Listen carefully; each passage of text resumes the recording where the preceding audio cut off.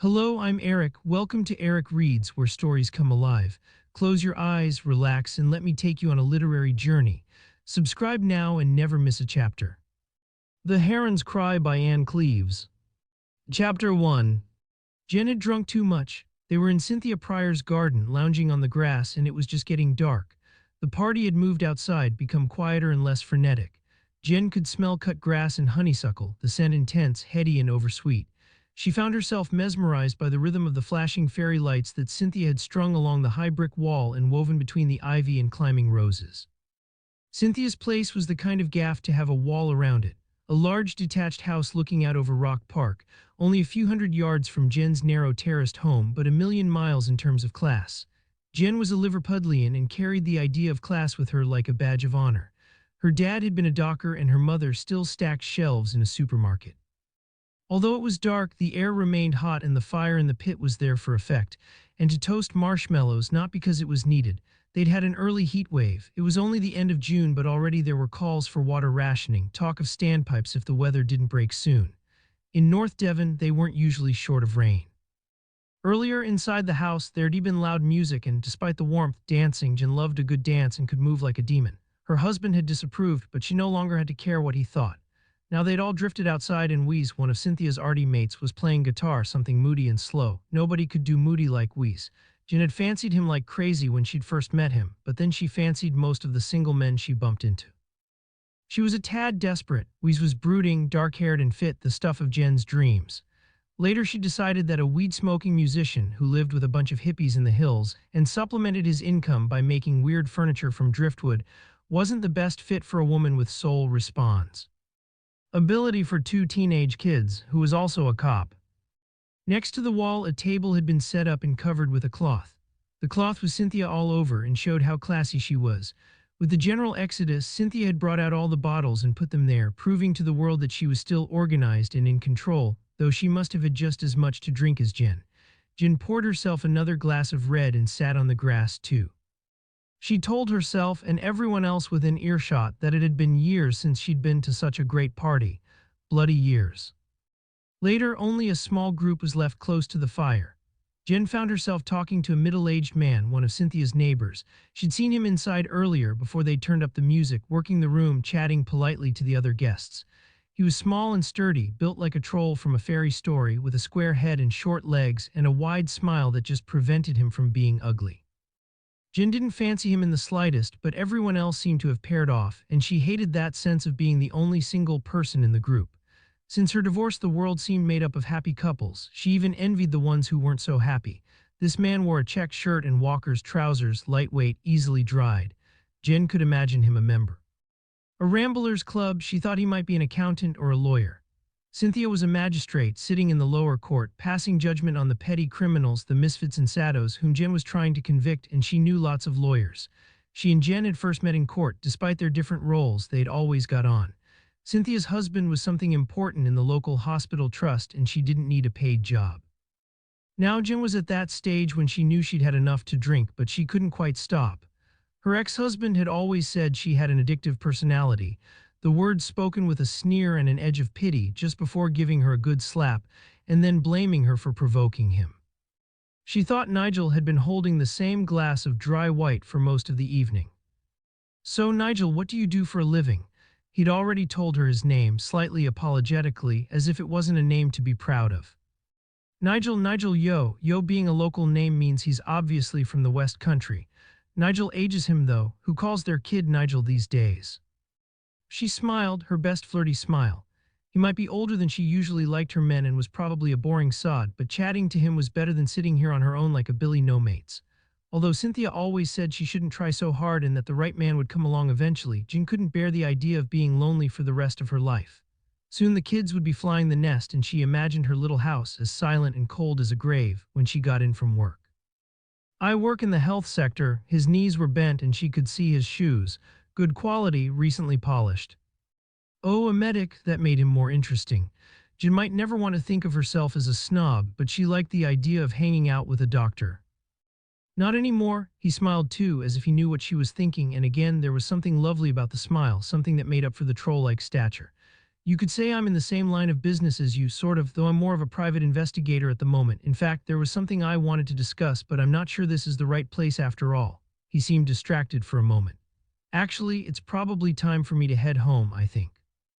Nigel got to his feet, the movement smooth and easy, and wiped a few grass clippings from his bum. It was rather a nice bum, too. He hesitated when he was on his feet. "Is it okay if I get your number from Cynthia and call you?" "Yeah," Jen said, "sure." She thought he might be suggesting a date and was flattered, almost excited, but it seemed he had something more formal in mind. "Work contact details will be fine if you don't want to give me your personal number." She watched him walk away to say a polite goodbye to Cynthia. She felt ridiculously bereft, and that she'd missed an important opportunity for friendship. The evening went downhill from there. She sat alone for a while with a beer, staring into the flames. When she saw Wes dancing slowly to music that he was humming and nobody else could hear, his arms round a woman young enough to be her daughter, she stumbled to her feet and walked home. Chapter 2. Jen woke to her daughter banging on the door and shouting. She'd undressed the night before but not bothered taking off her makeup. She could feel the mascara spiky on her eyelashes, see foundation and lipstick smeared on the pillowcase. So she'd had a good night, but she hadn't disgraced herself. Going to bed fully clothed was always a bad sign. Waking up with a stranger was even worse, but she only did that when the kids were in the Wirral with her ex's parents. She'd never sunk so low as to bring a bloke home when Ella and Ben were here. "Yeah, come in, love." She pulled herself into a sitting position and looked at the clock by the bed. 10 o'clock, but it was a weekend and she wasn't on duty, so no need to panic. She'd even been to the supermarket on her way home from work the evening before, so there was bread and milk for breakfast, and they knew well enough by now how to scavenge. At least, she always thought when guilt stabbed her in the gut, more painful than heartburn, her kids wouldn't grow up to be snowflakes. The door opened and Ella came in. 16, specky and skinny, at ease in her own skin. A science nerd already in love with another geek, Zach, a lad from school who bored the pants off Jen. "Don't you want to go out and have fun?" Jen would ask. She'd married too early and hated the thought of her daughter settling down too soon. "We are having fun." And they'd disappear off to Ella's tidy room in the attic, not for drink, drugs, and illicit sex, but to pore over chemistry homework or to watch some strange fantasy series on Netflix. This morning Ella looked very young, still in her nightie, but the disapproval was obvious as she crossed the room to open the window. "It stinks in here, you need some fresh air." She could have been the parent. "Yeah," Jen ignored her thumping head. "Everything all right?" "You left your phone downstairs. It's been ringing since I got up." Matthew Venn. Shit, Matthew Venn was the boss, the best boss she'd ever had, but he wasn't much into fun either. He was a man of principle, still haunted, Jen thought, by a strict evangelical childhood. He could do disapproval as well as her daughter. "I stuck some clothes in the dryer before I went out last night. Can you fish them out while I jump in the shower?" "It was sunny yesterday, you could have put them on the line." More disapproval. Not content with saving her mother, Ella wanted to save the world too. "I know, but they don't need ironing when they come out of the dryer. That saves power, doesn't it?" Jen pulled a face which she knew would make her daughter laugh. There was an element of ritual to this exchange, and Elle quite liked being superior. Jen was already out of bed and on her way to the bathroom. She turned her voice into a wheedle. "And could you stick on the kettle, make some coffee? I bought some proper stuff yesterday." She phoned Matthew while she used the coffee to swallow 2 paracetamol. Ella had made toast too. There was no sign of Ben, who only ever emerged at lunchtime at weekends. Jen buttered the toast while she returned Ven's call. If this was a shout, who knew when she'd next eat? "Sorry, boss, it's my day off and I've only just picked up your call." "We've got an unexplained death," Matthew said. "Ross and I are already at the scene. Westicombe, a group of craft workshops in the grounds of a big house." He gave her the postcode. He hadn't said murder. He was always careful when he spoke.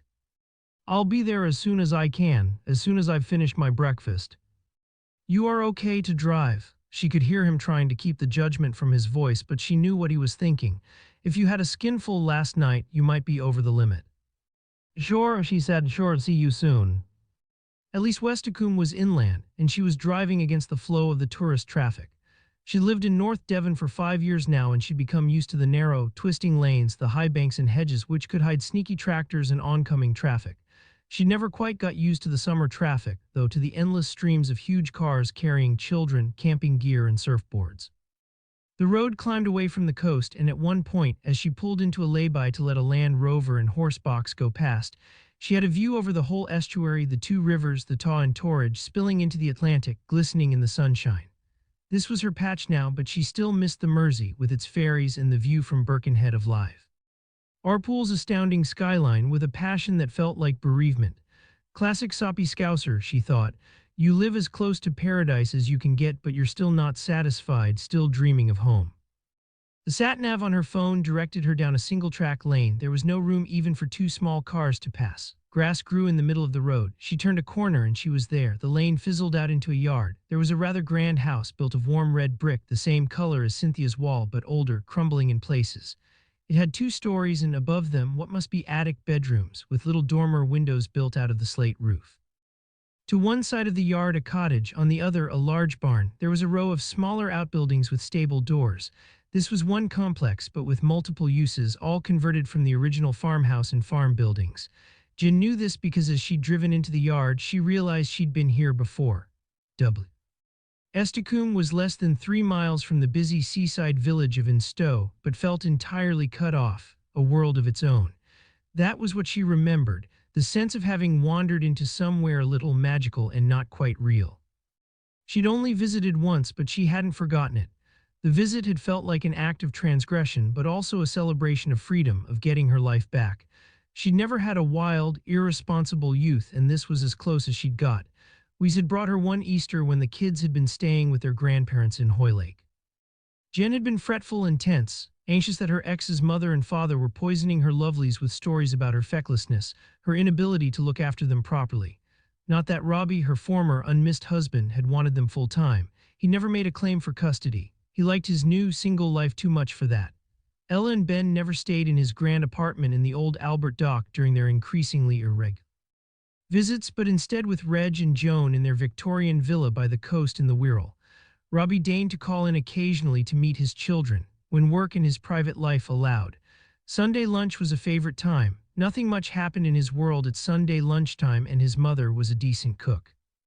It was the first time she'd met Louise. Cynthia had invited her out. You can't stay at home brooding when you're free from parental responsibility at last. She'd taken Jen to a bar right on the beach in Instow. There'll be jazz. I'll introduce you to a few people. It had been small, dark, crowded, owned by a middle-aged Scot called George, who introduced the musicians as if they were all his best friends. Checked tablecloths and candles and bottles. A fishing net hung from the ceiling. Kitsch, but in a self-conscious sort of way. Jen had been intimidated by the music and the people who, in the silences between songs, talked about books she'd never read and films she'd never seen. So of course she'd drunk too much, become too loud, too chatty. Louise had been in the audience that night, not playing, though Jen had been able to tell he was a regular. He knew all the bar staff, and George treated him indulgently, as if he were a son who'd gone slightly off the rails. When Cynthia and her chums talked about heading back to Barnstaple, Louise had taken Jen's hand. Stay for one last drink, we can get you a taxi home. They'd walked on the beach in the moonlight, and her head had been spinning as they'd looked up at the stars.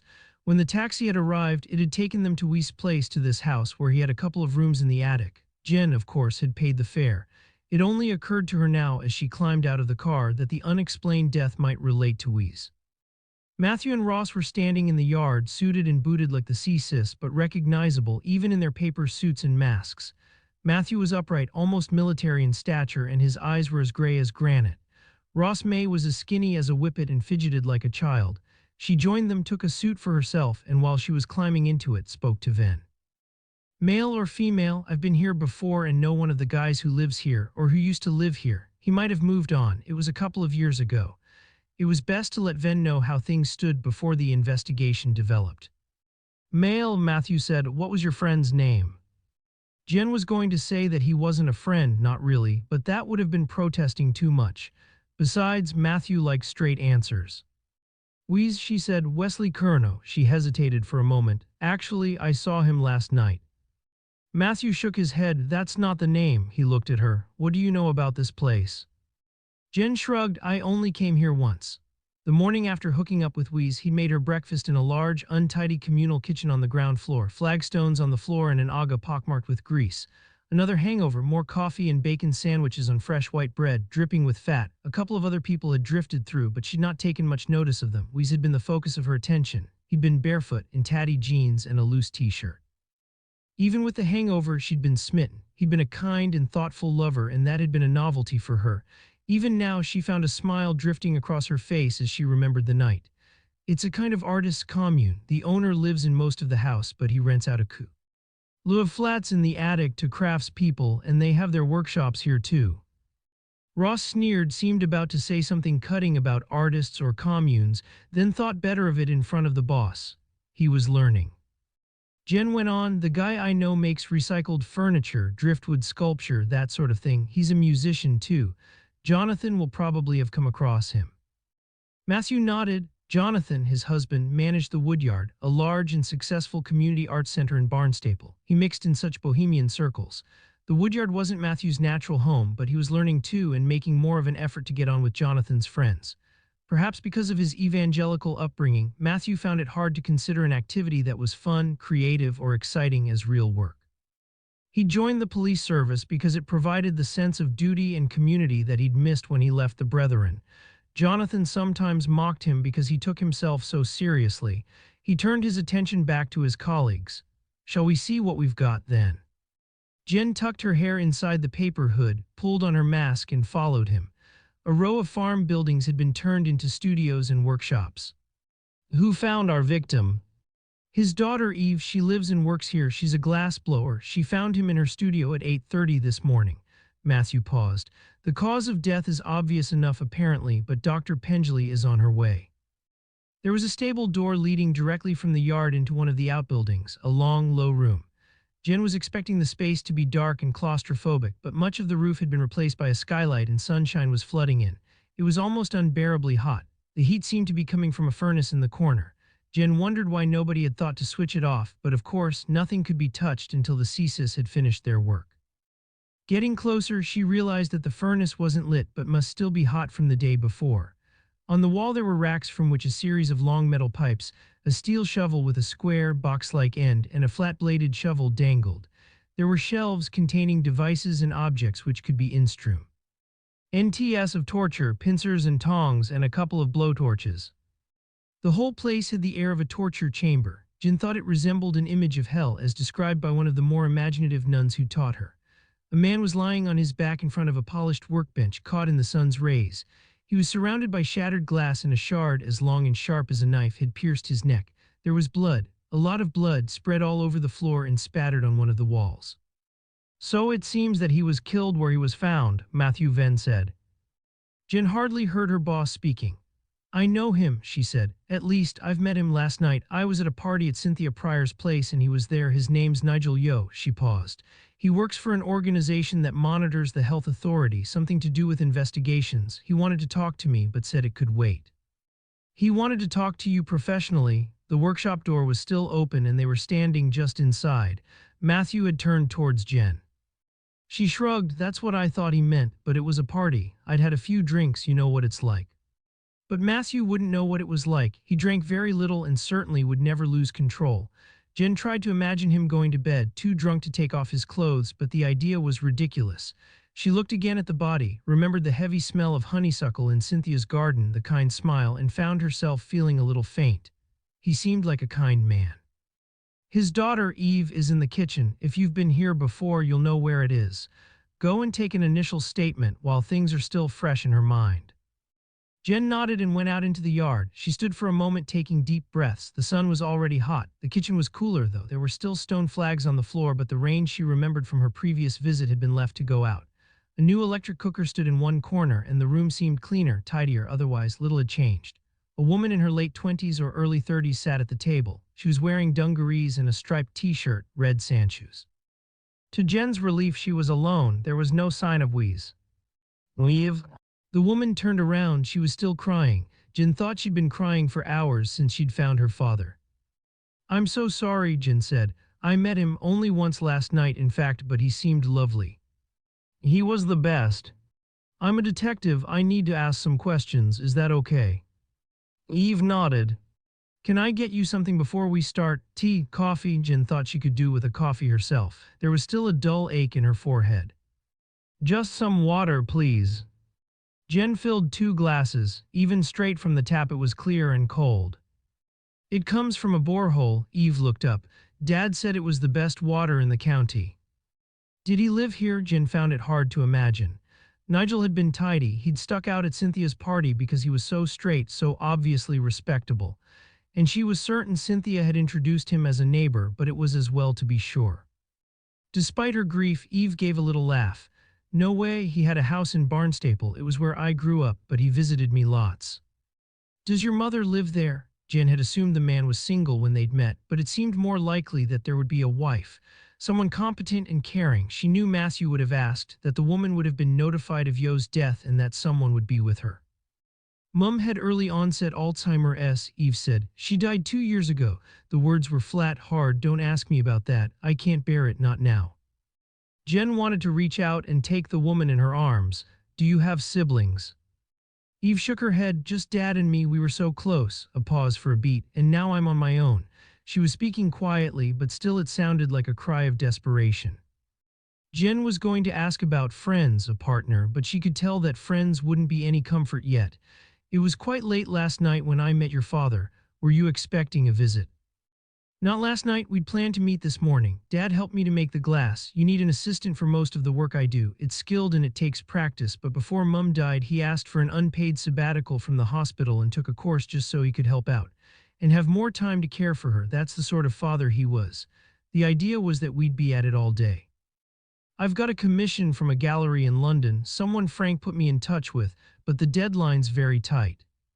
Jen wanted to ask who Frank might be, but thought that could wait. He didn't work at the hospital now, though.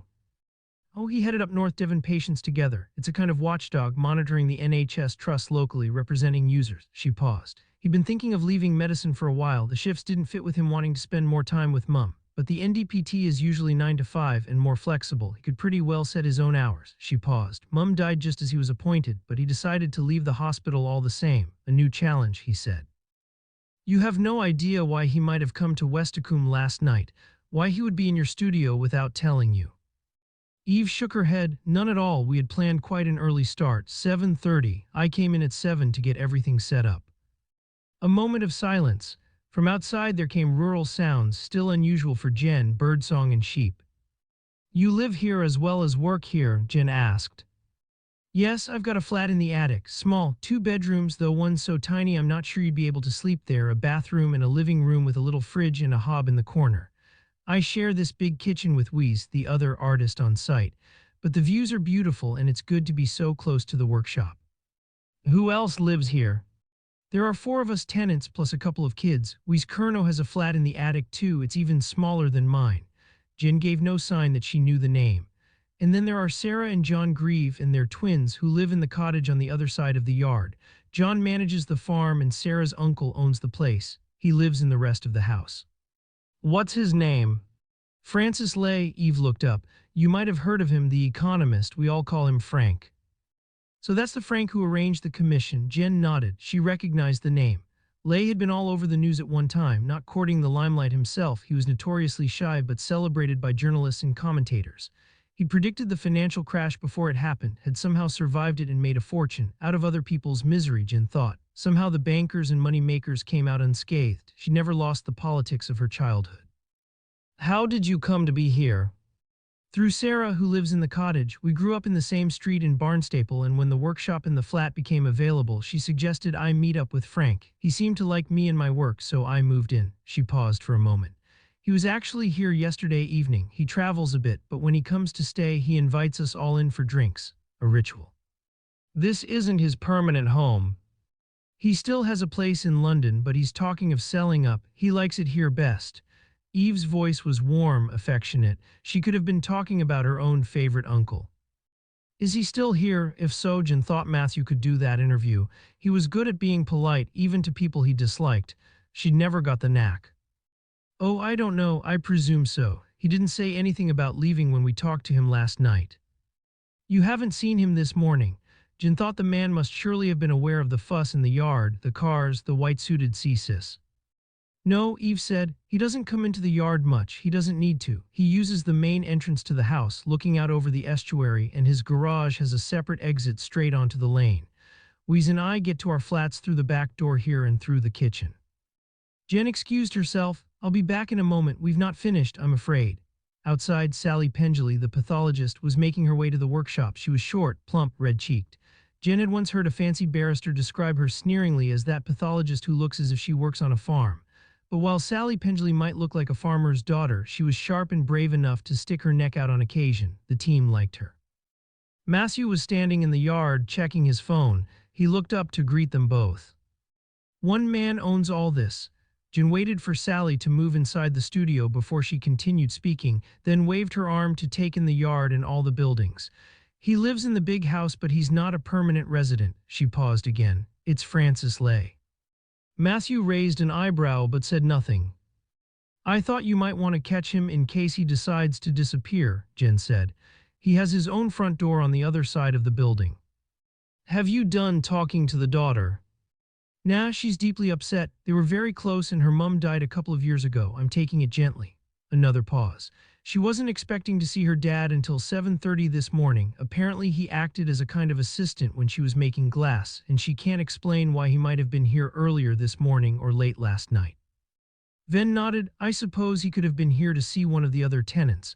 We need to check possible relationships, or he could have arranged to meet Lay. I'll find out what the man has to say. If you're still tied up, I'm happy to see him on my own. As she turned back towards the kitchen, Jen smiled. That was just the response she'd hoped for. Chapter 3. When Jen left him, Matthew stood for a moment, thinking. He wasn't a man for rushing into encounters without a plan. He liked to be in control of an investigation, in control of himself.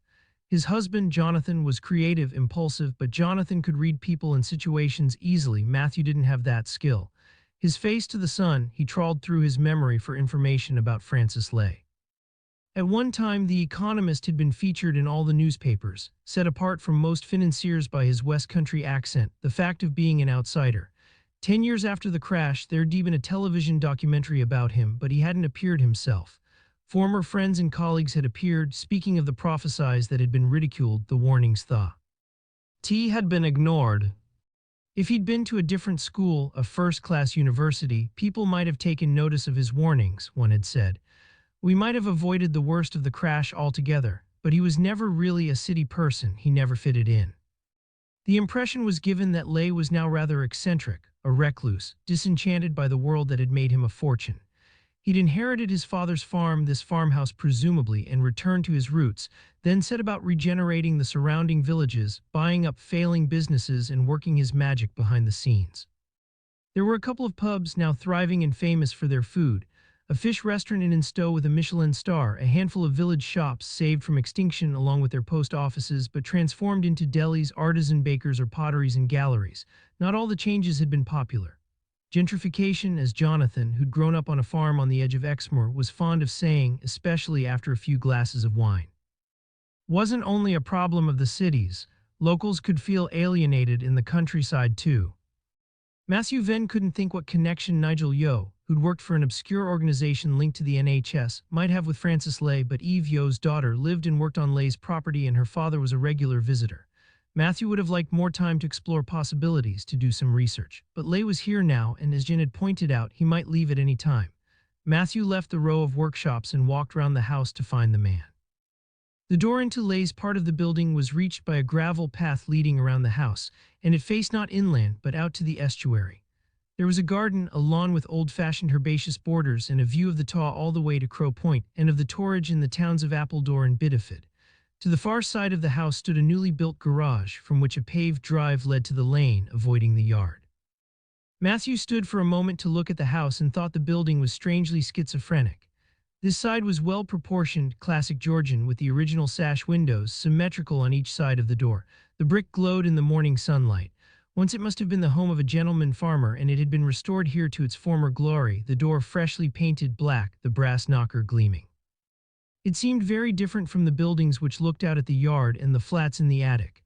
Jen would have put the difference down to class, the cottage and the scruffy outhouses for the workers and the grand facade looking out over the estuary for the owner.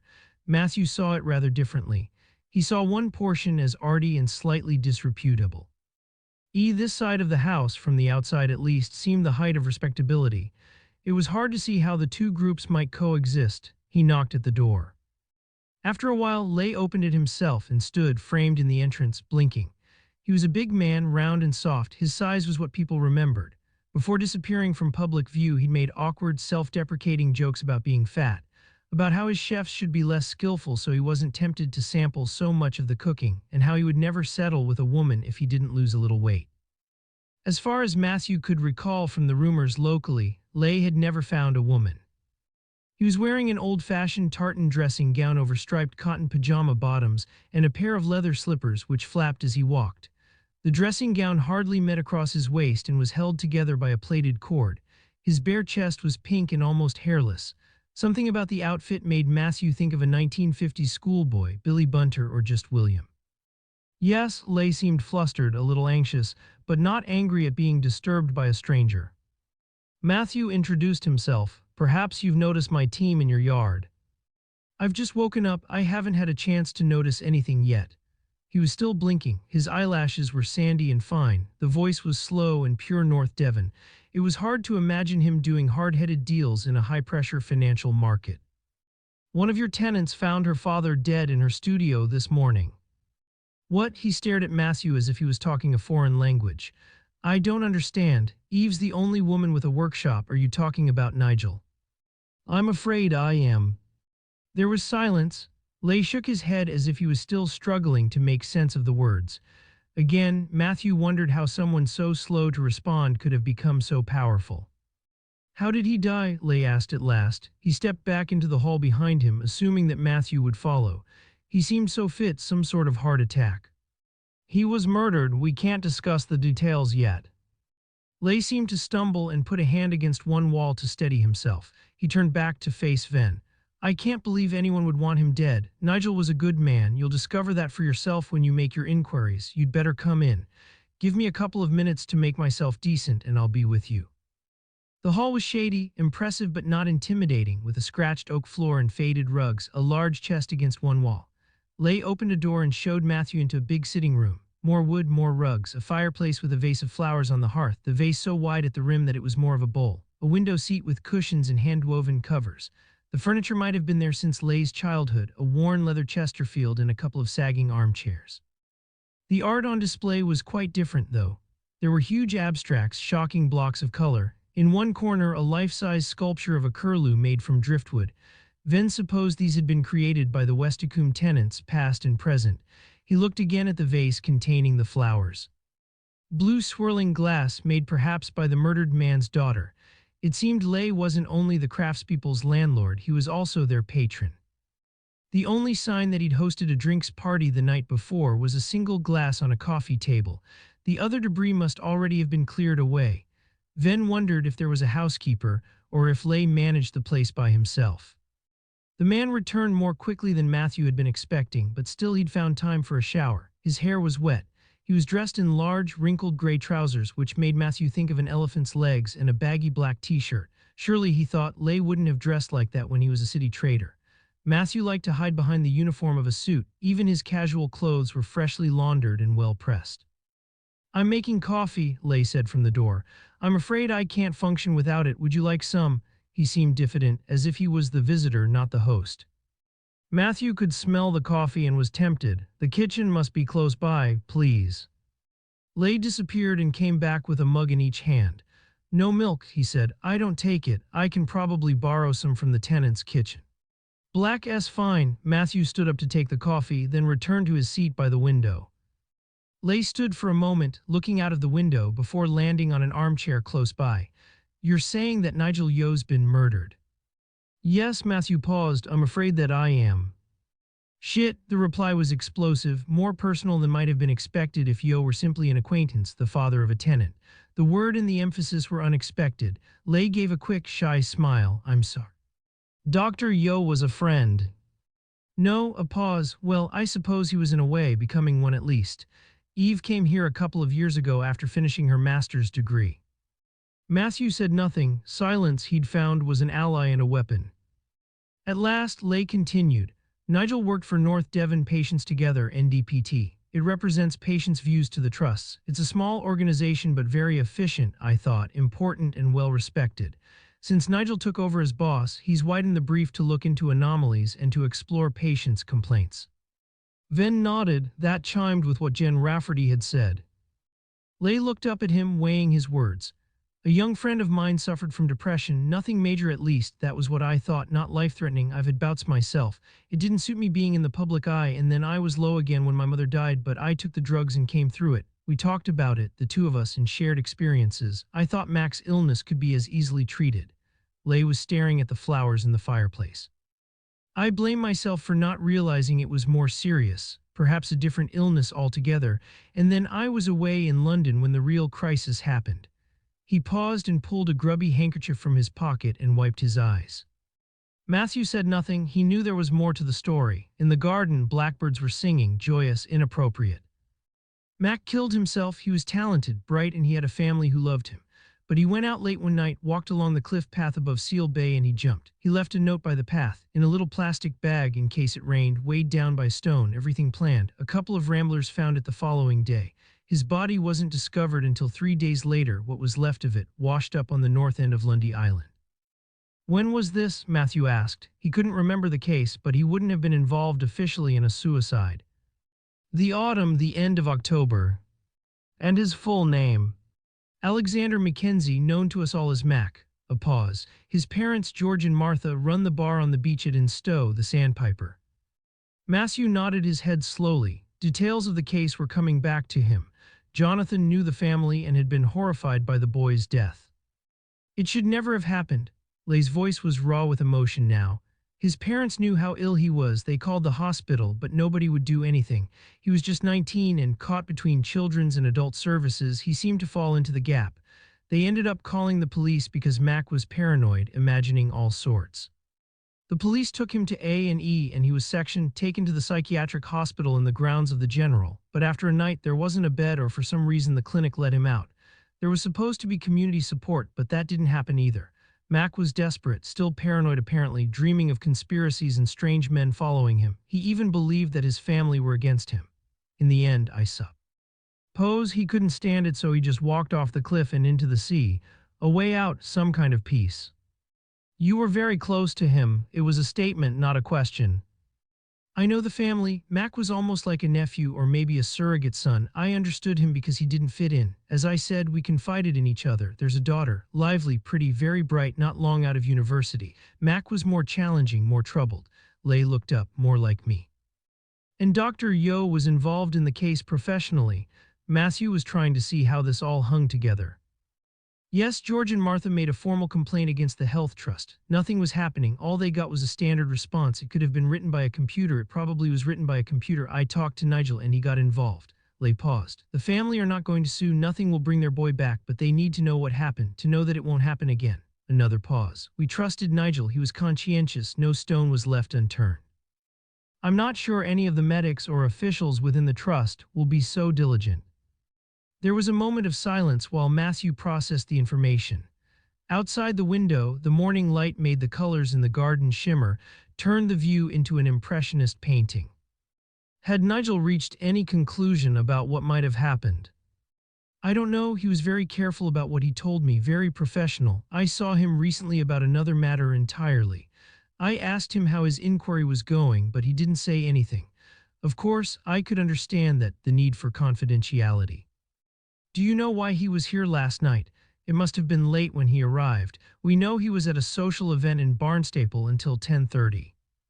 Leigh shook his head. I assume he was here to see Eve. A pause. I didn't see him. We hadn't arranged to meet. You had a party yourself yesterday evening. Not really a party. I'd been away for a few days and I invited the tenants in for drinks. I like to keep in touch with them, but that was earlier. We kicked off at 7 o'clock and everyone had left well before 9. Leigh sounded rather sad. Matthew wondered if he was lonely here without his mother. Did he resent the young people who'd come for the free drink and then disappeared? Did everyone come, he asked, all the people who live here? Yes, they all showed up. I think they see it almost as a duty. Wesley didn't stay for long. He said he had another engagement in Barnstaple. That would be Wesley Curnow. Yes, Leigh got to his feet and pushed open the window, letting in a burst of birdsong. Can you give me details of the other residents? Sarah and John Grieve have the biggest space, the cottage, which you'll have seen at the other side of the yard. They've got twins, no one else has kids. John manages the farm for me. Not that there's much land these days, we rent most of it out, but we have a small herd of dairy cows. Sarah's your niece. Not really a niece, I don't have brothers or sisters. The thought seemed to sadden him. I suppose she's a kind of second cousin, but she's my only relative. We've grown very close. She's turned one of the outhouses into a dairy and makes traditional clotted cream and ice cream. Lay gave a slow smile and patted his stomach. Delicious, but not so good for the figure. She looks after my house while I'm away too. There are 2 smaller flats in the attic. Wesley has one and Eve the other. And they also have studio space. Lay nodded. His attention seemed drawn to the scene outside, the lush garden and the sea beyond. What made you decide to open your house to these young people? The question came unbidden, without Matthew's usual consideration. It had been at the front of his mind since walking through the door. If he had a property as beautiful as this, he wouldn't want to share it with so many people. And if Lay was as rich as everyone said, he didn't need their rent. At first, Lay didn't answer the question directly. They're not so young, he said. We must be 40, even though he behaves like a teenager. All the same, you know what I mean. Do you enjoy the company? Lay turned back into the room and gave Matthew his full attention. No, he said, I don't need the company. I've always been happy enough on my own. He paused, took a breath. It's guilt. All that money just dropped into my lap. I didn't have to work for it. Not really. I've always enjoyed figures, logic. I didn't mix with the flash young traders and didn't get swept up in the hype. I could see which way the market was going and sold at the right time. It was luck as much as anything. But I know what it's like to struggle. The house looks very grand now, but it was falling to bits when I was a kid. We only lived in the kitchen and a couple of the bedrooms. It makes me feel a bit better about myself to share my good fortune. He smiled. I expect you think I'm bonkers. Matthew shook his head. He knew the power of guilt. He'd lived with it throughout his childhood and was still haunted by it. Lay continued speaking. Now he'd started, it seemed he felt the need to continue. Matthew had the sense that this was a sort of confession and the man had nobody else to confide in. When I first came home, Lay said, I thought the answer was to build more thriving communities, to rescue post offices and shops, take over pubs and restaurants. But it hasn't really worked, not everywhere. In some of the villages, it pushed up house prices, brought in the tourists and the second homers. And it made me money, more guilt. He smiled again, and again Matthew was reminded of an honorable schoolboy, naive and struggling, attempting to do the right thing and somehow always failing. So now you support individuals. I still give to charity, Lay said. Of course I do, but somehow this is more meaningful, less demeaning, investment, not handout. And more of a sacrifice, Matthew said, to be sharing your beautiful home with people who need the space, even though I'm sure you'd rather have it to yourself. A sacrifice? It seemed he hadn't considered the idea before. Yes, of course you're right. After all, I'm not really being altruistic. Providing homes for other people just makes me feel better about myself. Matthew would have liked to ask Lay if he had a faith, but that was none of his business. How could it possibly be relevant to finding out who had killed Nigel Yeo? Instead, he pulled himself back to the investigation. What did you do after your guests left the house at 9? I sat in the garden for a while, watching the sun setting over the water. He paused. And I drank too much. It's become rather a habit, I'm afraid. Did you hear a car in the lane? He shook his head. I didn't stay outside for long. Once it was properly dark, I moved inside. He paused and carried on drinking, hence the lateness of getting out of bed. He turned back to face Matthew. I told you that I don't need company, Inspector, and in general that's true, but last night, when the others had gone, I felt overwhelmed by a sense of loneliness. It was almost unbearable. Again, Matthew felt that he was listening to a confession, almost in the religious sense. Few people would share their pain with a complete stranger. He didn't know how to reply, but it seemed that no response was needed. Lay became suddenly more formal, distant. If that's all, Inspector, I'm expecting a call from London. But of course, if I can help in any way at all, do come back to me. They walked together to the front door. From somewhere inside the house there was the sound of a phone ringing. Lay nodded sadly and turned away. Chapter 4. Eve looked across the table at the red-haired detective with the nasal, grating northern voice and wished she'd just fuck off and leave her alone. At this particular point in time she didn't care who'd killed her father. All that mattered was that he was dead, that she'd be alone with nobody to hold her when she was miserable or make her laugh when she needed cheering up.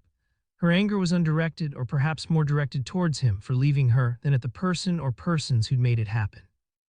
But Eve was polite. She'd been well brought up by her parents. So she sat at the big table in the shadowy, cool kitchen and she drank tea, and she answered the intruder's questions. "Tell me about the other residents," the detective, Jen Rafferty, said. "I've met Wesley, but I don't know the others." "John and Sarah Grieve, they've got twins, Daisy and Lily, they're very cute. The girls, I mean, not the parents." "How old are the kids?" "Just 7, they had their birthday a couple of weeks ago, we had a party. My dad came with balloons, different presents for each of the girls, I made a cake." "What role do the parents play here at Westacombe? How do they fit in?" "John's a farmer and Sarah runs the dairy. She also looks after Frank's house now his mother's dead, does his laundry, stuff like that. Things are tight for them financially and he pays her well to do it. She never stops working, even though she's pregnant again." Eve paused for a moment. Sometimes Sarah's energy made her feel incompetent, idle. Even now, she's making plans. She'd like to open a tea shop alongside the dairy. That would bring more people in and give Louise and me a chance to sell more of our stuff. Eve wondered why she was even mentioning that. She'd been excited when Sarah had first thrown out the idea, but now, what importance could it possibly have? "Were Sarah and John at the drinks party with Mr. Lay yesterday evening?" "Yeah, and the kids for a while. Halfway through, Sarah took them away and put them to bed. She came back later and John went to babysit. He's not exactly sociable, and I think he was glad to escape." Eve paused for a moment but decided to continue. Better to give the woman all the information she needed, and then she might be left in peace to cry and howl without an audience. Sometimes she felt like glass, which was pliable and easy to mold when it was hot. She could be amiable and pleasant until the stress built up, then, like glass, she became cold and hard and she'd crack under the slightest pressure. She didn't want to crack in front of the detective. Louise was there too, but just for a while. He'd obviously had a better offer but felt the need to show his face. To keep Ann Cleeves. "Frank is Francis Lay." "Yeah, of course. Jesus, what's wrong with this woman? She's supposed to be a detective, I've already told her that." "What time did the party break up?" "It wasn't really a party, just a few drinks. If anything, it was a kind of business meeting." "In what way?" "Sarah brought up her idea of opening a tea shop. Obviously, we'd have to get Frank's approval. There's spare space by the side of the dairy, which would be ideal, but we couldn't go ahead without him." "What did he say?" "It was a bit disappointing, actually. He said he'd never envisaged this place becoming so commercial. He was worried about access and parking. It's okay for him, though. He's minted. He doesn't need to be commercial." The detective was scribbling in a notebook, and Eve felt compelled to add, "Of course, it's Frank's place and we're lucky to be here. He doesn't charge anything close to the going rent. It obviously has to be his decision." She wouldn't like to come across as ungrateful. Even now, she realized, with her father stabbed, looking like a slaughtered animal, his body still on the studio floor being mauled by strangers, she was worrying about what people thought of her. "So there was this discussion over drinks," Jen Rafferty said. "How did it end?" "With Frank asking Sarah to draw up proper plans. He said he'd think about it, and we all drifted away about 9. Sarah went back to the cottage." "And you?" The woman looked up from her notebook. The red fringe almost hid intense brown eyes. "I went to the studio for an hour, then I went home too, to my flat in the loft. I was in bed by 10:30. "You didn't hear from your father at all during the evening? He didn't say he planned to come over?" Eve shook her head. "There's no phone reception in the studio, but there were no missed messages or calls. I checked before I went to bed." There was a moment of silence. The detective seemed to be choosing her words carefully. "You saw how your father was killed?" Eve couldn't speak. The image of bloody glass flashed like faulty neon in her head. It occurred to her that she might never be able to work with the material again, but there had to be a response. She nodded. "That piece of glass, did you recognize it? Was it something you made?" The picture appeared again, like something from one of the arty films she sometimes dragged her father to see at the wood yard. All flashbacks and jerky cuts. "Yes, I'd been commissioned to make a couple of vases for a smart new shop in Ilfracombe. Tall, green, big enough to hold lilies. The shard came from one of those." She'd been so proud when they were finished, just the shade of green she'd been looking for, supremely elegant. "I assume it hadn't been broken when you last saw it." "No, they were both on the shelf in the corner when I left the studio. I'd agreed to deliver them on Monday." Again, she pictured the scene. "One of them is still there. They were as identical as pieces of handcrafted glass could be." The sun must have shifted because a beam was shining through the window, lighting dancing motes of dust. "I'm sorry," and Jen Rafferty did sound genuinely sorry for these questions, for making Eve relive the moment of finding her dad. It seemed she understood the anguish she was causing. Eve thought that in different circumstances she and Jen Rafferty might even get on. Eve had done her ma in the Glass Centre in Sunderland and had liked the Northerners she'd met there. Something about Jen took her back to that space on the Wear, perhaps the most creative and happiest time in her career. But she didn't want to start crying again, and she tried to rekindle her earlier resentment. Anger was easier than overwhelming grief. "Have you finished?" The question was so sharp that it was almost rude. Nearly, Jen paused. "Can you think of anyone who would have wanted your father dead?" Of course not. This was close to laughable. He was kind, gentle, understanding. He'd spent most of his career as a doctor specializing in end-of-life care. And more recently for an organization which investigated his former colleagues and poked around in their business, Jen said. That could have been tricky if he was investigating them. He hadn't made enemies through his work. He never spoke about work. That was true, Eve thought, but not quite the full story, and perhaps this detective deserved the full story. He found it stressful, more stressful than medicine. I don't think he found managing a small team of bitchy women easy. When he took it on, he said the job was important, another way of saving lives, but challenging. And recently, Jen prompted, had it become more challenging recently? Something was puzzling him. Just puzzling or worrying. That was when Eve realized that this woman wasn't stupid as she'd first thought, because of course Jen was right. Very recently her father had been worried. He'd tried to hide it, but she'd felt the unusual tension, seen the dark rings under his eyes, which suggested he hadn't been sleeping well. There'd even moments of joy too, and she'd wondered about the strange mood swings. Eve nodded. "Yes," she said, "I think something at work was troubling him. He'd become obsessed by it. But he wouldn't talk about it. He couldn't." "Confidentiality," Jen said easily. "Of course. He'll have kept records though, and I assume he'll have discussed it with his colleagues at Patients Together. You can leave all that to us." Eve didn't say anything, but it seemed to her that it might have been the team which had triggered her father's anxiety. That was guesswork though, instinct, and she wasn't sure how she'd put her feelings into words. In the end she didn't need to speak, because the kitchen door flew open, letting in a blast of sunshine, and Sarah, Earth Mother extraordinaire and possibly her closest friend. After a couple of miscarriages, this time all seemed to be well with Sarah's pregnancy. She was round and short, and she was wearing a cheesecloth smock over a patchwork skirt of her own design with an expanding, elasticated waist. Eve always thought Sarah looked as if she'd stepped straight out of the 70s. "Oh, Evie," she said, "I've just heard. I saw the police cars when I came back from taking the girls to gymnastics and all the fuss, but none of them would tell me what was going on. Frank came to the cottage to fill us in. He'd been talking to a policeman." She sat beside Eve and put her arms around her. Eve smelled the henna Sarah used to dye her hair and a faint bass note of cow.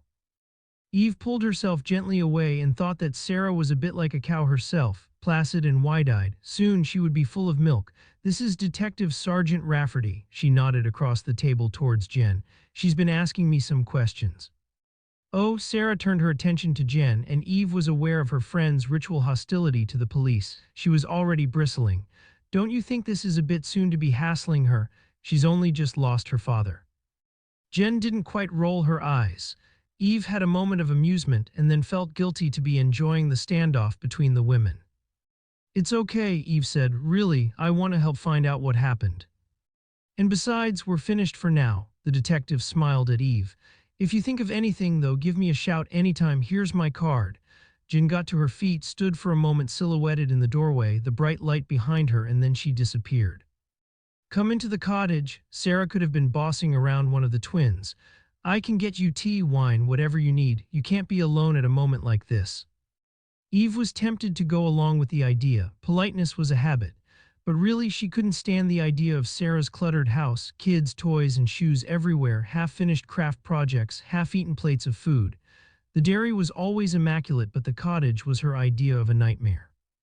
"To be alone is absolutely what I need," she said, her voice firm. "It's kind of you to offer, but it's been a shock and I need some time." "Are you sure?" Sarah hated to be alone, but knew her friend well enough to understand how different they were. Certain, to make her point, Eve stood up and made her way into the main body of the house, into what had once been the servants' stairs, leading to her attic flat. She climbed slowly and pushed open the door, which was never locked. She'd left all the windows open and a breeze blew the curtains into the room. She lay on her bed and began to cry again. Chapter 5. Matthew was standing in the yard in the corner, which was as far away from Eve's studio as he could get. He'd always been an observer on the outside looking in, and hated the thought of getting in the way of the thesis just to make his presence felt. The investigators would pass on all they knew at the evening briefing. Jen came out of the kitchen and walked towards him. "How did you get on?" Matthew said. "Anything useful?" He'd still been thinking of the conversation with Leigh and was attempting to process the information about Yeo's investigation into the treatment of the boy who'd killed himself. Now he tried to clear his mind so he could listen properly to anything she might have to say. "I have a better idea of what's going on here, how the place runs." Jen paused. "I can't see a reason why anyone here might have wanted to kill Yeo, but according to his daughter, there was something worrying him at work. That would explain why he wanted to speak to me." She looked up. "If I'd been more together last night, he might have told me then. All this," she swept her arm to take in the CSI vehicles, and the blue and white tape, "might have been avoided." Matthew shook his head. If he had a concrete suspicion, he'd have reported it to one of the bosses in the Health Trust, the organization that runs all the North Devon hospitals, or he'd have come to us officially. I don't think he'd have discussed it with you at a social gathering. Perhaps it wasn't concrete, no proof, but a suspicion, a sense that something wasn't quite right. Maybe we'll certainly need to speak to his colleagues. Do you want me to do that now? I could go to the hospital. Dr. Yeo wasn't based in the hospital, he was quite independent of the trust. I've discovered that the NDPT worked out of a small office in Ilfracombe. Matthew had tried phoning, but the call had gone straight to an automated voicemail. They work office hours. He must have worked closely with the Health Trust, though. I could talk to them. Matthew thought about priorities. Jen always liked instant action, but he wanted to know more about Yeo's role before confronting the man's colleagues or any health service officials. He shook his head. Our focus should be here for the moment. Ross and I are about to talk to your pal Wesley. Francis Leigh thought he heard him come back early this morning, but he hasn't emerged yet. Obviously, that's not an interview for you because he's a friend. Can you talk to the Greaves? We need a statement from them. Jen nodded. I met the woman briefly when I was talking to Eve. And? Very hippy-dippy, not a huge fan of the police. Matthew smiled. I'm sure you can persuade her that we don't eat babies. Jen seemed about to reply, but she said nothing. Ross had been chatting to Brian Branscombe, the crime scene manager, and sauntered over. Ready when you are, boss. As if he'd been waiting for Matthew and not the other way around. There were times when he still managed to come across as cocky, arrogant. Well, thank you, Detective Constable. Sorry to keep you. Ross only nodded, not recognizing the sarcasm. Matthew couldn't help smiling. Matthew had checked the layout of the house with Leigh. They went through the kitchen and climbed narrow wooden stairs to a corridor dimly lit by a dusty skylight. At one end was a door to Evio's flat, and at the other the entrance to Wesley's. Matthew knocked and heard a faint groan inside. He took that as an invitation to enter and pushed his way in. Ross followed. They walked straight into a sitting room with a sloping roof and two small dormer windows. There was a sink, a fridge, and microwave at one end. The rest of the room could have been a student pad from the 60s or 70s. A couple of sofas were covered by Indian throws. There were posters on the walls, celebrating bands Matthew had never heard of, rush mats on the floor, a guitar propped against a chair. The faint but unmistakable smell of cannabis. Matthew was struck by the fact that Leigh's tenants seemed stuck in a time and a place that would have seemed unreal to Ross and his generation. This would be ancient history where the values were entirely different. Ross had worked hard for his mortgage, his tidy house, the 2 cars on the drive, and the annual holiday in this. He would despise the chaos and the lack of security. Matthew's husband Jonathan would understand it, though. He'd feel at home here. For a moment Matthew felt caught in the middle in a time warp, tugged 2 ways. Hello, Matthew shouted. Who is it? The voice from the bedroom was muffled, groggy. The police. Shit, a pause, just a minute. He'd obviously pulled on the jeans and t-shirt he'd been wearing the night before, just because they were the first things that had come to hand. They were crumpled, looked as if they'd been snatched from a pile on the floor. Through the open bedroom door, Matthew could see the heap of unwashed clothes. The bed was low, covered again by Indian cotton, this time unhemmed, frayed at one edge. Without Wesley, it was empty. That made things less complicated. Matthew had thought the man might have brought home a companion, someone he'd met at Cynthia Pryor's party. What's going on, man? Wesley Colonel pulled back his long dark hair into a ponytail. I had a heavy night. He gave a smile which Matthew took as an instinctive attempt to charm or ingratiate. It must be my age. I never got a hangover when I was younger. We're investigating a murder. What? He stopped in his tracks, arms still raised to pull the hair through an elastic band. You're kidding, right? He moved to the kitchen bench and flicked a switch on the kettle. Coffee, tea. No thank you. Matthew didn't give Ross a chance to reply. Look, you'd better sit down. I'm sorry. It was a late one last night and I'm not really with it. A pause while he made instant coffee before turning back to them. Who's dead? Nigel Yeo, Eve's father. No, he sat heavily on the sofa opposite them, his mug of coffee in his hand. Fuck, I thought you were going to say some stranger, I don't know, an ancient body hidden in the woods or on the common, not someone I actually knew. Oh God, Eve, how is she? Matthew ignored the last question. How well did you actually know Nigel? Quite well. He came to visit Eve most weekends, helped her with the glass and had become almost a partner. He bought a few of my pieces. I liked him a lot. Wesley paused, noisily drank coffee, then looked up, shocked. I saw him last night. He was at a party in Barnstaple. It was a surprise to see him there. He's not the partying type, a bit like Eve, who can't think of anything except her work. But it was thrown by a neighbor, so perhaps he was just there to be polite. Or to speak to my sergeant about a case that was troubling him. What time did you get home? I'm not sure, not super late, 1:30. I took a while mooching back up the lane. Matthew nodded. He was in bed by 11 unless he was working. Jonathan would have considered one not super late too, and he was learning to adjust his ideas to be more open-minded about other people's habits. Did you notice anything unusual when you were on your way in? Nige was killed here. Again, the man seemed horrified by a murder so close to home. Yes, in his daughter's studio. Matthew thought there could be no harm in passing on this information. The man only had to look out of his window to see what was going on. Wesley sat with his hands cupped around the mug. He had the body of a young man, but this close, Matthew could see he was approaching middle age. There were lines on his forehead and around his eyes. He looked tired, washed out. I got a lift back to Stowe with a friend and walked up the lane from there. It was dark, of course, but there was a bit of a moon and I enjoyed the exercise. Still a bit pissed, but in a good way, euphoric, full of plans, music in my head. I wandered off the track for a bit and just sat at the edge of a field. It had just been cut for hay and there was that wonderful smell. I could have got drunk just on that. I was looking out at the estuary and the lights on the opposite shore, putting together some words for a song. We'll need the name of your friend. Sure, Janie Mackenzie. Her dad runs the bar by the beach inn in Stowe. We're old pals, play some music together, hook up every now and again when she's bored or she doesn't have a better offer. Wesley found his phone in his jeans pocket, looked at it and gave Matthew the number. Another connection. Janie must be Mac's sister, the pretty, lively one everybody likes. She didn't offer to give you a lift all the way. Nah, Wesley gave a wry smile. She'd had enough of me by then. Janie's not the sort to do favors. So you walked all the way back from the main road. He shrugged. It was a beautiful evening and I'm used to it. He paused. It's only a mile or so. There was a car coming in the opposite direction down from the farm. I was in the middle of the road. That time of night, you don't expect to see anyone. It must have freaked them out too. I jumped into the hedge and they slammed on the brakes, missed me by inches. Can you tell me anything about the car? Wesley shook his head. I was blinded by the headlights. It was going fast, too fast for the road, even though there was no other traffic about. It disappeared down the hill and I pulled myself out of the hedge, covered by bloody nettle stings. He held out his arm, but the stings seemed to have faded. And this would have been about 1 o'clock. Even later than that, I was nearly home. Anything unusual when you got here? I didn't notice anything, but I was still a bit shaken after my close encounter with mortality.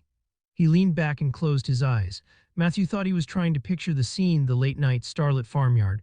Ross was restless and seemed about to throw in a question of his own, but Matthew motioned for him to stay quiet. Wesley's eyes opened.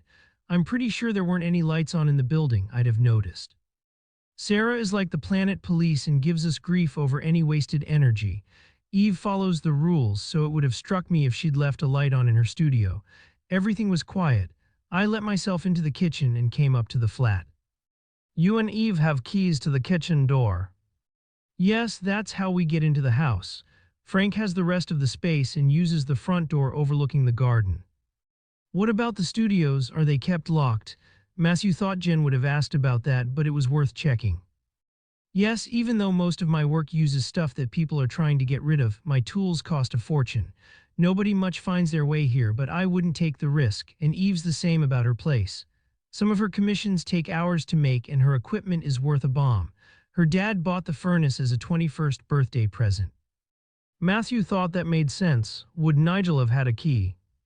Yeah, almost certainly. He kept an eye on the place when Eve went away.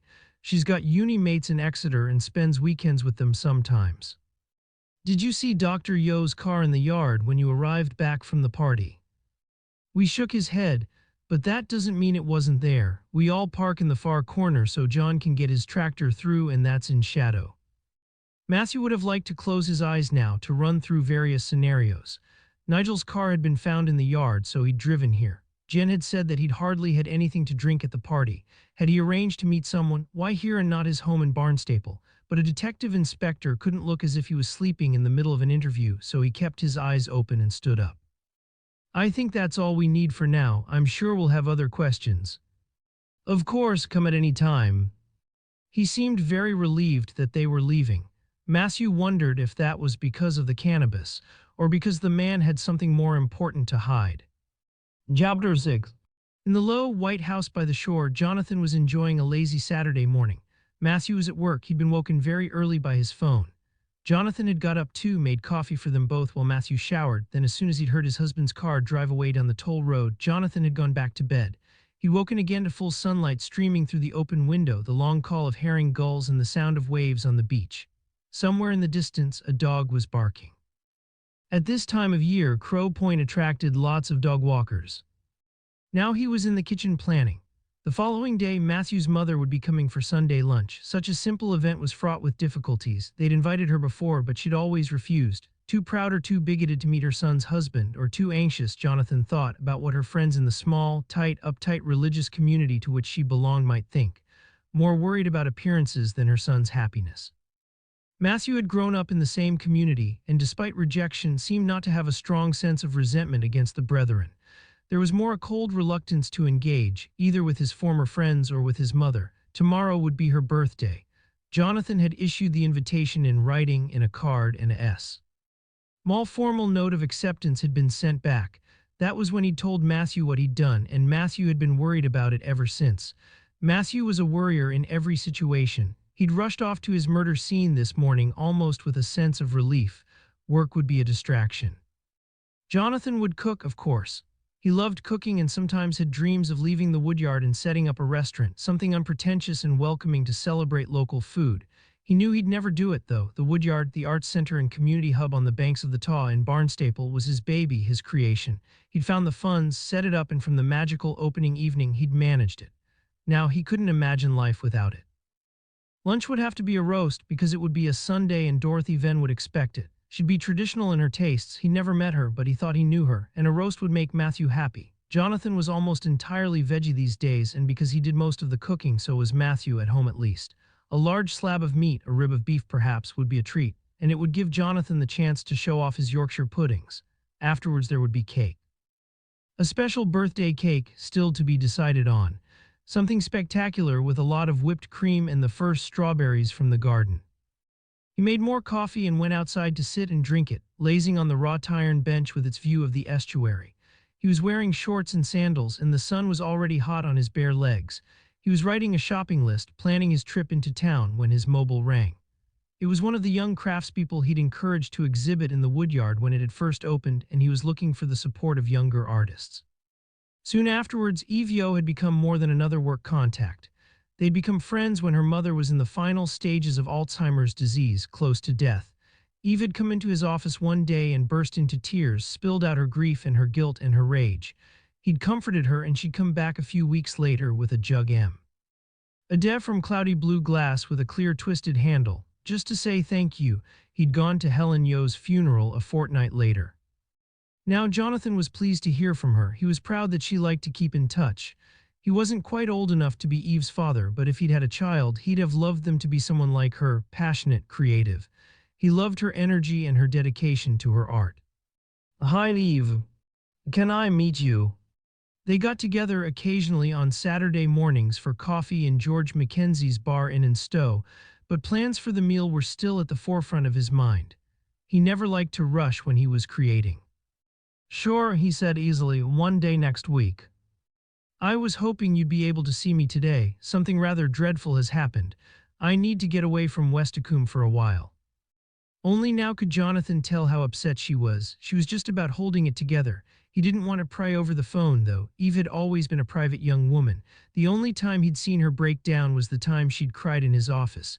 Even at her mother's funeral, she'd been controlled, almost calm. "Of course," he said, thoughts of the meal forgotten. "Lunch at George S. in the Sandpiper." There was a moment's hesitation. "That's still a bit close to home." "I'm planning to go into Barnstaple anyway. Why don't we meet in the cafe in the Woodyard? It's not too busy at the weekend." That would be perfect. He could sense her relief. Half an hour. "That might be a bit optimistic with the traffic," he said, "but yeah, I'll get there as soon as I can." Once the place had been a timber yard, putting together door and window frames and shipping them all over the country. When it had first become a part of Jonathan's life, the yard had been derelict for years, the warehouses crumbling behind a high-security chain fence. There had been plans to clear the empty buildings and replace them with a new retail park, but the shops on the high street were already struggling for survival, and Jonathan had seen the site's potential. His vision had created the Woodyard, an arts center with spaces for performance and exhibitions. It housed a community choir and a youth theater, and a day center for people with learning disabilities. The cafe had a view over the river. The sliding doors to the terrace had been opened and most customers were sitting outside. Lucy Braddock, a woman with Down syndrome who worked part-time as one of the waitresses, was clearing tables. She gave him a little wave and a huge smile. Eve was there before him. She'd chosen a table inside in a corner, hidden by a pillar. As soon as he saw her, Jonathan could tell that she'd been crying. He gave her a hug. Her shoulders were rigid, could have been formed from twisted wire. They sat for a moment in silence. There was no need to ask her what was wrong. She'd tell him when she was ready. Staying quiet was one of the skills he'd learned from Matthew. "I think I met your husband today," she said at last. "You did tell me he's called Matthew and that he works as a detective." "Yes, he was called out to a case earlier this morning. This wasn't at all what he was expecting." "He's at Westicombe at the farm." She looked up. "I only saw him briefly, but he seems very nice." Her voice was horribly controlled. "It was a woman who spoke to me." "That will have been Jen Rafferty." She nodded. "Somebody killed my father," she said. "Stabbed him with a piece of my glass. I found him in my studio early this morning." "Oh, love." The shock seemed a little like a stab. It was as if the blood was draining from his face and he felt almost that he was about to faint. How must Eve have reacted to finding Yeo, to a horrific scene in the place where she was at her most creative? She was closer to her father than he'd ever been to either of his adoptive parents. He'd envied the relationship she and Nigel had shared. He pulled his chair closer to hers and held her in his arms again. He couldn't believe that an hour earlier he'd been obsessing about the ingredients for Sunday lunch, that choosing the right menu had seemed the most important thing in the world. "Do you want to tell me what happened?" "I don't know," she said. "That's the worst thing, not knowing what happened or why. It seems so random. Everybody liked my father. He was a good man. And yet a piece of my glass killed him, caused all the blood. I know it's irrational, but I feel somehow responsible." Jonathan didn't know what to say. Usually words came easily to him. He held her hand for a moment. It felt tiny, the bones thin, like a small bird's, and it fluttered as if it were separate and alive. At last he spoke. "Matthew will find out. That's what he does. It's almost who he is." Gently she pulled her hand away. "I should go back. I can't run away forever." "Do you want to come and stay with us for a while?" The words came out on impulse. She thought for a moment. "Not today," she said. "I need to be on my own now, but I might take you up on the offer in a couple of days maybe." "Any time, really any time." Chapter 7. Jen stood outside Westicombe Cottage, rang the bell and waited. The cottage was like something out of a child's picture book, with low eaves and a thatched roof, but Jen didn't appreciate its beauty. It was early afternoon and she was starving. Breakfast seemed an age away. Sarah Grieve opened the door and stood blocking the way, silent and implacable. "I'm sorry to disturb you," Jen said, "but I do need to ask some questions." "It's not convenient." "Eve's dad is dead. Someone stuck a piece of glass in his neck. He bled all over her studio floor. That was more than inconvenient." Jen stopped speaking and thought she'd ruined any chance she'd had to build a relationship with the woman. Even Ross would have done better and Matthew would be furious. But something about this woman and missing lunch and the remnants of a hangover had got under her skin. She was about to apologize when Sarah Grieve stood aside. "I suppose you're just doing your job." The first few hours are important, Jen said. We need to talk to you all. There was a dark hall, coats piled onto hooks, boots and shoes spilling out of a rack. You'll have to excuse the mess. The words were automatic. There was no sense that Sarah really cared what Jen thought about the state of her house. There was an open door leading into a kitchen. A tall, good-looking man with an impressive beard and two small girls in shorts and t-shirts sat at a scrubbed pine table. They'd been eating lunch and the remains of the meal were crammed at one end. At the other stood a pile of files, a basket of knitting wool, a doll with one arm and stray pieces of Lego. The man stood up, stared. Jen picked up hostility. Was this how he always reacted to strangers in his home? This is one of the detectives, Sarah said. She wants to ask us some questions. I need to get back to work. But John Grieve hovered where he was. He didn't move towards the door. It won't take long. The window in the room was small and there was no direct sunlight. After the brightness of the courtyard, it seemed very dark. Even in this heat, there was a faint smell of damp. The cottage might be idyllic from the outside, but it was cramped for a family of 4. Jen was still struggling to make out all the detail in the kitchen. There seemed to be nowhere for her to sit. Why don't you go and play? Sarah said to the children. You can use the laptop in our bedroom, just half an hour. This seemed an unexpected treat, and the girls ran off. Don't usually allow them screens. Sarah sat on one of the chairs and nodded for Jen to join them at the table. Jen thought briefly that if she'd been any kind of mother, she'd have limited her kids' access to the internet, but it was too late for that now. Ben could barely make it through dinner without recourse to his phone. John Grieve returned to his chair. No move was made to clear the breadboard, the rinds of cheese, the wilting salad. The woman leaned back in her chair. So, what do you need to know? Did you hear or see anything unusual last night, or the early hours of this morning? The couple looked at each other. Jen couldn't work out what was going on, some secret message passing between them. But they must have known the question would be asked, and they would have had time to work out a story. I was in bed by 10, John Grieve said. I have to be up early for milking. I was later, Sarah said. Frank wanted something in writing on the changes we're planning to make to the dairy. I thought I'd make a start while it was clear in my head. What time did you finish? Midnight, maybe a bit after. Did you hear a car in the yard? We know Nigel drove to Westicombe last night. At least his vehicle is here. Sarah shook her head. I was listening to music and had headphones on so I wouldn't wake the kids. You didn't see headlights? No, sorry, I was pretty focused on the screen. Grieve looked up. I noticed Nigel's car when I went out to the cows this morning. I thought he'd had an early start. You didn't see him? No, I thought he'd be in the flat with Eve. Nothing unusual at all. Sorry, John Grieve got to his feet. Look, I've got to go, it's a busy time. He gave a brief nod to his wife and left the room. Through the kitchen door, Jen saw him pull on his boots in the hall, and there was a sudden flash of sunlight as he went into the yard. In the cluttered room, there was silence. Jen waited. She thought the woman might have more to say. Everything was still. She felt for a moment like a character in a gloomy Dutch painting, all brown interiors and rotting fruit. Her friend Cynthia fancied herself an expert in art and dragged Jen round visiting exhibitions occasionally. The silence stretched until at last Sarah spoke.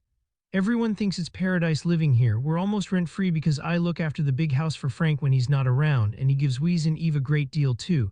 But it's not without its difficulties, living practically on top of each other. This place might look pretty, but it's a bit low on mod cons, and Frank isn't always easy. In what way not easy? This wasn't Jen's idea of paradise. She could imagine it in the winter when the westerly gales came hurtling off the Atlantic, the place all drafts and mud, and wouldn't that attract vermin, mice, rats even? Another silence, only broken by laughter from the girls upstairs. He's full of principles, which is great if you're minted, but not so easy for the rest of us. You're thinking of the tea shop idea. Well, yeah, but there are other things too which get under John's skin. It makes for a tense situation, and John's not the best at coping with stress. Frank's passionate about animal welfare and the whole organic thing. We are too, but there needs to be some flexibility. It's as if he actually wants to lose money on the venture. We can't have that sort of attitude. We've got the girls to think about and this new little one. She patted her belly. Is Mr. Lay a relative of yours? His mum was my grandsister. I called her Auntie Nancy. I visited the farm when I was a kid. Frank was already working in London then and the place was falling apart. His dad died not long after the crash and Frank came along with all that money to bring it back to life. She paused. Nancy only died a few years ago. She was in her 90s, still sparky, still active. She had a heart attack after a day of gardening and died in her own bed. Frank was devastated, but I know that would have been how she'd want to go. That was when I took on the role of housekeeper, as well as working in the dairy. You must be knackered with the kids to look after too. Sarah gave a little grin. Yep, that's my world, permanently knackered. She didn't seem thrown by it, though. What does your husband make of it all? Another silence. John finds it tricky, Sarah said at last. He'd rather we were more independent, able to do our own thing. He doesn't have an arty bone in his body, so the whole setup here, we's treating the place like a commune and bringing his mates to stay, impromptu gigs in the yard when we're trying to sleep, that's not really his bag. Like I said, he's not good with stress. And you, is it your bag? Honestly, it is really. I love the buzz and the company. I'm not sure how I'd cope doing the traditional wife thing, miles from anywhere in a hill farm on the edge of Exmoor, and that's John's dream. Jen thought about that. She could see how that might cause problems for the couple. She'd be with Sarah every time. Before she could speak, the woman continued. I'd give it a go, though, only fair. We've done my thing since we moved here, and now we're saving like fury to find our own place. That's why the tea shop is so important. Jen nodded to show she understood. How well did you both know Nigel? I lived in the same street as Eve when I was growing up. I was a few years older, but she was brighter, and we were best mates, in and out of each other's houses, both only children, so I've known Nigel since I was a kid. He still lives in the same house in Barnstaple. John met him a few times when we first married. He came to our wedding, but only really got to know him when we moved in here. For the first time, Sarah seemed to notice the food left on the table. She pulled herself to her feet and began haphazardly to move plates towards the sink. In a way, they were very similar, both quiet men, both competent, no need to show off, none of that macho crap. They liked each other. John might not show it, but he's upset. She turned to face Jen. I loved Nigel. He was like a second father when I was growing up. I could tell him stuff that I could never tell my parents. Just find out what happened, for Eve and for us. No pressure then. Jen nodded and got to her feet. Chapter 8. It was late afternoon and Matthew ordered Jen and Ross back to Barnstaple. Get something to eat, then make notes of initial witness responses to share with the team. Ross, please could you do an internet search of all the residents at the farm, any criminal convictions, and let's see if we can have a first report on our victim's phone records. Eve has given us the details of his mobile provider. Jen, any social media activity or news reports around Dr. Yeo. His work could sometimes have been controversial, occasionally high profile if he'd started taking on his former employers in the health trust. We'll clear out of the way at Westicombe now and leave the place free for the CSIS and the search team. Let's meet in the office for a briefing at 6. Sal Pendley has agreed to fast-track the post-mortem and will carry that out later this evening, if it's at all possible. I'll be there for that. He paused and looked at them both to check they deregistered the instructions. Ross, can you get a lift back with Jen and leave me the car? I'll just call into the Sandpiper where Janie Mackenzie works on my way back to town and check Wesley's alibi. And find out a bit more about Mac, the young man who killed himself, the case Nigel was working on when he died. When he arrived, there was nowhere to park on the street close to the Sandpiper, and the only place he could find was outside the Glorious Oyster, the fish shack and kitchen behind the dunes. A customer was sitting at the picnic table outside, carefully poking the flesh from a crab's leg, completely absorbed.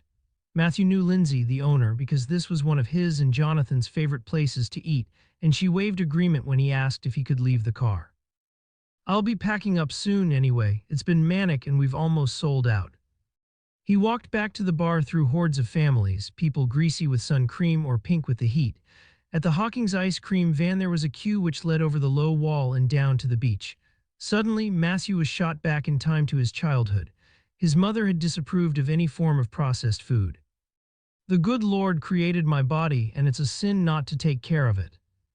But his father, who'd only converted to the brethren to be married to her, had been less rigid. If they were out walking together, they'd both enjoy a vanilla cone with a flake whenever they came across a Hawkins van. His father would wink, our secret, Matthew had been a bit of a prig when he was a boy and hadn't quite approved of the deceit. He'd never turned down the ice cream, though, and now he regretted that he hadn't been more relaxed, that he hadn't been able to enjoy those shared moments with his father more. The man had died a few months before and the opportunity had been missed. As soon as he reached the Sandpiper, he realized that he'd made a mistake. He'd thought there might be a quiet spell between the afternoon teas and the first beers of the evening, but the place was heaving. People were sitting on the wall that separated the pavement from the beach, already drinking.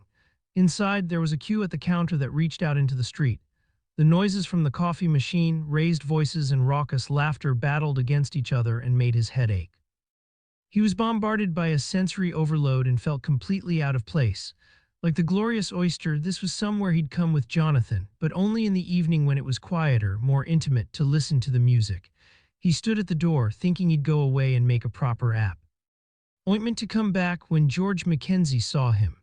He waved at Matthew and yelled so his words were quite clear, even from the other end of the room and over the background noise of the bar. "I heard about Nigel. Come round to the yard." Matthew reached the yard via an alley at the side of the building and through a wooden gate. The bolt was on the other side and even he had to stretch to reach it. This wasn't a place for punters. It held empty kegs and crates of wine bottles, and the concrete floor was scattered with cigarette ends. The yard must be an unofficial staff smoking area. Through an open window, Matthew saw the kitchen, heard shouts for service and the banging of pans. George was already there, leaning in the shade against the high wall. Sorry about the surroundings. He hadn't lost the Scottish accent after years working in the South. This is the only place we'll make ourselves heard. He looked up at Matthew. I can't believe it. Who would have done such a thing? We don't know yet. None of the details are very clear. Matthew was deliberately vague. Everybody speaks very highly of Dr. Yeo. Did you know him well? Not personally, not as a friend. He was investigating the circumstances surrounding my son's suicide. I heard that. Matthew paused. Frank Lay told me. Another silence. I wondered why Frank was so closely involved with your boy. Two oddballs together, maybe. The words came out quickly and immediately George seemed to regret them. I loved my son, of course I did, but I never understood him. He was different even as a child. Intense, given to obsession, anxious. And Martha, what did she make of him? Ah, my lovely Martha. George sighed. There was something theatrical about every response. She's not what anyone would call maternal, and when Mac was growing up, she was hardly ever here. She was in that soap opera about the doctor's practice. It was shot in Bristol, and she spent most of her time there. Sometimes I felt that her life was all about filming schedules and wrap parties. She's retired from acting now, though. The last time Matthew had been at the Sandpiper for an evening of music, Martha Mackenzie had been front of house, still glamorous, propping up the bar, inviting attention. More attention, it seemed, than the singer on the low stage. Well, let's say that acting has retired her. If an offer came through, I know she'd jump at the chance. A pause and a wry smile. I know where I come in her list of priorities, but she's too proud to go begging for work. Was she here when Mac died? Yes, and she was devastated, of course. We all were. I did wonder, Matthew chose his words carefully, if there might be more than friendship between Frank and Mac. You thought they might be lovers, George said, or that Frank might have groomed him. Mac was only 19 when he died after all. No, I never suspected anything of that sort. Frank's a kind man and they were kindred spirits. Both loners struggling to make sense of the world. We would have been happy if Mac had found a partner. There were girls he fell for, but the relationships never survived. I think he scared them off by being too intense, too demanding, too unstable. Is your daughter around? Yeah, Janie's behind the bar, working. Can you talk to her when it's not so busy? You can see what it's like in there. Was she working yesterday night? George shook his head. Nah, she asked for the night off and I thought she deserved a break. This weather's great for business, but it's been relentless. She was at a party in Barnstaple. Wesley up at Westicombe took her along. He gave a little laugh. When she got home, she said that she'd have had a better time staying here. The party-goers were all closer in age to her mother and me. She likes a real bash, our Janie, something a bit livelier. She gave Wesley a lift home. Well, as far as the turn-off to the farm, she made him walk up the lane. To serve him right, she said, for the boring evening. Matthew nodded. So far Wesley's story was confirmed. What time did she get back? I'm not sure. I was still in the bar when she got here, so 12:30 maybe. I just finished the last of the clearing up. Janie hadn't been drinking because she was driving, so we shared a nightcap. He nodded towards the house on the other side of the wall. You know we live next door. Matthew nodded again. One of my officers will be back tomorrow to take a statement from her. When's the best time to come? Early afternoon maybe. We do brunch on a Sunday instead of lunch, and things should be quieter by then. Mention of Sunday lunch gave Matthew a jolt. The following day was his mother's birthday. She would be coming to the house and Jonathan would be cooking. He experienced the sense of dread, of social anxiety that had been part of his life since he'd left the Brethren. He'd lost his faith suddenly and publicly and had been cast out by the people he'd thought had cared for him most, his parents and his friends. The group talked of unfellowshipping, and despite knowing, rationally, that he'd only been honest, there had been times when he'd felt unworthy of human contact. The sense of loss had haunted him when he was a student and at the beginning of his working career. Only Jonathan had given him the confidence to face the world. It occurred to Matthew fleetingly that the investigation would give him an excuse to cancel, but he imagined what Jonathan would say if he called the meal off. He'd face accusations of cowardice. Murder or not, he'd have to be there. He turned his attention back to Mackenzie.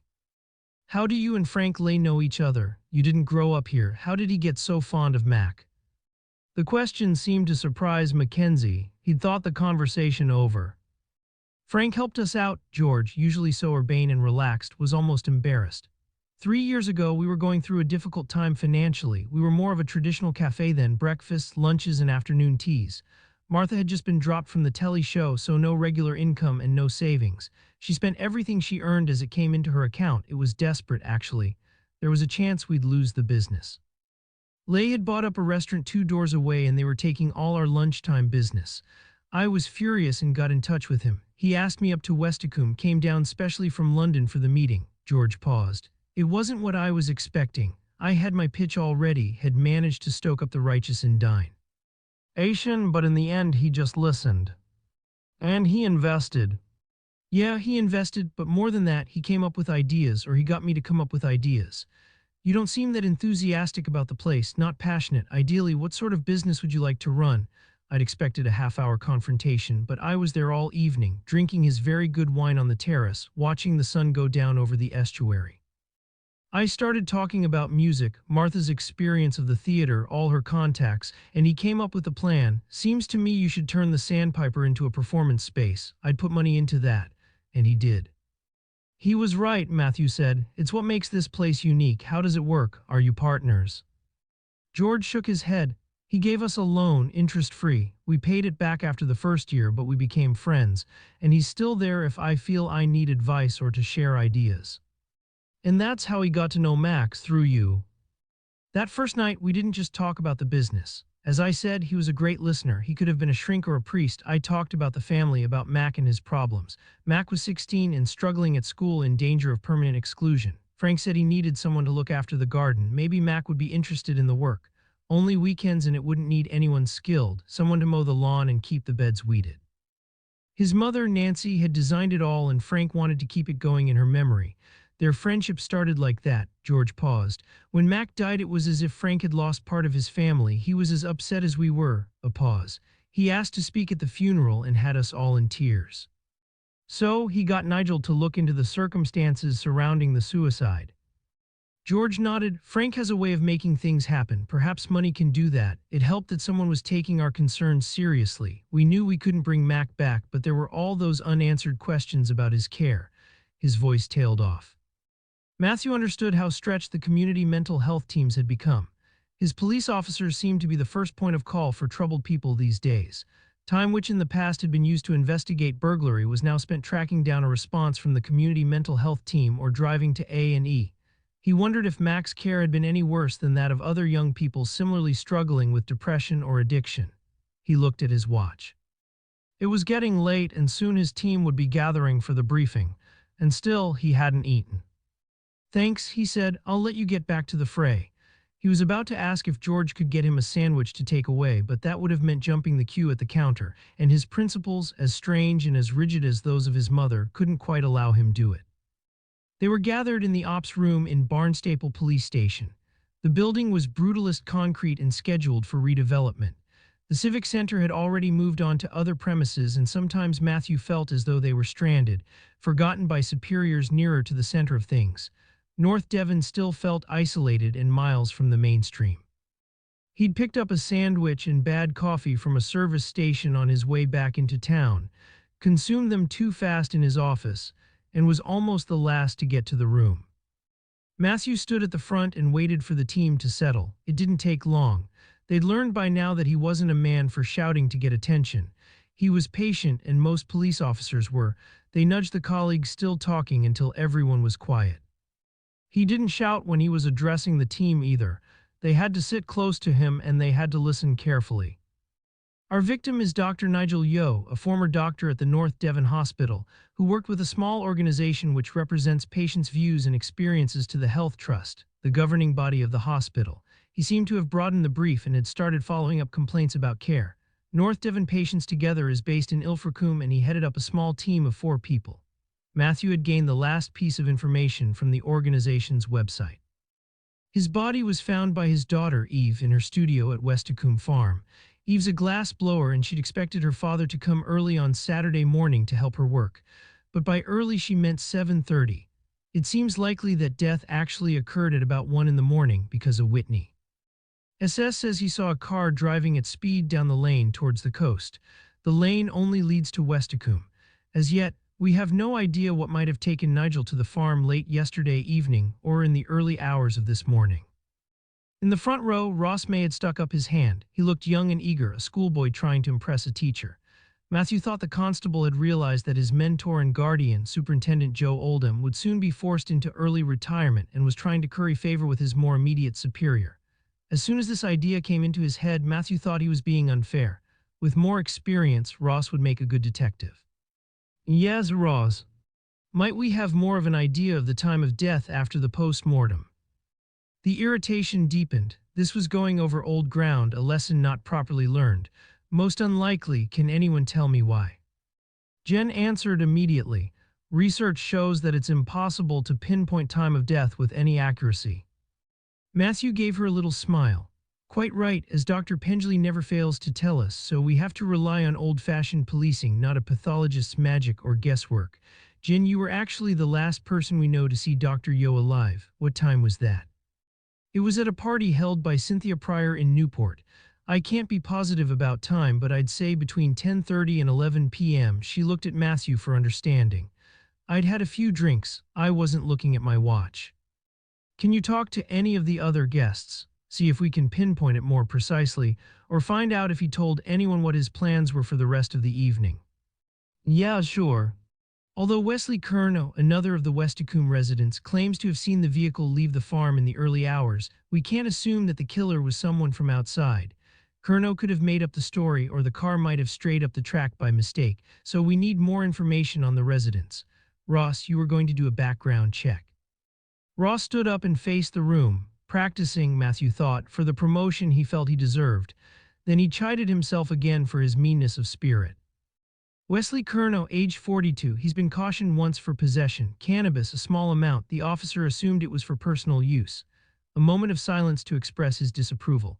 No other offenses apart from road traffic violations, one for speeding and one for bald tires. As far as I can see, he's never married and never had children.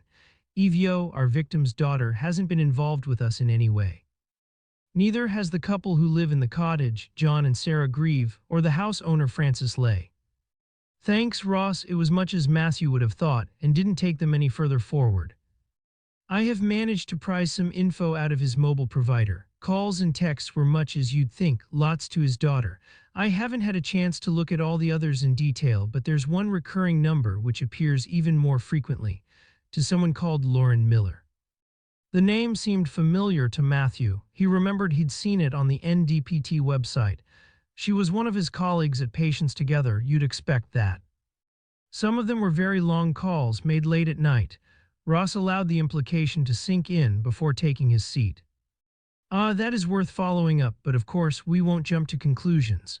Matthew paused. Did Joe take any calls yesterday evening?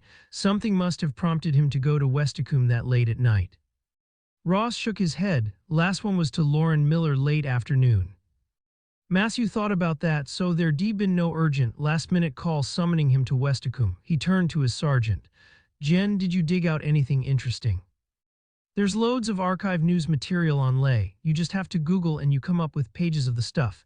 He made his fortune by selling the shares he'd bought cheaply in the years immediately before the financial crash, but there's no evidence of him breaking any rules. He doesn't seem to have been involved in anything dodgy. He just recognized the risks before other people.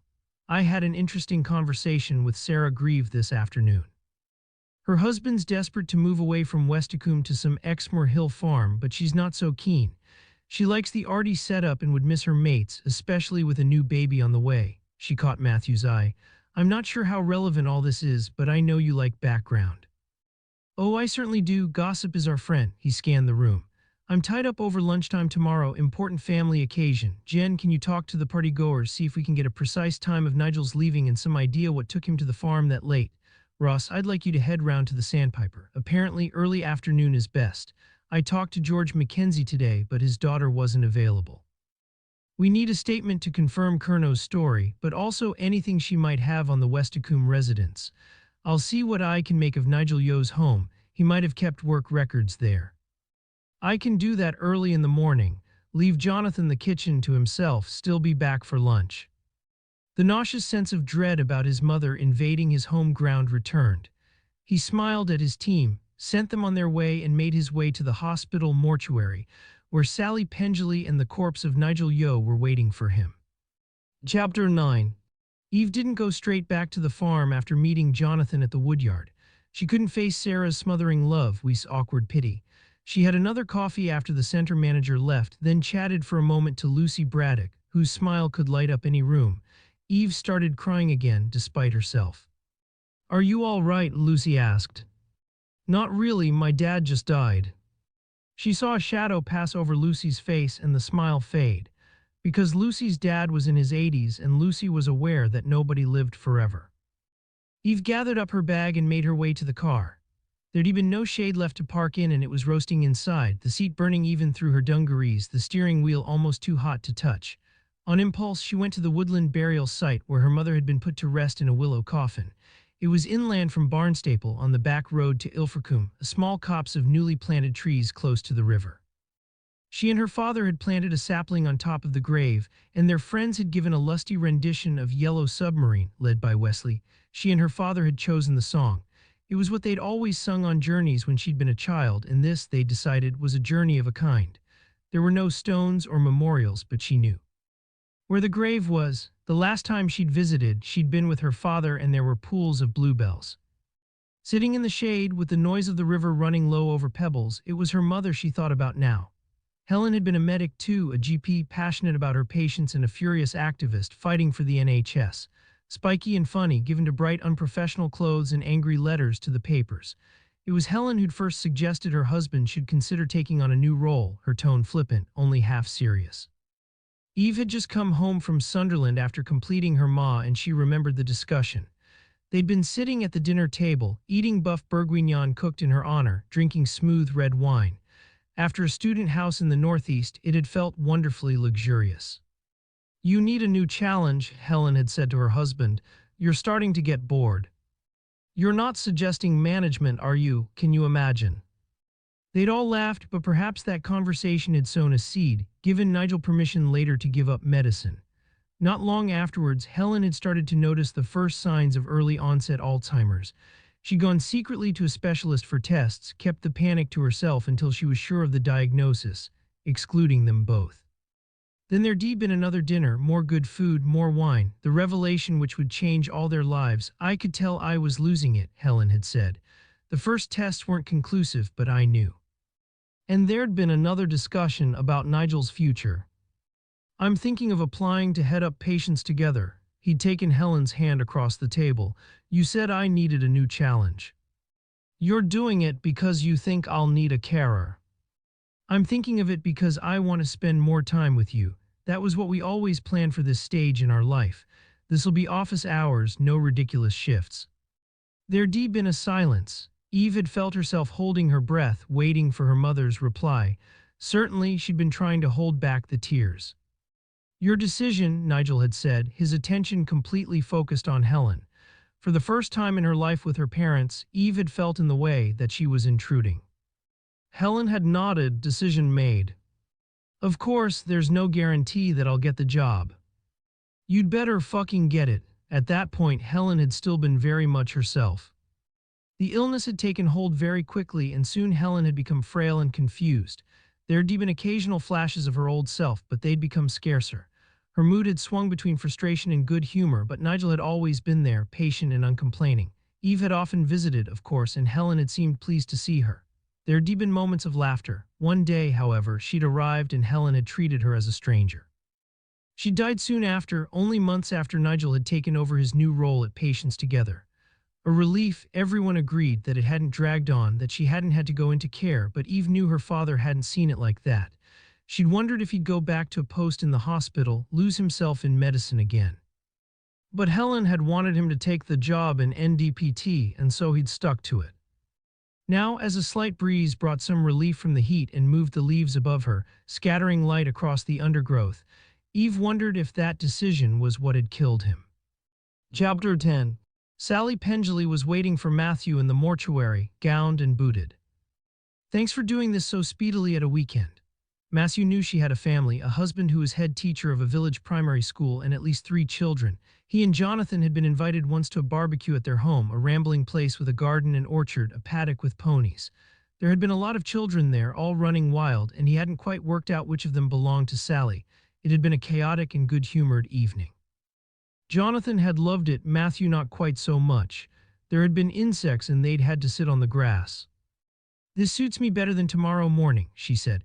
"Finn's got running club and Joe's at youth orchestra. Freddie says the surf's looking good, so he has to be at Croyd. Bloody kids rule our lives." A pause. "And we didn't want to leave Dr. Yeo at the locus longer than necessary. That poor young woman with her father's dead body on her doorstep, in her workplace." Matthew nodded. "You don't need to stay throughout." Sally was already focused on the body on the stainless steel table. The mortuary technician moved quietly and efficiently beside her. "Cause of death is pretty clear, and of course we have an id." She looked back at Matthew. "You've had quite a day, you'll be glad to be home, so let's get on with it, shall we?"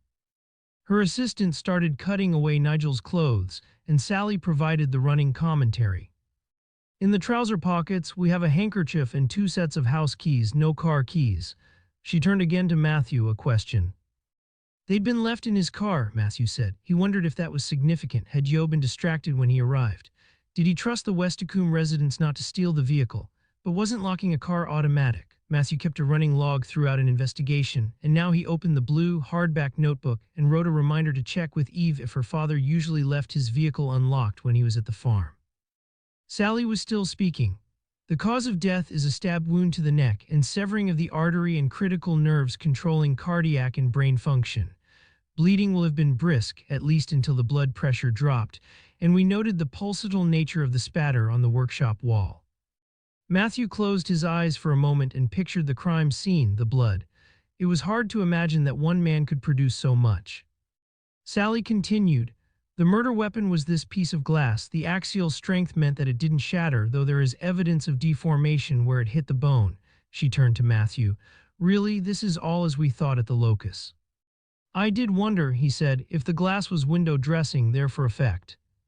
She shook her head. "Glass can be remarkably strong. I did part of my training in Aberdeen, plenty of glassings and pub brawls there." She paused for a moment. "Go home to your husband. I'll get my report to you as soon as I can, and I'll be in touch immediately if I come across anything unusual."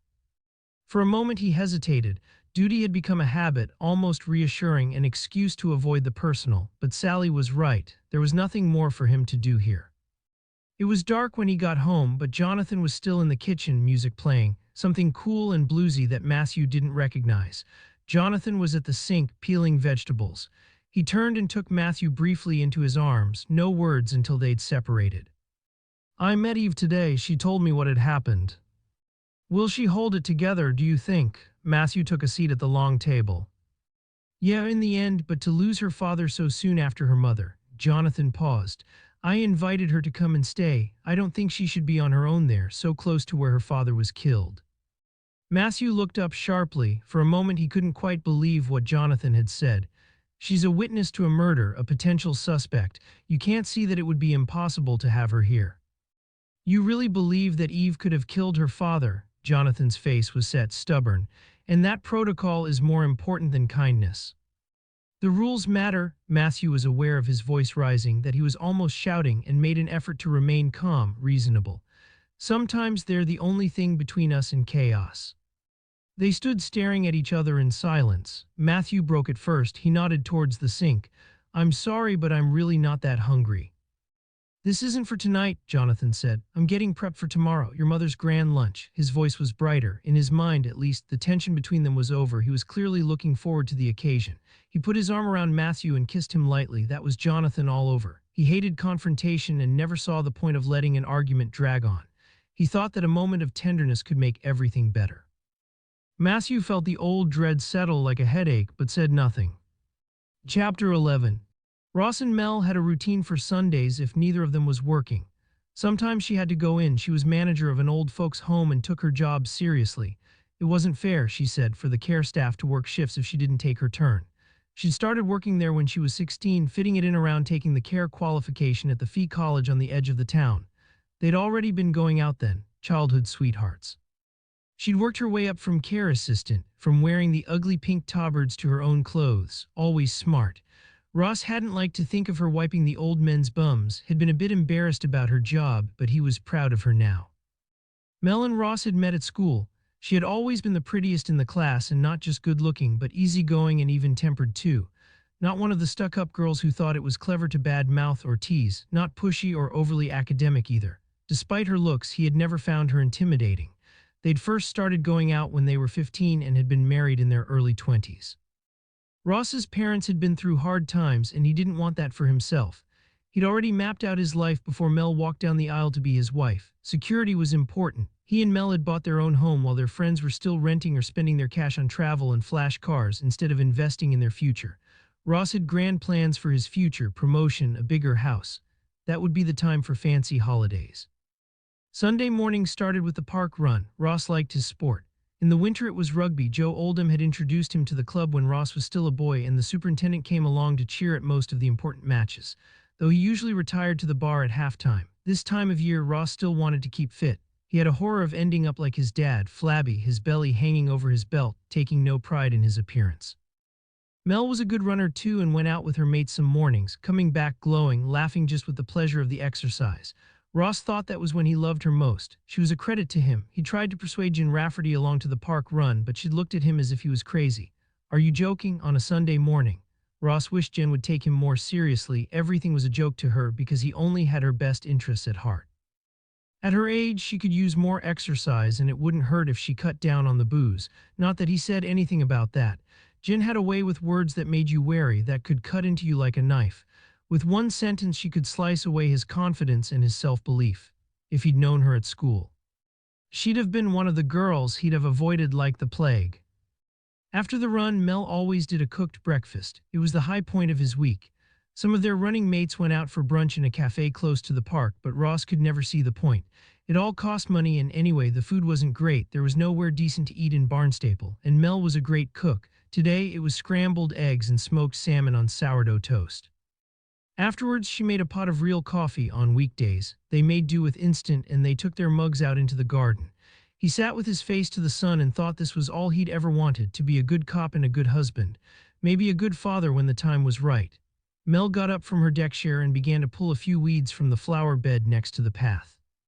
He looked at his watch. "I've got to go into the station. We're working on that murder out at Westicombe, and the boss has decided he's got something important on at home. Who knows what Jen will be up to?" He rolled his eyes. "One of us has got to be there." She was still crouched and turned to face him, her eyes screwed up against the sun. "No worries," she said. "I'll do the washing up, shall I?" He thought he caught an edge to her voice, a touch of sarcasm. "Is that okay?" He wouldn't want to upset her for the world. "Yeah," she stood up and smiled. "I know how important your work is." There was a moment of relief. He should have known she wouldn't have a go at him. He was overreacting. "I won't be back until late-ish. I've got to take a witness statement out at Stowe, then there'll be the briefing." "That's all right. I might go out for a drink with the girls." Again, he thought he caught an undercurrent of resentment, but when he looked at her face, she was still smiling. The police station was like a sauna. The sun was streaming through windows that had never been opened, and of course there was no air con. Ross looked again at the list of the calls Nigel Yeo had made in the previous week. Besides those to Eve and to Lauren Miller, everything seemed work-related. He must have been a sad bastard, not much social life at all. There was a text sent at 6 o'clock on the evening before his death by Cynthia Pryor. "Look forward to seeing you later." Nothing else that day. So Ross thought any meeting at Westicombe had been arranged previously, or Nigel had been contacted on his landline, or he'd turned up on the spur of the moment. That was speculation, of course. Ross had learned from Joe Oldham to be suspicious of speculation, but Matthew Venn thought it was a useful tool. Our job is all about what if. No harm creating a number of scenarios and seeing if the facts fit. The danger comes when you twist the facts to fit the theory. It was still a bit early to be heading out to Instow, but Ross left the station anyway. He thought he'd call in at the house, surprise Mel. They might go to bed. Sex in the afternoon had always been his favorite, and somehow they'd got out of the way of it. Too busy, both of them. He was excited, a schoolboy again, planning illicit jaunts with his girlfriend as he drove through the new executive estate, past the men washing cars and the kids playing out. But when he got there, Mel's car wasn't in the drive. Perhaps she'd popped round to her parents'. He rang her, but when she didn't reply, he decided not to wait. The moment of uncharacteristic spontaneity had passed. There were more cars heading away from Instow as he drove there than were making their way to the coast. Family Sunday afternoons were a time of preparation for the week ahead. Homework, hair wash, the ironing of school uniform. At least that was how it had been when he was a boy, and this wasn't yet prime grockle season. A few people were still in the Sandpiper, but they were lingering over coffee, relaxed. Ross had never been in here. It wasn't his sort of place. Most of the customers were his parents' age. A young woman was drying glasses at the counter, blonde hair, a white blouse, the cotton thin enough that he could see her bra. She moved out to clear a table, and he saw she was wearing skinny jeans and Converse sandshoes. Janie Mackenzie. Yes, she seemed to see him for the first time. Oh, you must be the detective. Dad said someone would be coming. Yes, I need to talk to you about Friday night. She was still carrying a tray. Just a minute, I need to get rid of this. She disappeared into the kitchen and returned soon after with a middle-aged man. This is my dad. He'll cover while I talk to you. Do you mind if we walk on the beach? I've been stuck in all day. She looked at him, waiting for his agreement. Of course, if that's what you'd prefer. She gave him a smile and he followed her out of the door. Outside, it was early afternoon, even hotter, and despite the cars heading back to Barnstaple, the beach was still heaving. Kids were running in and out of the water, splashing and screaming. Janie took off her shoes and made her way to the sea's edge, then walked away from the worst of the crowd towards the far end of the beach. He wasn't sure what to do. He was dressed for work, not for the shore. In the end, he followed her, but stayed on the dry sand, just about close enough to speak to her without shouting. Friday night you were at a party with Wesley Curnow.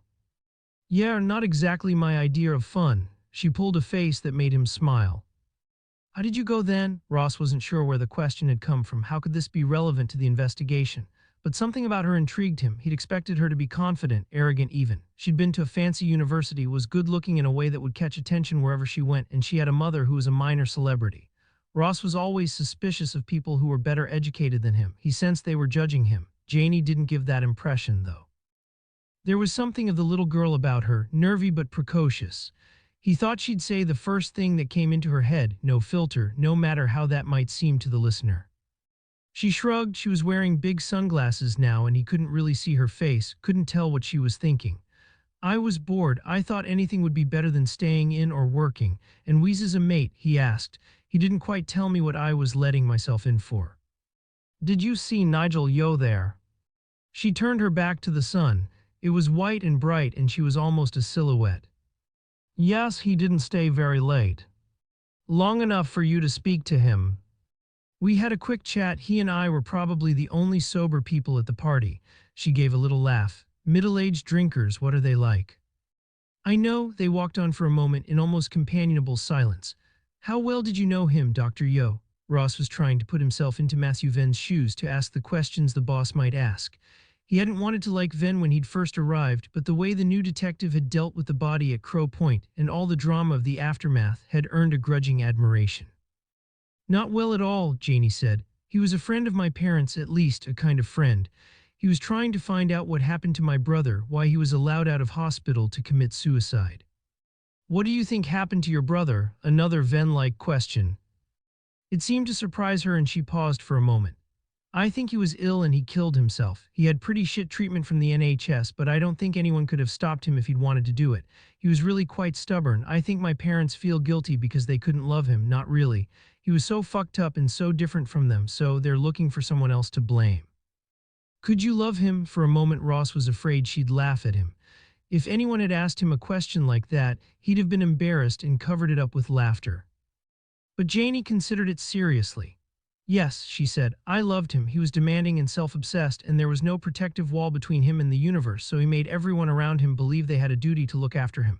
But he could be joyous and gentle, and he looked after me too. He was my little brother. She seemed lost in thought.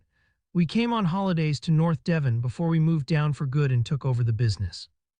Mum spent her first big repeat fees from TV on a little chalet in the dunes at Seal Bay. It was magical, like something out of a kid's book. Mac and I ran wild, rock pooling and surfing, picnics and ice cream, long walks on Seal Point. Mum was never really a hands-on parent, and most of the time she was learning lines for the next step. Dad wasn't there much. He still had his permanent job in it, so mostly it was just the two of us. Mac was a weird little scrap even then, but I don't remember any arguments or sibling rivalry, nothing like that. Seal Point was where he killed himself.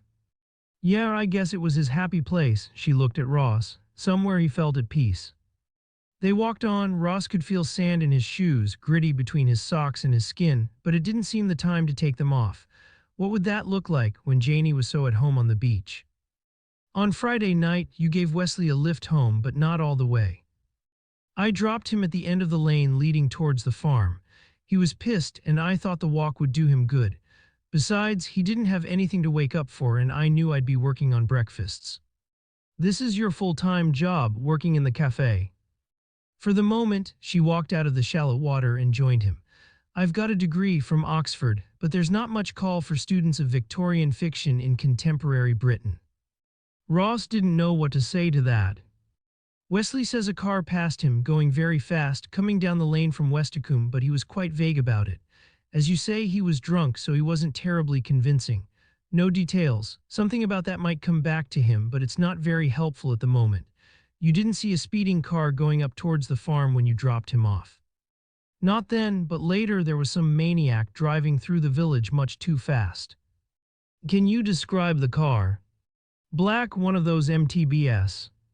MTB. She smiled, much too big for the lanes and the roads round here. He smiled too, though he wouldn't mind something solid when he could afford it. A Range Rover, something of that kind. Did you catch the registration number? No way, it just flashed past. Is there anything else you can tell me about Dr. Yeo? Any reason why someone might want him dead? She didn't answer immediately, and he thought Janie might have something, some little bit of information to make sense of the killing. But as they walked back to the road, she shook her head again. No, she said, Nigel was a lovely man, everyone will tell you that. Chapter 12.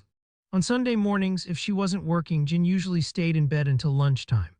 In the past, she tried to do the good mum thing and attempted a roast, meat, veg, Yorkshire puddings, the whole deal, but it hadn't seemed worth it since Ella had decided she was mostly veggie, and Ben made it clear he'd rather be talking to his friends online, playing some computer game. All that effort, she'd thought, for a meal nobody really wanted to eat. She'd given up, and now Sunday was her day for a lie-in. Today, though, she was up before the kids, and on the phone to her friend Cynthia, who was always awake early. In a way, it seemed to Jen that Cynthia's party had been at the start of the whole investigation. You'll have heard about your mate Nigel. Can I come around for a chat? It's official. Though, as Matthew says, gossip has its place too. Of course. Jen heard Cynthia take a breath and knew she was about to fire off a load of questions, so she cut off the conversation quickly. She didn't want to get into details on the phone. Get the coffee on then. I'll be there in 20 minutes. Cynthia's husband opened the door. Sometimes Roger Pryor joined them when Jim went to visit, but more often he hid himself away in his office. He was a tall, dignified man, unremarkable except for a head of very dark, almost black hair which Jim was convinced must be dyed. It seemed a strange vanity for someone so reserved. Only now did it occur to Jen that, when it came to the investigation, Pryor might be an even more useful contact than Cynthia. He worked as something vague but important for the local NHS trust, and of course, she should have made the connection before. Cynthia's waiting for you in the garden, he said. They were standing in an entrance hall bigger than Jen's living room, all pale wood and family photos. We're both rather shaken. The man who died in Westacombe was a neighbor of ours. I'm on the team investigating his murder. Oh, he said, I suppose you can't discuss it then. I understand all about confidentiality. Nigel must have been your colleague at one time, and he was still looking into a case which involves the trust. You might be able to help. I don't think I can, the man said. You'll need to contact the hospital about that. He gave a tight, sad smile. I'm governed by confidentiality too, I'm afraid. There was a moment of silence. Why don't you go on through? Cynthia's waiting for you. He disappeared through a door. Jen had a brief glimpse of an office, a desk, a wall of bookshelves, then the door was firmly closed. She'd been to the house many times, but she'd never been inside that room. In the garden, Cynthia was sitting on a white wooden chair, her head tilted back, her eyes closed against the sun. She was wearing a long silk tunic in blues and purples over white linen trousers, silver sandals and silver toenails. This week her hair was purple too. Jen had never thought of herself as a jealous woman, but she envied Cynthia her garden. It could have come out of one of those magazines she read occasionally in the dentist's waiting room. Everywhere there was color, and the lawn was as smooth as a carpet, without moss or weed. The bed's a mix of exotic flowers and vivid shiny-leaf shrubs. Of course, the Pryors could afford a gardener, and Cynthia merely supervised. A jug of coffee and 2 mugs stood on a white wrought-iron table. Cynthia heard Jen approaching and turned to face her. She looked as if she'd hardly slept. The purple circles under her eyes were real, not cosmetic to match the hair. "I can't believe it," she said. "Wesley phoned me yesterday evening. He thought we should know. There was an implied criticism. Why didn't you tell me?" "I'm part of the team investigating his murder," Jen repeated the words. "We were pretty tied up." Sometimes Cynthia forgot that other people had kids and full-time jobs. "Oh, I can understand, but it was just such a shock." "He was here on Friday night." Jen poured coffee. "The party didn't really seem his kind of thing." "It was. He was only here to see you." "What do you mean? I'd never met him before." "He called in on Friday afternoon. He knew we were friends." Cynthia looked up, and for a moment she was herself again. "It's quite something having a mate who's a detective sergeant, a bit of a talking point, a kind of vicarious celebrity." He asked if I'd be able to set up a meeting. "Rather urgent," he said. "I told him you'd be coming to the party and he'd be welcome. I wasn't sure if he'd come along, but there he was." A pause. "I thought the two of you might get on." "He lost his wife to early onset Alzheimer's, so he was on his own too." Jen ignored Cynthia's implied matchmaking. After the man's death, the idea seemed hugely inappropriate, grotesque, as if Cynthia was suggesting she should hook up with a corpse. "What time did he arrive here on Friday? It might not be important, but Venn would want to know." "I'm not sure, 5-ish, maybe a bit later." Cynthia paused. "He seemed a little out of sorts." "Did he say why he wanted to talk to me?" Cynthia shook her head. "No, it was all very mysterious, very secret, squirrel." "How well did you know him?" "Well enough to have had him round for dinner a few times. His wife, Helen, was my real friend. I got closer to Nigel when he cut back his hours to care for her. When he started at Patients Together, he could work a lot from home. I went sometimes to sit with her to give him a break, and so he could work with Eve on the glass. He was taking some kind of course. He and Roger must have been colleagues, though, when he was still working at the hospital.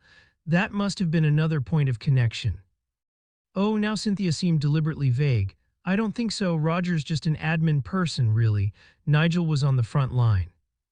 Until he took up his new investigative role with Patients Together. He must have come into contact with Roger then. Nigel had taken up the case of the Mackenzie boy, hadn't he? He had some idea that negligence by the trust had led to his suicide." A pause. "That must have been difficult for Roger." There was a moment of silence. Jen had always thought that she and Cynthia were close friends, very different in lifestyle, of course, and Cynth, with her monthly trip to the hairdresser and her exuberant, expensive clothes, didn't seem to have a clue about the real world until she sat in the magistrate's court. Then she seemed to have an unusual understanding of the offenders who stood before her. Occasionally, Jen wondered if Cynthia's family had been dysfunctional too.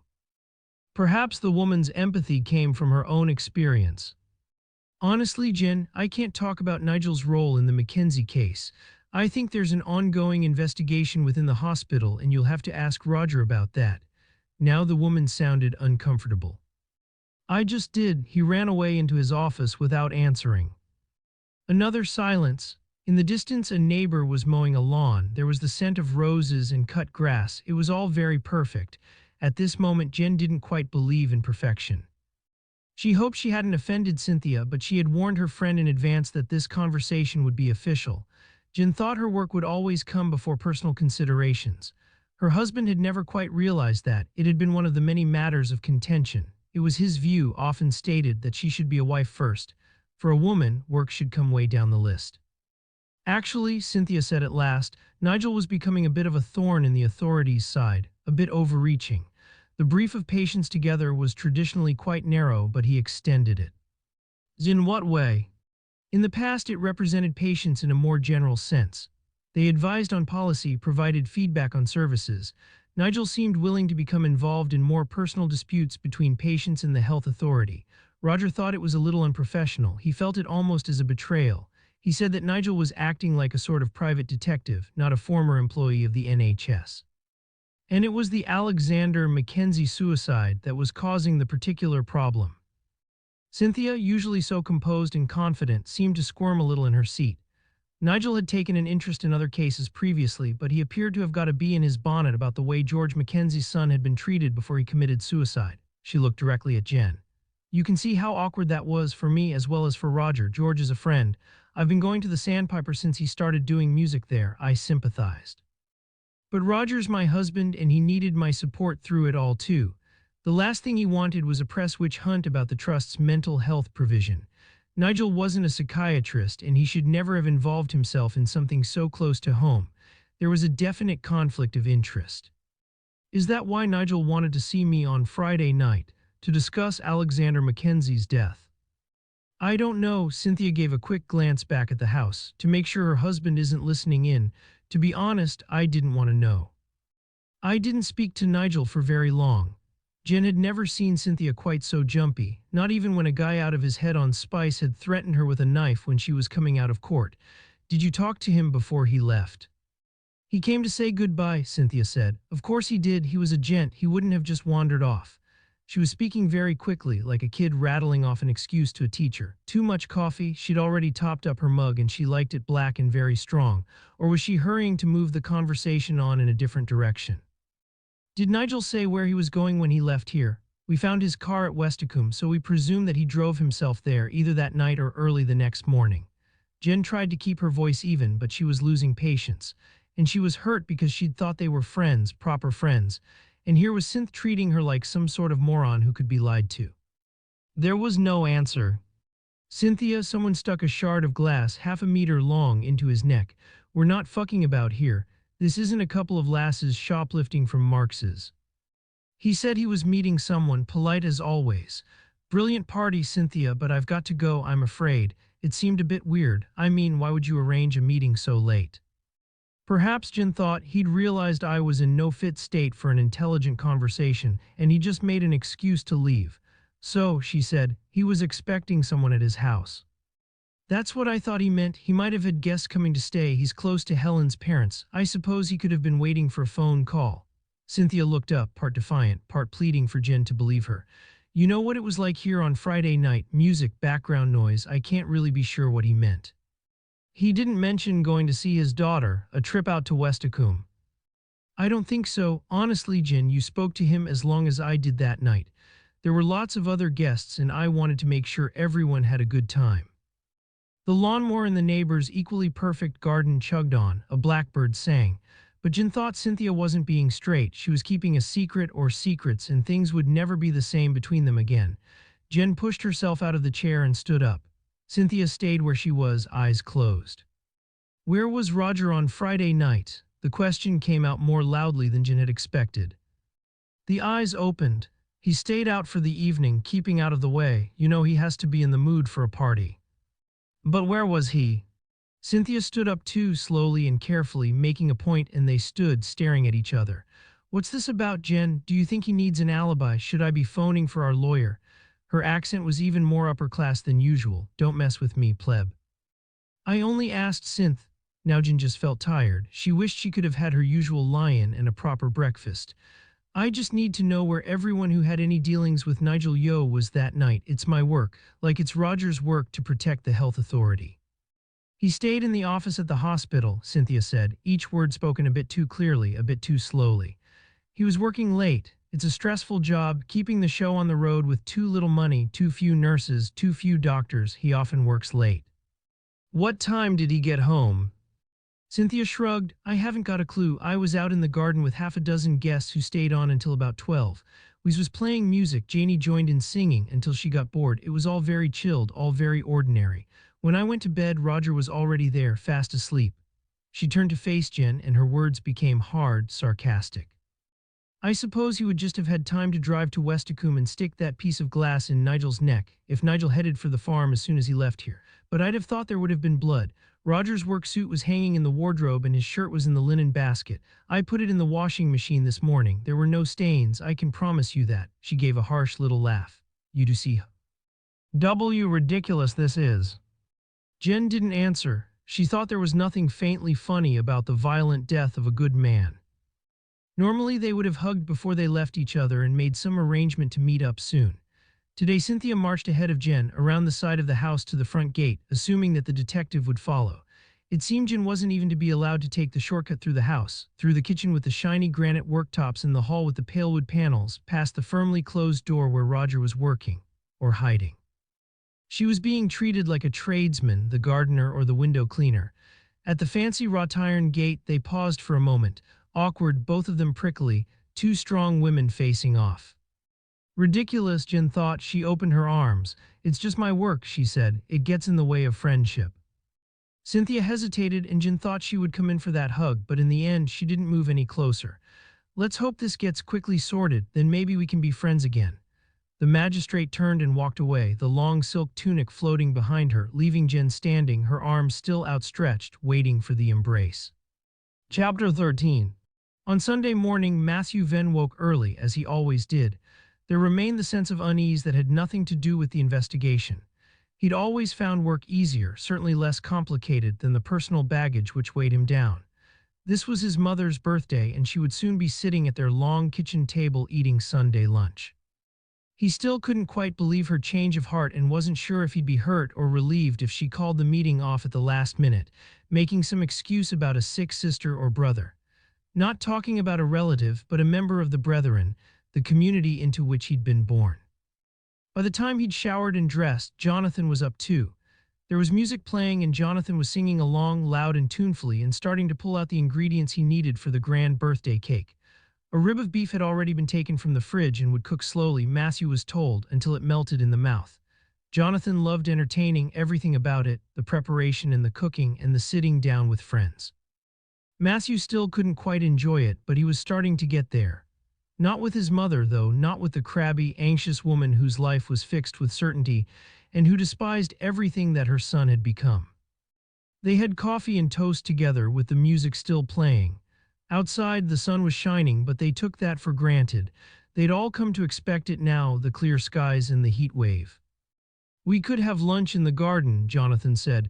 I can set the table out there. Oh God, no, she'd hate it, as she'd hate anything adventurous and different.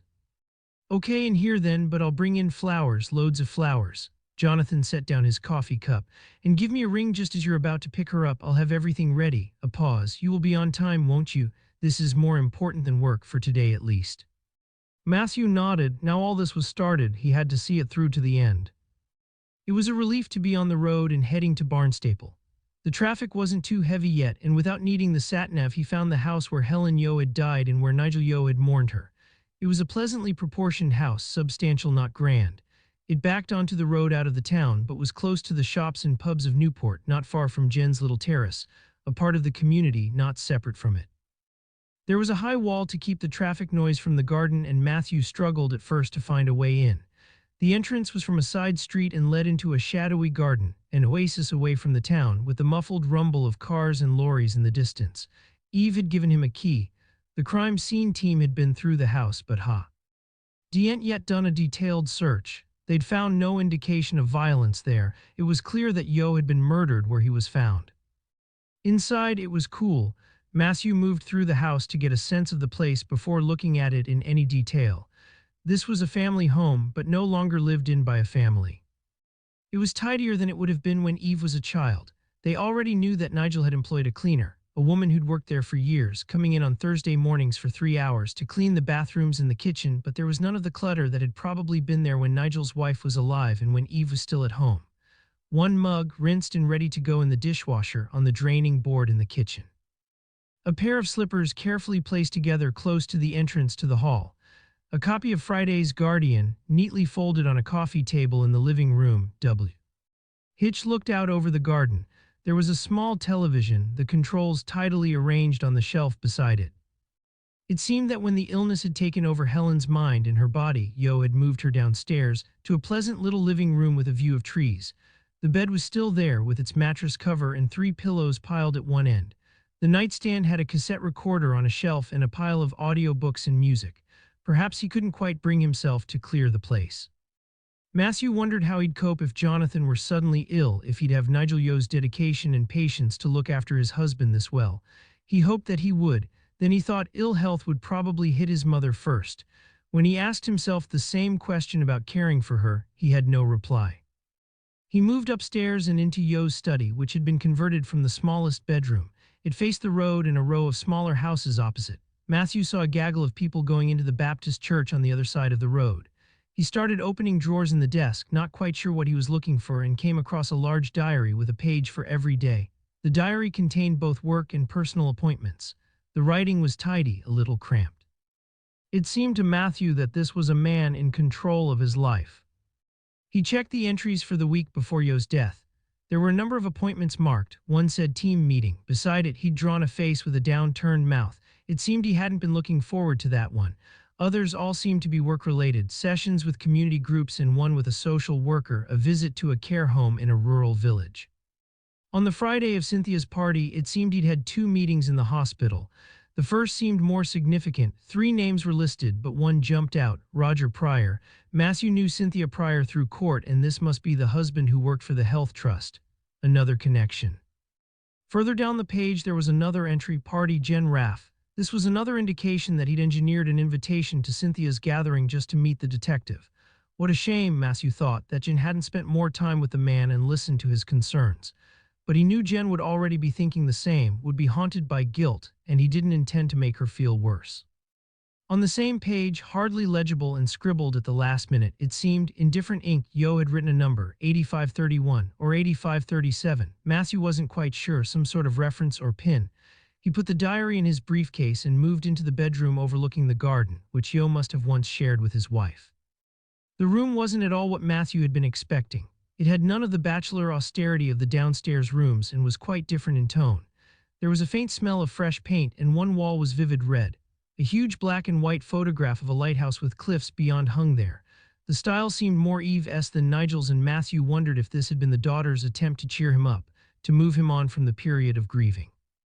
He then went into the attached bathroom. There were candles on a shelf near the bath, and on hooks on the door, 2 dressing gowns, 2 electric toothbrushes over the sink. Perhaps Nigel Yeo hadn't been the grieving widower everyone had thought him to be.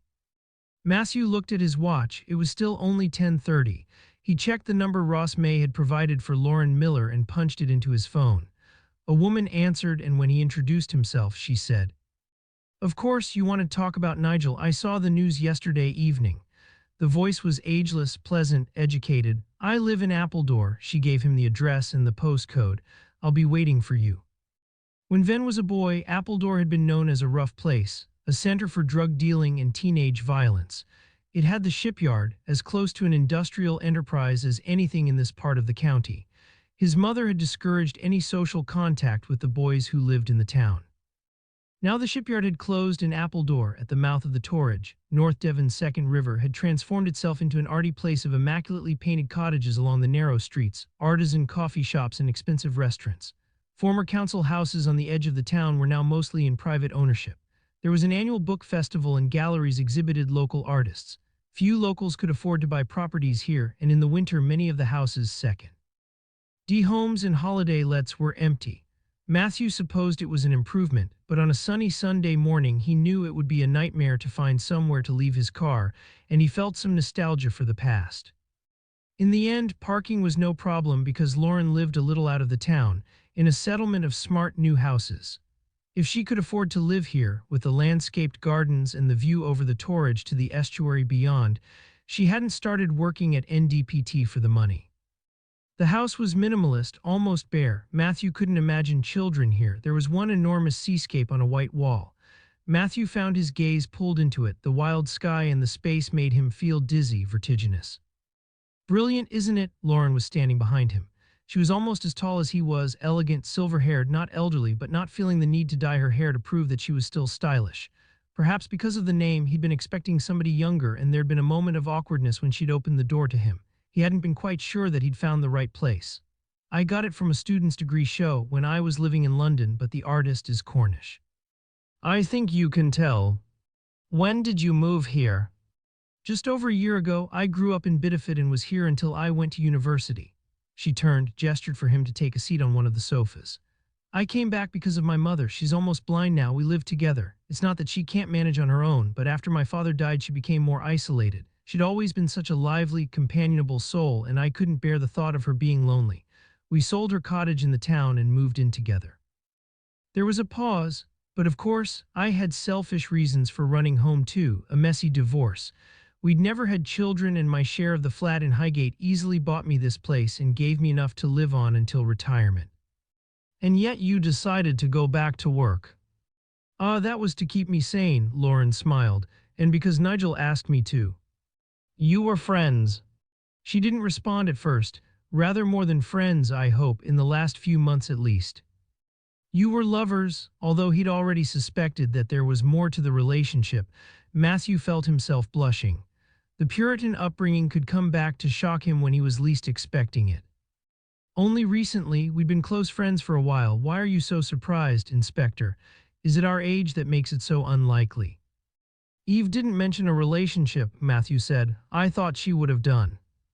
Eve didn't know I've met her, but only a couple of times and then with other people. Nigel and I were very discreet and had decided to wait to go public.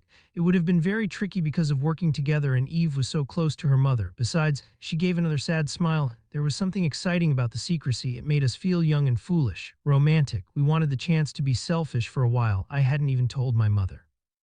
She looked directly at Matthew, and he could tell how wretched she was. How did you meet Nigel? It was at a dinner party at Frank Lay's place, Westicombe. I'd worked with Frank briefly in London and I liked him. Perhaps we had things in common, coming from the same part of the country, not quite fitting in with the brash young money men. I sent him an email when I moved back down and he invited me along. We all sat round the table in his grand dining room, Frank, Eve, Nigel and another guy who worked there. Wesley Curnow. Yes, that's right, I was sitting next to Nigel. She paused. I remember everything about that night. It was a first step in moving on from my previous life. Nigel said that the woman at his work who looked after the accounts had taken early retirement. I volunteered to take over until they could employ someone. And you're still there? Yes, it keeps my brain active. The accountancy's basic, but it's a good cause and the financial situation was pretty chaotic before I took it on, she smiled. The pay's hardly more than the living wage, but that's not why I'm there. There was a moment of silence before Matthew spoke. You seem very composed. On the outside, perhaps, I've been trying to hold things together in front of my mother. It's hard grieving on my own. In one sense, I don't believe I have a right to grieve, certainly not publicly. To the rest of the world, we had nothing special, and I'd hate to appropriate feelings that seem out of place and which might offend his daughter. I'd be grateful if you'd respect my confidence about our relationship. A beat. What is going on here, Inspector? I can think of no reason why anyone would want Nigel dead. I'm hoping that you might be able to help with that, Matthew said. You worked with Nigel and you were very close. Do you know what took him to Westicombe the night he died? She shook her head. I knew about the party. He'd invited himself to a gathering at Cynthia Pryor's house, hoping to meet one of your officers. Why did he need to speak to her? Lauren shook her head. I don't know, it was a last-minute thing and we didn't have a chance to discuss it. We talked about my staying at his house that night, but he sent me a text to cancel. It was very apologetic. It said he was hoping to get informal professional advice about something he was working on. The Mackenzie suicide. I assumed so. Was he working on anything else that might have needed input from a police officer? Oh, I don't think so. Much of the stuff he worked on was pretty routine. She looked up. He asked if I'd like to go to the party with him, but I couldn't quite face it. I wanted Eve and my mother to know before we went out in public as a couple. She got to her feet and moved towards the window. If I'd been there, he would probably still be alive. She was still standing there when an elderly woman came in through a door at the far end of the room. She walked with a cane, but her back was straight and her white hair was as beautifully cut as her daughter's. I was thinking it was time for a pre-lunch sherry, darling, and I wondered if you'd like one.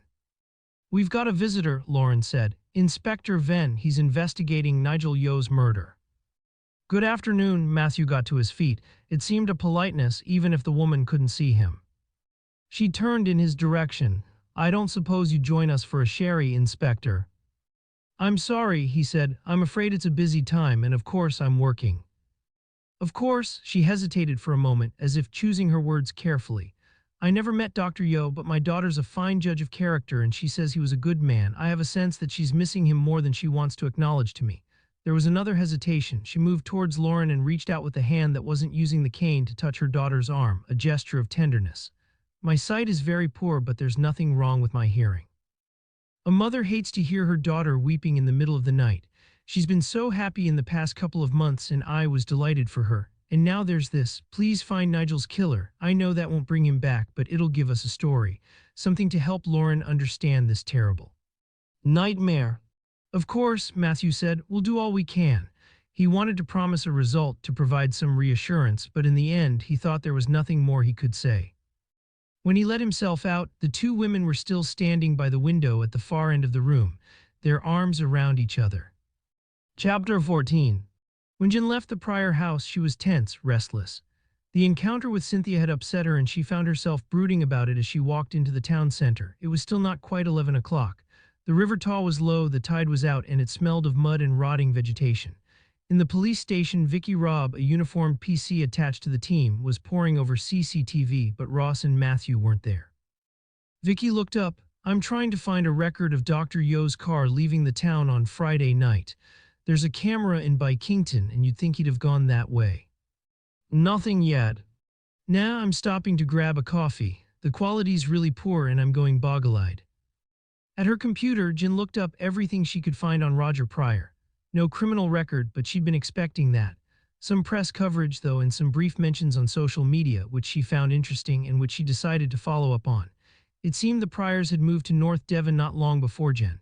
They'd been living in London before that, and Roger had been director of mental health services of a large health trust in Camden. The move to a much smaller trust, even when he was taking on the new role as CEO of Combined Services, seemed hard to explain.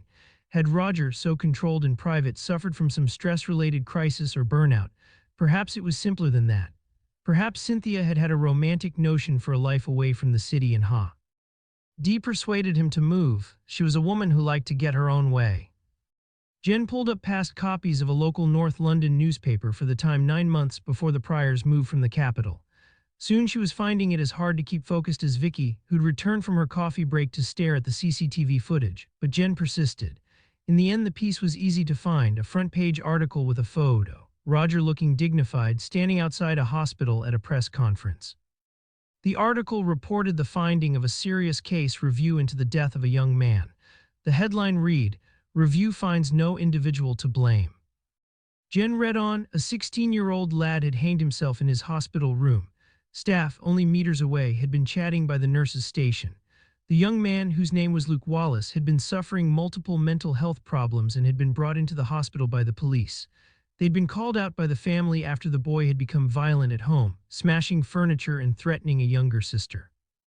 The family had earlier asked for community health support, but nobody had turned up to help. The same newspaper, 6 months later, reported Pryor's resignation. Despite having been cleared by the serious case review, it seemed his position had become untenable. While the facts surrounding Luke Wallace's death were substantially different from the Alexander Mackenzie case, Jen could see why Roger had become jittery and had wanted to close down Nigel Yeo's investigation. The last thing he'd want would be another big press story about the death of a vulnerable young man. Once Jen had tracked down the original story, it had been easy to find the social media gossip and chat around the case. There was a Love Luke Facebook group sharing memories of the boy. It seemed he'd been warm, friendly, until he'd hit early adolescence, when he'd become withdrawn and moody. The impression given was that his family was close.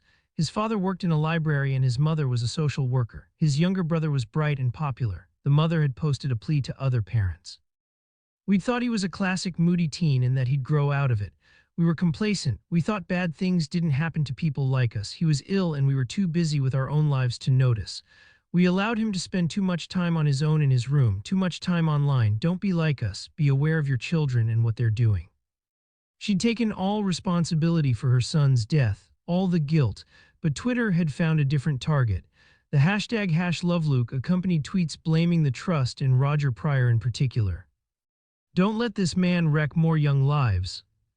Jen could understand why he'd resigned and made the move to Barnstaple. Jen sat back in her chair and considered the implications. Her first thought was personal. She'd considered Cynthia her best friend, yet the woman had never discussed the background to the Pryors' move from London. It seemed that Pryor had been horribly harassed by social media, even though he'd been cleared of all blame by the official review. Jen felt real sympathy for the couple. No wonder Cynthia had been so prickly and tense.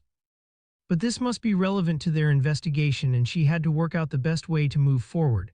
Jen didn't want to talk to Luke's mother without checking with Venn first, and Venn had said he shouldn't be disturbed unless it was urgent.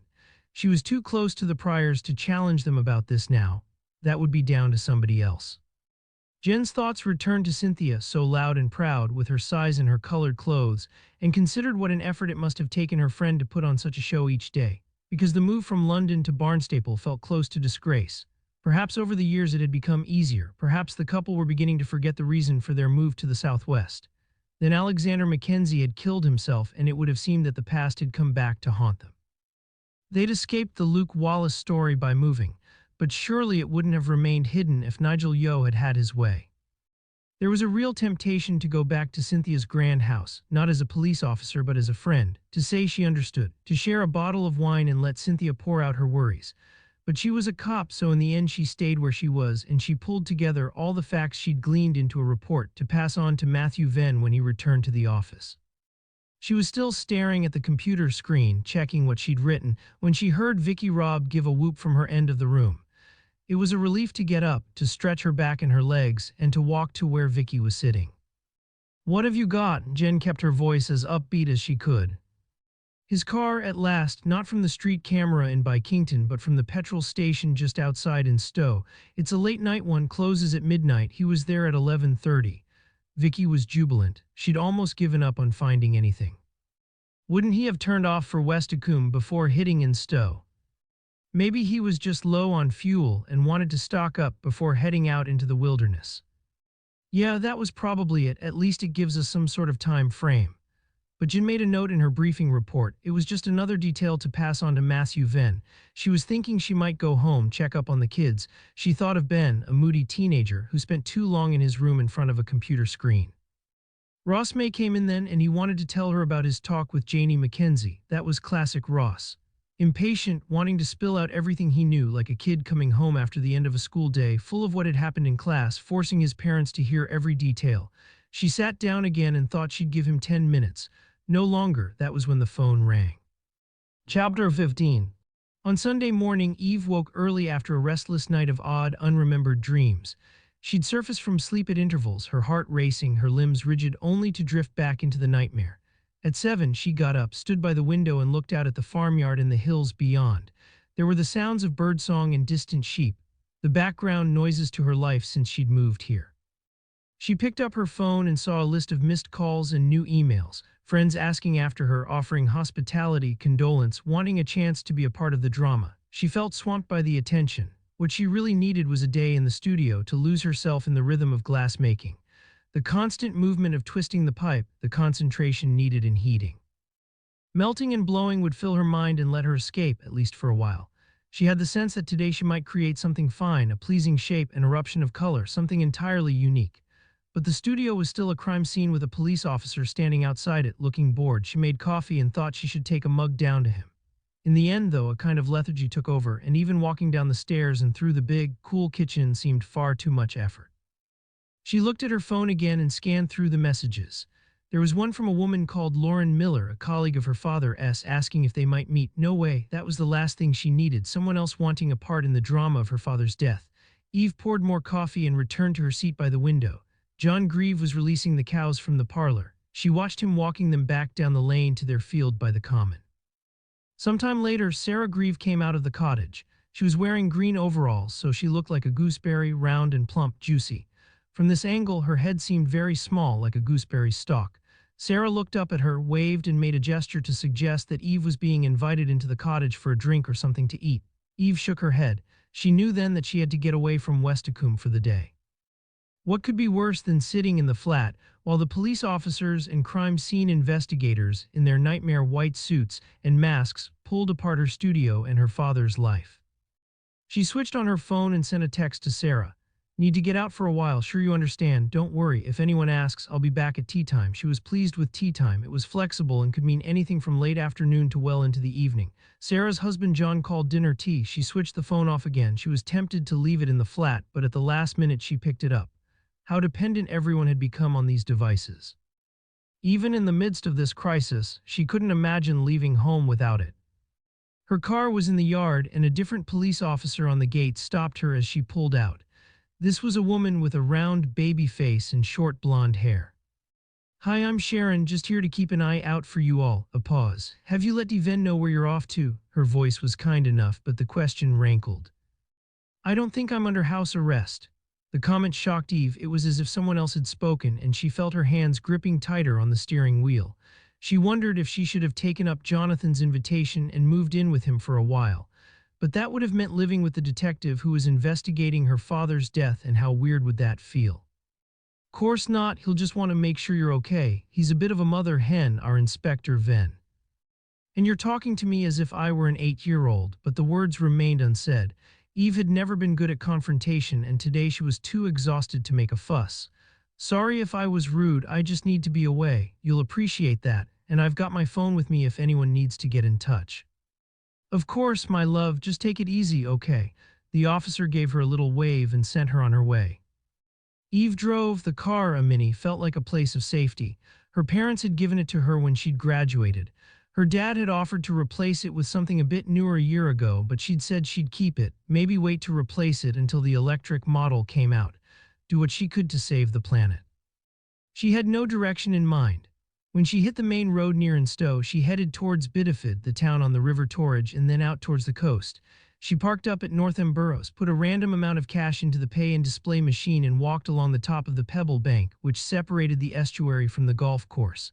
The sun was behind her as she looked across the two rivers to Crow Point. It was still too early for the horde of tourists to descend on the beach, but there were dog walkers and families hoping to find a good spot before the crowds arrived. Then she picked up the car and went inland, down narrow lanes with tall overgrown hedges and grass growing in the middle of the road, not caring that she was lost. Being lost was good, the equiv. A lent of escaping into making glass, it stopped her from thinking. Eventually, she felt hungry, came to a junction and followed the sign to South Moulton. She got the last parking space close to the cattle market and felt ridiculously pleased with herself. The town was Sunday relaxed. It was early afternoon, the pubs and cafes busy with people taking a late lunch. She found a table in a coffee shop with low beams and ordered tea and sandwiches, reveled in the anonymity, the fact that nobody was asking how she was, that there were ordinary conversations going on all around her. There was a moment of stabbing guilt then, like the shard of glass in her father's neck. How could she feel this content when he had so recently died? She began to cry, pretended to the waitress who brought the bill that she was suffering from hay fever, and went out. The street. She drove on up towards Exmoor in search of a breeze, and only stopped when she came to a place close to a river shaded by trees. There was a fisherman on the opposite bank, but he took no notice of her. That was when she switched on her phone. Habit, the curse of her generation, needing always to be in touch with the world. There were texts from the same friends who'd been in contact the night before. She ignored them. Today she had the right not to care about them. Grief gave her that freedom, the permission to do as she pleased for one day at least. Then a text from Wesley which seemed strangely formal, quite unlike him. She was never entirely sure what she made of Wheeze. Sometimes he seemed like an eccentric older brother, wild and unreliable, but keeping a lookout for her all the same. Sometimes he just irritated her with his lack of responsibility and focus. How could he still live like this? He must be at least 40, 45 even. He would make a fine musician or a good artist if only he worked a bit harder at either craft. The message said, "I'd like to talk to you if you're free. It's urgent. I'll be in my shed at the woodyard, 4:30. It was 3:30, plenty of time to make it into Barnstaple if she decided to go. Wesley had his studio in Westicombe, but his work was made with found objects, mostly materials scavenged from skips, pallets, and large pieces of driftwood. He made furniture from them as well as art, twisty garden benches, coat racks, coffee tables fashioned from discarded bedroom doors. There was no room to store all his scavenging in his studio, which was the same size as hers, so he'd conned a space at the woodyard, a large unused shed at the back of the building. The deal was that he was supposed to give the occasional workshop in lieu of rent, but that seemed to have been forgotten after the first couple of sessions. If it had been one of Wesley's usual texts, all misspellings and random emojis, she might have deleted it with all the others, but here he seemed so serious and the meeting sounded important to him. Besides, she'd driven aimlessly for long enough. The woodyard was somewhere to aim for, and it would put off the moment when she had to go home. Maybe she'd be able to meet up with Jonathan too. She'd always thought of him as a much older brother or a kind younger uncle. But now she seemed to be clinging to the thought of him as if he were a substitute dad. She sent a text back to Wesley, okay. Chapter 16. Matthew left Lauren Miller's house in Appledore and drove back to Barnstaple. Dorothy Venn was waiting for him at her home. Matthew could see her peering through the window of the bungalow where he'd grown up as a child. It had always felt like an old person's house, even when his parents had been in early middle age. It was as if his mother, at least, had always been anxious, always planning for some disaster, which had never occurred until her son, her only beloved child, had renounced his faith publicly at a meeting of the Brethren and brought shame upon her whole family. It had been a murder which had brought them together again, a body on a beach and the kidnapping of a woman with a learning disability. Matthew supposed he should be grateful for the resulting awkward reconciliation, but sometimes he thought life had been easier when there had been no contact. Contact brought responsibility, and he could see now in the gaunt, sharp face looking out at him that his mother was getting old. He was the only son and the only person who would care for her. There was no sign of weakness, however, when she opened the door. "I thought you were going to be late." He was 5 minutes earlier than they arranged, but he said nothing. He opened the car door for her and helped her in. "Happy birthday." "It's only another day, nothing to make a fuss about." "Have you been to the meeting?" He meant the meeting of the Barham Brethren, held in a dusty community hall on the edge of the town. He remembered the smell of rising damp, disinfectant, and elderly women.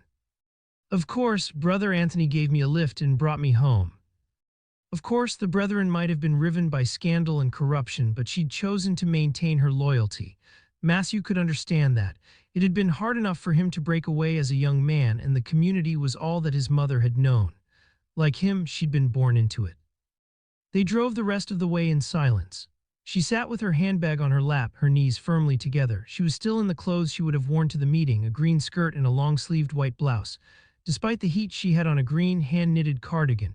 She had removed the hat, something woolen and mushroom-shaped, which seemed to be required dress code at Brethren worship. She spoke first. "Where exactly do you live?" "In the house close to the shore at Crow Point. Do you remember we had picnics on the beach there sometimes?" She nodded and for the first time gave a little smile. "Your father loved a picnic." A pause. "I could never see the point. Sand gets everywhere, but he loved the open air." "You must miss him a lot."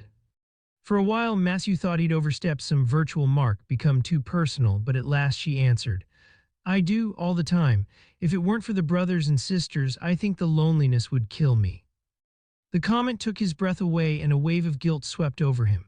He'd thought his mother had stuck with the Brethren out of stubbornness, or because her faith had remained despite the drama surrounding it earlier in the year. But of course, these people were her friends. They'd been there for her when her husband died and when Matthew had stayed away. They came to the traffic lights in the center of Braunton. There was already a queue of cars leading to the coast, and the lights changed twice before they could get through. A group of bronzed, scantily dressed young women crossed the road in front of them, and he sensed his mother's disapproval, but she didn't speak. They crawled along the road until the turnoff by the Great Marsh. This was a place for locals. Most holidaymakers didn't realize that it was away to the beach, to the other end of the long sweep of Saunton Sands. Matthew threw change into the basket at the toll-keeper's cottage. The gate lifted and he drove through. He pulled into their drive and switched off the engine. "This would be a bleak sort of place in a gale," his mother said. He opened the car door for her and offered her a hand to get out. She stood for a moment looking around her. "You've made a lovely garden, though." "That's Jonathan's work," Matthew said. "He's the practical, creative one." Again, she took a while to answer. "I don't know about that. You were always creative when you were a boy." Matthew smiled. The words felt like a vindication of himself as a boy and of the relationship with his husband. Perhaps, after all, this would work out. "Come on in, you'll see he's a brilliant cook too." She sniffed. No need to have gone to any trouble.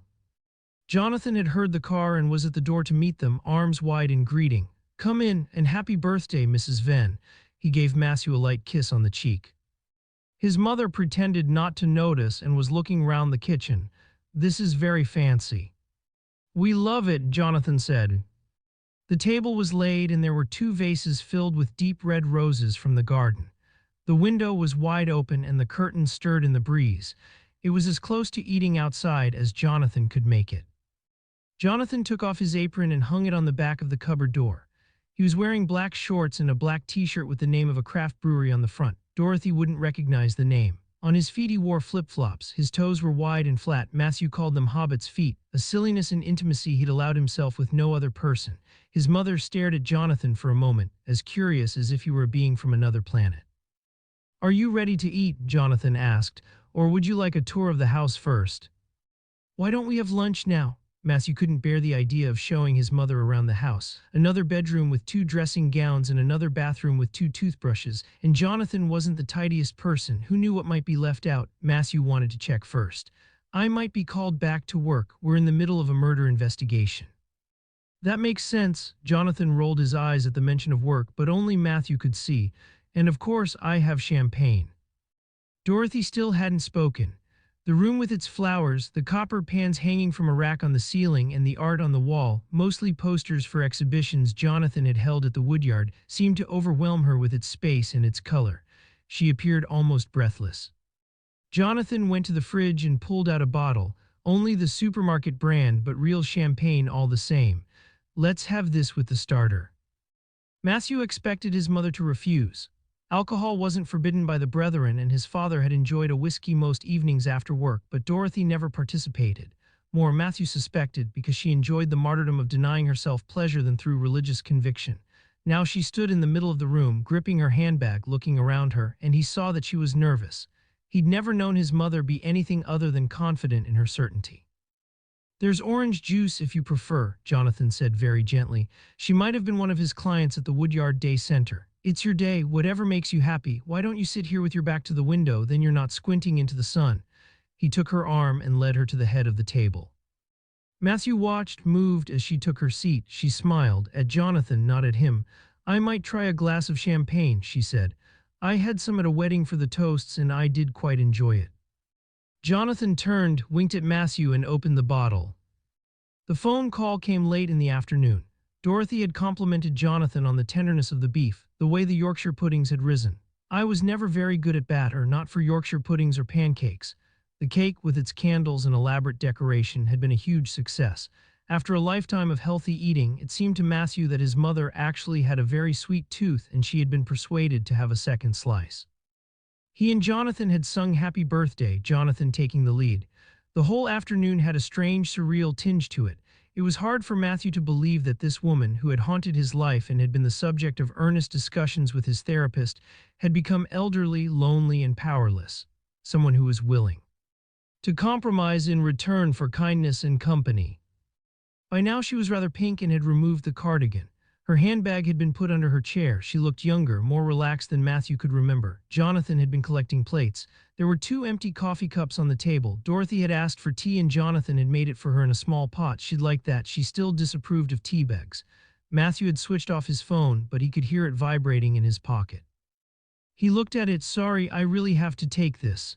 He walked out into the garden and heard gulls, the tug of the tide on the shore.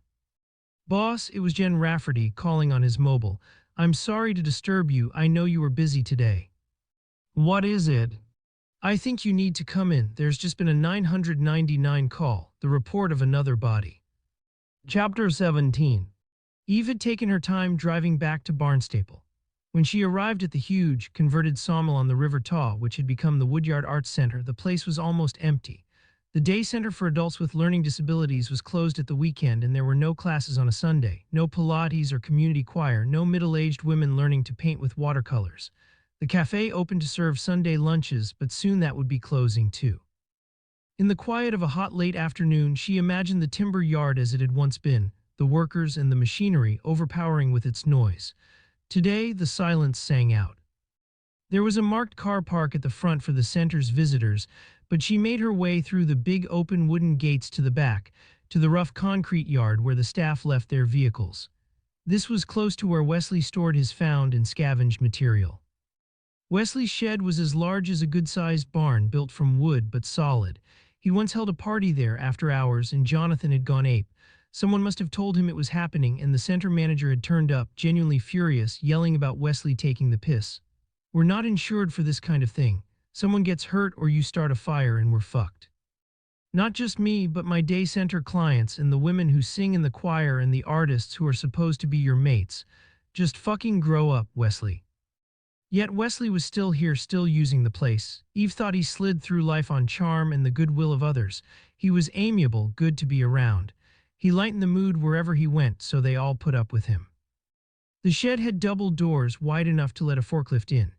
Wesley usually left them open if he was inside, but today they were closed, not locked though. The padlock had been left on the hook. She slid the doors open. The windows were small and high in the walls, too dusty, smeared with decades of grime and countless spiders' webs to let in much light. It would be typical of him to summon her here and then to be late. But he must be here, otherwise the doors would still be padlocked, and besides, she noticed his white van parked in a corner away from the sun. She walked further into the space and her eyes got used to the gloom.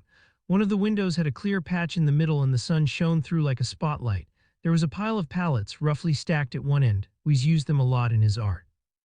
He painted on them, produced shop signs and quirky notices to go into restaurants and bars, frames for menu blackboards, presents for friends. He'd made a painting for her of a vase that had been selected for an exhibition at the V&A with the date. It hung now in her flat. Perhaps, after all, it was those moments of kindness that forced them to tolerate the fact that he used them. This was more than a storeroom. He made his larger furniture here, and there was a workbench in the center of the space. She could see the man now and moved slowly towards him, frightened already of what she might find, because Wees wasn't a quiet man. He'd have responded to her shout, jumped to his feet, called out a greeting in return, put his arms around her, and she was scared because she still had an image of her father lying on her studio floor in a pool of blood. There was blood here too, and a shard of glass, her glass, not green this time but blue, was sticking in his neck. A blue vase had been shattered here. She remembered making it and giving it to Frank Lay as a present, and there were pieces of glass scattered across the bench, reflecting the single beam of the sun. Blood had spattered across the bench and as far as the nearest wall. She pulled her gaze back to the pieces of glass, which looked almost decorative in the shaft of sunlight, and wondered how they had got here, anything rather than to look at Wesley, who was still in white, stark against the red pool of blood, already dried and dark in the heat, and was deciding she should phone 999 when there was a sound outside. The screaming of sirens and the thumping of boots. Loud and rhythmic as soldiers' drums on the uneven concrete, and half a dozen police officers ran in through the doors, yelling for her to get on her knees and put her hands on her head. Chapter 18. When Matthew Venn arrived at the scene, Jen Rafferty was already there. He'd left Jonathan to get his mother home in a taxi. "You can't drive," Matthew had said. "You'll be over the limit." Always the cop, but then Jonathan had finished most of the bottle of fizz. Jonathan had nodded, was already calling the local minicab when Matthew left. "After we've dropped her off, I'll come on to the woodyard. I'll see you there." Matthew's mother had been confused by the change in mood, the sudden rush to action. There'd never been much drama in her life, not that she'd been aware of, at least, until the kidnapping of her friend's learning disabled daughter, and she'd seen little of that investigation. Before that, even his father's death had been expected and managed, a slipping away, not a sudden event. But when Matthew had hurried away, she'd created no fuss. There was no recrimination that the birthday celebration was being cut short. In old age, she was making fewer demands. Loneliness had changed her. Matthew was confused too. He'd received garbled stories about the 999 call and the discovery of the body. Initially, it seemed that the first officers at the scene had assumed they had their perpetrator. A woman crouched over the body, a piece of glass in her hand, blood on her clothes, but the glass in the woman's hand hadn't been the murder weapon. That was still in the victim's neck, and this was Eve Yeo, who had just lost her father. Matthew couldn't see her as a serial killer. The idea was ludicrous. When he arrived at the woodyard, Jen got out of the car to talk to him. Matthew thought she looked drained and white. This had hit her personally. He wondered if she'd had a closer relationship with the victim than she'd let on. "No way could it have been Eve," Jen said. "The caretaker saw her drive in at 4:20. The 999 call was made 10 minutes before that. Kerno had been dead for a while before she got here." Matthew saw now that Eve was sitting in the passenger seat of Jen's car. She was frozen, her face too drained of color. Was this another woman who'd been taken in by Kerno's charm? He considered the logic behind Jen's statement. "I suppose she could have made the call before coming to kill him, but I agree that it's unlikely." He paused. Was the call made by a man or a woman? "You can hear the recording, hard to tell apparently. The voice is muffled, disguised. We'll need to get it analyzed." Matthew nodded towards the car. The glassmaker was as still as stone, staring ahead of her. "What did you get from Eve?" "Not much, she's still in shock. I'll take her home and we can chat again there. I asked if she'd prefer to go back to her dad's house now the CSIS have finished there, but she said she'd rather be at the farm. The house in Barnstaple has too many memories. That's about her mother, I guess. Matthew nodded. He looked at the group of uniformed officers standing close to the main building of the woodyard. Ross May was with them. I suppose our eager young DC led the charge. Yeah, Jen said. You can't blame him though. I was in the office when we got the shout from emergency services. You get a call, apparently from a witness, saying that someone related to the Westacombe murder has been attacked. You don't hang about. The guy could still be alive. The attacker could still be at the scene. Matthew didn't respond immediately. You could hang about long enough to consult the officer in charge of the case. But then Matthew had said he shouldn't be disturbed unless it was urgent. His team, his responsibility. Did he talk to you before gathering the troops and setting out? Jen gave a quick grin. Yes, but he took charge on the ground. I stayed behind for a moment to call for backup and to phone you. Matthew nodded to show that she, at least, had got it right. Did Eve tell you how she came to be here? She got a text, apparently from Wesley asking her to meet him here, but his phone's not on his body. So someone set her up. The killer sent her the message using Wesley's phone. Looks like it. Matthew was suddenly furious. These changes of mood hit him sometimes, scaring him with their ferocity. Not a red mist, but a clear flash of white light, a lack of control, a rush of energy and aggression. Calling Eve to the murder scene seemed willful, almost playful. The killer must have known that the police would check the voice on the 999 call and the timing of the text. This wasn't setting the woman up as a realistic suspect. It was cruel. A child pulling the wings off a living fly. Matthew took time to breathe slowly, counting the seconds, trying to release the tension in his body. Did the caretaker see anyone else in the yard this afternoon? Jen shook her head. No, he had the afternoon off and only came back to check the place was empty before locking the main gates into the center car park. This yard is always left open in case staff want to use the place after hours. A pause. There'll be CCTV though. Maybe. Matthew wasn't so sure. Jonathan was running the place on a shoestring. He'd maintain the security in the main building and the areas surrounding the day center, but perhaps not here. He was about to pull on his scene suit, then thought he should give Eve some reassurance, and the last thing she'd need was some anonymous figure in a hood and mask. The suits made his kindest officers look sinister. He opened the car door and sat beside her, perched sideways, his feet still on the cracked concrete, not wanting to crowd her. I'm so sorry, he said, that you had to go through this again. I can't imagine what it must be like. Eve turned to face him. It doesn't hurt yet, it's unreal, as if I've wandered onto a film set. Of course, one shock too many. We'll need to hang onto your car just for the moment, but we'll get it back to you as soon as we can. It's just routine, nothing to worry about. The blue glass vase, the one that was in there. Eve made a vague gesture with her hand, but couldn't look at the shed. It was one of mine. I gave it to Frank Lay as a birthday present. He'd filled it with flowers on the evening we spent with him, the night before I found my father in the studio. Are you sure? Oh yes, she sounded offended. They're all slightly different, my pieces. Individual, I can recognize each one. Brian Branscombe, the crime scene manager, walked Matthew round the locus. He was middle-aged, diffident, unwilling to commit himself without reason, meticulous. He had a reputation for being slow, but Matthew would rather have slow than impulsive. They stood for a moment at the wide sliding door into the shed and looked in. The pathologist hadn't yet arrived and Wesley's body still lay in the middle of the space next to the workbench. Shattered blue glass glinted in the shaft of sunlight. The room could have been a piece of installation art.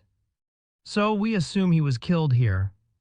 Oh, I think so. Branscombe was local, the accent somehow comforting. All that blood. It looks staged somehow, more staged than the Westacombe stabbing. Maybe they had more time. Branscombe stepped through the doors and stood next to the wall. A CSI was moving through the space, a fingerprint powder brush in his hand. Matthew assumed it was a man, but it was hard to tell. More would turn up soon, but this was a Sunday, the county was big and the team was small. I don't think I've heard back from you. Matthew thought he should be used to wearing the mask by now, but it felt uncomfortable and the scene suit seemed to trap the heat and made him feel unbearably hot. Did you get any workable fingerprints from the green glass, the piece used to kill Yeo? Only a smudge which came from the daughter. Branscombe moved closer to the body. And you'd expect that, she made the thing. He sounded distracted. All his attention now was on this locus. I think our victim was standing here at the bench. Look, he's wearing headphones, so he was probably listening to music. He might not have heard the killer approaching, not until it was too late at least. But he'd have heard if the perpetrator smashed the vase on the bench and seen what was happening too. Matthew was trying to picture the scene. Wesley had been focused on his work. There was a plank of timber, which could have been part of an old roof joist, lying across the bench and held by a vise. A handsaw lying on the floor looked as if it had fallen out of his hand when he was killed. In headphones, he might not have heard the attacker approaching, but the shattered vase was in his line of sight. The vase could have been prepared in advance, Branscombe said, smashed elsewhere and brought in pieces, one used for the stabbing and the rest left here for effect. And to point us back to Westicombe. Wesley would have been listening to music on his phone. Now Matthew was talking to himself, and we haven't found that. There's a chance of DNA. In this weather, our killer could have been sweating. Even if he was wearing gloves, droplets might have fallen from his forehead onto the surface or the glass. If it's there, I know that you'll find it. This wasn't flattery. There was no need for Branscombe to answer. He knew how good he was at this. Matthew went on, putting his first thoughts into words. I have a sense of someone overconfident, willing to take risks. The general public don't come to this part of the woodyard, but he could have been disturbed at any time. The killer might not have been so cautious or careful this time. Let's hope. If your theory works, Matthew said, and the killer came up behind Wesley and surprised him, we're looking for someone who's right-handed, aren't we? Yeah, Branscombe was definite now. They must have been. Thanks, I'll leave you to it. You'll give me a shout if there's anything important. Branscombe remained silent, as if the answer was too obvious to be worth speaking. Outside, there was a slight movement of air, but still it was hotter than they were used to. Matthew stripped off the scene suit. A taxi pulled up in the road outside and Jonathan was there, dressed as he had been at the lunch, in shorts and t-shirt, flip-flops on his feet. For a moment, Matthew wondered what that must be like to dress for comfort, to be so loose and easy. But he felt more comfortable in a shirt and tie, real shoes, highly polished. His clothes gave him confidence, support. He went over to Jonathan, partly to stop him wandering into the area, which still hadn't been completely taped, partly because his husband's presence was always calming. A reassurance that in the end all would be well. I got your mother home okay. Thanks, he paused for a beat, and thanks for looking after her so well, for making her feel special. Jonathan shrugged. It's easy, isn't it, when you're not too close? You're better around my parents than I am. He nodded towards the activity, the officers in their white zombie suits. Who is it? Wesley Colonel. Matthew waited for a reaction, but there was none. Of course, you'll have known him if he rented the shed from you. We never saw much in the way of rent. Matthew was surprised by the coldness of the response. This was Jonathan, who had sympathy for losers, drifters, and dropouts of every kind. You didn't like him. Perhaps I liked him too much, and that was the problem. I should have turfed him out ages ago. Jonathan paused. I knew he was taking the piss. He used people, but somehow they didn't mind. He was like a spoiled kid, desperate to be loved, charming, but in the end entirely selfish. Matthew didn't say anything. He knew his husband well enough to realize there was more to come. An example, we would wander into the day center sometimes if he'd been working here at the woodyard, and he'd chat to our learning disabled chaps there. He'd sit and listen to them and make them laugh, appear to be giving them all his attention. I thought it was kind. Then I saw he only came in the afternoon and on the days when they were baking. He came for the tea and cake. It was that simple. Maybe he came for both. Matthew wondered how such a small act of selfishness could have got under his usually tolerant husband's skin. Had Wesley provoked such a response in everyone who'd known him? Yeah, perhaps I'm just being cynical. Matthew knew that was unlikely. Jonathan thought the best of everyone. The insight was useful. I'll be late back, Matthew said. Jonathan turned and saw Eve in Jen's car. What's Evie doing here? She found Wesley's body. Oh no, Jonathan said. Not again, not after finding her father. Can I take her back to our house? Really, she can't go back to Westicombe on her own tonight. Of course not. Now Matthew was impatient. I explained, she's a witness, a possible suspect. It's a strange sort of job you have. Eve wouldn't hurt anyone. There was a moment of silence. When this is all over, Matthew said, we'll have her to stay then. You can work your magic, feed her up, bring her back to life. That's when she'll need a friend. She needs a friend now. I'll go with her back to Westicombe and stay with her there until she's ready to be alone. Matthew thought for a moment and nodded. Jen can drive you both. Chapter 19. All the way back to Westicombe, Eve remained silent and still. Jonathan sat next to her in the back of the car. He put his arms around her and pulled her in close to him. He was surprised by the warmth of her skin. He'd almost expected it to be as cold as ice because she sat white and motionless as if she was frozen. He had a sudden picture in his head, as strange as a surrealist sculpture, of Eve thawing, of the grief flowing out, filling the car and drowning them both. They were driving against the flow of traffic, a stream of cars on their way back to Barnstaple after a day on the beach or a long, lazy afternoon in the bars and cafes. Jen made no effort to talk either. Jonathan thought she would become as fine a detective as Matthew one day. She understood emotional trauma and knew that victims had to be allowed their own time frame, their own healing process. Everyone was different. Jonathan had never previously been to Westicombe, and when they pulled into the farmyard, he was struck by the beauty of it all, distracted for a moment from his reason for being there. The low sun made the place glow, seem magical. Every color was heightened, more intense, the red of the brick and tile at the big house and the green of the field next to the lane where black and white cows grazed. From a distance, the thatched cottage could have been a poster for the North Devon Tourist Board. It was all too perfect and not quite real. It seemed flat to him, like a painting or a stage set. In this odd light, it had no depth. The car came to a stop, but Eve made no move to get out. Jen sat still too. "You ready?" she said at last. No rush, though, but she unclipped her seat belt and made to step out of the car. "I'll go in with Eve," Jonathan said. "No need for you to come." "I really should talk to her." Jen's voice was kind enough, but she seemed prepared for battle. "This is police business, nothing to do with you." "Not yet," he said. "You must have got all you needed from Eve at the woodyard, for now at least." He saw she was about to argue again. "An hour," he went on. "Surely you can give her that to come round, to come to terms with what happened." Jen seemed to think about it, and Jonathan wasn't sure what he'd do if she didn't agree. Matthew would be furious if he upset one of his core team of detectives, but finally she nodded. "Okay." Jonathan leaned over and undid Eve's seat belt, then helped her out of the car. "Come on, my love," he said. "Let's get you home." He still had his arm around her shoulders as she led him through the big kitchen and up the stairs to her flat. They sat together in the airy sitting room with the window open and a breeze blowing the curtain. Eve still seemed numb. She allowed Jonathan to settle her on the sofa, a cushion at her back, as if she were an invalid. "What can I get for you?" he said. "Might you like a cup of tea?" She smiled, and the muscles of her face seemed to be working for the first time since he'd arrived at the woodyard. "I'd much rather have a glass of wine. There's a bottle in the fridge." He fetched it, found a corkscrew in a drawer and glasses in a cupboard, and opened the bottle. He sat on the floor, a low coffee table holding the glasses between them. "I was never sure how things were between you and Wesley," he said. The words had come out without his thinking about them in advance. "I was never sure either." She gave another little smile and took a drink. Jonathan waited for her to speak again. "I liked him," she said, "but not as much as he wanted. Wesley needed adoration, or at the very least a captive audience. I think that was why he couldn't settle to anything. He made interesting art, but he didn't believe in it unless somebody told him it was amazing. It was the same with his music. He was less interested in his work than in the reaction it created." She looked up. "I suppose he just wanted to be loved, and perhaps we're all like that." "Did he love anyone?" "Certainly not me, if that's what you're asking." Her glass was empty. She stood up, went to the fridge in the corner, and filled it. She waved the bottle at Jonathan, but he shook his head. "Maybe he was a bit in love with Janie," Eve said. "I saw the way he looked at her, and I'd never seen him like that before.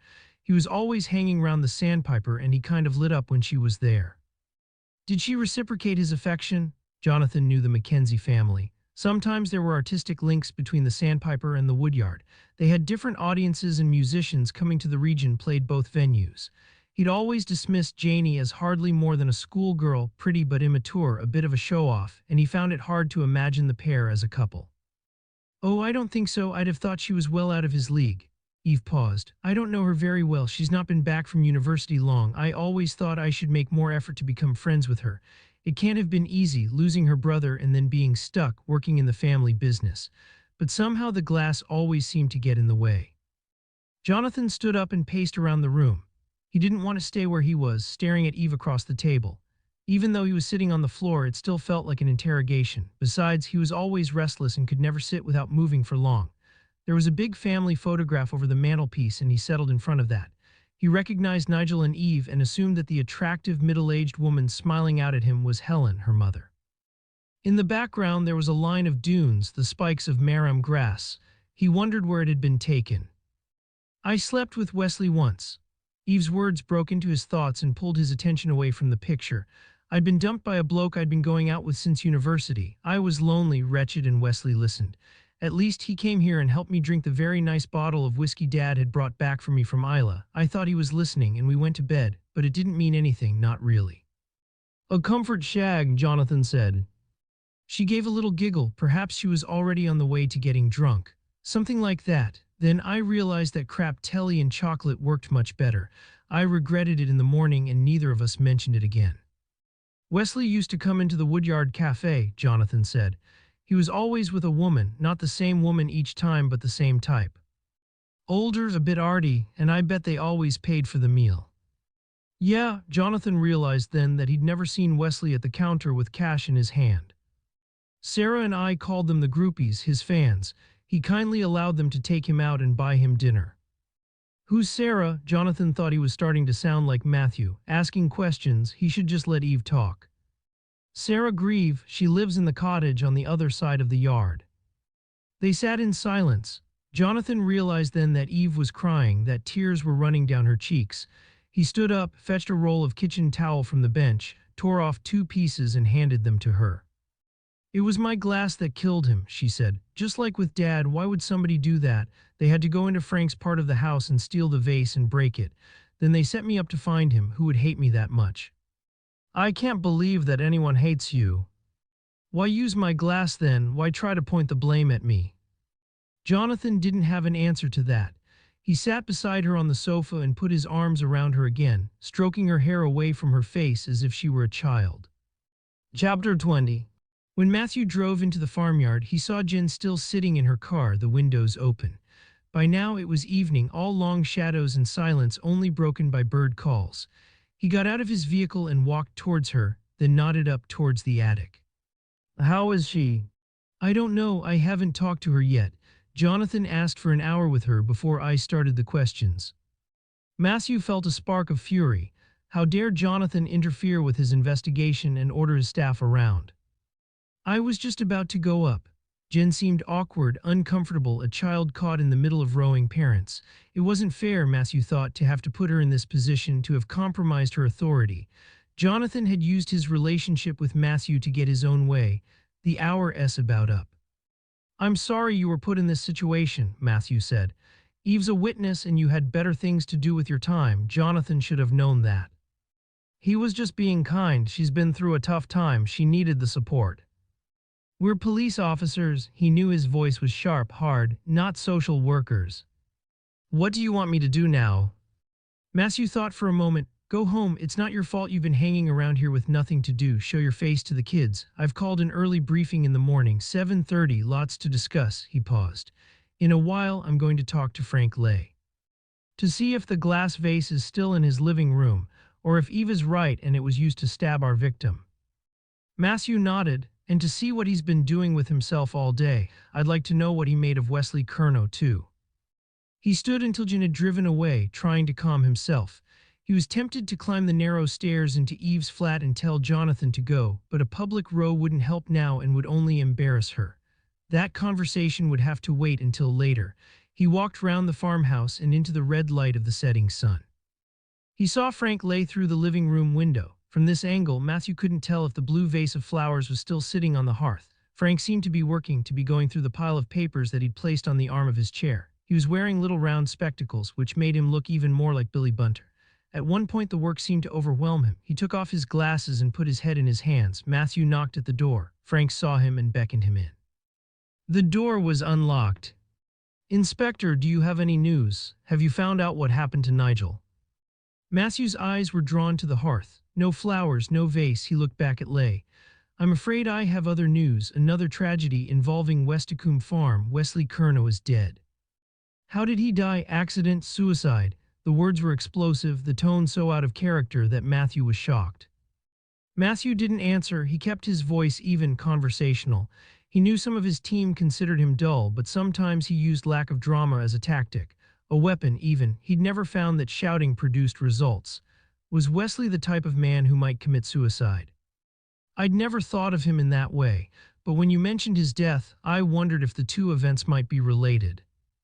You thought Wesley might have killed himself because he'd murdered Nigel. Matthew thought that was a strange conclusion to jump to. A fit of regret, conscience. Do you think Mr. Curnow was capable of murder? I think most of us would be capable of murder, Inspector. Would I? Perhaps when I lose my temper, when my reason drowns in the stark, white light, when my control shatters into pieces like Eve's hand-blown glass. We don't think Wesley killed himself, Matthew said. We believe that he was murdered too. Frank looked away. What's going on here? His voice was low, almost mumbling. This is like some second-rate horror film. He wasn't killed here. He was stabbed in the woodyard center, in the place where he stored the materials for his work. Matthew paused. Eve found him there. Oh no, he stared back at Matthew in apparent disbelief. Not Eve again, how is she? Very shaken, of course, a friend is with her. Until now, Matthew had been standing, but he took a seat on the sofa. We have to inform Wesley's next of kin. I wonder if you know who that might be and how we might get hold of them. I do, the man seemed glad of the chance to help. Their names are Martin and Liz. Martin was a financial journalist and I knew him through my work. I'll get their phone number. They moved to France when they retired to live the good life in the Dordogne. Francis fumbled for his phone, his hands trembling, and passed it to Matthew so he could make a note of the numbers. Is that how Wesley came to be living here? Because you were a friend of his parents? The family were from Cornwall. That gave Martin, Wesley's father, and me something in common when I was in London. We worked in different fields, of course, but we were both West Country boys, both interested in the politics of money. Wesley was always happier staying with his Cornish grandmother than in the city and spent all his holidays there. He ended up at school in Truro. Frank paused. He tried all sorts when he left, but he couldn't settle. He dropped out of art school, ran a bar in Newquay for a couple of seasons, but couldn't make it pay, joined a band for a summer. All the time his parents were subsidizing him, not really doing him any favors. By then he was in his 30s, almost middle-aged, and he'd never really earned his own living. In the end, they decided to cut him loose. And you took pity on him. Matthew wondered if that was down to guilt again, to Lay's sense that his comfortable living had been achieved through luck and at the expense of other people. I didn't want him out on the streets, Frank said. He paid rent just like Eve. He made some beautiful objects. He really seemed settled, happy. He paused. I like to believe that I'd helped in that a little. Did he know Nigel Yeo? Only through Eve, I think. Frank considered for a moment. After Helen, Nigel's wife, died, I'd invite Nigel to dinner along with the others. Wesley certainly met Nigel here. You asked Lauren Miller along once too. She went on to become Nigel's colleague. I did, a lovely woman. He paused. I had hoped we might get to know each other better. His voice tailed off. But in the end, I was too shy to ask to see her on her own. Besides, I'm sure I wasn't her type. She might have gone out with me through pity, but I could tell there was no real attraction, not on her part. Matthew didn't say anything. It seemed Nigel and Lauren hadn't mentioned their relationship to Frank. At this point, he couldn't see any need to do it. I understand that Wesley was friendly with the Mackenzies, he said. I presume he knew that Nigel was investigating the son's death. The family would have discussed it with him. The family perhaps, but not Nigel. He wouldn't have gossiped. He was always very discreet. He never told me what he discovered about the circumstances surrounding Mac's death, and I doubt if he told George and Martha either. The complaint might have come from them, but Nigel said from the start that any findings would be in a report to the Health Trust. It wouldn't be made public. Matthew thought that was interesting. Oh, I think it would, but the trust would be given the opportunity to respond first. Do you know if the report had been completed? No, you need to ask Nigel's colleagues in NDPT. Of course, Lauren might know. Frank paused. I don't see that there was any way Wesley could have learned about Nigel's findings. He turned to the window and stared into the garden. Besides, Wesley was always self-centered. I'm not sure he'd have cared much about it unless it related to him. It was getting late. The color had seeped out of the sky. Frank hadn't switched on any lights and the room was shadowy. I have to ask this. What were your movements this afternoon? It was too dark now for Matthew to see clearly the expression on the other man's face. I was here working, mostly in my office in the house. I sat outside for a while this afternoon, but I didn't go anywhere else. You had an officer on the gate, I think. He'd be able to see my drive where it joins the lane. You'll be able to check. Matthew nodded. He thought there was probably a way from the bottom of the garden to Instow, but he couldn't imagine Frank scrambling through bramble and gorse to get there. He stood up. When I came yesterday, there was a vase of flowers on the hearth. It was large, round, more like a bowl than a conventional vase. I think Eve had made it. What happened to it? Lay looked at the space, as if noticing the absence for the first time. Sarah must have come in earlier to do a quick tidy. I imagine the flowers were dying, so she threw them out and put the vase away. It seemed odd to Matthew that the man wasn't more curious about his reason for asking the question, but he said nothing and let himself out. Matthew stood for a moment in the farmyard. There was a police van parked and a light on in Wesley's flat, so he assumed the search team were already in and working. There was still no sign of Jonathan.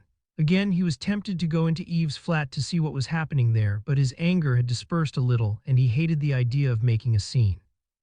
Joe Oldham, his boss, had left him a voicemail saying they could push the budget a bit on this one. The PCC is under pressure to get it sorted quickly.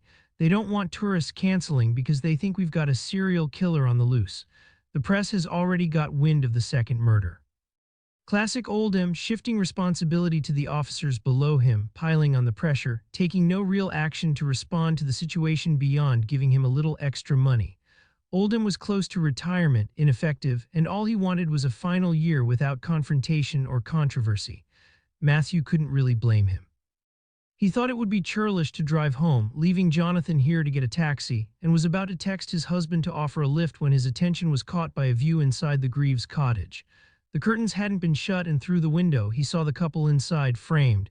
They were sitting at the kitchen table, coffee mugs in front of them. He tapped at the window, surprising them. Sarah waved for him to come in. "I'm sorry if I made you jump. I should have thought," and Matthew introduced himself. "We spoke to your sergeant earlier."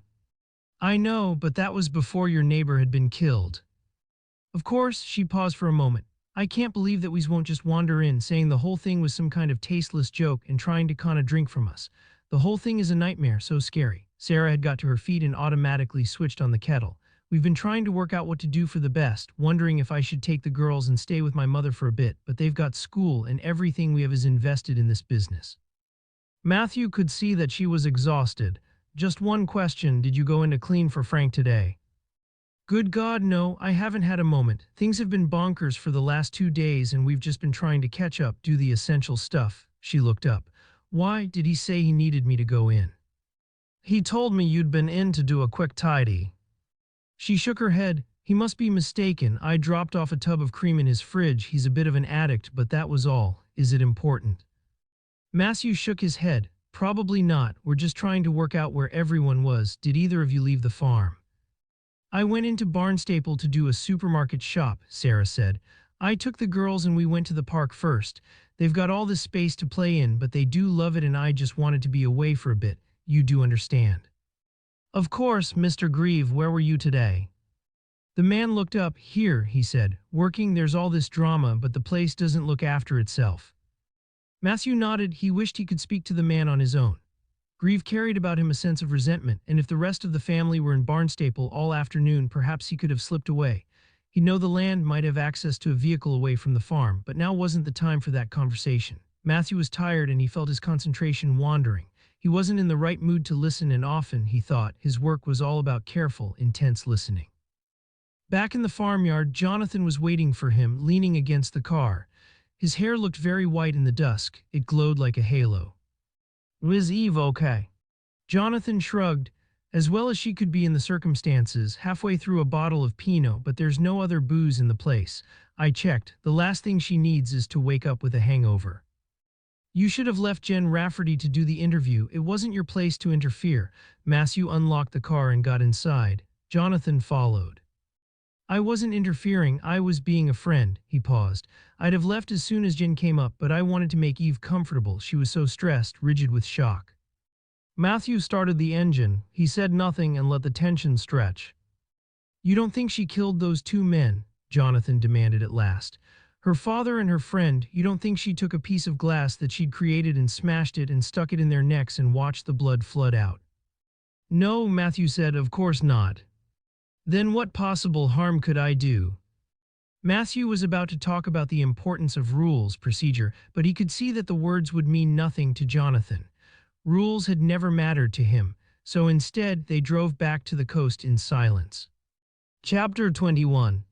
The next day, Ross arrived at the police station early, but the boss was still there before him, doing the things that most senior officers wouldn't think to do themselves, filling the coffee machine, setting out the chairs in the ops room. Ross knew Venn's willingness to muck in was admirable, but it made him uncomfortable. He liked his boundaries to be clear, to know where he stood. Besides, he was ambitious. One day he'd be a D and he wouldn't want to be concerned with the trivia of an investigation. He was anxious that Venn might be setting an unfortunate precedent. Jen Rafferty flew in at the last minute, red hair flying. Ross had got to know her better when they'd worked on the Simon Walden murder, but he still found her tricky. She was too opinionated, too dismissive of his ideas, too willing to side with the Scroats, too emotional altogether. Venn stood at the front. Ross always thought he looked like an undertaker. It was the understated dark suits, worn sometimes even in this weather, and the shiny black shoes, the somber, thoughtful manner. The hair already quite gray. Venn had started talking. Two murders, he said, Nigel Yeo and Wesley Curnow, connected through the community at Westacombe Farm. A pause. Of course, the press will have a field day with this. I've already seen one of the national tabloid headlines, double murder on Sunshine Coast, but we have to ignore that sort of speculation. The victims were individuals and they have families. They deserve our respect. However, we'll obviously be looking for connections. These killings weren't random or coincidental. Ross tried not to yawn. He wished Venn would get to the important stuff. His boss was still talking. Nigel Yeo worked for an organization called North Devon Patients Together, or NDPT. I've checked his diary, and on the morning of his death he had a meeting with 3 individuals who work in the hospital. I've arranged to see them today. There was a possibility that Dr. Yeo had found evidence of negligence or lack of care in the treatment of a young man with a mental health illness who went on to kill himself. That man was called Alexander Mackenzie, and he provides another link with the second victim. Because his sister, Janie Mackenzie, was a friend of Wesley Curnow. They were together on the evening before Mr. Yeo's body was found. Venn looked round at the room to check that everyone had understood the importance of the information and the complexity of the relationships. This time Ross did yawn. It was like being back at school. We can assume that both men drove themselves to the places where they were found. The pathologist has confirmed that both were killed at the scenes, so were they lured to some fictional meeting? We still haven't found either man's mobile phone. Venn looked out at the room. Ross, I know you've had information from Yeo's service provider, but can you follow up with Wesley Curnow? I'd like you with me for the meeting in the hospital, but they can't see us until 9:30. Sure, boss, he tried to sound eager. Jen Rafferty stuck up her hand. I've dug up some interesting info on Roger Pryor, the CEO of the Health Trust, husband to Cynthia, who hosted the party on Friday night. Venn was interested. He's one of the people we've arranged to see. He was forced to resign from a big trust in London after an inquiry following the suicide of a teenager with mental health problems. The report failed to hold any individual responsible, but Pryor was blamed by implication in the press, and he was hounded on social media. The suicide occurred in the hospital, but you can see why he wouldn't want another scandal. Indeed, Venn shut his eyes for a moment. It was impossible to tell what he made of this news. Thanks, Jen. Can you get all the relevant information across to me? I'll read it before the meeting, and of course, copy Ross in.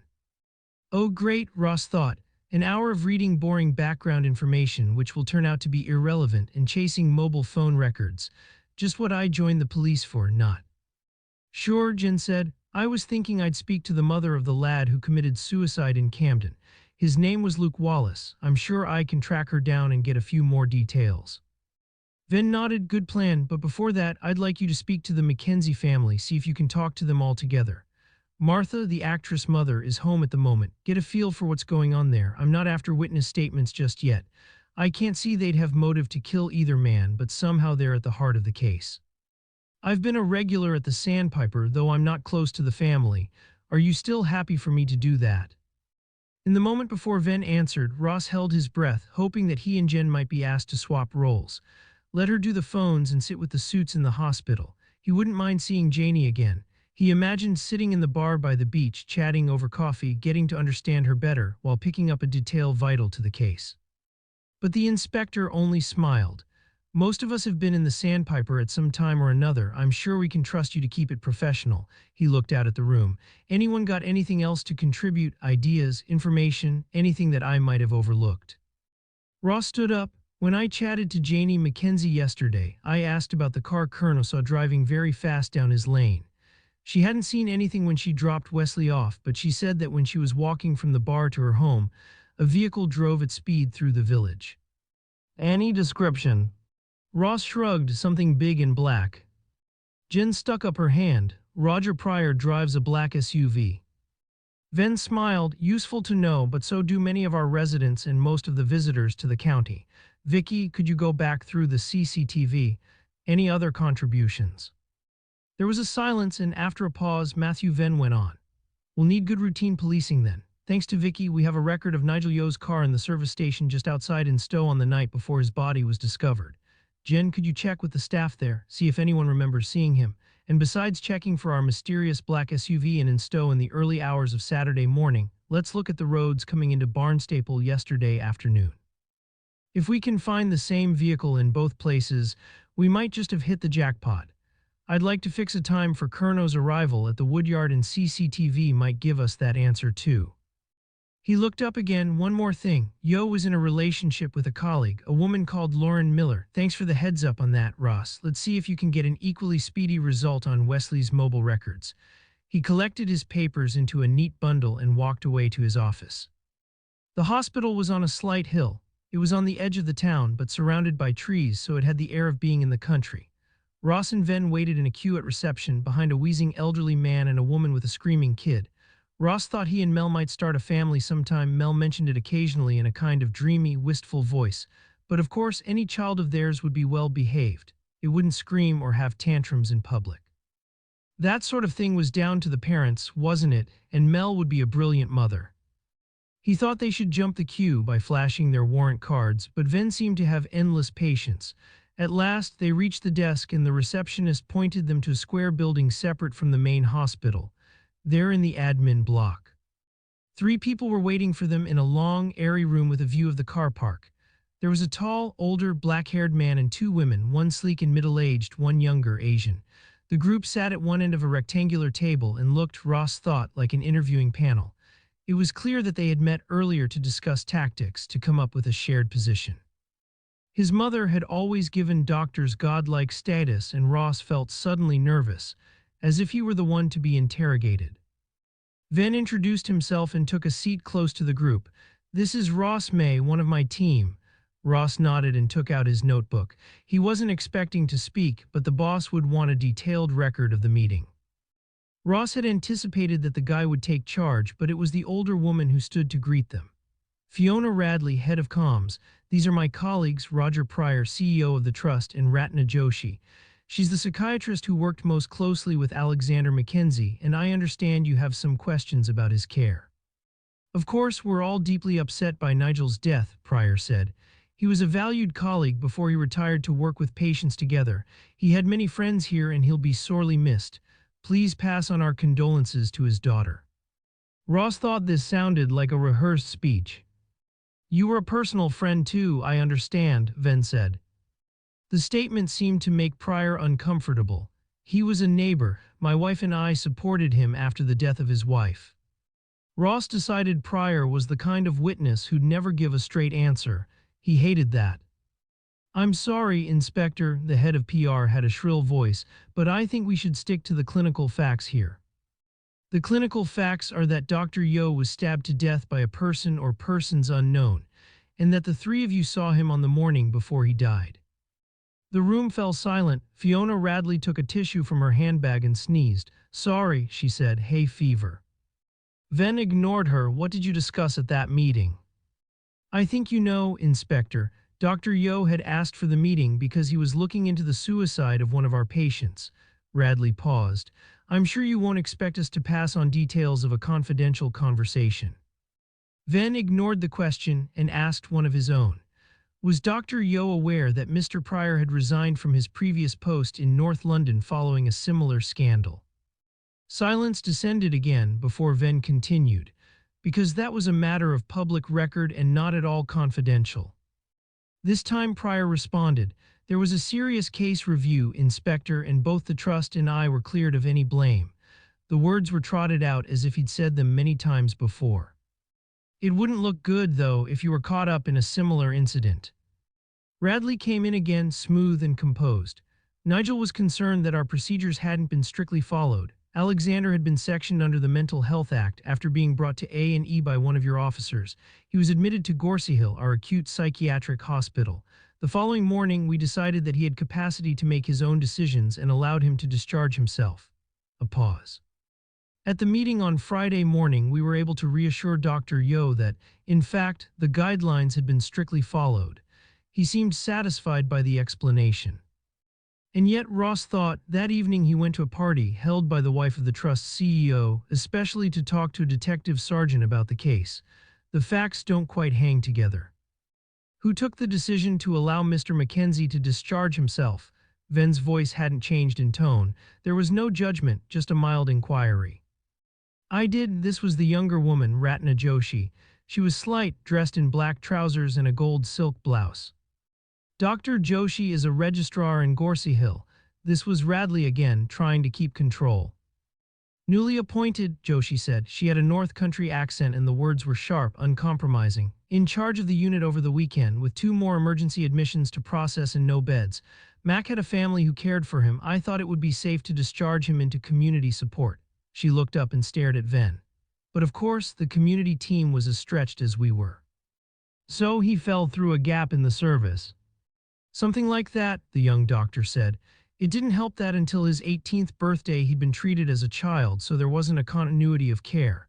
But Nigel wasn't interested in apportioning individual blame. He said the NDPT wanted to check that there was no systemic problem and that it wouldn't happen again. The family had talked about going to the media. Radley was becoming impatient. The last thing the NHS needs is more bad press and for a poorly resourced sector to have to pay out huge sums in compensation.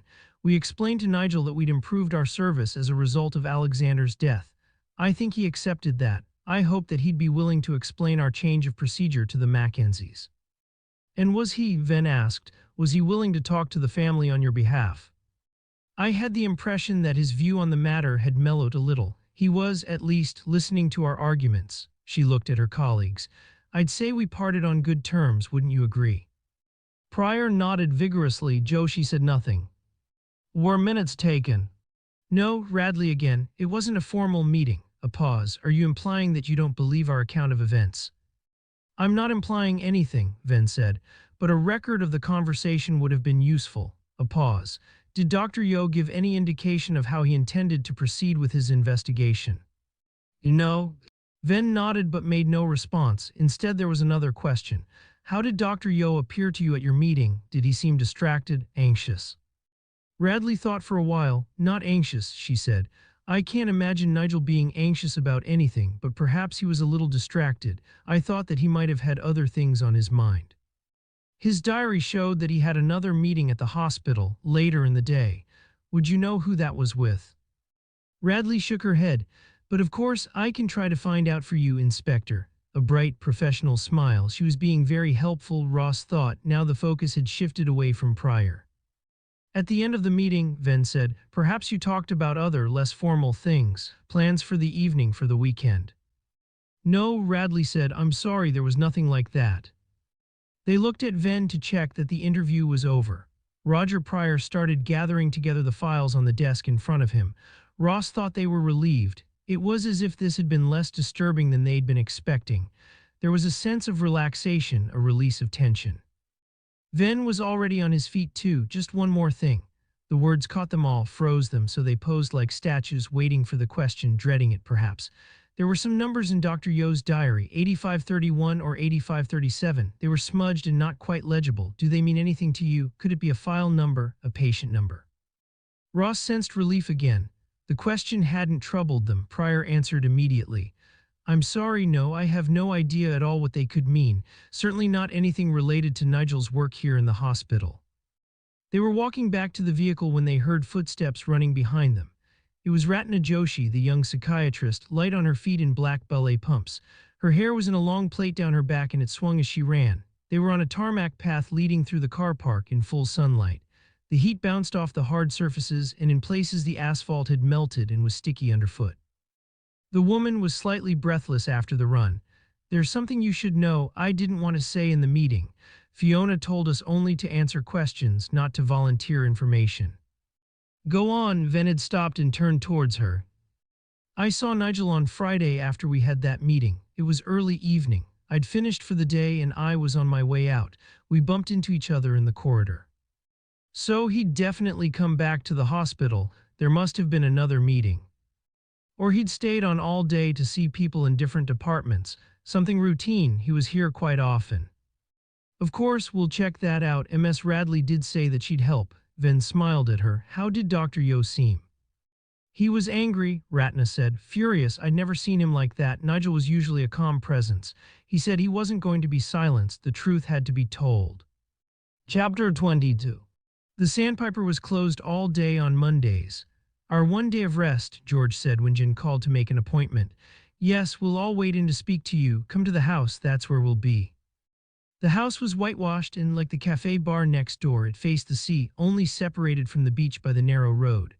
There was a wrought iron balcony on the first floor, and that was where Martha was standing when Jen parked outside. She was leaning against the rail, holding a cigarette in one hand, blowing the smoke towards the shore.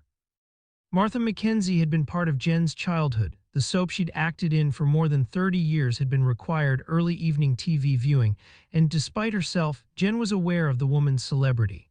There was a thrill in meeting someone so famous. You must be the detective. Martha's voice was deep and it carried. A woman walking past with a buggy turned to stare. She recognized Martha too and gave an excited little wave. Martha waved back, graciously. Just a mo and I'll be down to let you in. The young mother looked at Jen with a touch of envy and walked on. Jen had seen Martha before in the bar, a glamorous presence with a small crowd around her, but they'd never been introduced. It seemed Martha recognized her, though. Of course, you're Wesley's chum. Poor Wesley, you must be devastated. We all are. She reached out and gave Jen a hug, surrounding her with the smell of cigarette and expensive perfume. Jen wondered what Venn would say about an interview beginning with such informality. But then he told her to put the family at their ease. Eventually, Martha pulled away. Come on through. The others are still finishing breakfast, but I was desperate for a ciggy. The kitchen was long and narrow and ended in double glass doors leading onto a patio garden, with terracotta pots and rough stone walls covered with climbing plants. One shelf ran right along the room's longest wall. It had been painted yellow and held strange trinkets, bits of brightly colored pottery and glass, shells, tiny carvings that might have been made by Wesley. The doors were open, so the kitchen and the garden seemed like one space. George and Janie sat inside at a lightwood table. There was a jug of coffee, a plate with a remaining single croissant. We have a late breakfast on Mondays, Martha said. It's become rather a ritual. Janie looked up and gave a little smile. Jen thought she might be about to say something, but in the end she continued to stare into her mug. She seemed exhausted, blank. George stood up and held out his hand. Jen, he said, how lovely to see a friendly face. I worried they might send a stranger. This isn't a formal interview, Jen said. That will probably come later because you all knew both victims, and I won't be allowed to take part in that. This is an initial chat to see if you might be able to help. Her attention was caught again by the yard outside. You've made it so beautiful here. That was Mac, Janie said. His design, his work, you should have seen it when we first moved in. We're trying to keep it going for him, but none of us has his green fingers. George was still on his feet, pouring coffee. Would you like anything to eat? That croissant won't be so nice now, but I can make you toast. Eggs, maybe, speaking with the Scottish accent that had always set him apart. Jen shook her head. I'm afraid I have questions.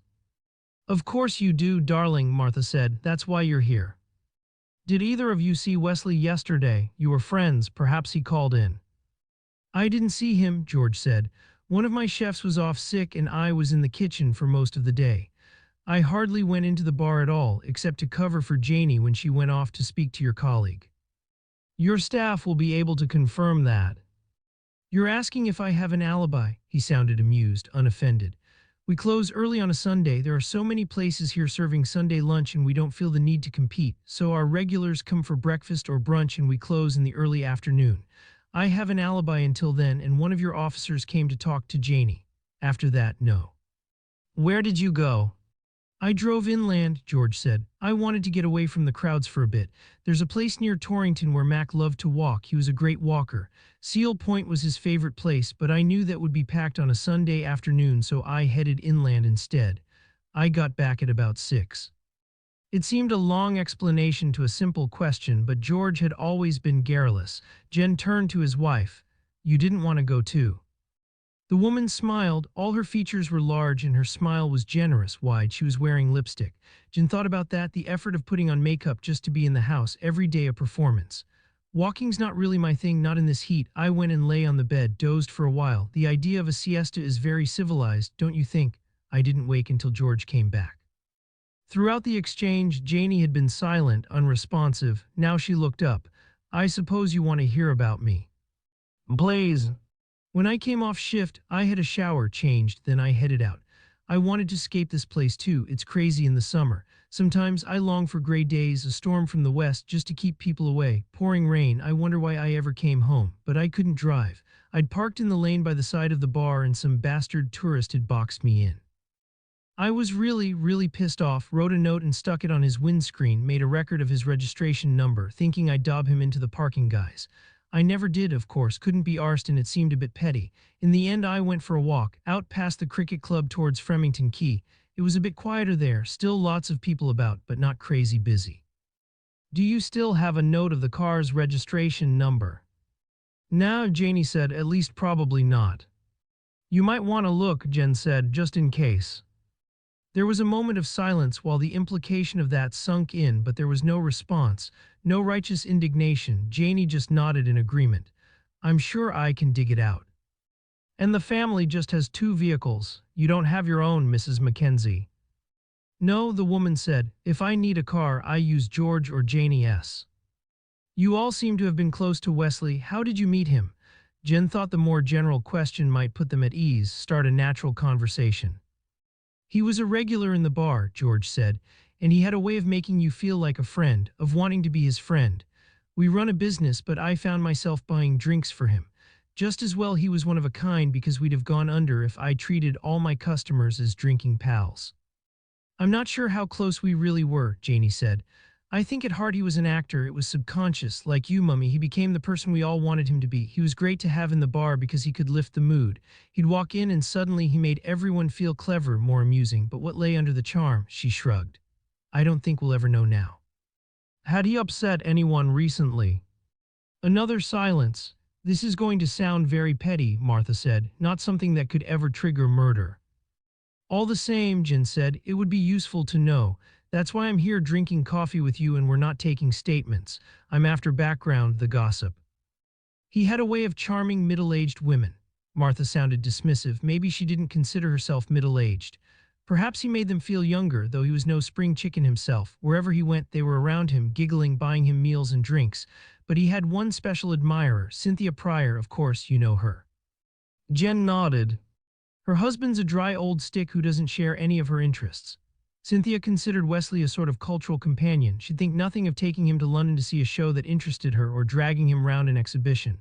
All expenses paid, of course, first-class rail and a fabulous meal at the end of the evening in return for his company. But recently he'd been seeing a lot less of her. It's possible that Roger finally put his foot down. I don't know him well, but I imagine he's a man who would care about appearances. But I had the impression that Wesley was the one who'd started to keep his distance. Martha turned to her daughter.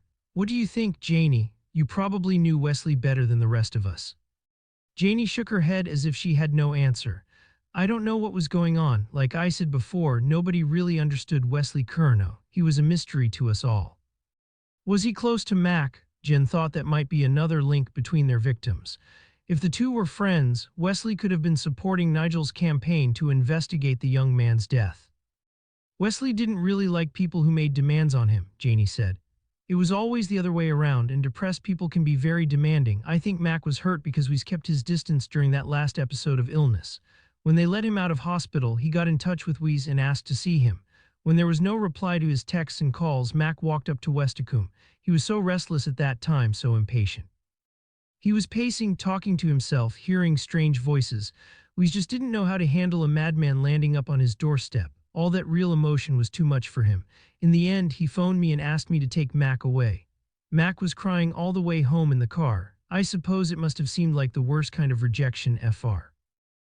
Someone he'd admired and considered a friend. That was the day before he killed himself. You must have found that very hurtful. And yet you still hung out with Wesley. You were dancing with him at Cynthia's party. Not really. I could understand how Wesley found it uncomfortable. I'd probably have reacted in just the same way if Mac hadn't been my brother. Janie paused. We're all supposed to be open about mental health these days, very sympathetic, but the reality of the bloody thing, the person's self-obsession, the relentless movement like they're constantly wired, the tedious repetition of paranoid thoughts, that hasn't changed. You can't know just how exhausting severe depression can be for other people until you've experienced it. She looked up. I'm sorry, that sounds callous, but it was incredibly painful to deal with. That was why we needed the health professionals, partly just to take over some of the responsibility, but to give us hope that they could make Mac better and keep him safe. We couldn't do it anymore, and the health service let us down. Did any of you feel that Wesley was responsible for Mac's death?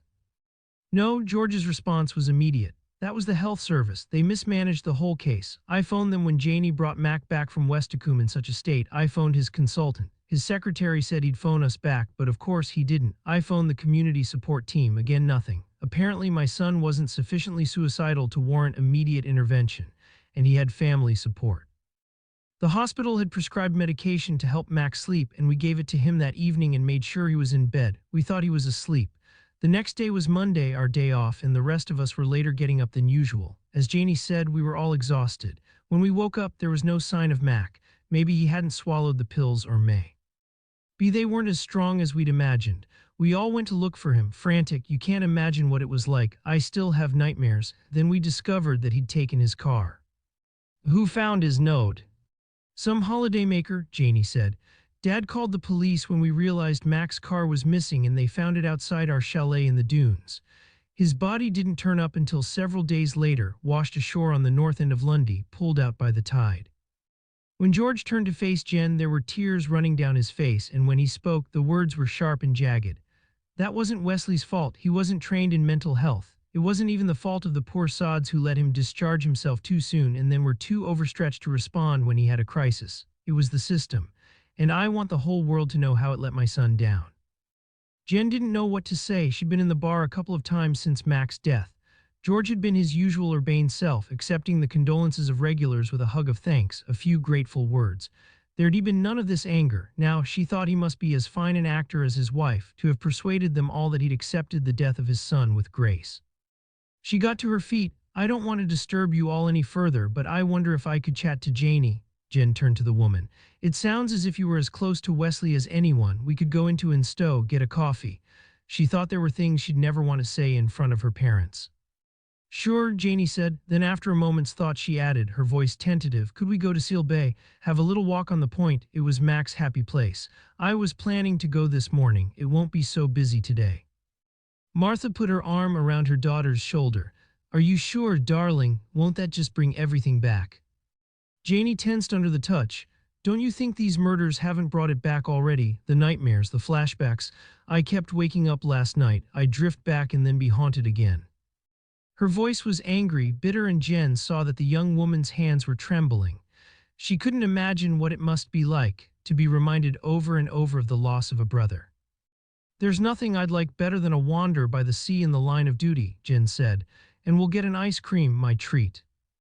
They parked by the Mackenzie's chalet, but they didn't go inside. The building was made of wood and the paint was peeling. It was less grand and impressive than some of the others, but Jen could see how it would appeal to a couple of kids. It would be the best kind of den. Janie led her through the dunes, across the beach and onto the coastal path. They didn't start talking until they were on their own, facing out to the sea. It was as smooth as oil, glittering in full sunlight. As Janie had said, the path was relatively quiet. Tell me a bit more about Wesley, Jen said. How close were you? But Janie had stopped where the cliff was closest to the water and was looking out towards Lundy on the horizon. This is where they found the note that Mac left for us. What did it say? That he needed to find peace at last. Janie looked back at Jen. I feel like that now. These murders, it's like blow after blow, as if you've been mugged and someone's kicking you over and over again. Just as you think it's all over, they come back to hit you. You're not feeling suicidal, though. There was a moment's hesitation before she answered. Nah, don't worry, I'm a survivor. Poor Mac was. So tell me about Wesley if you feel that you're up to talking about it, if it's not one kick too many. Yeah, I'm okay. It's good to get away from the house. We've all been affected by Mac's death in different ways. Mum and Dad are all like, we've got to keep the show on the road. It'll get to them sometime, though. I think it's already got to them. They just have different ways of dealing with it. Maybe. Janie was still staring out to sea. Lundy was shimmering in the heat haze on the horizon. Wesley was a bit of a drifter, high-achieving parents with plenty of money but not much time to give to their son. That was how I read it at least. He always said that his grandmother was more like a real mum. She gave a little laugh. I think she spoiled him rotten. Perhaps that's why he liked her so much, and why he got on so well with all his middle-aged female groupies. How did he seem at the party? Just as he always did, pretty chilled, making sure he got more than his fair share of the food and the wine. That was classic Wesley. He didn't seem anxious or worried. Janie laughed again. We didn't really do anxious. Did you notice if Nigel Yeo spoke to him at the party? Nigel spoke to everyone when he first came in. She looked back at Jen. But you were there, you'll have seen as much as me. Ah, Jen said, you were sober. I very much was. They walked back to the car then, stopping for the ice cream on the way. In the car, Janie started scrabbling in her bag. At last she pulled out a scrap of paper. There you are, that guy's registration number, the one who blocked me in. A brief moment of triumph. Jen wasn't sure how useful the conversation had been, but when she dropped Janie back in stow, the younger woman gave her a quick hug. Thanks, she said. Really, you've helped a lot. On the way back to Barnstaple, Jen stopped at the filling station on the edge of Stowe. According to CCTV, Nigel had stopped here for fuel on the way to Westacombe after leaving Cynthia's party. She introduced herself to a faded, middle-aged woman who was perched on a tall stool behind the counter. I don't suppose you were on duty on Friday evening. Yeah, the graveyard shift, 8 until we closed at midnight. CCTV shows that a man called in, Dr. Nigel Yeo. He was murdered up at Westacombe Farm later that night or early the following morning. The woman brightened. This was a moment of excitement, as close to fame as she was likely to get. I heard about that on the radio. Jen got out a photograph and set it on the counter. Do you remember him? Yes, the last customer of the night. He said he was glad we were still open. He hadn't realized how low he was on diesel. I told him it wouldn't do to run out at that time of night, and he said especially as he was heading out into the wilds. Jen thought that all made sense, and it was exactly as they'd suspected. Thanks, she paused and thought she'd throw the woman a little tidbit to make her day. You were probably the last person other than the killer to see him alive. When she walked out onto the forecourt, she turned and saw the woman was already on her phone, spreading the news to all her friends, basking in a strange sort of glory. Chapter 23. The Patients Together offices where Nigel Yeo had been based were in Ilfracombe, not far from Hope Street. That was where Simon Walden, the victim in Matthew's first North Devon murder inquiry, had lived, and images of the case, the chaotic, quirky house and its bright, articulate residents, returned as he parked and looked down over the town. Matthew made an effort to refocus his attention on the present inquiry. He'd been allowed to take Alexander Mackenzie's notes from the hospital and had read them before setting out. He'd found little new there. There was nothing that might suddenly have triggered a need for a cover-up surrounding Mac's death, nothing to explain a good man's murder or the death of an engaging aging hippie. Matthew wasn't puzzled by Yeo's involvement in the Mackenzie suicide. Nigel had been friends with the Mackenzie family, and he'd probably have seen Mac's suicide as a test case, an example of how the trust might have mishandled other patients who were suffering acute depression. It could be useful ammunition in his attempt to push mental health further up the agenda. No, it was Nigel Yeo's dramatic murder which was so startling and inexplicable. Matthew couldn't quite see how it could relate to Mac's death. Yeo's investigation had been ongoing. There was nothing in these notes which suggested new information. If Nigel Yeo had discovered something new, it seemed he hadn't shared it with the medics or the team at the hospital. He might, though, Matthew thought, have shared it with his colleagues at NDPT. He'd started walking down one of the steep roads leading to the high street when his phone buzzed.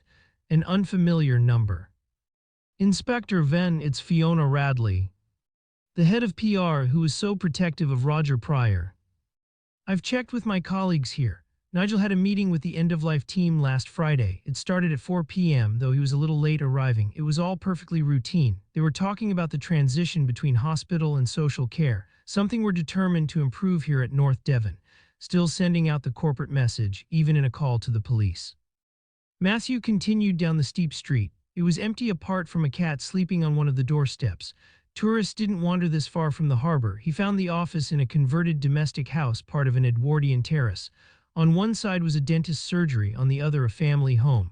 A brass plaque on the door announced its presence and told visitors to walk in. Matthew hadn't made an appointment and wasn't even sure if anyone would be there, but a plump woman in her 40s, wearing a sleeveless yellow top and a yellow skirt, was sitting at a desk, fanning herself with a manila file. On the desk was a woman's magazine, which from the front cover had the sole purpose of celebrating the scandals of celebrities. The room was very warm. She seemed surprised to see him. He introduced himself. "You'll be here about poor Nigel." She wore large, heavy-rimmed specs, took them off and wiped her eyes. Matthew could see no tears. "I wasn't sure what I should do this morning, but I thought I should come in anyway. I phoned one of the board members and he said to keep things ticking over until they find a new boss." "What's your role, MS?" Matthew paused. "Bull, Steph Bull, admin officer they call me, but really general dog's body. I answer the phone, man reception, do the filing and printing, make sure everyone's diaries are up to date, take minutes at meetings." "How many other people are employed here?" "3 more, Julie, Tony and Lauren. They're all part-time and nobody else is in on a Monday. Julie and Tony work mostly with community groups. Lauren does the fundraising and finance, but she seems to have become Nigel's right-hand woman, working with him on his pet projects." From her tone, Matthew guessed that Steph and Lauren Miller were not best friends. "I'm not entirely sure what the NDPT does." Matthew sat in the chair on the public side of the desk. "Perhaps you could explain." "We're here to represent the patient's views to the medical institutions." A pause. "We work with local authorities and patient groups as a kind of coordinating body and feed our findings back to the hospitals and primary health trusts." "And does investigation into individual negligence cases usually form a part of your work?" "Not until Nigel arrived." She snapped her lips shut as if frightened she might reveal too much. Perhaps she didn't want to appear to be speaking ill of the dead. "Before he retired, Philip was in charge, a lovely man. He saw his role as different, more supportive to the medical trusts, providing information to improve their services. His style was more," she paused again, "collaborative." "And Nigel wasn't collaborative." Matthew thought he knew what was going on here. The previous boss had been after a quiet life in the run-up to retirement. He disliked confrontation. Then along came Nigel with his medical training, more energy and more confidence, generating more work for the staff who'd had a very easy life under the old regime. He said our role was to shake things up, look at better ways of doing things, represent the patients more actively. He left Julie and Tony doing the routine community engagement and took on the more active inquiries. "What about Lauren Miller?" "Oh, she was brought in by Nigel and she was a true believer. I suppose she said all the right things to get the job. Before her we had Millie. She took redundancy after the first month. She'd been here for years and couldn't adapt to the new ways." Steph looked over her glasses. "I did say she should stick it out because she only had a year to retirement, but she couldn't face the pressure. She said the stress was getting her down." "And the stress was about Nigel, suggesting the organization take on a more challenging role." "No, Millie wouldn't have had much to do with that, except making sure we had the funds to cover it. No, it was Nigel getting an auditor in to look at the books. A legal requirement apparently, though Philip hadn't seemed to see the need." Matthew nodded. He suspected that Millie had been incompetent rather than fraudulent, but it wouldn't hurt to talk to Lauren again. "If you could let me have the other staff's contact details." Steph looked at her phone and rattled off mobile numbers and email addresses. "Julie and Tony live locally, but Lauren's out in Appledore." From her tone, the town could have been at the other end of the country. "She uses it as an excuse to work from home 1 day a week." This was obviously another niggling resentment. Matthew wondered how Nigel had survived the poisonous atmosphere of the NDPT office. He found it tricky enough to manage his own team. Ross May with his allegiance to Superintendent Joe Oldham and impulsive Jen Rafferty with her flashes of temper. Steph turned her attention back to the magazine and to fan herself again with the file. The flap beneath her upper arm wobbled as it moved. He found himself fascinated by it and forced himself to turn away. "We came across a number in Nigel's diary," Matthew said. 8531 or 8537, does that mean anything to you? Could it be a reference for a case, a file?" She shook her head. "It doesn't mean anything to me." She'd given the matter very little thought. Matthew persisted. "On Friday morning, Nigel had a meeting in the hospital. He was there later in the day. I understand it was a routine session." "Oh yeah, that was another of his particular interests. End-of-life care. I suppose it was personal because of the way his wife died. Tragic." There was no evidence in her voice that she'd shared Yeo's sadness or his interest in the subject. "He'd started looking into care homes too, as if we didn't have enough to do." "So that confirms Radley's phone call." The later meeting had nothing to do with Alexander Mackenzie. Nigel had bumped into Ratna Joshi by chance in the hospital, just as she said. And what was he doing between those meetings? No idea, she shrugged. We were expecting him back in the office, but he never turned up. He didn't even bother ringing in.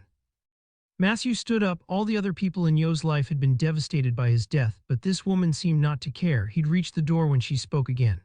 He wasn't a saint, not the man everyone thought he was. It's all very well having principles, but not everyone is as bright or driven as him. We got the impression that he cared more about his ideals than he did about us. Chapter 24. On his way back to the police station, Matthew stopped at the woodyard. The back of the building was still taped off and a constable stood there, red-faced and bored, but the center was just opening after a morning of shutdown. Matthew went in with the elderly ladies carrying yoga mats. He overheard gossip about the killing. Liz said it was Wesley Curnow that got killed, such a gentle soul. I bought some art from him at the Christmas craft fair. Makes you think, though, Maureen canceled this morning just in case. I doubt if a killer's going to come into the yoga class. There was a ripple of laughter. Well, you never know. I thought twice about coming. This voice was anxious, almost panicky. And after what happened here earlier in the year, it's a strange sort of coincidence, isn't it? The women moved on through the building, and then the entrance hall was almost empty. Emptier than it should have been on a weekday morning. That was something else for Jonathan to worry about, Matthew thought. He ran the woodyard on a shoestring and couldn't afford for freelance classes to cancel. It had been hard enough recently to keep the place going. He found his husband in the cafe, chatting to the staff. The night before there'd still been a tension between them, but now Jonathan looked up and gave one of his wide, wonderful smiles. Lucy Braddock was there. She'd been wiping tables and there was still a cloth in her hand. She was anxious, agitated, and Jonathan was trying to calm her. Nothing bad will happen to you, Luce, I promise. It's not like last time. Wesley was my friend, she said. I'm sad, not worried about me. When did you last see him? Matthew knew Lucy well and they too were friends. Yesterday, he was in here yesterday, waiting for someone. She looked at Bob, the cafe manager. Wasn't he? Bob shrugged. I didn't notice him, but it was manic busy until mid-afternoon. Did you see him with anyone else, Luce? Jonathan asked. She shook her head. He went off on his own. How do you know he was waiting for someone? Lucy thought about that. He often met people in here. He'd sit and wait with a free newspaper, and sometimes he'd get a coffee and then someone would come and buy him lunch, a pause, or a cake. He liked Bob's cakes. Matthew smiled. And these people he met, were they all women? She nodded as if the idea was new to her. Yeah, all women. Did you recognize any of them? Lucy frowned. Some of them were regulars, but I don't know their names. If I show you a photo, would you recognize them? I don't know. Matthew saw that the anxiety was setting in again. It wouldn't be like a test, he said, more like a game. He paused. You could have your dad with you if that would help. I don't live with my dad now. She gave a beam. For a moment the anxiety was forgotten. I've got my own place. Jonathan smiled. It's in Riverbank, isn't it, Luce? Supported living. Home sweet home. Another big smile. I bet your dad misses you. Matthew had come to know Morris Braddock too. He was in his 80s, a widower, and he loved the bones of his learning disabled daughter. Loved her enough, Matthew thought now, to let her go. I sometimes go and stay at his house at weekends, Lucy conceded. He likes the company. So I might bring in some pictures for you to look at. You can come to my flat if you like, she said. I'll make you a cup of tea. After leaving the woodyard, Matthew drove on to Westicombe. He felt unable to settle and hated the thought of going back to his overheated office in the police station before he needed to be there for the evening briefing. It was late afternoon now and the roads were quiet, everything washed with sunlight. The fields were so dry after weeks of drought that they were white, as if they'd been treated with lime. Matthew thought of Frank Lay. When Matthew had broken the news of Wesley's death, he hadn't told Lay that they suspected the murder weapon was a piece of glass, which, only the day before, had stood in the comfortable living room in Westicombe House. Perhaps now it was time to do that. As he drove into the farmyard, he saw the Greaves twins. They were playing on a swing hanging from a tree beside the family's cottage. One girl was sitting on the swing and the other was standing behind her, rocking so it jerked from side to side. They were shrieking with laughter. He thought how idyllic their childhood seemed. He'd been an only child, growing up in a family where laughter was in short supply. His mother had usually disapproved of his friends, so he'd grown up with the notion that he was different, even superior in some way. No wonder the other kids in the class had disliked him and stayed clear. He moved round the house to Leigh's front door and knocked, but there was no answer. Matthew had asked him to stay in Westicombe for a few days, rather than going to his London home, but of course that had been a request, not some form of house arrest. The man could be working, visiting one of his other businesses, but his absence made Matthew uneasy, jittery. Again, he couldn't face going back to the police station in Barnstaple, especially while he was so anxious, so jumpy. He thought he'd wait for a while to see if Leigh returned. He walked towards the end of Leigh's land. Jonathan would have been able to name the shrubs, the swathes of blooms in the beds, but they were mysterious to Matthew, and he felt that he'd wandered into some strange and secret garden. Like the Greaves' cottage, it was the stuff of fiction. The sweet smell of the flowers and the sound of insects had a dreamlike quality, and Matthew thought that the police officers in the farmyard seemed to belong to a different narrative altogether. If this was Alexander Mackenzie's work, the young man had been a skilled gardener. Beyond the more formal borders, Matthew came to a wildflower meadow. It was past its best now, but still covered with buttercups, clover, and tall, white daisies. There was a path through the middle where the grass had been FL. Attend in the distance was the sea, impossibly blue. He followed the track to a patch of heathland, separated from the meadow by a low dry stone wall. Matthew assumed that this marked the edge of Leigh's land. There was a stile over the wall, and he stood for a moment with his foot on the wooden bar, feeling a sense of freedom and adventure that he'd never experienced as a child. The closest he'd got had been the memory he'd shared with his mother of the picnics on the beach, but he'd been closely supervised then and called back if he wandered too far into the rock pools at the side of the bay. He imagined that the two girls on the swing would be allowed at least as far as the meadow by themselves. He pictured them picking armfuls of flowers and taking them home for their mother. Beyond the wall there was rough open land, covered with huge clumps of gorse, startlingly yellow, but the path led on and was easy to follow. It came eventually to a 5-bar gate which opened onto the main road on the outskirts of Instow. 100 yards away Matthew could see the unmarked turning into the paved track which led back to the farm. The road was busier with traffic than it had been. It was the end of the working day. Matthew thought it would be perfectly possible for any of the Westicombe residents to have taken this shortcut the day before. They would have avoided the notice of the police officer at the farm entrance. They'd have needed a lift into Barnstaple or to have borrowed a car to get to the woodyard to stab Wesley Curnow, but perhaps the killer had an accomplice, knowing or unknowing. Walking back through the garden to Westicombe Farm, Matthew wondered what he'd do if Frank was still absent from the place and considered the implication of such a disappearance. Might Leigh be the murderer or a third victim? He knew that planning ahead was his skill and his weakness. He spent too much of his time responding to disasters that never happened. Jonathan said that he had a vivid imagination. That's why you're such a brilliant detective, but you could be an artist or a writer. When he emerged from the formal garden and onto the lawn, he saw that Leigh was there, and he felt relieved and shocked at the same time. It was almost as if Leigh was part of the mirage the garden had created in Matthew's mind, a fantasy figure from a piece of fiction. The man was sitting close to the house on a sun lounger with a glass in his hand. He wore a straw hat which had the look of a boater, Billy Bunter in summer issue uniform. He lifted the glass in greeting to Matthew and didn't seem surprised to see him. "I hope I wasn't trespassing," Matthew said. "I called earlier but you were out." "Yes, a meeting with the team in the Golden Fleece in Lovacott. It's one of my businesses. They've just won an award for their hospitality and I wanted to share the good news with the staff." Despite the celebratory nature of his visit to the pub, his tone was reflective, a little sad. It was good to get away from all that's happened here. "You're still hands-on then?" Wells and Leigh gave a little laugh. "I share the glory and they do all the hard work, you know how it is." "I've been exploring," Matthew said. "I found the shortcut down to Instow. Is it a public right-of-way?"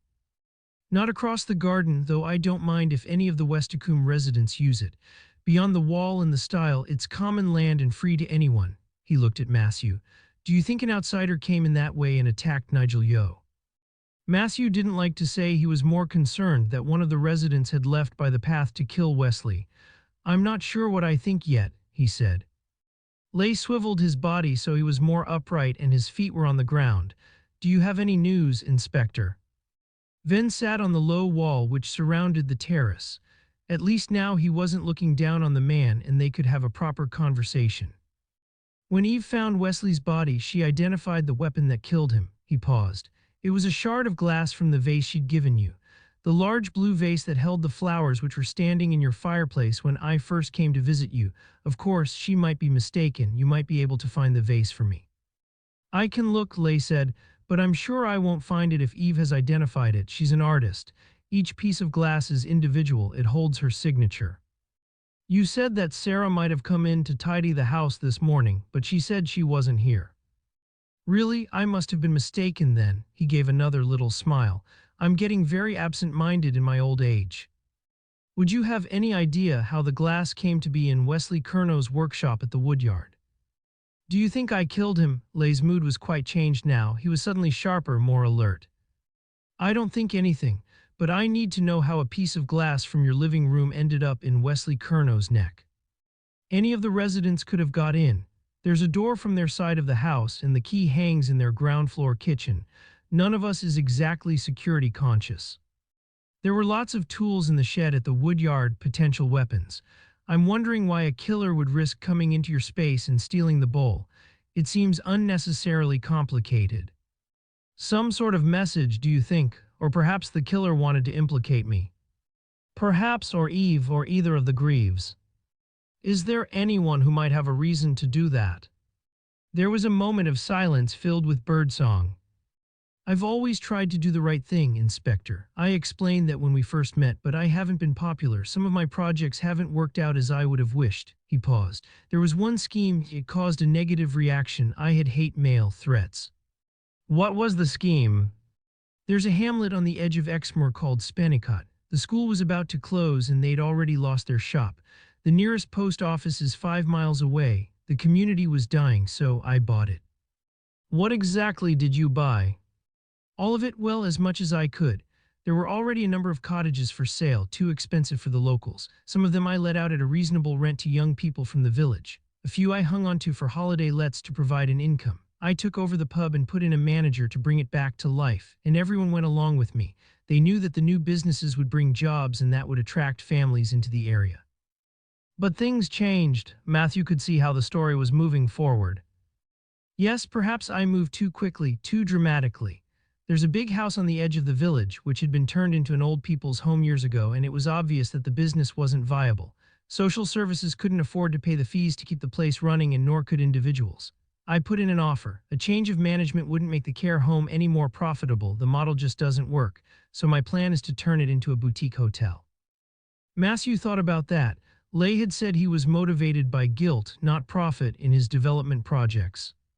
"Couldn't you subsidize the care home to save the residents from disruption, at least for their lifetimes?" "I'm not sure that I could," Lay said. "It doesn't meet any of the regs. A recent inspection rated it as excellent on care but in need of substantial improvement when it came to hygiene and facilities. The old people might love staying there, but it's probably not safe." He paused. "Imagine how I'd feel if one of them had an accident or there was an outbreak of food poisoning. Besides, I don't think it's right to prop up a failing business. It gives a false sense of hope if it's not going to be sustainable in the long term." So Matthew thought, perhaps you're not such a philanthropist after all, and it was the closure of the care home that prompted the hate mail and the threats. "Yes, there was a campaign, not just in the village but more widely." "Did the campaign have a leader?" Matthew couldn't see how this could be relevant. Lay hadn't been murdered, and he couldn't believe that someone with a grudge would kill 2 strangers just to implicate the financier, but he was curious. "Yes, a writer called Paul Reed. His mother was one of the care home's residents. I'm not quite sure why he was so venomous in his response." Lay paused, guilt perhaps because he wasn't prepared to look after his relative himself. He looked up. "As I said before, guilt is a terrible thing, or he could just have been looking for a good story, another reputation to trash." There was a moment of silence. Matthew could tell that there was more to come. "I should probably have told you this before, but Reed involved patients together in his campaign. He said that most of the residents of the care home were NHS patients too. So, Nigel was investigating your role in closing down the home." Steph Bull, the admin officer, had said that Yeo had been passionate about the transition from hospital to social care. Matthew could see how he might get pulled into this project. Lay nodded. "Unofficially, I think. I can't see how it was really part of his brief. Perhaps he felt he had to follow up the complaint just because the two of us were friends and he couldn't be seen to show any favoritism. He went to visit last week, the Thursday before he died." Venn waited for Lay to give more details, but the man remained silent. What were his findings? Lay turned back to face him. I don't know, he said. How could I? Nigel didn't have the chance to make his report. Chapter 25. After dropping Janie Mackenzie in Stowe, Jen Rafferty made her way back to the police station. She tracked down the registered owner of the vehicle which had blocked Janie in the afternoon before and gave him a call. He was belligerent, blustering. The council should have reserved parking for locals. All those people coming from outside, taking up our spaces, when we just want to take the kiddies to the beach. I didn't know I was doing any harm. He had a Brummie accent, not so local himself, but he'd confirmed Janie's story. She hadn't driven into Barnstaple the day before, not using her own car at least. Jen wanted to talk to the mother of Luke Wallace, the teenager who'd committed suicide in London, the lad whose death had forced Roger Pryor to resign from his high-profile post in Camden. She'd contacted the woman through the Love Luke Facebook page and they'd arranged to talk on the phone. Matthew Venn was still out and Jen used his office to take the call. This wasn't a conversation to be had with the noise of the open-plan room in the background. Detective Sergeant Rafferty. The woman sounded calm, normal. Jen wasn't sure what she'd been expecting, a nutter perhaps, someone hysterical or greedy, just desperate for compensation. Thanks for getting in touch, how can I help? Jen had planned how to approach the woman carefully. It wouldn't do to suggest that Roger Pryor was a killer, or even to link him to the investigation. Jen might not like the man, but she couldn't be the person to ruin his career without evidence. For one thing, Cynthia would never talk to her again, and Jen was already missing her support and friendship. We had another suicide, much like Luke S., here on the North Devon coast. Our officers were involved. We want to prepare them for any possible future case, perhaps put together a training package to help them deal better with people with severe depression. I hoped you might be able to help, to give the signs to look out for. And all that, Jen thought, was true. She'd be prepared to put together a training module herself. She knew what depression felt like. But that's brilliant. Jen hadn't been expecting such an enthusiastic response and felt a little uncomfortable. The woman went on, of course, the police have to be at the front line when it comes to mental illness these days. The health service has been cut so much the police have to take up the slack. You felt your son was let down by the NHS. He was. I don't blame any individual, but there just wasn't anyone there when we most needed the support. She paused. There were other influences. He'd found his way onto one of those foul suicide websites. What are those? Jen looked on Venn's desk for a pen to take notes. They were lined in a row next to a neat pile of scrap paper. Of course they were. There are chat rooms where people come together to celebrate dying, to encourage members to take their own lives, Luke's mother said. That was how it seemed to us at least, though they say they're just offering support. Is there any way I could find out if the local young man who died here had accessed one of those? I don't know, the woman sounded uncertain. I can send you the link to the one Luke used. It was called Peace at Last. You might be able to trace the information through that, but the sites change and move and they're not illegal. I understand that the head of the trust resigned soon after your son's death. He must have felt some responsibility.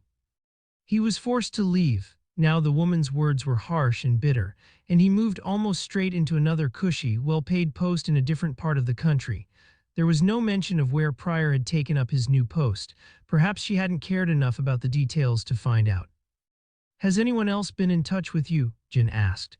We've been working closely with an organization called Patients Together, and their senior officer, Dr. Nigel Yeo, was looking into the young man's death here. Yes, soon after Luke died, we had lots of inquiries, more than I could remember, but that was a recent one. Was Nigel in touch by phone? By email first, and then we had a phone call. I told him what I've just told you. For the first time in the conversation, the woman sounded uncertain. If you're working together, can't you just ask him? He died, Jen said, very suddenly. That's one reason for my call. There was a silence. Oh, the woman said, I'm so sorry. We only had that one conversation, but he seemed such a lovely, caring man. Jen wandered back into the main office. There was still no sign of Venn, but Ross was there. Of all the team, he was the most tech-savvy. She explained about the suicide forum and Luke Wallace. If we get hold of Mac's laptop, would we be able to tell what he'd been into? You think that might be relevant? Ross, as ever, seemed dismissive of any idea that wasn't his, or Joe Old MS. Yeah, I do. What if Nigel Yeo had found out, in the course of his investigation, that Mac had been encouraged to kill himself on one of those 6 sites? You told me Mac's psychiatrist said Yeo was furious the afternoon before he died. Discovering that Mac had been provoked to suicide might have made him even angrier than if he'd thought it was down to the hospital's negligence. Jin thought for a moment. According to Janie, Mac's suicide note said he was looking for peace at last. That's the name of the chat room Luke had accessed. It could be a coincidence. Yeah, it could, but it does fit in with all the facts. You believe Yeo might have traced this suicide site to someone local. Jen could tell that Ross was more interested now. She thought if she wasn't careful, he'd claim the idea as his own. I hadn't thought that far, but maybe. It'd have to be some nutjob provoking a kid to kill himself. Can you think of anyone involved who might be that wacko? Jen shook her head. She suspected Wesley might have looked at the site not because he was suicidal, but because he'd always been curious about the strange and the perverse. He said it fed into his art. Wesley was dead too, though, and that didn't fit with the theory. It'd be great if the tech guys could check Mac's laptop if I can persuade the family to hand it over to us. Luke's mother sent me a link to the site he was using. Wouldn't it be interesting if Mac had accessed it too? She paused. Nigel Yeo had phoned Mrs. Wallace the week before he died. One coincidence too many, do you think? Ross was just about to answer when Jin saw Joe Oldham approaching. The superintendent was a big man. Once he might have been fit, he was the leading light in the rugby club after all. Now he was flabby, with a florid face suggesting a heart attack about to happen. He could have retired months before, but Jin thought he liked the status, the power. He'd have nobody to bully at home. Whereas Venn, the superintendent, didn't hide his distaste. At Westacombe, following up an inquiry with Mr. Lay, Jen paused. He'll be back in an hour for the briefing, if you'd like to join us. Knowing Oldham was on his way out for his first drink of the evening and that it was a compulsion he'd not be able to resist. Nah, Oldham said, don't want to interfere, don't want it said I don't trust my team, tell Venn to keep me updated. He waddled away. His breathing was so poor that Jen almost felt sorry for him. Almost, but not quite, because he was a poisonous sod. She waited until he'd left the room before speaking again. I'll phone George Mackenzie, see if he'll let us have Mac's laptop.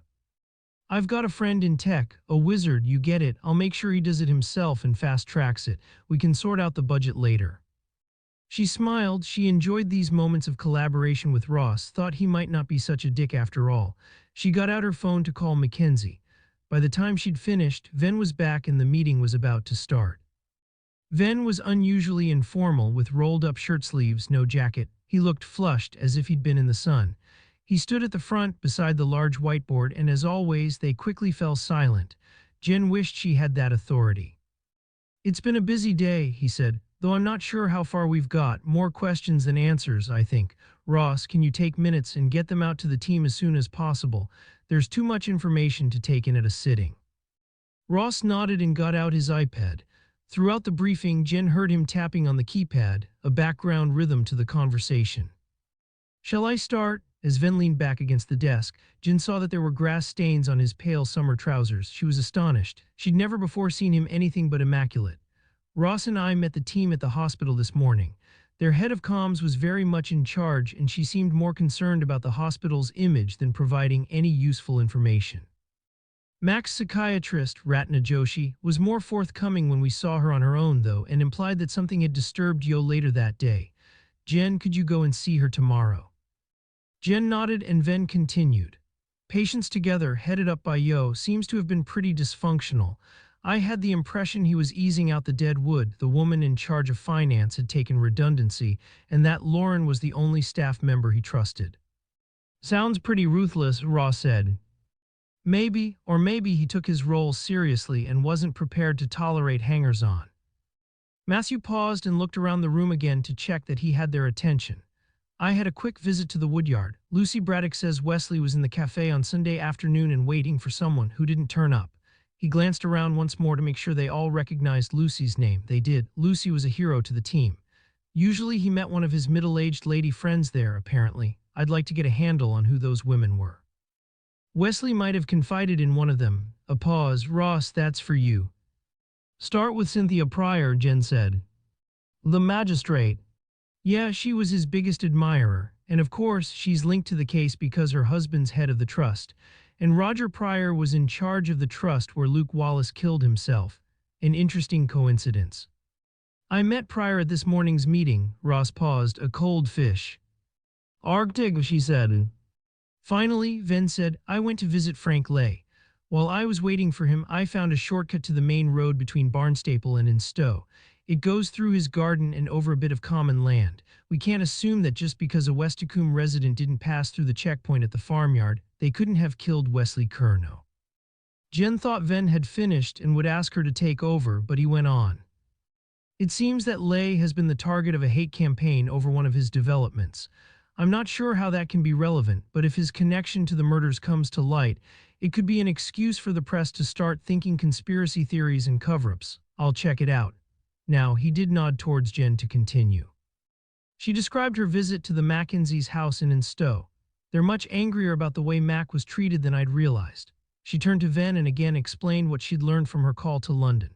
Dr. Yeo had phoned her too not long before he was killed. Ross and I wondered if Mac Mackenzie had used the same site. In his suicide note, he wrote that he was finding peace at last, and Peace at Last was the name of the group Luke had joined. We wondered if there might be a connection. There were almost 5 years between both deaths, Venn said. It seems a little unlikely. We don't know how many other suicides linked to the site there have been. Venn considered for a moment. You think that Nigel Yeo had tracked down someone who was provoking these young people to kill themselves? He looked out at the room. Why would anyone want to do something like that? Power, Jen said. Control, some strange form of art. She could imagine Wesley dabbling in the site, manipulating the members for his own amusement. But Wesley was dead. Venn didn't answer, and she continued. I think it's worth investigation, and George Mackenzie has just given permission for us to take his son's laptop. Ross has a mate in it who's willing to fast-track it. Let's give it a go, then. Jen couldn't tell what Venn was thinking, whether he was humoring them or if he thought it was really worth following up. The inspector paused for a beat. I want to know where Yeo was on Friday afternoon. We know he had a meeting in the hospital in the morning with Roger Pryor and his colleagues, and he was there again at close of play, but he seems to have gone AWOL for the rest of the day. Let's find out where he was and what he was doing. They drifted away then, and Jen walked home through the evening streets. People had spilled out of the pubs onto the Newport pavements. At home, her children were in their rooms, each on a screen, each preoccupied and scarcely responding when she looked in on them. How can I tell what they're looking at? Would I know if they were depressed? If some sick bastard was persuading them that suicide is a grand gesture, a final escape? Chapter 26. Mel was on an early shift, but Ross got up before her. He'd seen little of her since Nigel Yeo's murder, and he had an ill-defined, worrying sense that she was unhappy. When he'd got in the night before, she'd already eaten and was ready for bed, sitting in the living room in her nightie and the silk dressing gown he'd bought for her last birthday, watching television. There was cold meat and salad in the fridge, and she set it out for him and put a jacket potato in the microwave, but seemed reluctant to talk. When he joined her in bed, he tried to take her in his arms, but she turned away, tense and silent. Now he went to the kitchen while she was still asleep, before the alarm clock had woken him, made tea and brought it up to her. That's kind, she seemed more herself. He loved her like this, tousled, barefaced. She'd pulled herself into a sitting position and her nightdress had slipped over one shoulder. Is everything okay? He wanted to reach out and stroke the shoulder, but her coldness of the night before made him reluctant. He didn't know how he'd feel if she pushed him away. Yeah, she said, everything's fine. Sorry if I seemed a bit grumpy last night. It was a long day. One of my residents died. We were expecting it, but she'd been with us for years. Oh, I'm sorry. But still he didn't touch her, and still he wasn't entirely reassured. Ross found Cynthia Pryor in the magistrate's court.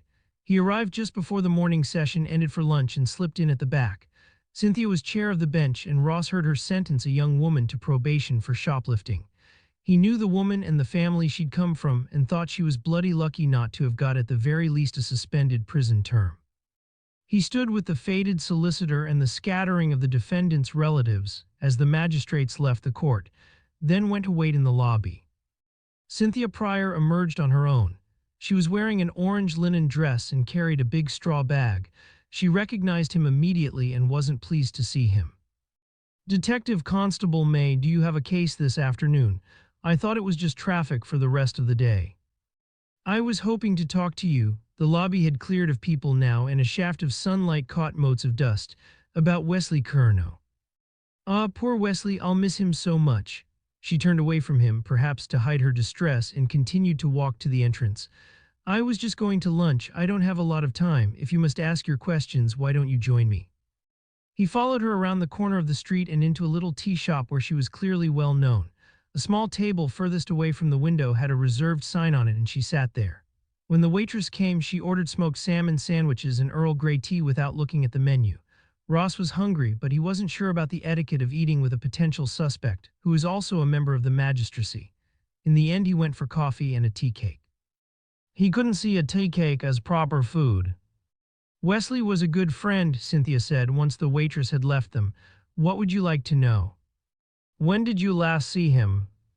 The Friday night of my party. He was one of the last to leave. I did speak to him, though, on the Sunday that he died. He phoned me in the morning, obviously upset about Nigel's murder. He asked if we could meet up. The waitress arrived with a tray, then had to return with cutlery. She was elderly and slow, and Ross struggled to contain his impatience. Did you agree to see him? Cynthia cut her sandwich into smaller pieces.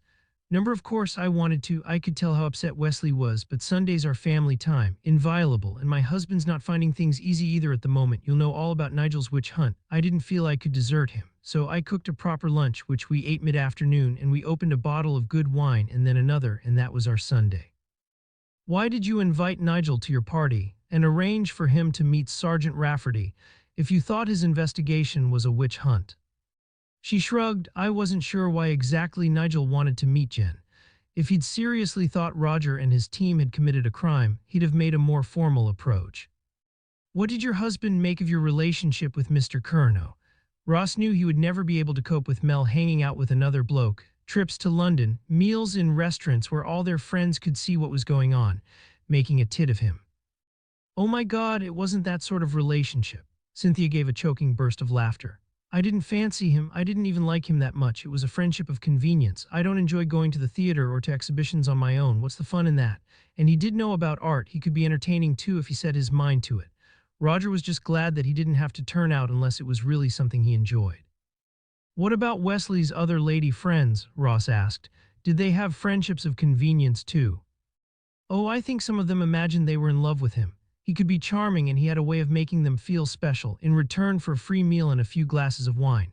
He had rather expensive tastes in booze, but it would have taken a very classy offer, a Scottish castle or a New York apartment, to persuade him to give up his freedom. He was genuinely a free spirit, and he did love his art and his music. Would he have called one of his other women on Sunday morning, do you think, as you were unavailable? He might have called Eve. They might not have been close friends, but they respected each other's work. Really, he saw the other, older women he hung out with just as meal tickets. What about Janie Mackenzie? She gave another little laugh. I think we was finally coming to realize that Janie was a bit beyond him. She went with him to your party. She did, but she made it quite clear all night that she was bored out of her skull. Wesley's closer to her parents in age, and I think she saw him as a family friend, a kind of quite hip uncle rather than a potential partner. Cynthia looked at her watch. I'm sorry, but I really should get back to court.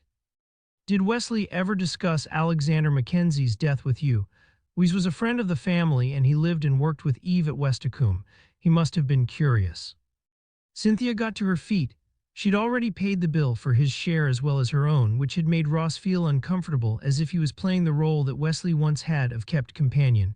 He thought Matthew Venn would never have allowed himself to be put in this position. She stopped, poised by the table, for a moment. Wesley didn't really do curiosity, not about things like that. He really only cared about himself, his own interests and his own comfort. She pulled her bag onto her arm. Perhaps we're all like that when you come down to it, but some of us are better at hiding our selfishness than others. Chapter 27.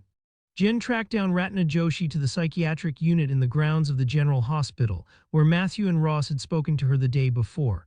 When she finally got through on the phone, after forcing her way through a series of receptionists and a medical secretary, the doctor sounded busy, distracted. Is this really necessary? I talked to your colleagues yesterday.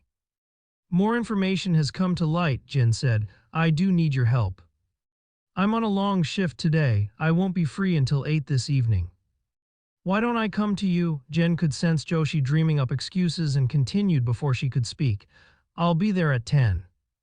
Gorsey Hill, where Mac had been treated, was a modern building not far from the main hospital building. It was run by the same trust. Jen wasn't sure what she'd been expecting: locked doors, mad people howling at the sky. Instead, it could have been any health center in the country.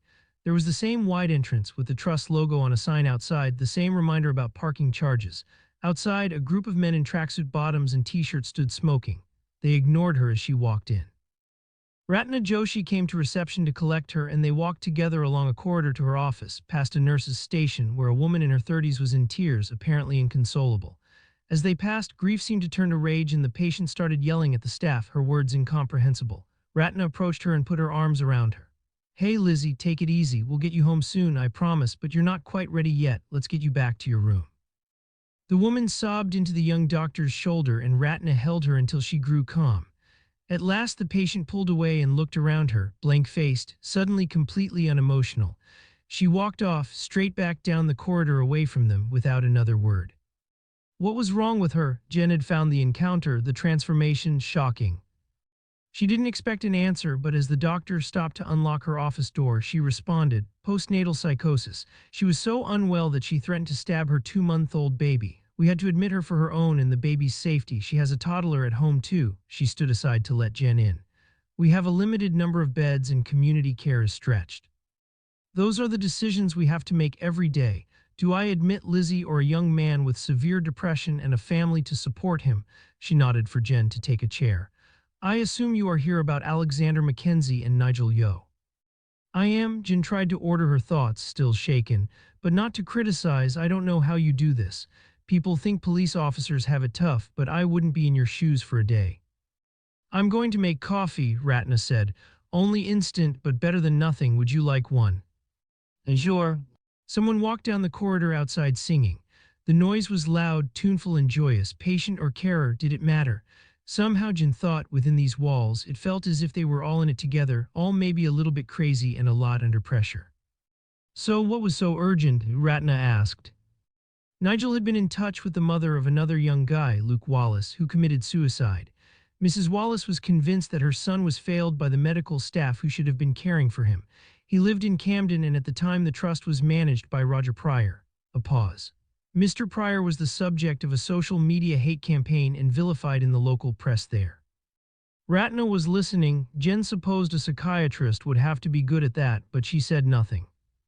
Jen went on, I spoke to the woman too. She told Nigel that her son had accessed a website that encouraged patients to kill themselves. I wondered if Mac had admitted to doing that too. If he had, it might explain Nigel's anger when you saw him on the evening before his body was found. Perhaps his fury wasn't directed at you and the trust, but at the people behind the website. You believe that was why Nigel Yeo was killed? Because he discovered the identity of the individual who persuaded Alexander Mackenzie to jump into the sea that day. I believe it's one explanation. Jen took a sip of the coffee. What do you think? Might it be feasible? Could Mac have been using a site like that? Silence. Ratna was frowning, thinking. Nothing she did was hasty or ill-judged. The office looked out onto a courtyard with a square of green space in the middle. A group of women sat on the grass, chatting. An older woman with a lanyard and a pass seemed to be leading the conversation, some sort of group therapy session. Jen couldn't hear the words, but was fascinated all the same. She was glad that Ratna was taking time to consider the questions seriously. He might have done, but I'm not sure if any of us would know if he'd been getting those kinds of messages through a group on the internet. If he was determined to kill himself, he'd have lied, pretended, made up the stories he thought we'd want to hear so we'd discharge him, or let him discharge himself. She paused. I was taken in. I honestly didn't think he was so sick. He was severely depressed, but he told me he wasn't having suicidal thoughts. He was lying, and I should have pressed him. He could have done that, pretended he was less ill than he really was. This time the answer came more quickly. Sure, he could have created a narrative in his head that we were the bad people, the people who were trying to stop him finding peace or rest, or whatever he'd been persuaded by the group that death would bring for him. If he'd bought into that story, he'd see it as his mission to mislead. Jen tried to process that. Why would anybody do that, get other people to kill themselves? Not all the websites are persuasive. Some are there genuinely to give support to people with suicidal thoughts, to take the ideas seriously and not to judge. Others might be more dangerous. They could attract people who are very sick themselves and see it as a God-given mission to help sufferers into another world. A messiah complex isn't unusual in psychosis. She nodded towards the door and gave a little smile. Any number of my patients think they're Jesus. Some might join because they're teetering on the edge of suicide and hope the group will help them find the courage and the means. Ratna paused for a moment. I suppose there might be occasional individuals who get off on the power over life and death, who aren't ill in the sense that we understand the word, who are just there to provoke another person's death. Jen felt winded as if she'd been punched in the gut. If you could target a vulnerable individual in that way, wouldn't it be murder, an almost perfect murder? That would be evil. Yes, the doctor said, truly evil, but not, I understand, against the law. Have you come across any patients who have admitted to using one of the suicide forums? Ratna shook her head, but I probably wouldn't. As I said, if someone's that serious about killing themselves, they're not going to discuss it with one of us. We'd be seen as restrictive, part of the conspiracy preventing them from having the freedom to make their own choices. Did Mac have any special friends while he was here? Any of the staff members he was particularly close to? He was only here for one night before he died, so there was no real chance for him to make friends. And it's hard for severely depressed people to connect with other individuals, especially if they're ill too. Jen remembered Mac as Janie had described him. The restless pacing, the incomprehensible muttering, the isolation in a world of his own. She'd called Mac self-obsessed too. Of course, real friendship with another person would be impossible for someone that ill. If Mac had turned to the internet suicide forums with their wild ideas, they would give an impression of community, permission to be entirely selfish. He could take in the comments and the encouragement without needing to give anything in return. Was there a staff member he connected to? Jen asked the question without expecting any positive response, and Ratna shook her head. This is an acute hospital. Most patients aren't here for long enough to form useful relationships. We're stretched, impossibly stretched. One last question, Jen said. She was starting to sense Ratna's impatience. When you saw Nigel Yeo on Friday as you were leaving for the day, did he give you any idea where he'd spent the earlier part of the afternoon? The doctor shook her head, no idea at all. Jen's car had been parked in full sunlight and she got the aircon blasting as she got in. She sat for a moment before deciding to drive to the coast and to the Mackenzies.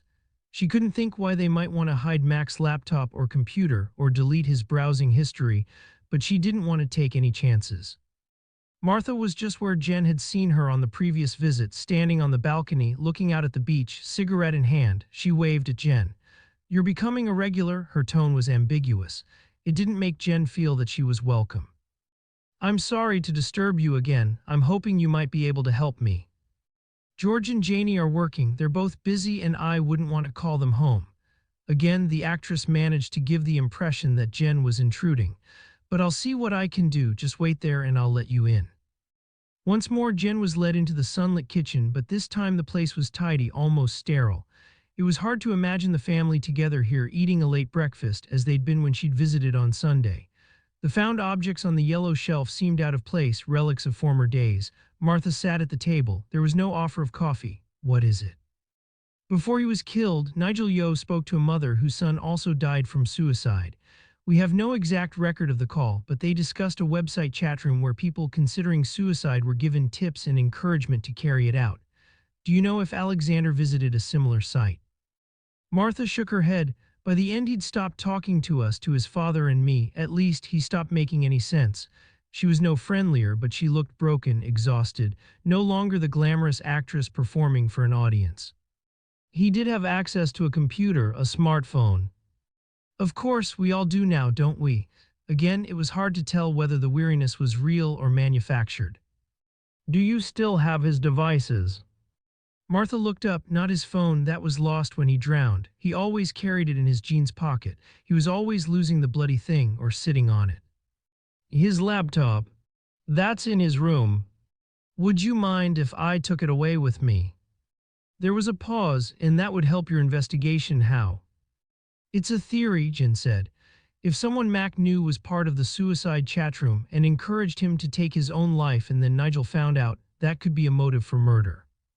But my son didn't have any suicidal friends. Everyone he'd gone to school with was upbeat. Her voice turned hard and was tinged with envy. Normal. Jen remembered Ratna's theory about a participant in the group being turned on by the power over life and death. Perhaps one of his friends was curious. She hesitated. Or evil. You think someone might have encouraged Mac to take his own life for fun? The woman looked physically sick. As I said, it's just a theory. Of course, take his laptop. It's in his room, the small room at the front on the second floor at the top of the stairs. She looked at Jen. Do you mind getting it? I haven't gone in there since he died. George said we should clear his stuff, move on, but I can't bear the thought of it. She paused again. I slept in his old rugby shirt for the first week after he went missing. I thought it smelled of him. Of course, at the door, Jen looked back at her. Would you mind if I had a quick look through his things? I won't take anything away without your permission. Martha stared at her and Jen thought the woman would refuse. Of course, she said at last, he was a very private person. None of us was allowed up there, but I suppose it's not going to bother him now. After the first floor, the stairs narrowed. There were 2 rooms on the top floor, a bathroom and a bedroom. As Martha had said, the bedroom looked down over the beach. There was also a view of the balcony beneath, and on it Jen saw an overflowing ashtray besides an old-fashioned striped deck chair. She thought Martha must spend most of her days there, separate from the world, reminded of her glory days whenever passers-by recognized her. It was a sort of stage. The bedroom was neater than Jen had expected, certainly neater than her children's rooms. Even Ella S. and her daughter was a tidy soul. There was a double bed under the window with a purple duvet cover, a couple of whitewood cupboards containing folded clothes, a desk and an Anglepoise lamp against one wall. On the desk, a laptop still plugged in. It was hard to believe that someone with the chaotic mind and racing thoughts described by Ratna would keep his room so ordered, but perhaps he needed that.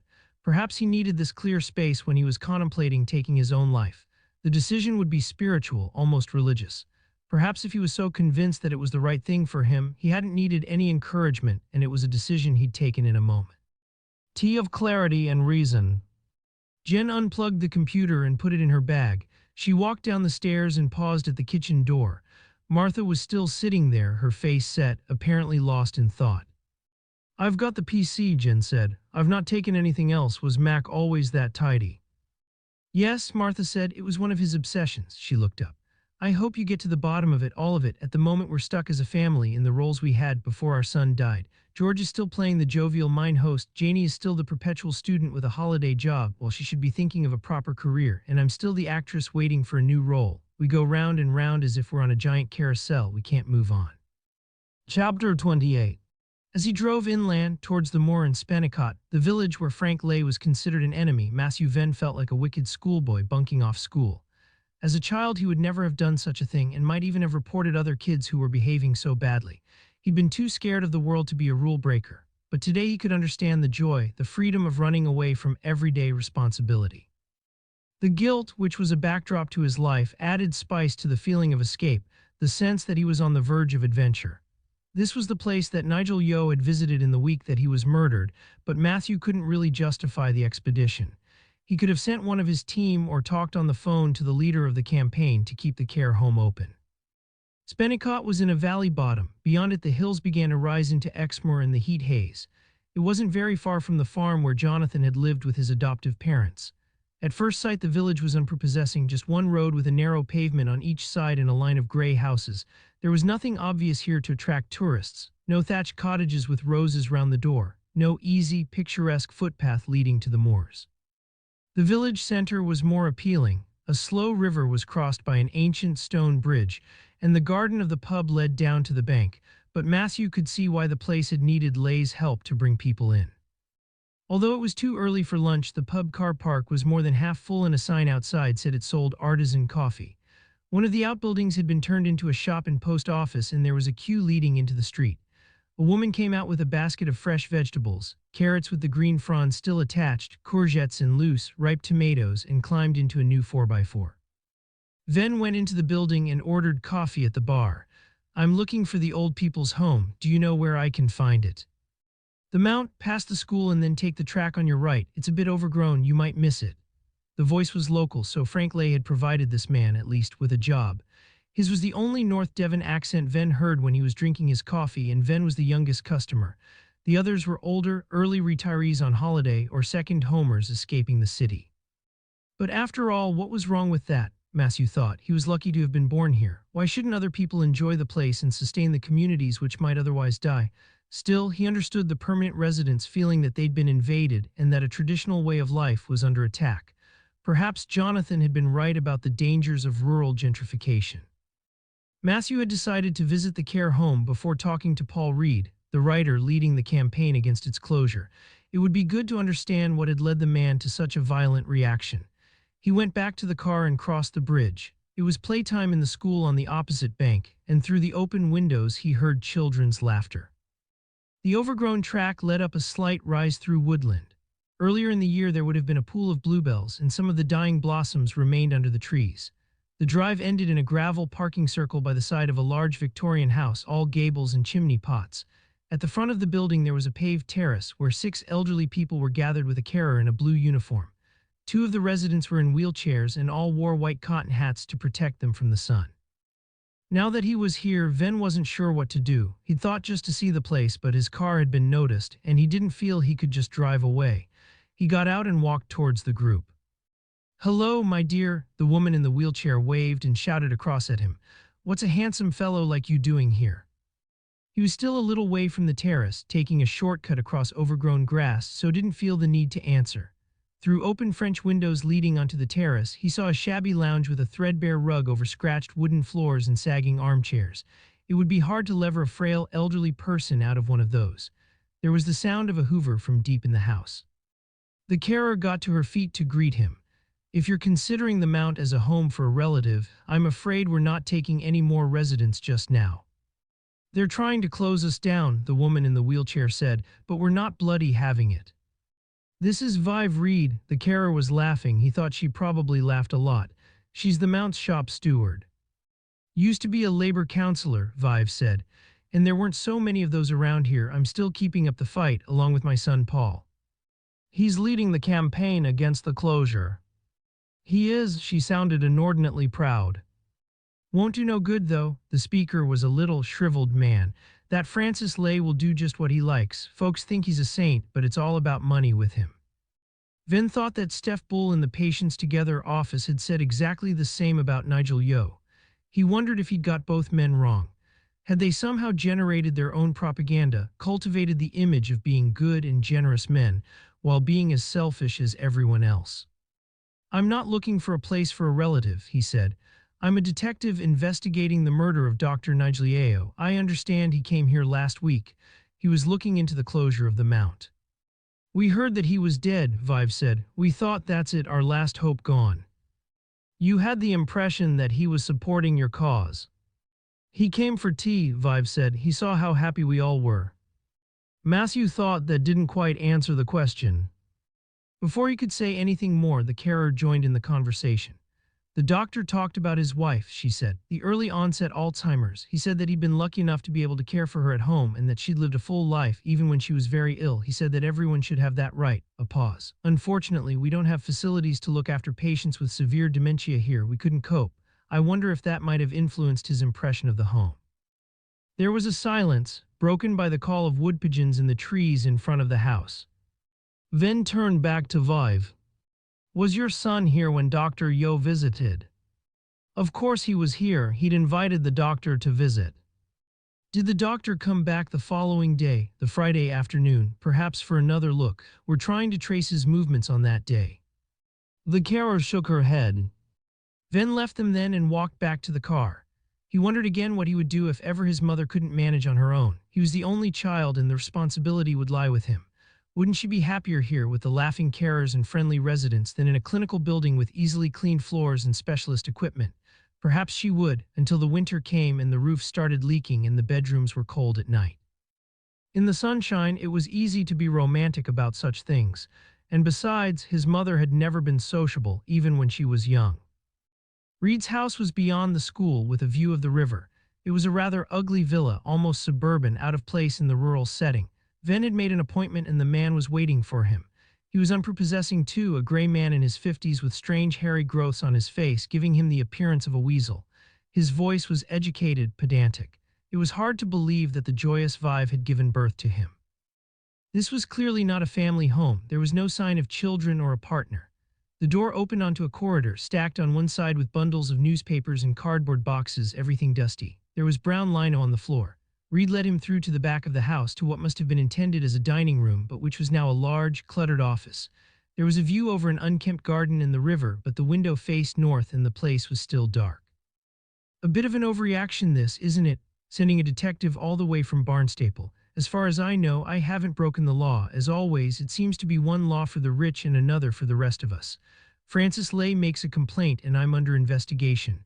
He ruins the lives of a dozen elderly people and nothing happens. Mr. Lay hasn't made a complaint of any sort. I'm investigating the murder of Dr. Nigel Yeo. We're tracing his movements for the last week of his life. You did meet him on Thursday afternoon. Oh, Reed sounded deflated. It seemed he'd worked himself up for a battle only to be disappointed. Yes. Can you explain how Dr. Yeo came to be involved with your campaign? Venn paused. I've been looking at the press you've generated. Very impressive. An article in the Observer. Even, I understand, a question in the House. That was all very well, Reed said, but our publicity seemed to have little impact on Francis Lay. He was still determined to go ahead with the closure. I thought if I could get a group like Patients together on board, someone official, Lay might start to take us seriously. This seems very personal, Venn said. Of course it's personal, it's about my mother's future. I visited the Mount before coming here. Your mother seems remarkably adaptable. I'm sure she'd settle perfectly well in another home. Venn paused for a moment. I wondered if you had another reason for taking on Mr. Lay. The decision to close the Mount was a final straw, Reed said. He owns this village like some sort of feudal lord. We're not in the Middle Ages. Venn thought that still didn't quite explain the antipathy. You're a writer. Yes, Reed looked at Venn with suspicion. A travel writer and essayist. I freelance for the press and I've had a couple of books published by mainstream houses. Not huge commercial successes, but well reviewed, and the most recent one a rather prestigious award. Venn wasn't quite sure where this was going. In one of my articles for a Sunday paper, I explored the ethics of a wealthy man buying up a village, changing its character, excluding local people. Of course, Lay took exception to the piece. His lawyers claimed there were inaccuracies and threatened to sue. I would never have been able to fund a court case, so I was forced to make an apology. He paused. It was humiliating. In those 3 words, Venn thought, lay the background to the campaign to keep open the Mount. Reed needed to show that he'd been right all along, that he was a downtrodden purveyor of truth, that Lay was a fat cat who cared nothing for the people of the village. What did Dr. Yeo make of the Mount? Matthew asked. Did he support your view? I don't know, Reed turned away. I suspect he wouldn't have had the guts to stand up to Lay. The man's all-powerful and he seems to have everyone in his pocket. Planners, politicians, counselors. This was starting to sound like paranoia. Venn imagined Reed on his own here in the dark and dusty house, becoming obsessed with Lay, his wealth and his power, brooding, jealous, resentful. Dr. Yeo didn't feed back his impressions to you. No, Reed was still bitter. He was pleasant enough when we were shown around the Mount. He engaged with the residents. He said he'd call in to see me here the following afternoon to give me his response. Venn thought that seemed beyond the call of duty. Perhaps Yeo had felt some sympathy for this sad, lonely little man and had wanted to let him down gently. What happened? Nothing. I got a phone call on Friday canceling the visit. Yeo was very apologetic, apparently, and very melodramatic. A matter of life and death, he said, which was obviously an excuse. Venn could sense the conspiracy theories swirling around in the man's mind and moved towards the door. Dr. Yeo didn't go into any more details about why he had to cancel his meeting with you. No, Reed said. Yeo had gone through the motions, but clearly he wasn't prepared to waste his time any further on me. Venn thought there was more to it than that. Something had happened after Yeo's meeting in the hospital with Pryor, Radley, and Joshi to make him decide not to make the trip out to Spennicott, something which might have led to his death. Venn drove back across the bridge and parked by the pub. It was full now with people who'd come to take lunch. They were spilling out into the garden with their drinks. He phoned Lauren Miller. Just a quick query. Nigel went to Spennicott to investigate a complaint about an old people's home. Was that normally something he'd get involved in? No, she said, but the whole case was so high profile, and the relationships had become so fraught, so venomous, that he thought a visit might take the heat out of the situation. Reed had made a formal complaint on behalf of the whole community. And of course, Nigel couldn't be seen to be siding with Lay, who was his daughter's landlord and benefactor, without taking the matter seriously. Well, Lauren said, maybe there was something like that going on too. Venn thought she sounded faintly amused. What was the outcome of the visit? Oh, he thought Frank's judgment had been perfectly sound. The home needed so much work to bring it up to scratch that the residents' lives would have been disrupted even more than if they'd been forced to move to another local facility. He was hoping to mediate, perhaps to persuade Frank to offer compensation to the residents to make up for the inconvenience. That way it might be possible to bring about some reconciliation. I see. Matthew thought Reed would just see an offer like that as a form of bribery, but, worded properly, he might view it as a victory. When did you discuss this? We met up on Thursday evening, Lauren said. He was planning to visit Paul Reed, the activist behind the campaign, the following afternoon to sound him out. He thought Francis would agree to anything that would speed up the process of converting the place into a hotel, but he wanted Reed's agreement at least to consider the offer first. But he never went, Venn said, almost to himself. Something happened and he had to cancel. You really have no idea what that might have been. I'm sorry, Inspector, I don't. Venn was about to drive off when he saw that there'd been a voicemail from Jen. She must have called while he was talking to Lauren. Her voice was urgent, a little breathless. I've picked up Mac's laptop and Ross will get it to his techie mate. Roger Pryor just phoned for you. He'd like to talk to you. He said he's working from home this afternoon, if that would be convenient. Oh yes, that would be very convenient. Matthew looked back at the pub's customers, sitting in the sun, waiting for their meals, and felt only a brief moment of envy. Chapter 29. The Pryor's house was very close to Nigel Yeo's in geography, but grander, larger. Venn thought the couple must rattle around in it. According to Jen, they'd never had kids. But then he supposed that selling a house in North London would have given them enough cash to go for something palatial. Roger Pryor led him into an office just off the hall. He seemed uneasy, pale, his skin almost white against the dark, rather oily hair. Venn could understand his discomfort. If the man had been hounded by the media previously over the suicide of Luke Wallace, he'd be anxious about being linked to another controversial case, this time to double murder. The office was functional but strangely old-fashioned. It seemed designed to give the impression of a library in a country house. One wall was lined with books and there was a low leather Chesterfield against another. An impressive desk and chair stood under the window. Venn wondered if the room was supposed to intimidate, but then Pryor wouldn't often see colleagues here. Perhaps the man needed reassurance about his own status. How can I help you? Matthew waited for a moment. Or perhaps you think you can help me. No, nothing like that. The man paused, and Matthew saw now that it wasn't anxiety that was causing the pale face, the tremor, but rage. Roger Pryor was one of those men who simmer, feed their resentment in the privacy of their own minds, and then blow up. One of your officers went to see my wife this morning, in court. He did. Pryor might be hovering on the verge of losing control, but Venn felt very much in command of the interview, confident. I asked D.C. Ross to talk to her. That seems like an intolerable intrusion, Inspector. I'd like to know how you can justify it.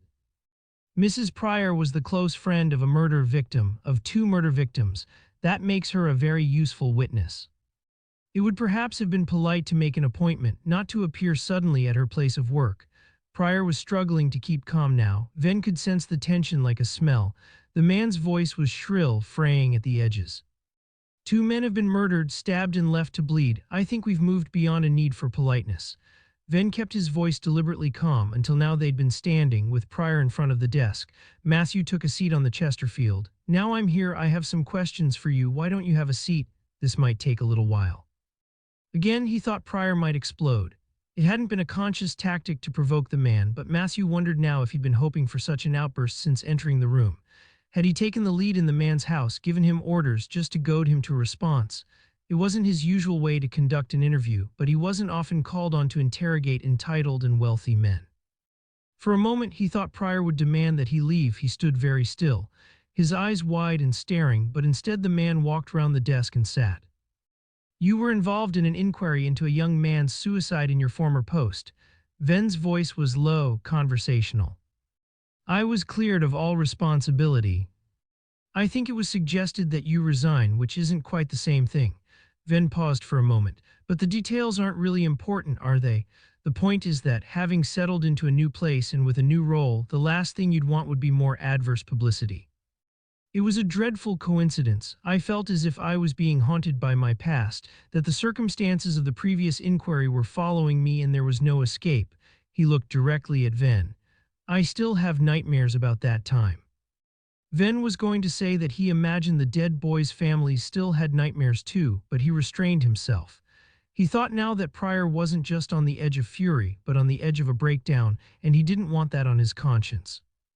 Nigel Yeo had found out about the Luke Wallace case. Matthew made his voice friendlier, more sympathetic. Oh yes, Nigel was extremely thorough. From Pryor's mouth the word didn't sound like a compliment. He brought it up at the meeting you had on the Friday, before his body was found. We discussed it a number of times before that. I think I'd convinced him that the connection was coincidental, except in public relations terms. Pryor half stood in his chair. You have to understand, Inspector, that I had no reason to kill Nigel Yeo. He was doing his job and I was doing mine. We'd come to an understanding about changes to the trust procedures around supporting people suffering from mental ill health. It would have cost us money, but nothing is more important than a young person's life. Or a prominent man's reputation. He hadn't threatened to make your relationship to the Luke Wallace case public, in order to get the trust to change its policy. No, Pryor returned to his seat. He wasn't that sort of man, Inspector, not the sort to stoop to blackmail. We fell out on a number of occasions, but I admired his principles and his courage.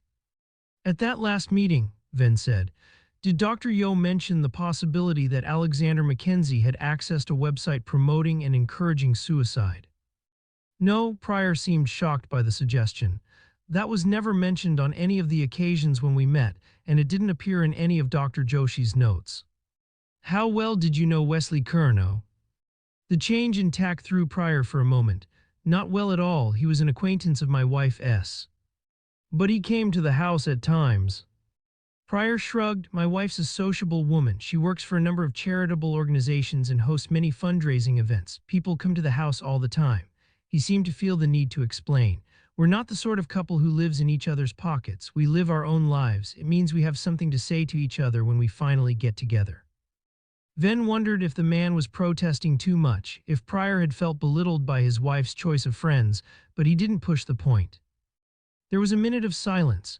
Matthew was wondering what this conversation had achieved. He'd gained no new information, but he thought he did have a greater understanding now of this man. Powerful, used to authority, but stressed and with the potential to crack and splinter under the slightest further pressure. Pryor had regained a little of his poise, his dignity. Perhaps he realized that Venn was less of a threat than he'd first thought. He pushed himself to his feet. If there's nothing else, Inspector, I'll see you out. Matthew nodded and followed him to the front door. Outside, the air was still and there was the smell of a barbecue in a neighboring garden. The team was gathered in the ops room when he got back to the station, waiting for the evening's briefing. They shared their experiences of the day. Ross described his conversation with Cynthia Pryor. You really think she didn't have any romantic feelings for Wesley Curnow? It was, as she said, a friendship of convenience. Venn was close to few people outside work. In contrast, Jonathan seemed to have hundreds of friends, people he greeted with joy and hugs and invited to their house for supper and drinks. He opened his arms and let them into their lives. Yeah, I do. She hardly seemed devastated by his death.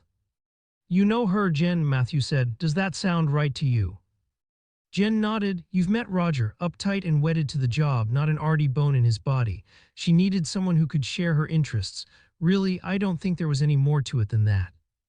I've just come from their house, Venn said. I was summoned by Mr. Pryor. What did he want?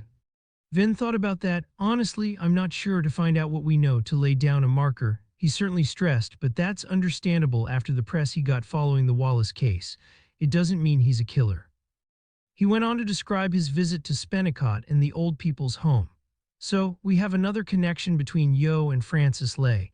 I can't see how Nigel Yeo's investigation into the closure of the Mount can be relevant to the investigation, but we do need to know where he went on Friday afternoon. Matthew looked around the room and saw that they were all as tired as he was. It would be fruitless to rake over the points of the case again. At this moment, all he wanted was to be at home, with Jonathan in their house by the shore. A life that was simple and less fraught was overwhelmingly tempting. Let's call it a day, come back tomorrow with fresh ideas. We're exhausted and there's a danger that we'll just go around in circles. The light had almost gone when he drove past Bronton Great Marsh and through the toll gate towards Crow Point. There was a red blur on the horizon where the sun was setting, so the gulls and the egrets, disturbed into the air by the sound of his car, were flushed rose. Perhaps because he'd been thinking of friendship, he had a fear driving to the house that Jonathan might have friends there. He pictured the house lit up, people spilling out onto the terrace with drinks, but as he approached, he saw that the only vehicle on the drive belonged to Jonathan. He'd been gearing himself up to be pleasant, to put on a show, and was flooded with relief. There was a light on in the kitchen and he saw his husband sharp and clear, putting a pan into the oven. He was holding it with a bright yellow folded tea towel and his feet were bare. Matthew opened the French doors from the terrace and went in. Jonathan turned and smiled. "I heard the car, I thought you'd be starving. I made a veggie shepherd's pie. Could it wait for a while? I wondered about a walk into the marsh. There's still enough light." "Sure, why not? I'll just turn the oven down. It'll be ready when we get back." Everything for Jonathan was that easy. They took the track inland, away from the shore and along towards the toll gate. When they came to the marsh, they stopped and looked out. There was the silhouette of a heron, tall and stately, dark gray against the paler gray of the water. It stood quite alone. "I'm sorry I blundered into your investigation." Jonathan was leaning against a fence that was pockmarked with lichen. "I should have been more careful." "You were just thinking about Eve." Jonathan nodded towards the heron. "Those birds always remind me of you, so patient, just willing to wait, entirely focused on their prey." A pause. "I wish I could be more like that, but I jump in all splash and noise." "I've never heard one call," Matthew said. "That's like you too then, silent. I'm never quite sure what you're thinking." Matthew didn't know what to say. He wanted to tell Jonathan that he loved him just the way he was, but it would have sounded trite, and even now he wasn't entirely sure that was true. He linked his arm through Jonathan's. By the time they got home, all the color was gone and the only light came from the moon. Chapter 30. Ross May got home to find that Mel was out again. He was going to text her, but in the end he phoned. She picked up his call almost immediately. He could hear voices in the background and was aware of his body relaxing. She was out with her mates, nothing wrong with that, nothing for him to worry about, to obsess about. "Where are you?" Despite his relief, the tension he'd felt when he'd arrived in the house and found it empty was still there in his voice. He could hear it and was about to apologize. He didn't want to be one of those men who couldn't trust their wives, who wanted to control them. But she answered before he could explain. "It's Joanne's birthday. I told you we were all going out straight from work."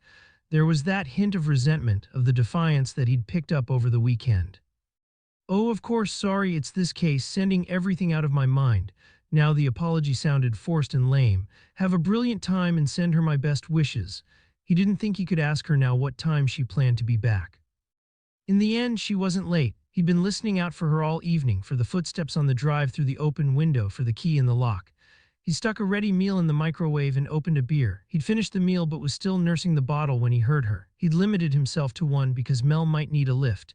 He'd hoped she might text him, asking him to pick her up or to come out to join them. He'd switched on the television before she came into the room. He didn't want her to know he'd been waiting for her. She must have changed at work for the evening out because she looked gorgeous in a sleeveless cotton dress and sandals with a small wedged heel. Simple and classy. "Good night." "Yeah," she said. "I'm knackered though. It was another crazy day at work. I might just head up to bed." She didn't seem drunk, not even a little bit tipsy. "Why don't you have a quick drink with me before you go? I haven't seen you properly for days." "Nah," she said. "I'm on earlies again tomorrow." "Just one drink," that tone in his voice again, bossy, controlling. Where had it come from? "Please." She hesitated and he thought she might refuse. He was already feeling the shame of having a simple request turned down. From Mel, who claimed to love him, who in the past would have done anything for him. In the end, she smiled. "All right then, there's a bottle of white already open in the fridge. I'll have a small glass of that." He jumped to his feet and went to the kitchen to pour it for her. When he came back, she'd slipped off her sandals and was sitting with her feet curled under her on the sofa. She took the glass of wine and leaned against him when he sat down beside her. Of course, he was pleased that balance and order had been restored, but there was a seed of anger in his mind because he was her husband, and she shouldn't have made him feel like that, so anxious and so impotent, so needy. In bed, she put her arms around him, but he was the one to turn away and pretend to sleep. The next morning, everything seemed back to normal. They had breakfast together and chatted about everyday things, putting the bins out, what he might like for dinner, when they might go to see Mel's family. Ross found himself hyperalert though. It was as if he was on a case, looking out for any discrepancy in the evidence. That germ of anger and suspicion was there even when he was smiling and when Mel bent down to kiss him before she rushed off to work. When he got to the station, Ross found he'd already received an email from his friend Steve Barton. Steve was a digital forensic expert registered with the police service. He worked for a forensic science company in the Midlands on cybercrime, but recently he'd come home to keep an eye on his dad, who had chronic arthritis. They didn't live together. Steve always said he needed his own space to work, but at least he could help out. Ross was proud to be mates with such a brainbox, happy to bask in the reflected glory of his success. They'd known each other since school. Steve had been a geek even then, a demon gamer and maths nerd. They'd got on okay and had stayed in touch after Steve went to London to university. Now he was back. Ross had put some work his way, and when that had turned out well, he'd persuaded Joe Oldham to spread the word countywide. Barton was known now as someone who could deliver on anything cyber-related. Ross made sure that all the approaches to Barton went through him. He'll rush it through as a favor, otherwise you'd be waiting for weeks, making himself indispensable. Barton's email was brief. "I've had a quick look. If you want to meet up, I'll talk you through it. I can do a report, but you won't get that until the end of tomorrow. Lots of other work on." Maybe that was boasting, playing a kind of hard to get, but Ross didn't want to take the risk by saying he'd wait. He imagined standing in front of the room at the evening briefing, passing on a vital piece of evidence. He emailed. "Where and when?" The reply came straight back. "The dog and ferret at 1, you can buy me lunch." The dog and ferret was classic Steve Barton, eccentric, an old man's pub where the customers sat with their pints of mild reading yesterday's free newspaper and grousing about the young. Pasties were the only food on offer. Steve had always haunted bizarre places, making friends with people Ross would never be seen dead with. He was already there when Ross arrived, at a table in a dusty corner. The pub was almost empty. 2 elderly women were sitting in the window, drinking big glasses of white wine. One had her little finger raised, a mockery of a posh person drinking tea. They stared through the smeared window into the street, and for all the time Ross was there, neither of the women spoke. Steve could have been a surfer. His blonde hair was too long and he needed a shave. He wore a loose t-shirt so well washed that any logo had faded, and frayed jeans. He had a friendship bracelet on his wrist and sandals on his feet. Anywhere else, Ross would have been embarrassed to be seen in his company, but nobody he knew drank in the dog and ferret. "What have you got for me?" "At least you can buy me lunch. I'll have a pasty and another pint of the bitter." "I thought you were snowed under." "Hey, a man's got to eat." Ross came back with a pint, an orange juice and 2 pasties. Steve started talking while his mouth was still full. Your guy never saved much on his system, and he deleted everything before he topped himself. He wiped a spray of pastry from the front of his shirt. "I suppose you would, wouldn't you? I mean, you wouldn't want your family seeing all the dodgy porn sites you'd been on." "It's not the porn sites I'm interested in. Are you saying you can't access his accounts?" "Course not," Steve beamed. "These days we can access anything. Last month I destroyed a defendant's alibi by showing he'd used a smart app to start his washing machine remotely. His neighbor had said he must have been in that evening because she could hear the machine going, but in fact he was 30 miles away." He paused, a stand-up waiting for applause that never came. "Digging around on your guy's laptop was a piece of piss." "So let's hear what you got." Steve had always been a smartarse. "I'm in the middle of a murder investigation. I'm not like you. I can't spend all day in the pub." "You said you were interested in the few weeks before Mackenzie died." The man had a Gmail account, and from that he sent stuff to his close family and did routine transactions. Pretty boring. Happy birthday to his grand, some purchases from Amazon. The day before he went missing, he'd sent a photo of himself in a garden to his mum and his sister. Steve paused. The wider Google account's a bit thin, to be honest, but then most of the family communications would get sent by text these days. He looked up. "I could check out his phone if you have it." Ross shook his head. "We think it drowned with him." "That's more difficult then. His service provider will be able to give you contacts and the length of calls, but I don't think you'll get much else. Not the content of texts, for example, and he'd probably be sending photos by WhatsApp, and that's encrypted end-to-end." He paused. "Are you sure the phone is gone?" "It wasn't at the top of the cliff where he left his note, and the family say it's not in the house. I suppose a passing walker could have nicked it, but more likely, I think, that he had it with him when he jumped. Because I might be able to track it down otherwise." Steve had already almost finished his second beer. "I could use cell site analysis. If you give me the details, it should be possible to map any journey the phone's taken too. At least then you know the guy's movements on the night he disappeared." Cool, but Ross thought they already knew that because they'd found the man's outer clothes in his note, and Venn, a stickler for detail, had had the handwriting analyzed. It had definitely been written by Mac Mackenzie. Ross thought about the emailed photo sent to Janie and Martha. The picture of the garden in the email attachment, has it got a house in the background? A red brick farmhouse. Yeah, that sounds about right. He's standing there with an older guy, fat. I'll send it across with the report. Ross thought about the pictures of Nigel Yeo's contacts, the ones posted on the board in the ops room. It sounded as if Mac had been standing next to Frank Lay. When was that photo sent? Steve fished in his jeans pocket and pulled out an envelope with some scribbled notes on the back. The day before you told me he'd died, it was a selfie, the two guys standing together. Is that it? Ross was disappointed. When he got the call from Steve, he'd hoped for more than that, for revolutionary news to break open the case. They already knew that Mac had worked for Lay as a jobbing gardener and that he'd visited Westacombe to see Wesley Curnow in the days before his suicide. No, what do you take me for? Steve made out he was hurt. I told you I'm the best. Mackenzie had a separate email account, one that he used for a completely different set of contacts, people that he'd met in a chat room that was harder to track down even for me. A group promoting suicide. Well, supporting people considering it. They use the hashtag #PeaceAtLast and that's the name of the chat group. Steve looked up. But within the Peace at Last forum, there seems to be a core group who call themselves the Suicide Club. Pretty sick if you ask me. Images of people who look as if they're about to do the deed. One picture of a woman, a noose round her neck, claiming she's only minutes from hanging herself. Another giving a list of over-the-counter meds and the amount you'd need to take to finish yourself off. It could all be fantasy. Like, if you're sharing all that stuff, maybe that's enough, you know. You're telling the world, or the members of the Suicide Club at least, how much you're hurting and getting the sympathy in return so you don't actually need to do it. Alexander Mackenzie did it, Ross said. Late at night or early one morning, he jumped off a cliff into the sea and drowned. His body was washed up on Lundy a week later. Shit, of course he did. They sat for a moment in silence. One of the women by the window went to the bar and ordered 2 more large glasses of wine. Ross wondered if they were as miserable as Mac and were killing themselves slowly. Perhaps the booze was giving them peace at last. Can you send over a list of contacts, the other individuals who were in the same group? Sure. Steve's mood had suddenly switched, become somber. He finished his drink and stood up. Sure, I'll get onto it now. Walking back to the station, Ross phoned Mel. He wanted to tell her that life was too short for misunderstandings, that they needed to spend more quality time together and to get back to how they'd been when they were first married, that he was sorry. But she didn't answer, and all he heard was a recorded message of her voice. Chapter 31. Jen Rafferty got permission from Venn to go back to Westacombe to visit Eve Yeo. I just want to check she's okay. I know a family liaison officer has kept in touch, but she's had such a tough time.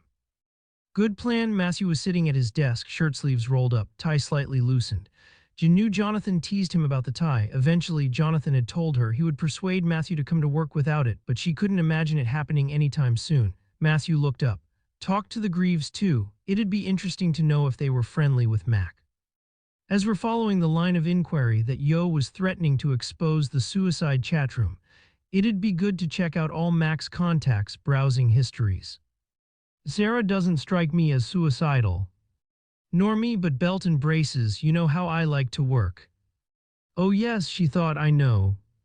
Her husband seems less straightforward though, Venn went on, and talk to Frank Lay. I'm the only person he's had contact with so far. I'd like your opinion of him.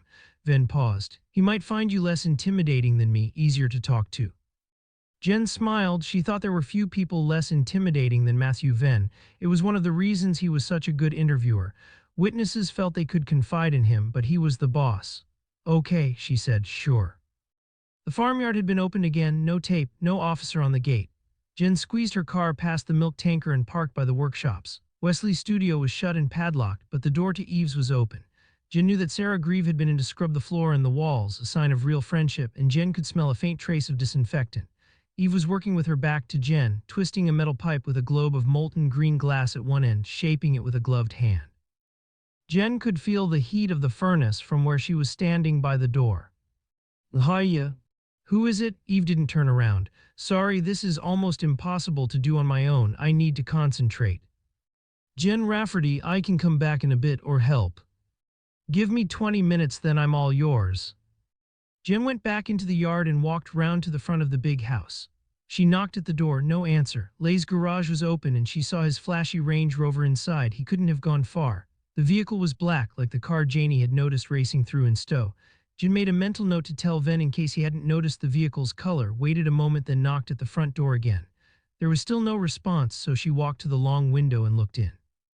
She'd always been nosy, always loved these glimpses into other people's lives.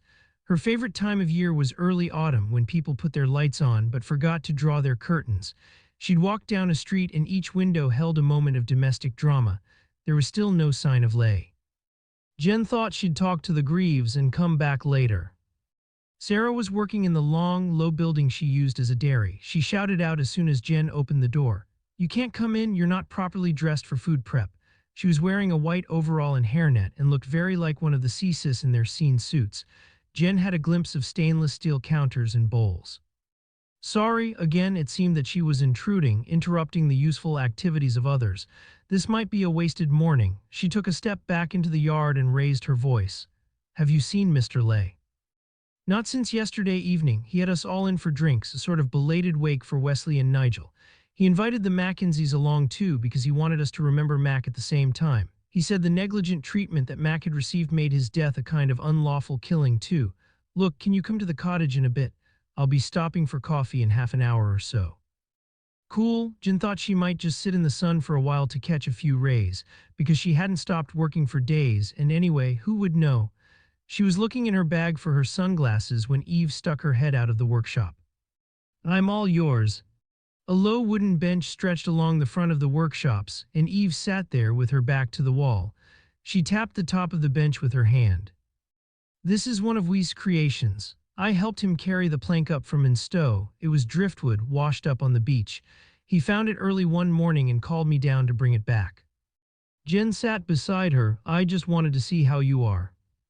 "Better now that I can get back into the studio. The work I'm making's crap, but it's an escape. You have to concentrate so hard, especially if you're working solo, that there's no space in your head for anything else." "You're okay working there, meaning where you found your father's body?" There was a moment of silence. "Yeah," Eve said. "In a way, it's comforting. There are so many happy memories of us here together. That last image just feels like a nightmare, not real." "And you don't mind staying at Westacombe on your own?" "I'm not on my own, though, not really. Sarah's like a mother hen and the twins are very sweet. She lends them to me for company and cuddles. Then Frank had us all into his place last night." Sarah said, "A kind of wake. Were you all right with that?" Jen thought it must have been weird, a repeat of the evening before she'd found her father dead in her workshop. Eve shrugged. "He did ask me first, and yeah, I was in the mood to get pissed. I thought it was probably better to do it in company than on my own. I wish he hadn't asked the Mackenzies along, but it would have been churlish to object or to stay away. In the end, they were okay, really supportive." "Do you know where Mr. Leigh is now? I need to speak to him." "Probably sleeping off a hangover. He had even more to drink than me." Eve paused, squinted into the sun. "And that wasn't really like him. It was quite sweet, really. He got a bit emotional, made a little speech about the 3 dead men." There was a moment of silence. Sarah came out of the dairy and looked as if she was about to approach them, then thought better of interrupting and headed for her cottage. "I have nightmares," Eve said, "about finding them both. Every night is the same, the glass and the blood. And do you know, it's not the bodies that upsets me in the dream, I mean, of course, not when I wake up. It's the broken glass, the wasted art." "We can help you find someone to talk to, someone who's used to working with victims, people who have been through trauma." "I know," the family liaison officer said, "and I will take up the offer, but I'm not ready yet." She nodded towards the workshop. "At the moment, this is all the therapy I need." Jen stood up. "How well did you know Alexander Mackenzie, the lad who killed himself?" "He did Frank's garden, so I saw him around and I got to know him quite well over the years. Sometimes I'd take him out a coffee or a cold drink and we'd chat while he took a break. I liked him. He was a gentle soul, open like a child but in a good way. Wesley knew the rest of the family better than I did, though." Something about her voice made Jen ask, "You don't like them, the others? You said you weren't happy that Frank had invited them to the do last night." "I just don't think they were as happy as they all made out. They present this image, the devoted couple, arty and a bit glamorous. Then there's Janie who went off to Oxford, the perfect daughter, brainy and beautiful. But underneath, it feels a bit rotten, like the image is all that matters to them and there's something festering that nobody's willing to talk about." She paused. "I've always had a vivid imagination, though." She gave a little smile. "Perhaps it isn't like that at all." There was another moment of silence. Besides, I shouldn't be so unkind. They've lost a son, a brother. In the cottage, Sarah had already made coffee. She slid a mug over to Jen. She was sitting back in her chair with her hands on her belly, and Jen felt a moment of envy. She'd loved being pregnant and the early months of being a mother. It was only as the kids had grown into toddlers, demanding and impossible to keep still, that life had become difficult. Robbie had hated the mess and the disruption to his routine, the fact that he could no longer be the center of her attention. He'd grown tense and angry, and her life had become a battle to keep him happy, to prevent the increasingly frequent outbursts of temper. She wondered for a moment what it would be like to have a child with somebody calmer. Robbie had always called her a crap mother, and she'd believed him, but perhaps it could be different. Then she remembered the teething and the screaming, the sore nipples, and having absolutely no time to herself, and she set the idea aside. "When are you due?" "Oh, I've got a couple of months yet. I'm just a fat cow." "You're not having twins again?" "Oh God, no, imagine." But she didn't seem so horrified by the idea and gave a little complacent laugh. Jen thought Sarah would never consider herself a crap mother. "Did you know Alexander Mackenzie, the young and stow man who killed himself?" "Handsome Mac. When he started working for Frank, I had a few fantasies about him, of the Lady Chatterley variety, but he was hardly more than a boy and really a very troubled soul. Frank was so fond of him and desperately upset when he killed himself. I guess that's why he asked the family up last night." She paused. "He did kill himself. You're not linking his death with these murders?" "No, nothing like that, but Nigel Yeo was investigating a complaint from the family, who think he was let down by the health service. We found out that Mac was using a suicide forum on the internet. You don't know anything about that?" Sarah shook her head. "We certainly never discussed anything personal. We weren't on those sorts of terms. He seemed very shy to me, cut off from the real world. He only came alive when he was talking about plants in the garden. He might have talked more to Eve. He seemed to treat her almost as a big sister." She paused. "He was really poorly the last time I saw him. He'd come up to talk to Wesley and he was in such a state, tears running down his face. He was banging on the door of Wesley's workshop, but Wes was in his flat. Wes did come into the yard to see what was going on, but he was never very good with dramas like that, and in the end it was Frank who calmed Mac down. They sent for Janie and she took him home." Another pause. "It was a terrible tragedy, but I wasn't surprised. When he killed himself, he was let down by the service, which should have been there to protect him." Jen thought this confirmed everything she'd been told by the Mackenzie family. It was useful, but it provided nothing new. She changed tack. "How do you sell your dairy produce if you don't have a shop?" "We supply local delis and restaurants," Sarah said, "but we'd have a much better profit without the middleman, hence the idea for the tea shop. I suppose Frank Lay would have been useful providing those retail contacts, though, because he set up those kinds of outlets all over the county." "Yeah," Sarah pulled herself upright, "but we don't want to depend on Frank. Like I said before, John's got this thing about us being independent. In the meantime, we're building up a great online profile and we're doing more and more sales by mail order. John's a bit of a computer whiz. He set up the site and spends most evenings in the upstairs spare room sorting out the orders. I'm not quite sure what he'll do when the baby arrives and we have to use the space as a nursery. He was grumpy enough when I booted him out for a few days to paint it." Jen considered that and wondered what else John Grieve might be doing online. Was he the sort of man who might enjoy power at a distance? She could see that he might, when he was so dependent on a benefactor in his everyday life. Could John Grieve be sitting each night in a cramped small bedroom, listening to desperate people planning to end their lives, pushing them occasionally to make the decision? Could that be his idea of entertainment, of fun? "Where's John now?" "I'm not sure," Sarah said. "He went out straight after breakfast. There's always something to do on the farm. He'll be back when he's hungry. It's already gone his usual lunchtime." She got to her feet, collected the mugs, and set them on the draining board. "I should get back to work too. I think I've got hours at the beginning of the day, then in no time I have to rush off to collect the kids from school." Jen nodded. "Of course, thanks for the coffee." She was wondering if she could find an excuse to go up into John's makeshift office, but surely there'd be nothing for an untrained eye to see. Only a room painted ready for a baby, perhaps with a mobile hanging from the ceiling and a Moses basket in one corner. Once again, she walked round the farmhouse to Lay's front door. It was early afternoon and the heat seemed to bounce from the red brick. She thought the man must surely be awake by now, even if he'd been drinking heavily the night before. When there was still no answer, she peered through all the windows she could find. The living room was tidy, so unless Sarah had been in early to clean for him, he hadn't been in such a bad state the night before. That was another of Jen's markers for judging the extent of her inebriation. the ability to load the dishwasher before going to bed. She moved on and looked in another of the windows facing the garden, a large office, very high-tech, jarring with the architecture of the house. A sleek desk had been built along one wall and it was filled with devices, computer, printer, scanner. Perhaps Frank Lay, single, wealthy, entitled, was a more likely candidate for the person playing God on the suicide chatroom. Now she was losing patience. She went back to the door and thumped on it, then she turned the handle and went inside. Mr. Lay. The house felt shady and cool after the blasting heat. She pushed her head through the doors of the rooms she'd already seen from outside. On the office desk was a mobile phone. Surely the man couldn't have gone too far if he'd left that behind. She moved on through the house, all the time expecting Lay to appear, angered by the intrusion. There was a kitchen, which must back onto the kitchen used by Eve and Wesley. It was dark, with a small window looking out to the side of the house, but again very streamlined and full of gadgets. A high-end coffee machine, a juicer, and a sleek stainless steel fridge. Upstairs there were 4 bedrooms. 3 apparently were scarcely used and had the feel of an upmarket boutique hotel. One had probably belonged to Lay's mother because here there were few personal touches. A faded wedding photo, a cross-stitched sampler of the alphabet. Lay's bedroom was big, with long windows looking over the garden and out to a glimmer of sea in the distance. The bed had been slept in but not made. He'd had a shower. There was a damp towel folded on the rail. Clothes had been put on an elegant blue chair, but presumably Lay had been wearing those the day before. There was still no sign of the man himself.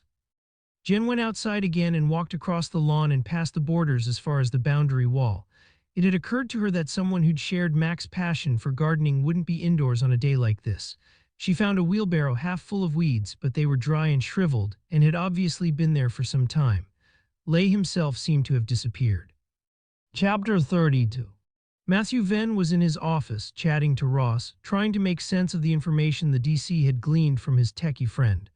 The space felt like a sauna and he could feel sweat running down his back.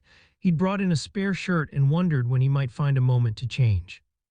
So Mac had accessed one of these suicide sites.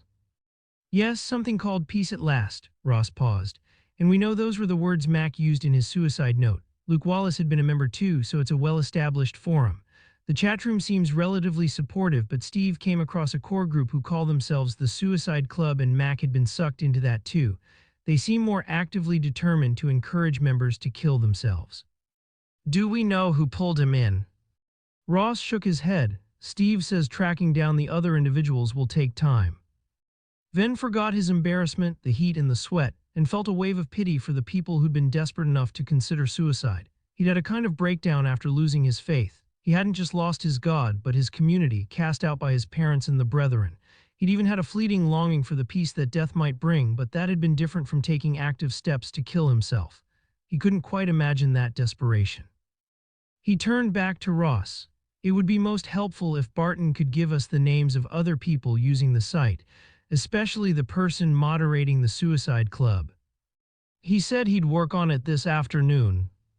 His office door opened, no knock, and a shadow blocked out the light. Superintendent Joe Oldham, Matthew's boss. Oldham leaned against the door frame as if the effort of walking down the corridor had been too much for him to remain upright. 2 birds with 1 stone. The Yorkshire accent had remained unchanged and was a matter of pride. How's it going then? I'm getting pressure from above. Always Piggy in the middle, that's me. His voice was an unpleasant whine. Ross has come up with some very useful information, Matthew said. We're about to follow it up. He'd learned that praising Ross and being vaguely optimistic was the best tactic where Oldham was concerned.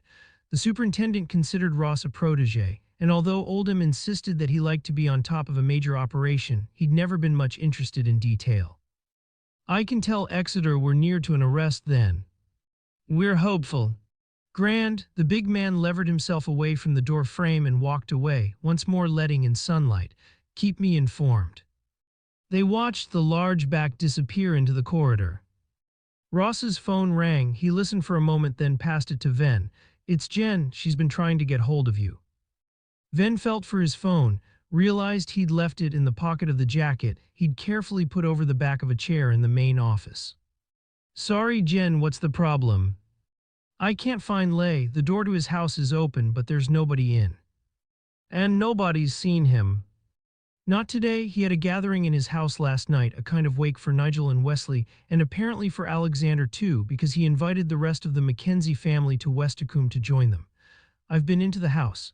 He definitely slept here last night, but neither Eve nor Sarah Grieve has seen him since. What about John Greaves? I haven't tracked him down either. According to Sarah, he's out on the farm somewhere. I'll be over. Venn ended the call and went to retrieve his jacket and his own phone. There was a missed call and a voicemail from Frank Lay. It had been made more than an hour earlier.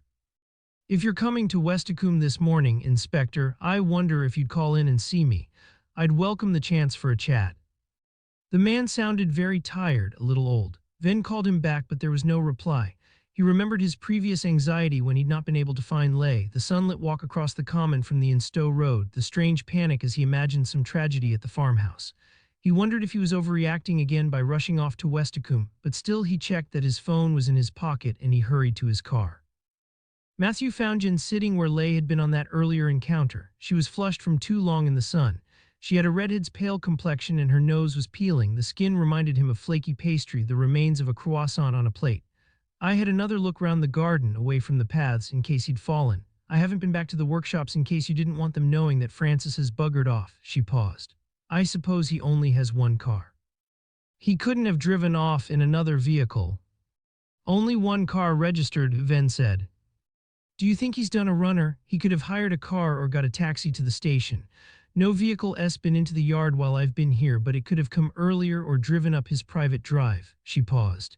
His mobile's in his office, though. Surely he wouldn't have left that behind.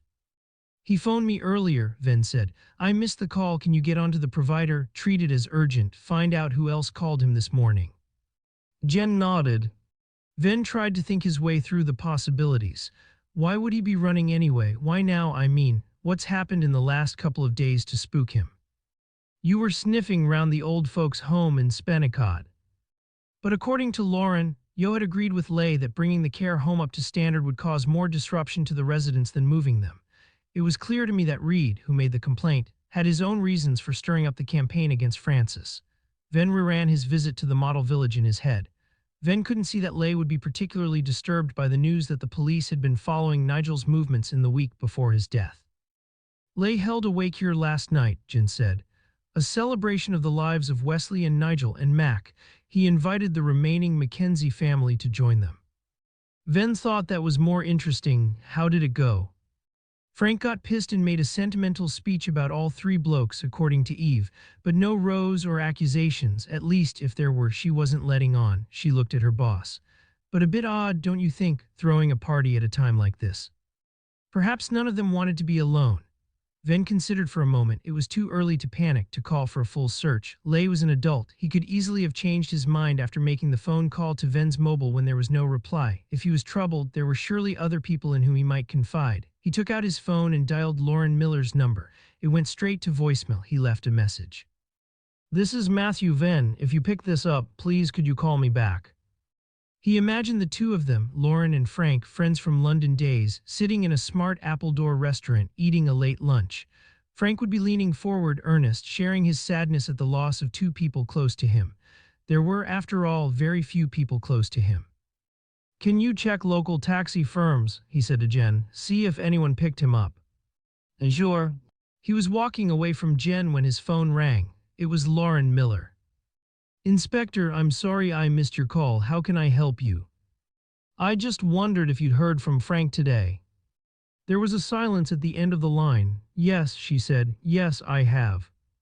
He was about to ask for more details when she continued talking.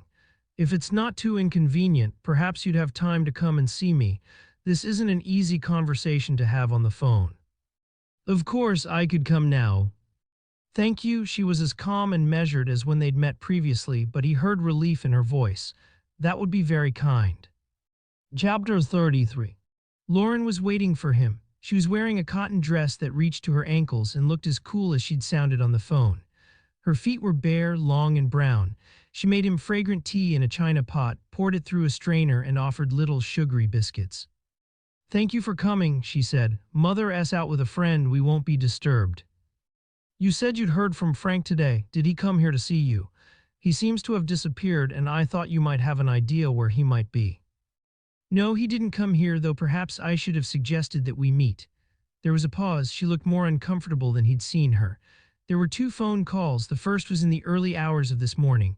I sleep very lightly, and though my mobile was on silent, the vibration woke me. Frank was drunk. It was all very awkward." "What happened?" She looked up, her cup still in her hand, and gave a little smile. "I suppose it was a declaration of love." She shook her head as if the notion was ridiculous. "I told him this wasn't a conversation that I needed in the middle of the night, and I asked him, very politely, to call me back later in the morning when he'd had a few hours' sleep and a couple of mugs of strong, black coffee." "Did he take your advice?" "He did." She took a deep breath. "The call came at 9 o'clock this morning. He was very apologetic for waking me the night before, very sweet. He told me that he'd always admired me and that Nigel's death had made him reevaluate things. Perhaps it was time for him to be braver emotionally, to express himself more openly." She paused again. "He asked if we might become closer, if perhaps one day I might consider being his wife." She looked up. "At least I didn't laugh. It took a lot of control, but I managed to keep serious. But really, it sounded ridiculous, like something from a Regency romance." "What did you say?" "I thought the kindest thing was to be clear. I told him I'd always value him as a friend, but that I could never consider him as a partner." She sipped her tea and replaced the cup on the saucer. "I told him about Nigel and me. I said that Nigel would always be the love of my life, and I couldn't contemplate the possibility of anyone replacing him." "How did he respond?" "He was very quiet," Lauren said. "Rather cold and formal. He apologized for disturbing me and he replaced the phone." Venn thought that explained Lay's disappearance. He'd gone away somewhere to lick his wounds. He'd been fantasizing for so long about this woman that she'd become a part of his life. This would feel a little like another bereavement. Would it explain Lay's phone call to him, though? "Would you mind if I ask some more questions while I'm here?" "Of course, I'm happy to help in any way I can." "Did Nigel discuss Alexander Mackenzie's suicide with you?" "A little. We think he was interested in Mac's membership of a chatroom that brought together people contemplating suicide. Do you know anything about that?" Lauren didn't respond immediately.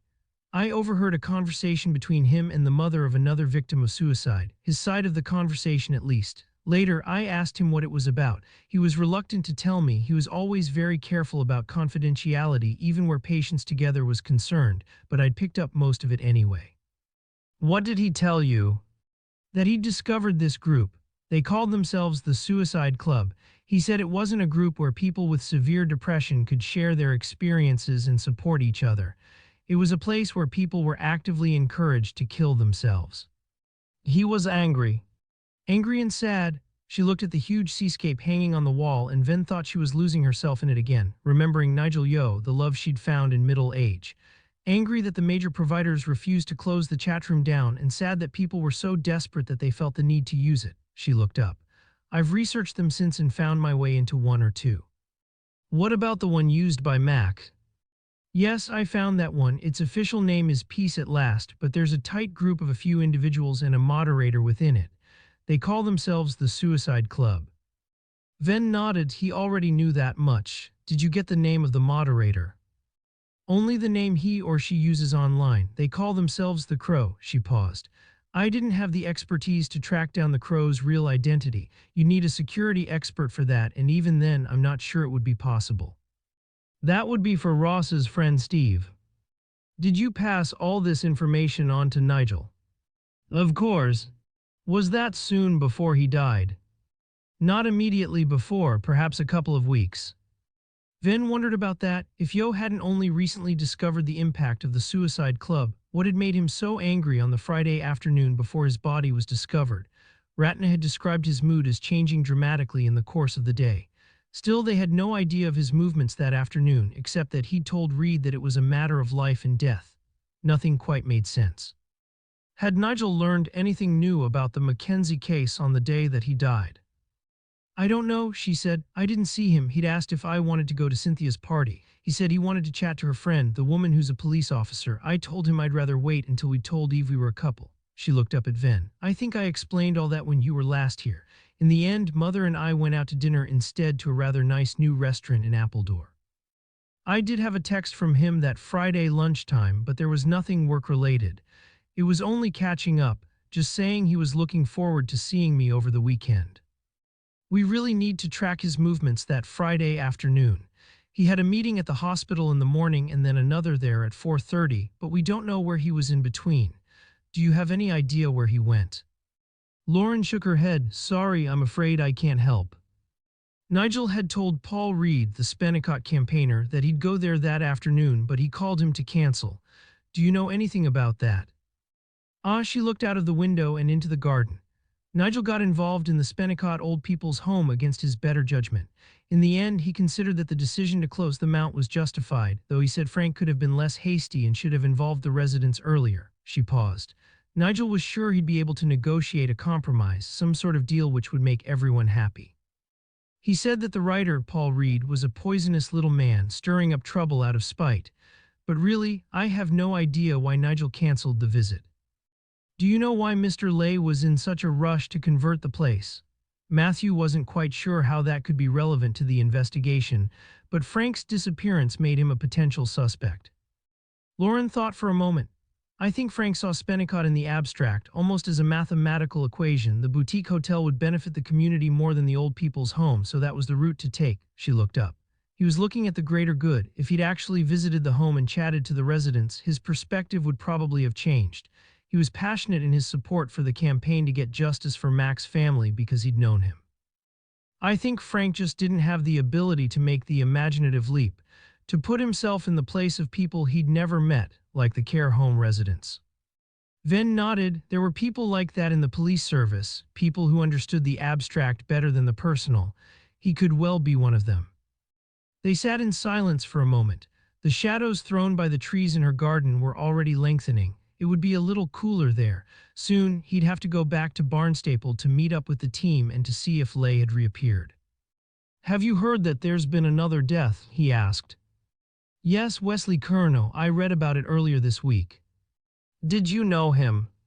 I'd met him a couple of times when Frank invited me to one of his Westacombe gatherings. She paused and looked up. But really, I can't think why anyone would want to kill him. What did Nigel make of him? Not very much. It wasn't in Nigel's nature to dislike people. He tried to understand them, but I think Wesley rather irritated him. Did Nigel try to understand the other staff at Patience together? Lauren laughed out loud. Perhaps not as hard as he should have done, but Steph and her cronies are very set in their ways. A lot of gossip goes on in that office and not a lot of work. I think Nigel was frustrated because he thought the organization could achieve so much more. A pause. And all the doctors I know have a confidence, a certainty that can make them appear arrogant. What will you do now? Will you continue working for them? I still have to decide, Lauren said. I might even apply to take over as CEO. It's Nigel's legacy in a way. I'd hate it to slide back to the way it was, to become a self-satisfied talking shop again. I couldn't remain in my present role with another boss. I'd find that impossible. She gave a little shake of her head. I do have to ask, Matthew said, because you knew both victims. What were you doing on Sunday afternoon, the afternoon Wesley died?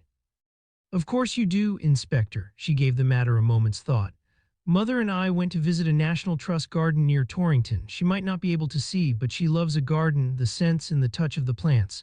We had afternoon tea in the cafe there and arrived home at about 6 o'clock. So it would be impossible, Matthew thought, for Lauren Miller to have stabbed Wesley Curnow in the shed behind the woodyard. He was pleased to have the confirmation, but he couldn't imagine the calm, thoughtful woman sitting opposite him as a killer. It was dark by the time Matthew arrived home. Driving back, he was thinking of his husband, picturing the peace of the house, hoping that the tension of the previous day had disappeared. He found Jonathan just where he'd imagined, sitting on the wooden bench outside the kitchen door, a glass in his hand. He would have heard Matthew's car, and there was a glass of very cold white wine waiting on the table beside him. The tide must be low because there was no sound of water from the beach or the river. They sat without speaking, looking out at the stars. Chapter 34. Jonathan woke early and had been for a swim before Matthew got up. It had become a ritual in these hot, heavy days, a quick run into the sea, a kickstart to the morning. It set him up for the meetings that filled much of his time at the woodyard. Today there was a gentle swell, and after 10 minutes of vigorous crawl he'd lain on his back, held up by the salt water, looking at the sky until the cold had eased into his bones and sent him home. Back at the house, Matthew had made coffee and seemed to be waiting for him. I thought you might already be in town. Jonathan knew how much work, how much this particular murder meant to his husband. He'd expected him already to be in Barnstaple at his desk. Matthew didn't answer directly. "Are you busy this morning?" So Matthew didn't want to talk about the investigation. He was shutting Jonathan out again. Jonathan tried not to care. "No, I thought I'd go in a bit late. I'm owed masses of time. I wondered if you'd come back to Westacombe with me. I've just phoned Jen and it seems Frank Lay still hasn't turned up and there's been no sighting of him. We can't justify a big team to look for him. He wasn't a major suspect in either murder, but I'd like a proper search of the grounds around the house. It was dark before we could do it properly yesterday. You'd be on public ground, a volunteer. We sometimes ask volunteers to help in searches. It would be nothing official." Of course, Jonathan knew this was a big deal, a kind of peace offering. "He phoned me yesterday morning and sounded a bit low," Matthew said. "I'd hate it if he came back to a major fuss, uniformed officers doing a fingertip search, when all he needed was some time on his own." "I understand." "I didn't answer his call," Matthew said. "Perhaps it was my fault that he went off on his own." "Dump the guilt," Jonathan wanted to say, "just dump the guilt." Jen Rafferty was already there, waiting for them. Despite the heat, it was still early. The rest of the farm was quiet. "How far did you go yesterday?" Matthew asked her. "We can carry on from there." "Only as far as the wall. I didn't want to trespass." She looked sheepish.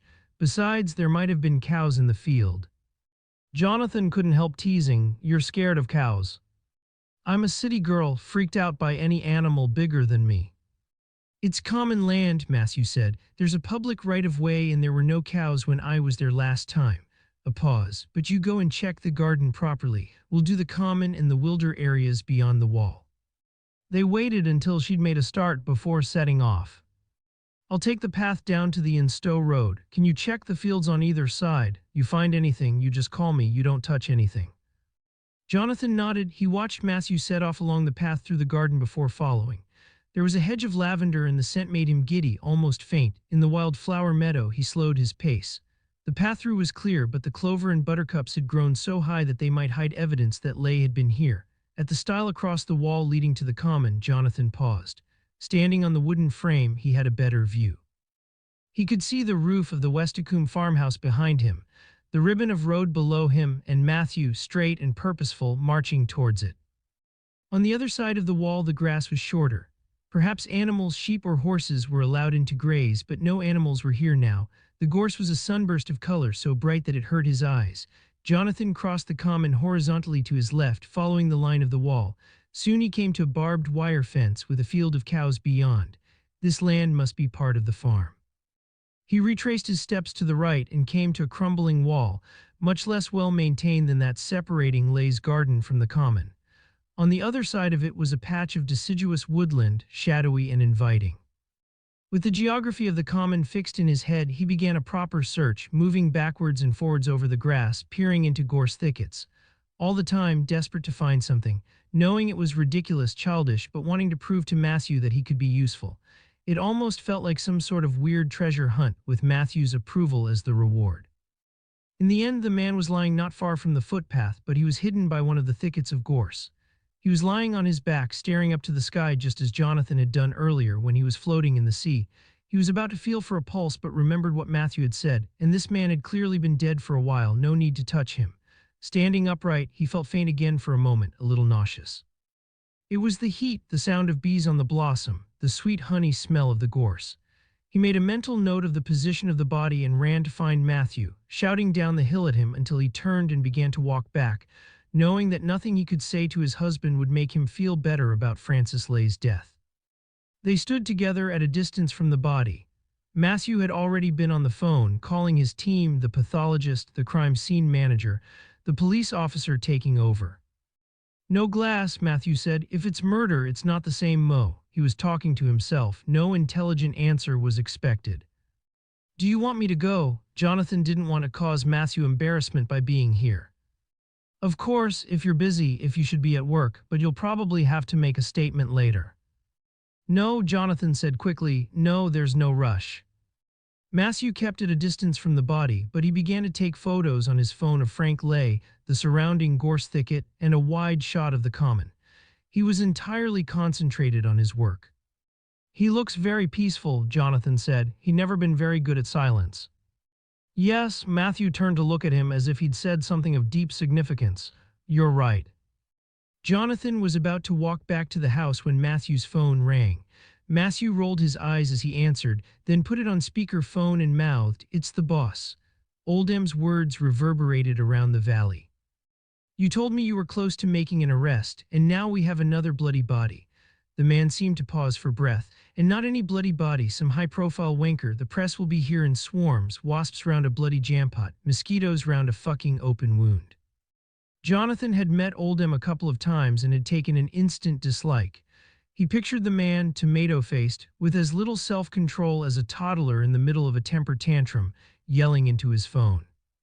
Oldham was still shouting, "So get on top of it, Venn. When I took you on, which was against my better judgment, they told me you were clever, so prove it. I need a result."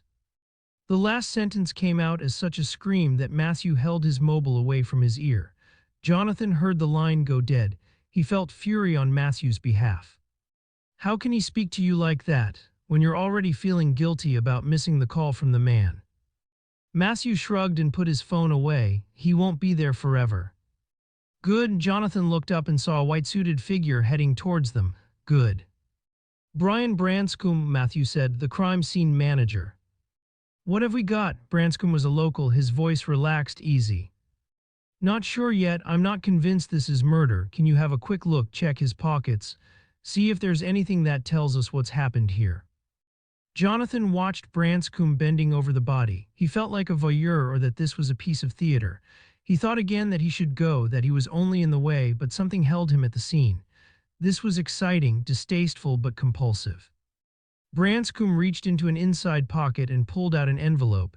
He held it up so Matthew could see what was on the front. "I think this is for you." In old-fashioned script and written with a fountain pen, Detective Inspector Matthew Venn. "And then there's this." Branscombe held up a plastic medicine bottle. It was empty. He looked at the label. "Amitriptyline, regularly prescribed antidepressants, and I think Sal Pendley will confirm that taken in sufficient quantity they can kill." They sat together in Jonathan's car while Matthew opened the letter. Jonathan had offered again to go back alone to Barnstaple, to leave his husband to work in peace. He knew Matthew had always lived his life in compartments, and although his worlds had clashed big style in the previous investigation into the death of Simon Walden, his husband hated bringing together the personal and the professional. Asking Jonathan to help him look for Leigh had been a gesture of reconciliation, a small step to allow their worlds to mix. Neither of them had expected the search to end like this, with a body and a letter from the dead man. Now Jonathan wanted to be here to offer support. He knew Matthew was obsessed by the fact that he hadn't spoken to Leigh the day before, but he hoped Matthew would later regret the bending of rules. Matthew slit the envelope carefully along the top, and he pulled out a single sheet of heavy, high-quality paper. The letter had been written with the same pen and ink as the name on the envelope. Matthew held it with gloved hands and read it out loud. "Dear Inspector Venn, I must apologize for confusing your investigation with this act of suicide. I'd hoped to explain in person, but when I couldn't get hold of you, writing seemed more appropriate after all. Life isn't worth living. My acts of generosity are no longer sufficient to make me less guilty, and the people that I cared for and felt I could help, Mac, Nigel and Wesley, no longer need my support. I'm glad that I have the courage to find peace at last." Then there was a signature. "He doesn't mention Lauren Miller," Jonathan said. "You said she'd rejected him. Wouldn't that have been a trigger to his suicide?" "Of course, but he wouldn't have wanted her to feel the guilt that had haunted him." Matthew was quiet for a moment, and the next words were spoken almost in a whisper. "How will I tell her?" Then he was out of the car, suddenly strong and decisive again. "You should go," he said. "Of course, you won't discuss this with anyone. I need to make that phone call." Chapter 35.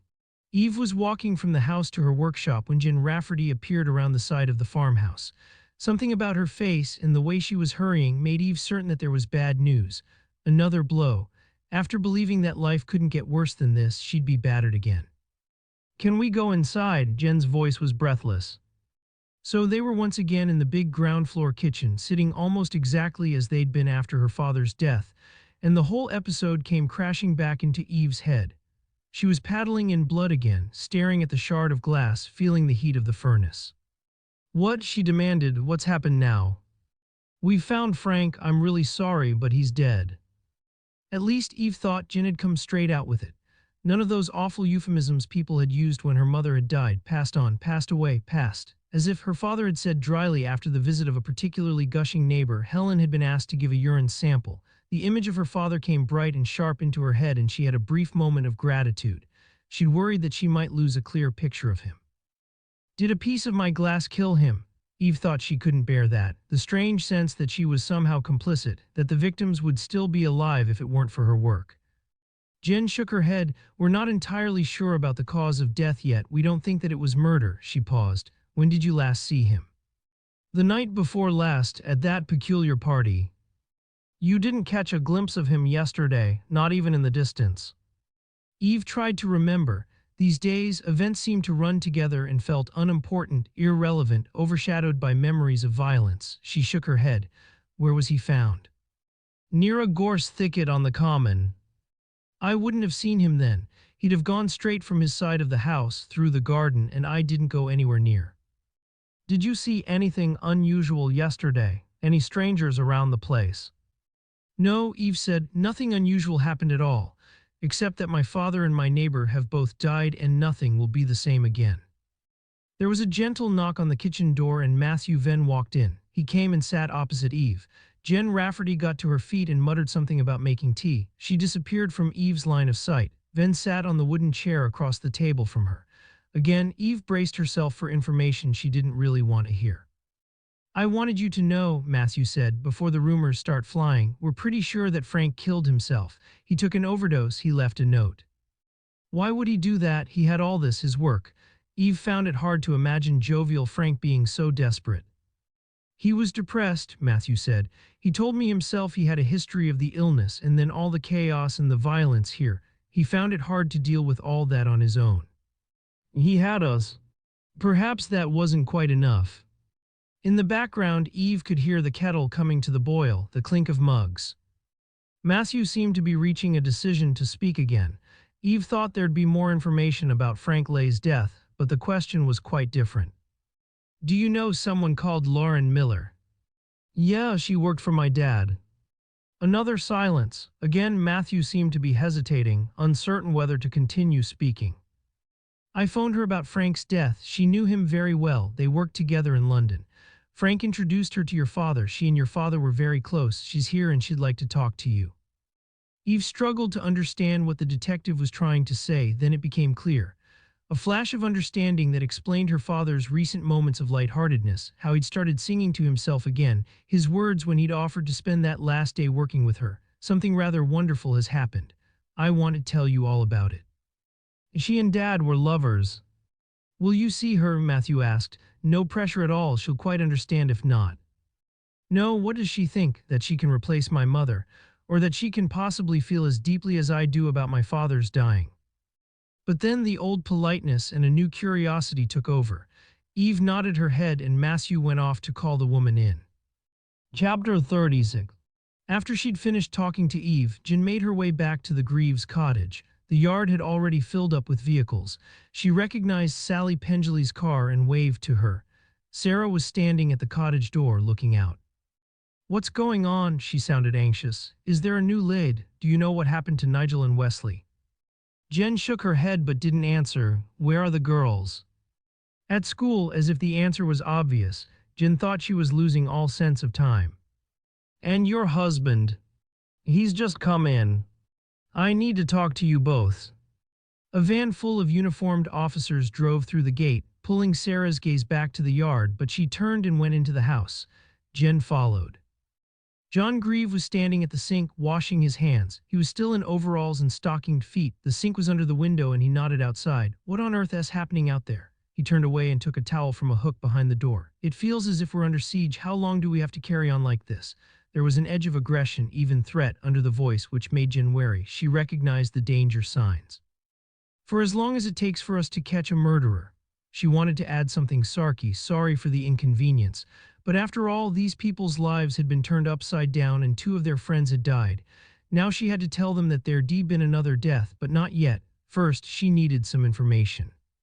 Where were you all day yesterday, Mr. Grieve? Jen kept her voice pleasant, polite. Out working. The place doesn't run itself.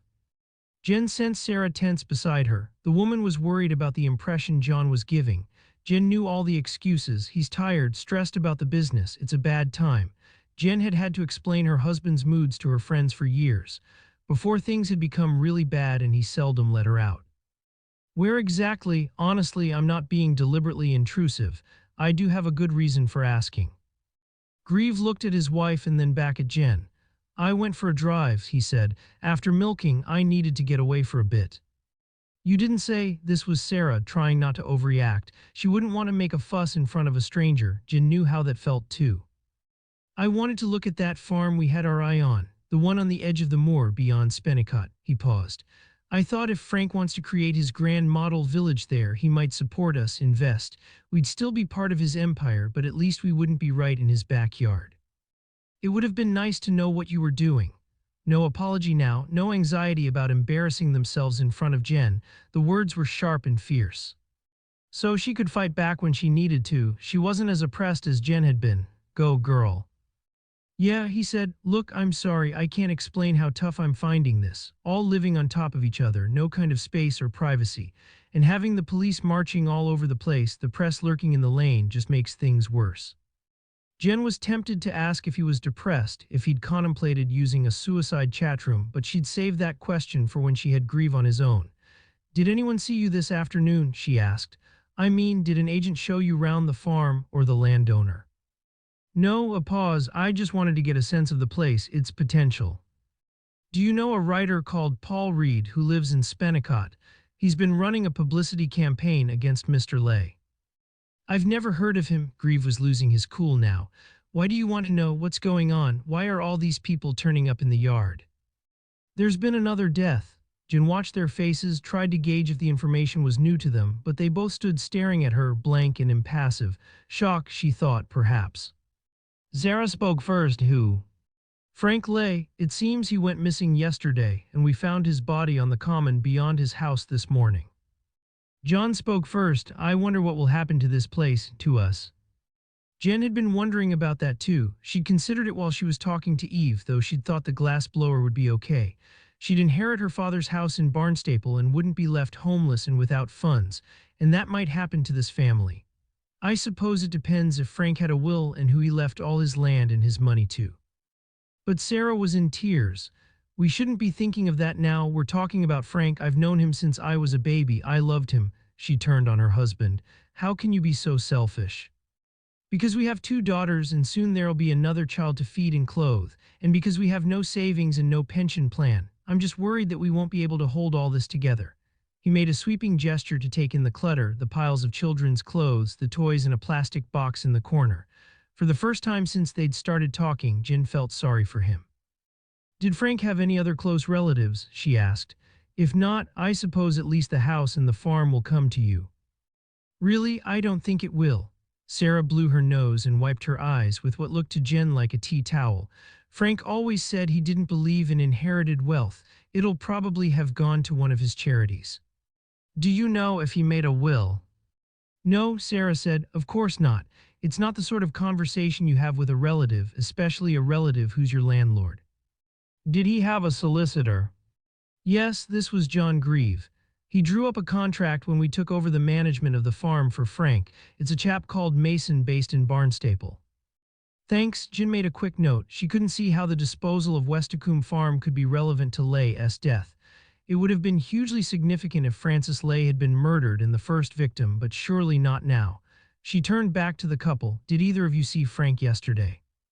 I didn't, Sarah said. I haven't seen him since his party the night before. John. He was up and about first thing yesterday morning when I went out for milking. I walked the cows up the lane but took the shortcut through Frank's garden to get to the field. He was drinking coffee on his terrace, still in his dressing gown. He looked a bit rough. Did he speak to you? Jen was thinking this was probably the last time Lay had been seen alive. He waved. I don't think he said anything, nothing important anyway. Lovely morning, something like that. Did you see anyone else? No. And later, Jen thought this was like getting blood from a stone. She wondered if Grieve was being deliberately obstructive or awkward. You must have walked back past the farmhouse. Didn't you see Frank then? He wasn't sitting on the terrace, John said. He might have been in the house, but I didn't see him." He paused. "And that was when I decided to take off to head over to Spennicott and get a look at the farm there. I was planning what I'd say to Frank, thinking of the business plan I could put together. It would have made sense for him to invest, real sense. We could have fed our meat into his shop, the pub and the hotel he was planning. Sarah would have had more space for her dairy. But we'd have had some independence, a proper place of our own, away from the coast and all the trippers, and now it'll never happen." The anger and depression that had seemed to haunt him when Jen had first come into the house appeared to have returned. "You don't know," Sarah said. "He might have left us something, enough to buy the place on our own. You know how much he loved the girls. I can't imagine he'd not have remembered them. We need more than an old painting or a bit of costume jewelry from his mother." Grieve turned and left the room. The women were left staring at each other. "He'll be upstairs on his computer for hours now," Sarah said. "It's all that calms him down when he's in one of his moods. I'd best get the girls down so they don't disturb him." "Is he always as tense as this?" There was a slight hesitation before she answered. "No, it's such a stressful time, isn't it? 3 deaths connected to the place where we're supposed to feel safe. He just wants to protect us." Jen wasn't sure. She thought again that Sarah was so used to defending him to herself and outsiders that it had become a habit. The woman went on. "I feel it too. It's as if we're in some sort of siege, that there's an enemy just outside waiting to get us. You know that childhood nightmare when you wake up, convinced that there's a monster hiding in a cupboard or under the bed? The dream's so scary because it's like something evil has invaded your personal haven, the place you retreat to when you're anxious or upset. Westacombe has always been my safe place, but in the past few days I've gone to bed scared. I get up in the night to check the kids are okay. And whenever I get up, I see that John's awake too, lying there, watchful, listening for strange noises in the dark. I don't think he's had more than a couple of hours sleep since Nigel died. In the morning, we act as if everything's normal. We get the kids off to SC. Pool and we talk about work, but it's not normal, is it? And it'll never be normal again." She paused and looked dry-eyed at Jen. "John's right. Whatever happens, we'll have to move, even if it means shifting into town and doing something boring just to earn a living. At the moment, boring seems bloody brilliant." She stood up. "I'm sorry, I need some air." Sarah opened the door and a beam of morning sunshine flooded the room with light. Jen wasn't sure what to say now. She thought her own experience of an abusive marriage might be coloring her picture of this relationship. Earlier, she'd been planning words of reassurance and encouragement. "You don't have to stay with him if he's being a shit. Get out while you can. Here's my personal number. Give me a call and I can help." Now she thought things were more complicated than that, or very much simpler. As Sarah had said, the couple were living in the eye of a storm and all around them was tragedy and chaos.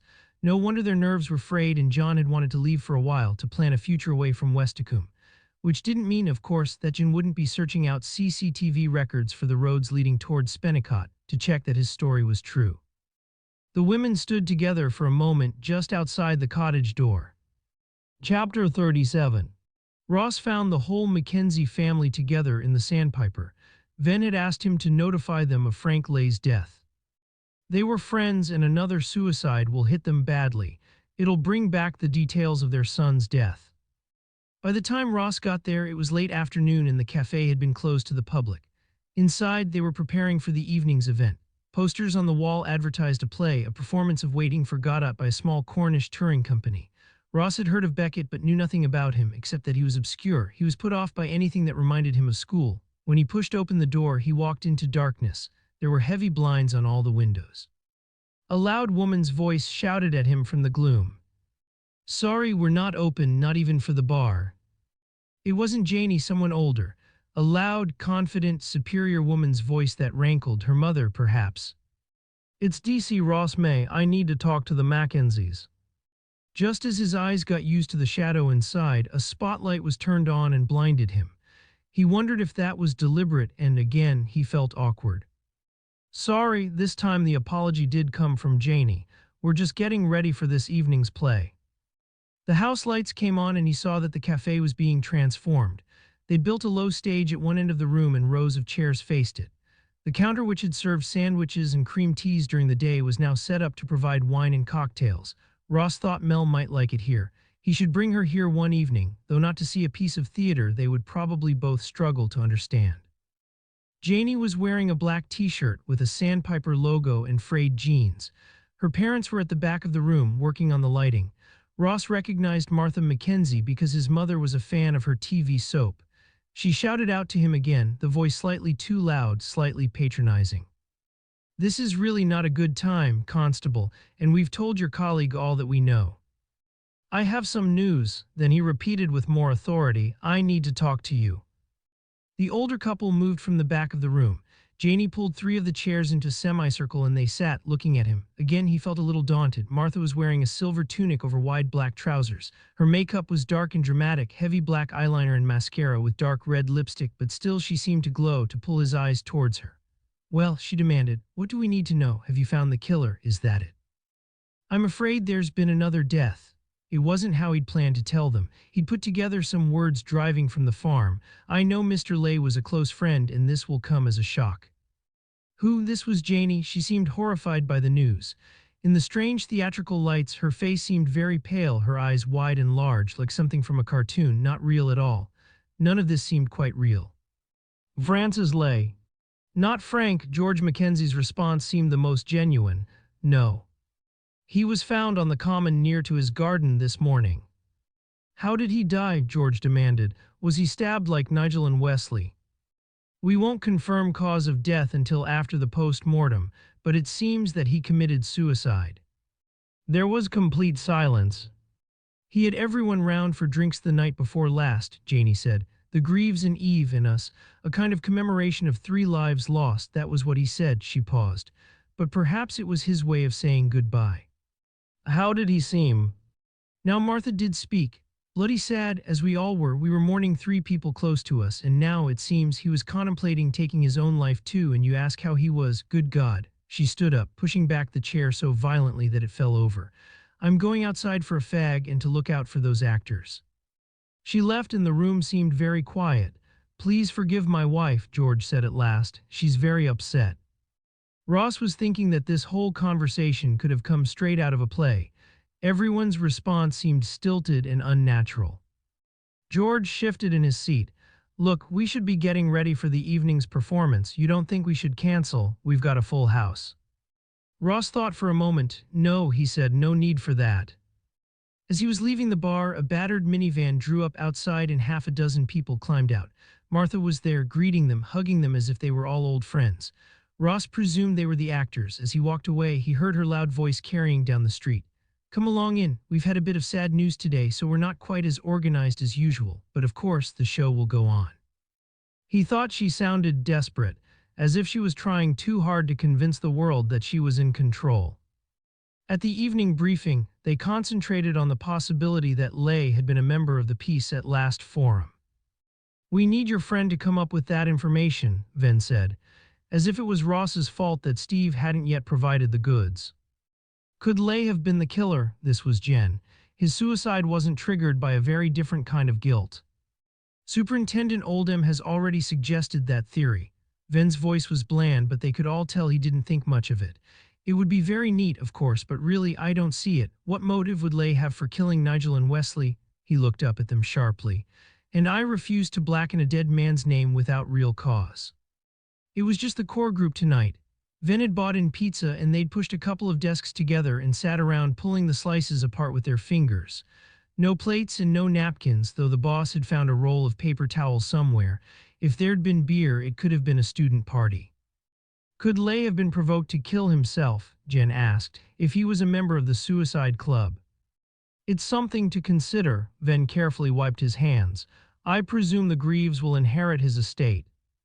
"According to Sarah Grieve, Lay didn't believe in inherited wealth," Jen said. Her mouth was full of pizza, not a good look. Mel would never speak with her mouth full.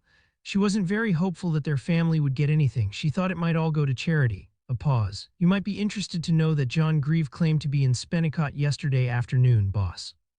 "Very interested. A coincidence, do you think?" "He wasn't visiting the old folks' home, and he claimed he'd never heard of Paul Reed. He's interested in taking over a farm on the edge of the moor there. He'd hoped Francis might invest in the venture because he'd bought most of the village already." Ross could see Venn considering that. So, if anything, that family might actually lose out by Francis's dying. "I suppose." Jen hesitated and Ross saw there was more to come. "John Grieve seemed very tense to me, jumping between anger and depression. Moody. Sarah says he spends a lot of time on the computer." "You think he might belong to the suicide club?" Jen shrugged. It's certainly worth checking out. I visited Lauren Miller yesterday, Matthew said. It seems probable that her rejection of Leigh was the trigger to his suicide. A pause. She learned a little about the suicide club from Nigel. She's technically competent and had found her way into the chat room.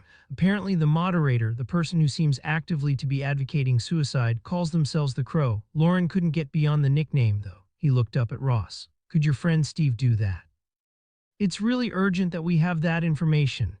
Again, his voice was disapproving, as if Ross was the person causing the delay.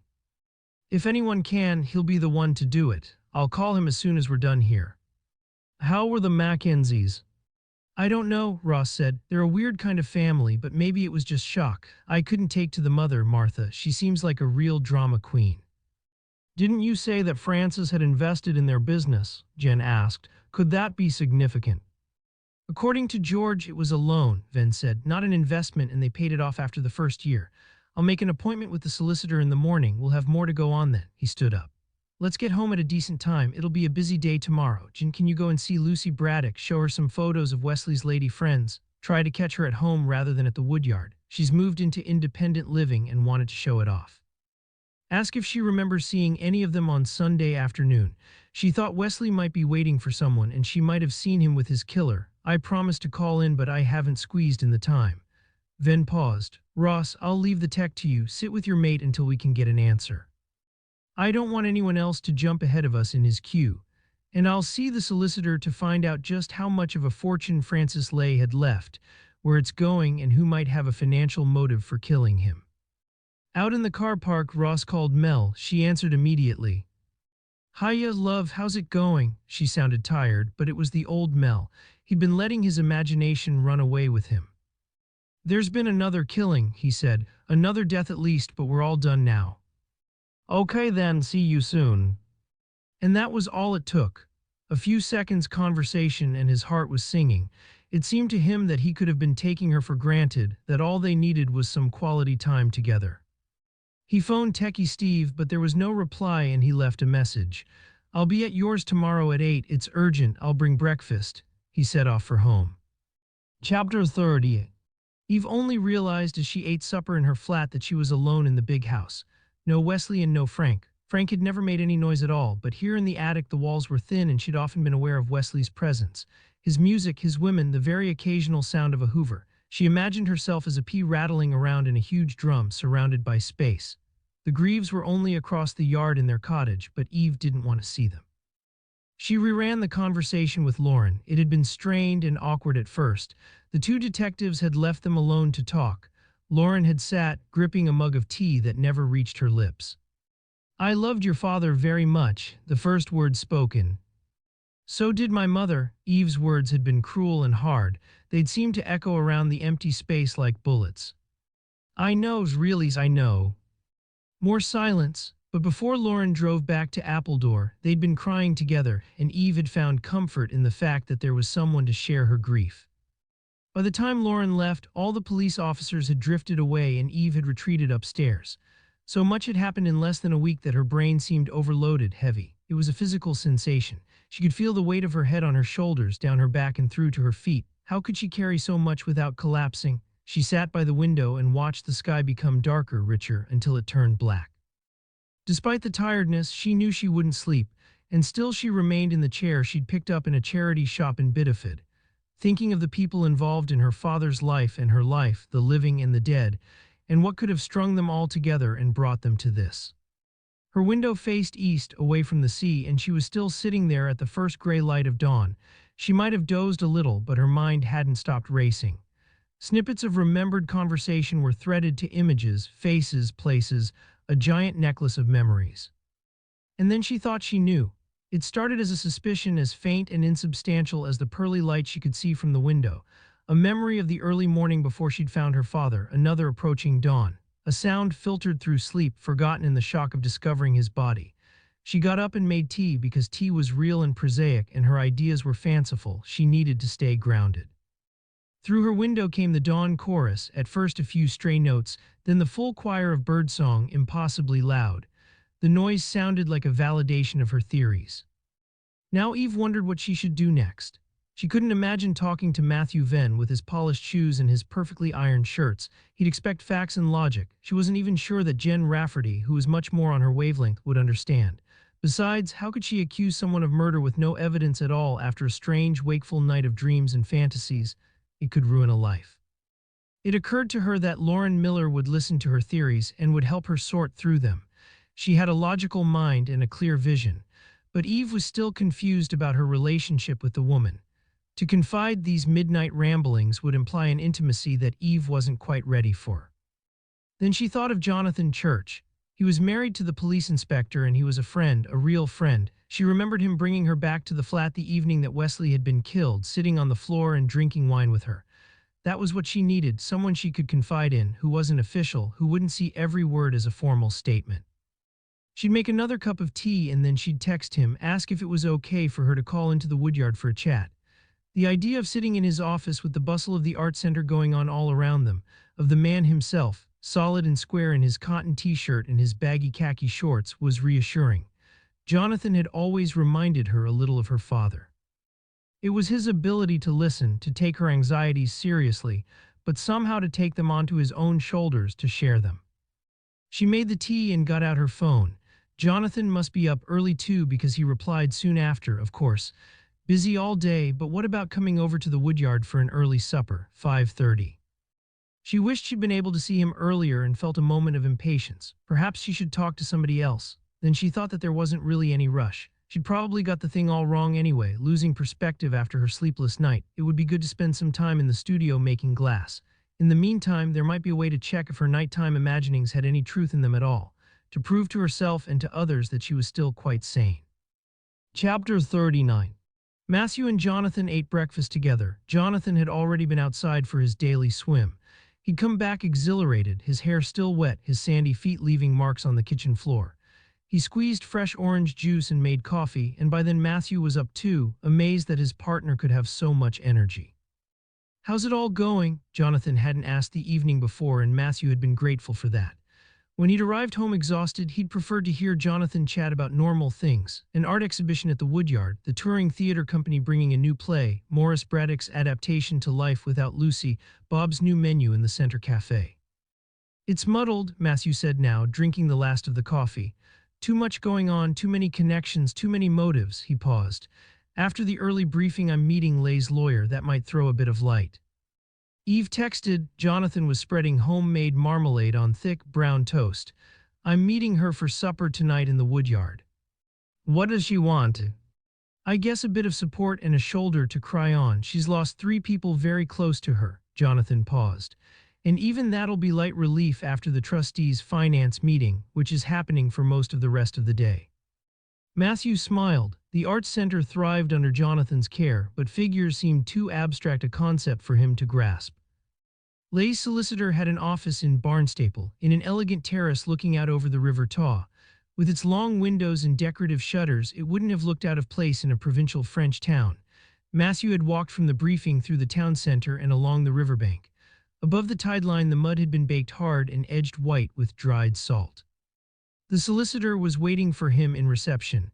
He had the easy manner of an old-fashioned country doctor, confident and competent. "We don't open to the public until 9:30, so there's nobody in to man the front desk. Come along to my office." It was upstairs at the front of the building, one of the rooms with the shutters. The long window was open, letting in a little air and the sound of traffic below and exhaust fumes. Peter Mason, the solicitor, closed it in half, pulled together the slatted shutters, so the light was filtered through the bars. "Poor Frank," he said. "He was more than a client. He was a friend. I'll miss him." Mason looked up. "You said on the telephone that it was suicide." "Yes, we're waiting for the post-mortem results, but we think it was an overdose of antidepressants.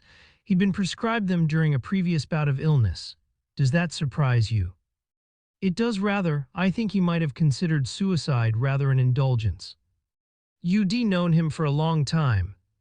"Since we were 11, we were in school together." He paused. "He was an odd little scrap even then." "In what way?"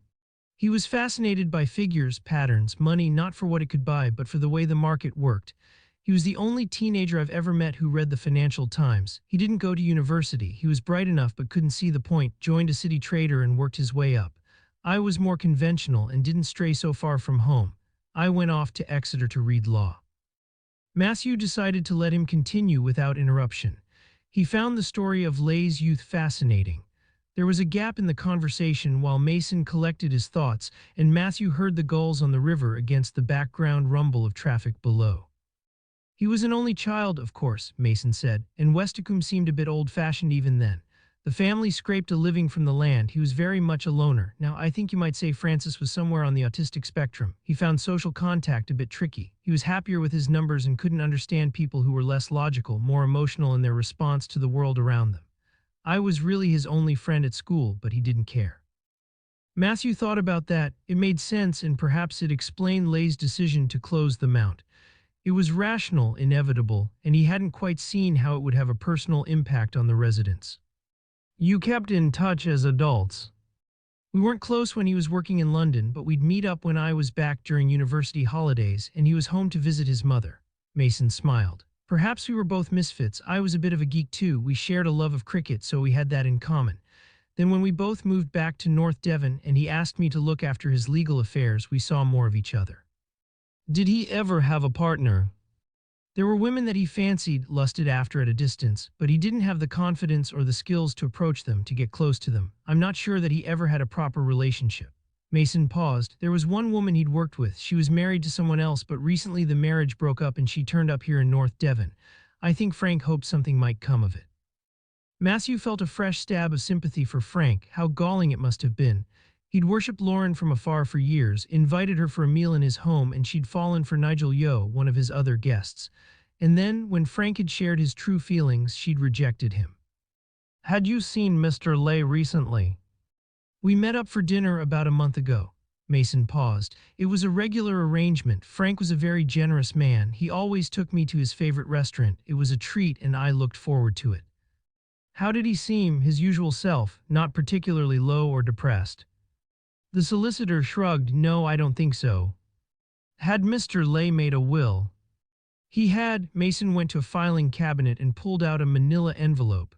I'm his executor as well as his lawyer. If he hadn't made the will, Matthew said, everything would be left to his next of kin.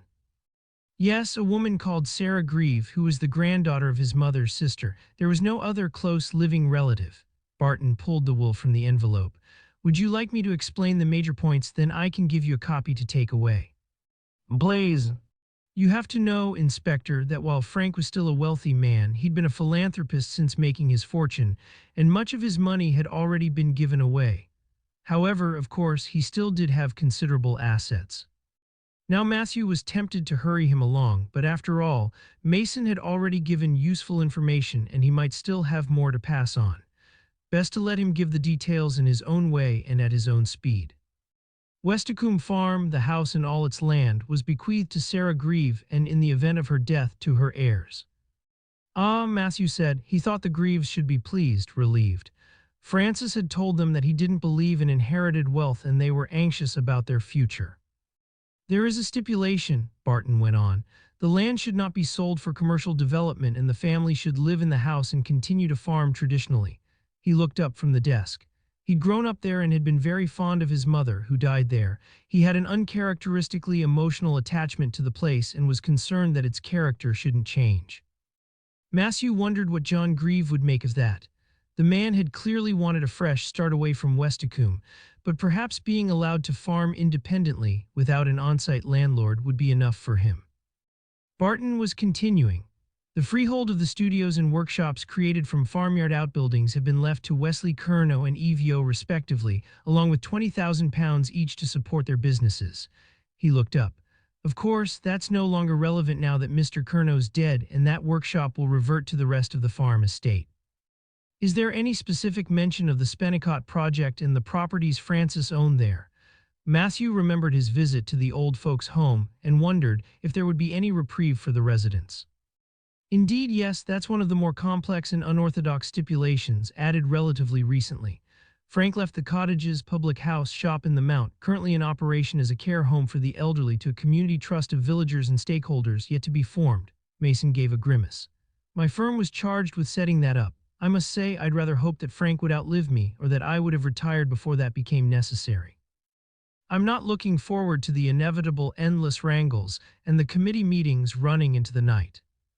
Matthew smiled in sympathy, and the rest of his investments and savings. $250,000 to the Spennicott Trust, seed money to see it through its setup. After that, it would be expected to live off the rents and profits of the various businesses, any excess to be invested for the good of the village. I suppose that makes sense. Another $250,000 goes to the organization Patients Together. Mason looked at the paper on the desk in front of him and read the exact words.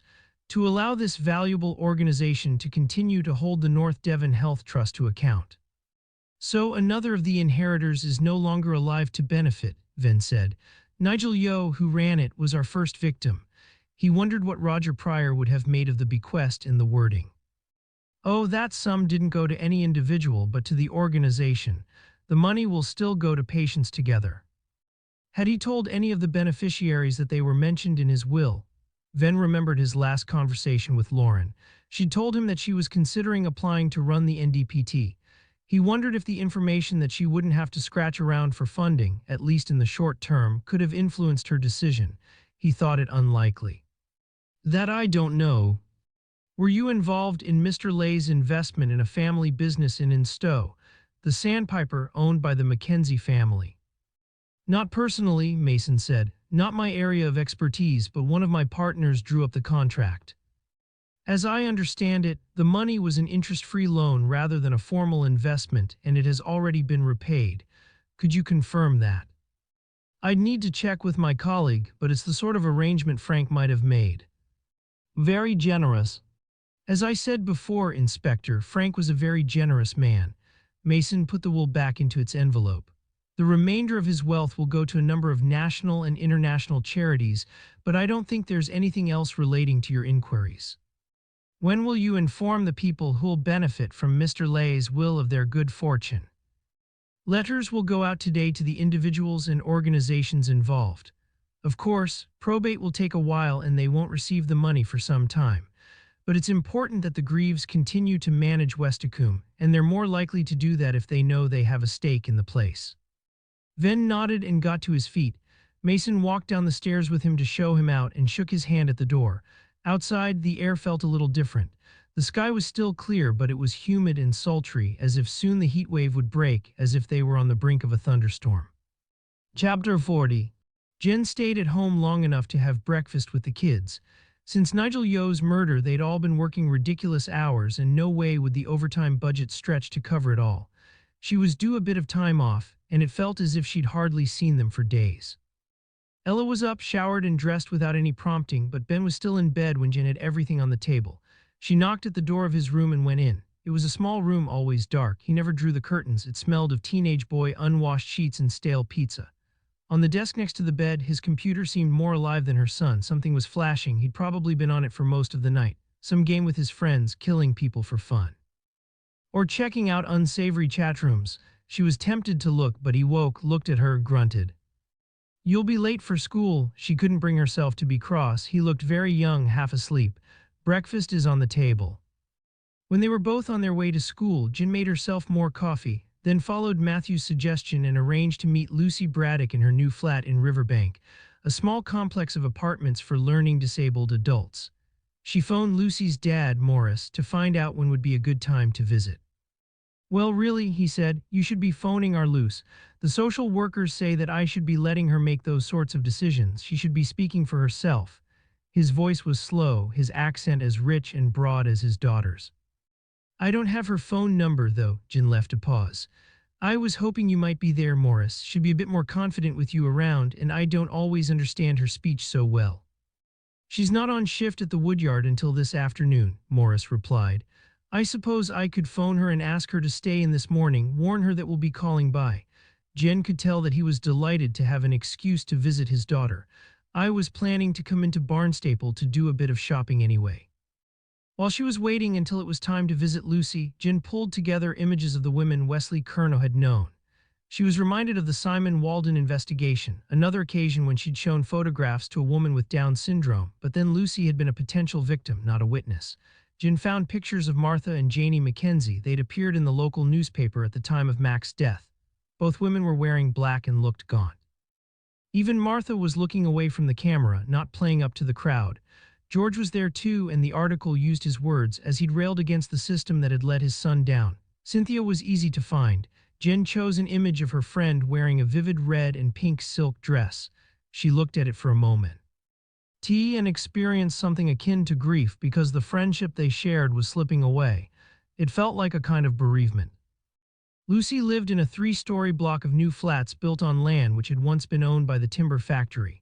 The building itself had been transformed into the Woodyard Center, but the land had been released for development and the independent living apartments were part of the site. They stood next to a small estate of family social housing and looked out over a children's playground. Jen used the Woodyard car park and walked past the center to reach Lucy's place. Just as she was passing the Woodyard entrance, she saw Cynthia approaching from inside. She was carrying a rolled-up yoga mat. It would be impossible to avoid bumping into her. "How's it going?" Jen thought no fucking way was Lady Synth just going to march past with her nose in the air as if they didn't know each other, as if they hadn't once been best mates. Cynthia stopped and shrugged, pretty dreadful. It sounded like an admission of failure. This wasn't the old Cynthia of high energy and endless optimism. "Roger hardly speaks. He's working 12-hour days and when he's home he locks himself in the office. He seems to be awake most of the night." She looked straight at Jen. "I'm worried about him. Even when things were really bad in London, he wasn't this low." "You think he's depressed? I mean, clinically depressed." "Yeah, I do." Cynthia was on the verge of tears. "I've said he should go to a doctor, but he tells me to leave him alone. There's this anger. I mean, if he was just sitting in a corner weeping, I could handle it, but there's a terrible rage against the world in me. For some reason he blames me for all that's happening to him." A pause. "We were never soulmates, you know. We never lived in each other's pockets, but in a way that was why it worked. We were so different that we learned from each other. There was something new to discuss when we did come together. But now, I feel as if I've lost him." Jen thought this was one of the unconsidered effects of 2 murders. Stress and suspicion were causing individuals, relationships, and even communities to fall apart. She looked at her watch. She should be chatting to Lucy. "Will you be around all morning? I'll call in, shall I? You can make me one of your spectacular coffees." A moment of silence. Jen thought that if the offer was rejected, the friendship would be over for good, no way back, but Cynthia smiled. "Yeah," she said, "I'd really like that." Morris was already in the flat when Jen got there, but it was Lucy who let Jen in, proud as punch. She held her arms wide. "Welcome." The place gave out the vibe of a student hall of residence, but Lucy had her own living space, a sitting room with a kitchen at one end as well as the bedroom and a shower room. She insisted on showing Jen round before putting the kettle on and carefully spooning instant coffee into 3 mugs. "There's a care worker on site," Morris said, "but Luce manages everything, don't you, maid?" "Yup," she beamed. "We need your help again," Jen said, "but there's no danger this time, honest." The last statement was aimed at Morris, not Lucy. "I just need you to look at a few pictures. Let me know if you saw any of these women on Sunday after Wesley had been in the cafe. If you finished work soon after, you might have noticed someone while you were walking home." "Sure," Lucy said. Jen thought she was proud to be asked and desperate to help. She worried that Lucy would try too hard, would convince herself that she recognized one of the faces just to please. "It's not a test, Luce. It's just as important you tell me if you don't see anyone you know, just as useful." Lucy nodded. But in the end, when Lucy just stared blankly at the pictures, even at someone like Cynthia, who was a regular in the cafe, they all had a sense of disappointment. "I just don't remember seeing anyone," she said. "When I left work, a bus came into the stop in front of the Woodyard and people got off. I knew 2 of my friends from Riverbank had gone to Bideford to see their families and I was looking out for them. They texted to say they were on their way home. I thought I could walk back to the flat with them. I saw them get off the bus and I waited for them to join me. There was a car coming in and for a minute they couldn't see me, even though I was waving. The car blocked their view." She paused for a moment. "That's a bit weird, isn't it? Because the center was closing, so why would anyone come in?" "What sort of car, Lucy?" Jen tried to keep any sense of urgency from her voice. "I don't know anything about cars." Now she was starting to sound anxious and upset. Jen could tell that Morris was about to call a halt to the whole conversation. He fidgeted in his seat and wiped his forehead with a large, white handkerchief. "Oh, nor do I," Jen jumped in before he could speak. "Nothing at all, but you might remember a color." "Yes," Lucy was triumphant. "It was black, a big black car." "I don't suppose you could tell if it was being driven by a man or a woman."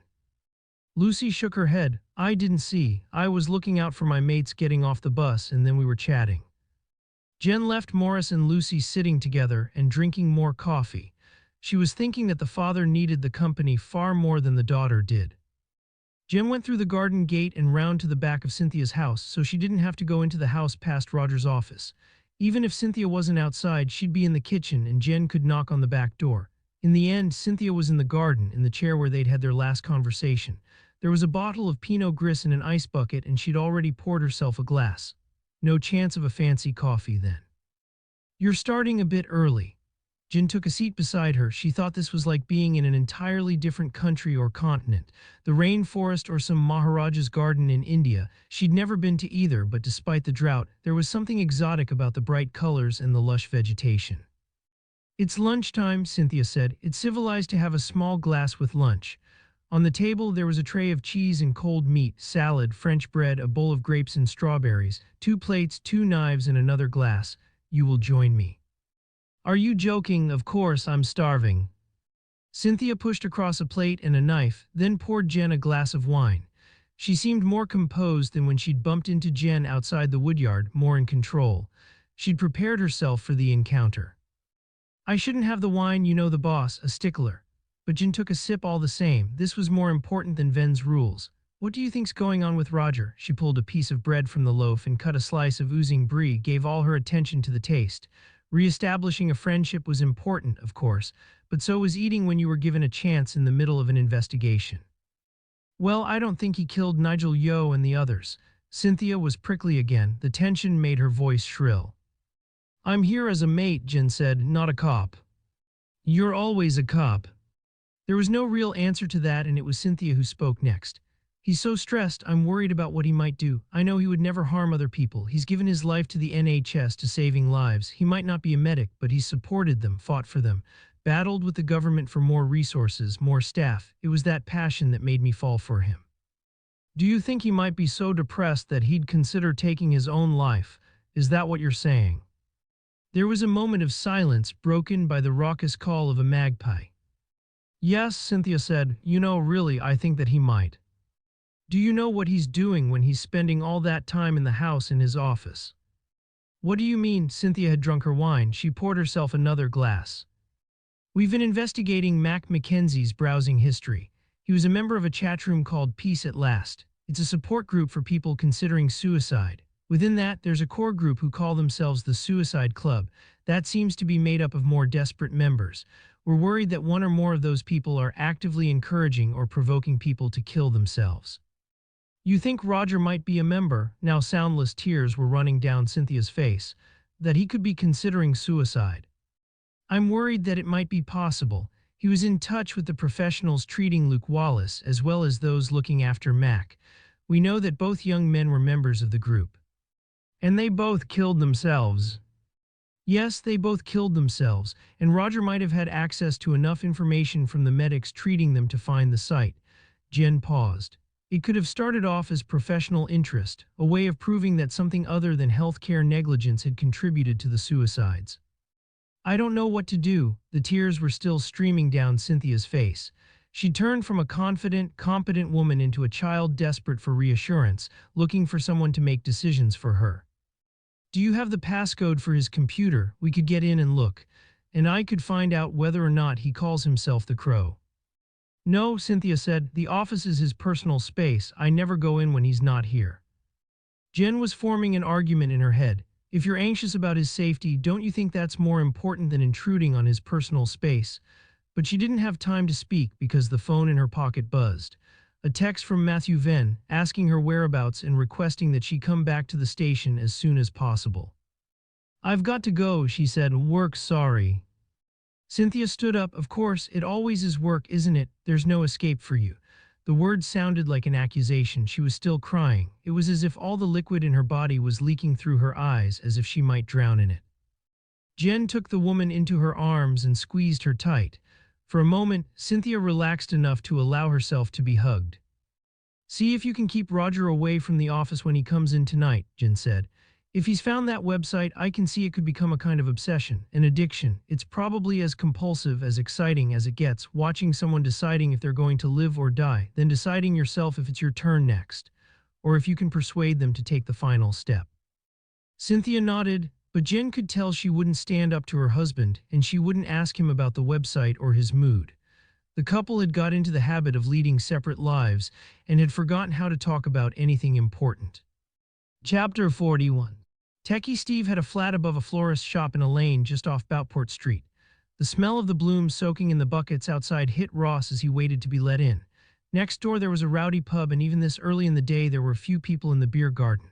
Ross couldn't think why Steve was still living here. The noise late into the evening would have driven him crazy, especially in this weather when everyone wanted to be outside. Steve didn't seem to be bothered by it, perhaps because the flat was long and thin and the rooms got darker and quieter the further in from the street it went. As Ross remembered, it was like moving to the back of a cave.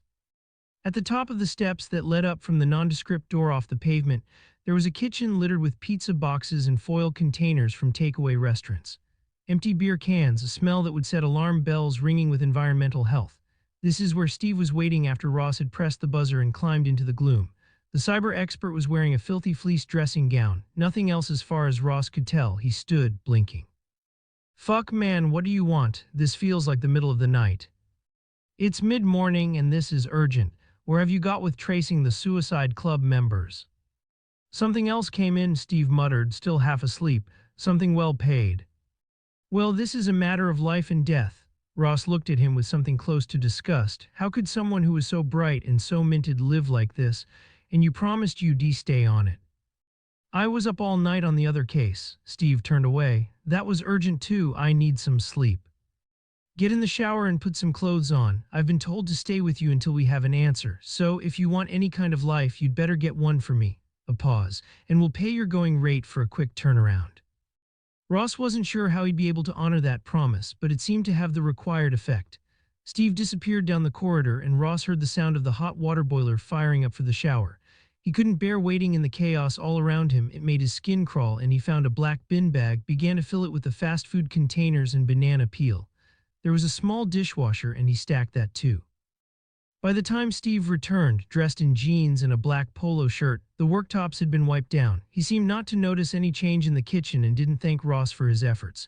He went to the fridge and took out a can of Coke, offered one to Ross, who, in the absence of tea or coffee, took it. "Okay then, let's get working." Steve had always relished a challenge. His focus had shifted back to the Suicide Club and away from his other, possibly more lucrative, project. He seemed almost pleased that Ross was there, pushing him to action. The corridor led past a living room. Ross had spent boys' evenings of beer and footy on the telly there on previous visits. It went on past a bathroom and a closed door which must lead into Steve's bedroom. This was the furthest Ross had ever been in the flat, but Steve walked on and into a room right at the end of the corridor. Inside, there was a dense darkness, no windows and no external sound. Ross thought someone could go in there and disappear forever. Steve probably did go in there and disappear for days. Steve switched on a lamp that provided a pool of light on a desk and shone on more tech than Ross had thought could possibly be contained in one room. Unlike the kitchen, it was clinically clean. There was no dust on the keyboards, no smears on the screens. There was only one chair, a grand leather affair, and Steve sat there looking, Ross thought, like the captain of the Starship Enterprise. They shared an affection for clunky science fiction, and Ross suspected that the impression was deliberate. There was nowhere for him to sit, and he leaned against the wall. An officer for Patients Together got into the Suicide Club and discovered that the moderator had a username of the Crow, Ross said. "What we really need is his real name and contact details. The woman couldn't get those for us." "Well, an amateur wouldn't know where to start." A pause. "Surprised she got that far." He turned to face Ross. "Look, I'm on it. Why don't you piss off and come back in a couple of hours? I can't concentrate with you looking over my shoulder." Ross looked at his watch. It was already nearly lunchtime. An hour. Steve was focused on the screen and seemed not to hear. "Take a key. It's hanging on a hook in the kitchen. This is soundproofed and I won't hear you ringing." Ross decided to go home for lunch. On impulse, he bought roses for Mel from the flower shop before leaving the street. They were pink like the ones she'd had in her wedding bouquet. He wasn't given to romantic impulses, but he felt the need to express his feelings for her. He thought again that he'd taken her for granted recently. Perhaps that lay at the root of this strange, intermittent tension between them. He didn't dig into the real fear that she'd found someone else who was giving her more attention, who appreciated her more. When he got to the house, it seemed unnaturally quiet. He switched on local radio, put the flowers in a vase, and made himself a sandwich. That was when he saw that Mel had left her work diary at home. It sat on the worktop, tempting him. He knew he shouldn't look, but it was work, wasn't it? Not private. This wasn't him stalking or being controlling. He'd gone on a course about coercive control before Christmas, and then a case earlier in the year had brought the reality home to him. Before that, he'd been inclined to dismiss the new law as an overreaction. He'd understood that physical abuse was evil and hated the pathetic men who beat up women, but weren't women who allowed themselves to be told what to wear and who to see to blame too. After being involved in the case where extreme coercive control had led to violence, to murder, he'd seen how wrong he'd been. All the same. This wasn't real controlling behavior, was it? It was taking an interest. He stood, staring at the diary. He was about to reach out and pick it up when the door opened and Mel came in. She looked flushed and flustered, surprised to see him. "I wasn't expecting you to be here." "I bought you flowers," he said. Oh, it wasn't the response he'd been expecting or hoping for. It was surprise, not pleasure, and there was a kind of guilt in there somewhere, as if she thought she didn't quite deserve the gesture. She must have realized that more was expected because she smiled and touched his shoulder. "That's lovely, really lovely." "I've just made a sandwich. Can I get you one?" "No," she said. "I'll grab something at work. I must have left my diary behind and I can't function without it." He wasn't sure if she'd seen him about to reach out for it, feeling guilty that he'd even contemplated reading it. "It's there on the bench. I just noticed it." "Oh yeah," she gave him a little peck on the lips and grabbed the book. At the door she turned back. "Thanks for the roses," she said. "They're beautiful." A pause. "There's something I need to tell you." "What is it?" He felt suddenly terrified.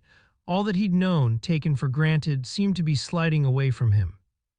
"Nothing dreadful," she said. "Honestly, I have to get back to work, but you will be in." "Yeah," he said, because he couldn't shout at her, could he? He couldn't force her to talk to him now. "See you tonight." "Yeah, see you then." She gave a little wave and hurried away. Her scent lingered for a moment in the room, and then that disappeared too. He let himself back into Steve's flat, glad to focus on work again. The kitchen was as he'd left it. He took a can of Coke from the fridge and carried it through to Steve's office. The man didn't seem to hear him come in. He was leaning forwards, his nose almost touching the screen, muttering to himself. "Stephen Barton, you can bloody do this." Ross put the Coke on the desk in front of him. "Well, he's clever. I've got details of the Suicide Club's membership, but not of the Crow himself. That'll take a bit longer." Oh, Ross was disappointed. He'd imagined himself standing in front of the room at the evening briefing, the killer already in custody, taking the glory. Steve looked briefly away from the screen. "Look, I'll get there, I'm on it." And Ross saw that Steve was totally involved in getting a result now. This was a challenge, and there was nothing the man liked better. He wouldn't eat or sleep until he'd identified the leader of the group. "You'll give me a ring as soon as you've got it." "Yeah, sure." His eyes still fixed on the screen, he slid a sheet of paper across the desk to Ross. "I printed out the members' details for you." Ross looked at the list. There were 12 names there. He recognized one of them. "I've got to go." "Oh, all right." Steve was lost in his digital world again. "Pull the door to on your way out." Ross was the last of the group to arrive in the ops room. Even Vicky Robb was there before him, with a ballpoint in her hand ready to take notes. They all stared at him. They could tell that he had something important to share. "Steve hasn't got the identity of the Crow yet. It was best to limit expectations. He should have it by the end of the day, but he did find a membership list for the Suicide Club, and one of the people involved in the case is there." "Who?" Ross paused for effect, then saw that Venn was irritated by the delay. "Frank Lay." There was a moment of silence. So the words of his suicide letter weren't coincidental, Venn said. He must have been considering the act for some time if he was a member of the inner circle. A pause. Perhaps Mac passed on his contact details to the moderator. We know they were close. "Could Frank have been provoked by the Crow?" Jen asked. "As we suspect, Mac was provoked." "Perhaps." Venn seemed lost in thought. It was as if he'd known the dead man well. Ross thought he should be more detached. Joe Oldham always said it was wrong to get too emotionally involved with a case, and Ross agreed. Jen stuck up her hand. I know it's a bit left field, but do you think John Grieve could be the Crow? He spends a lot of time on his computer and he seems very stressed, very low. He knew both suicide victims and could have lured them into the site. A beat. He could be our killer. Again, it took Venn a while to answer. These periods of silence made Ross uneasy. He felt himself get tense and fidgety, the bad boy at the back of the classroom again. I don't know Grieve well enough to tell. Go and talk to him, Jen. It could make sense if Mac killed himself because Grieve goaded him into it and Nigel Yeo found out and threatened to tell Frank. The man would have a lot to lose, his home, his livelihood. It might be a factor in Leigh's suicide too if the family are set to inherit. Grieve certainly has motive. Sure, Jen pushed her red hair away from her face. I'll go now. Ross was left with a faint sense of anticlimax. It was unfair that, yet again, he was being excluded from all the action. Chapter 42. Jen drove to Westicombe on her own. Matthew didn't want anyone to go with her in case they freaked out John Grieve or upset the man's family. He'd sent Ross in his own car to wait in the lane, though, just in case she needed support later. Jen thought that was Venn's style all over, understated. No dramatics, not overreacting, but assessing the risk all the same. All the way there, she was planning scenarios. Would it be better to speak to Grieve on his own without Sarah present? She thought it probably would. If he was the Crow, he'd be reluctant to admit it to his wife. He'd felt impotent at Westicombe, the subject of her relative's benevolence, unable to take his own decisions about the farm or the dairy. If he was the leading member of the suicide club, he might have believed he had the power over life and death, and that would have been heady, intoxicating. Sarah was in the front garden of the cottage, picking mint that had been planted in an old enamel sink when Jen drove in. A domestic scene which made her plans for the encounter with Grieve seem an overreaction, slightly ridiculous. Sarah called across to her as soon as Jen got out of the car. Hiya, I was just about to put the kettle on if you fancy some tea. I was hoping to chat to John if he's around. He's upstairs in the office doing the accounts. By this time Jen had joined her and Sarah lowered her voice. At least that's what he says he's doing. How does he seem today?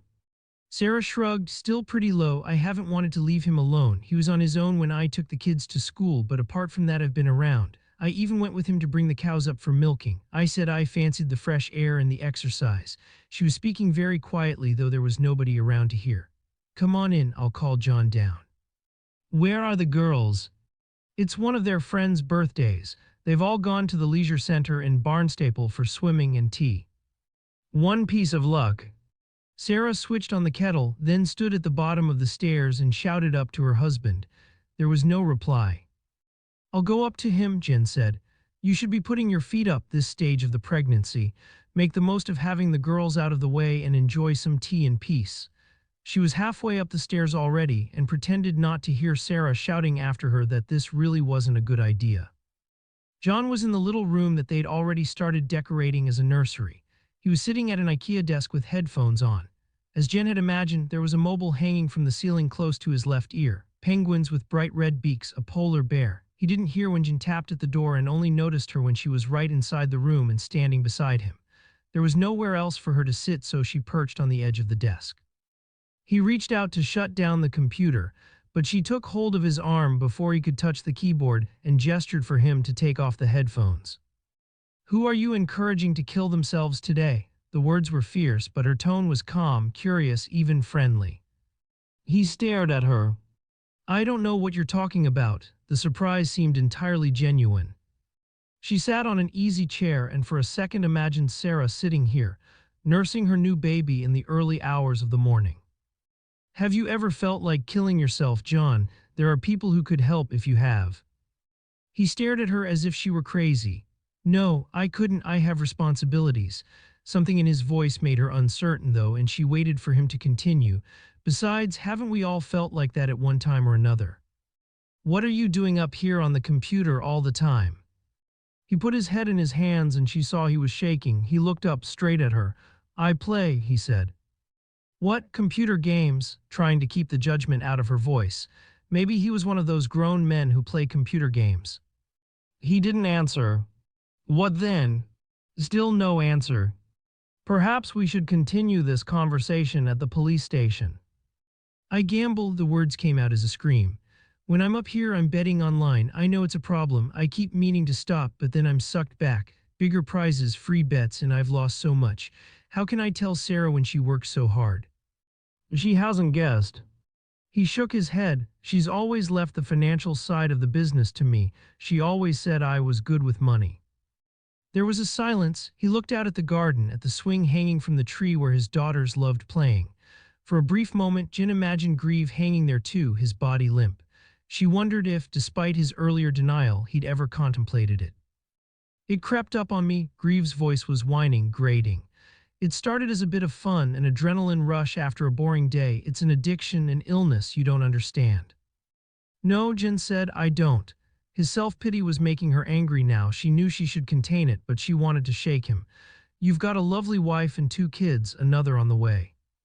You don't understand, Grieve said again. That was how it started, thinking I might make enough to give them the sort of life they deserve. You need to get professional help.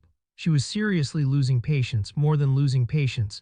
It was the man's apathy and self-delusion that got under her skin. She imagined slapping him to bring him somehow to his senses and found herself enjoying the image. She nodded to the computer screen.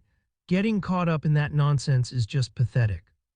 She thought he was going to lash out then, but he gripped the sides of the desk until his knuckles were white and he said nothing. Did Nigel Yeo find out about the gambling and threaten to tell your wife?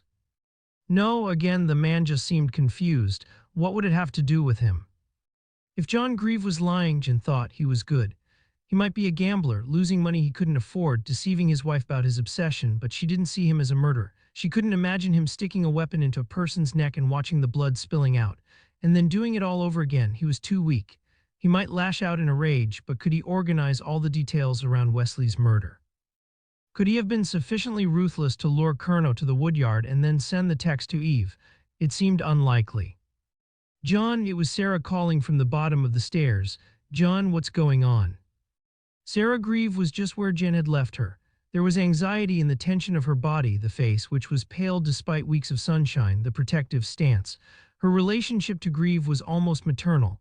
There'd been no attempt to follow Jen's suggestion to put up her feet and rest with some tea. Now Jen might not have been there. What's happening? The question directed at her husband. Are you going to tell her or am I?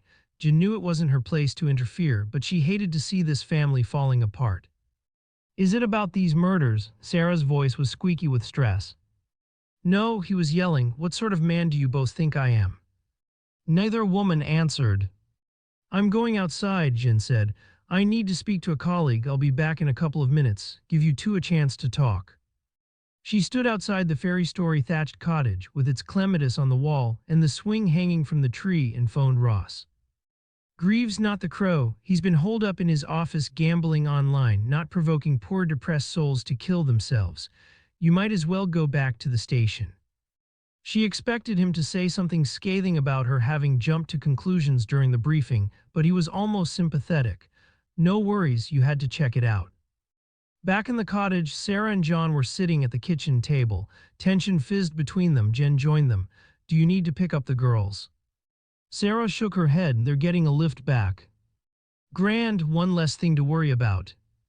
The question, domestic and ordinary, seemed to relax the situation a little. Sarah looked up at her, glad to be distracted. Have you got kids? Jen nodded too. It was a nightmare when they were younger. I felt like a taxi service. A beat. Has John told you about his problem?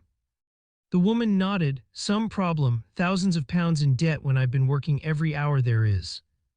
I don't think he's very well. The 2 women might have been alone in the room.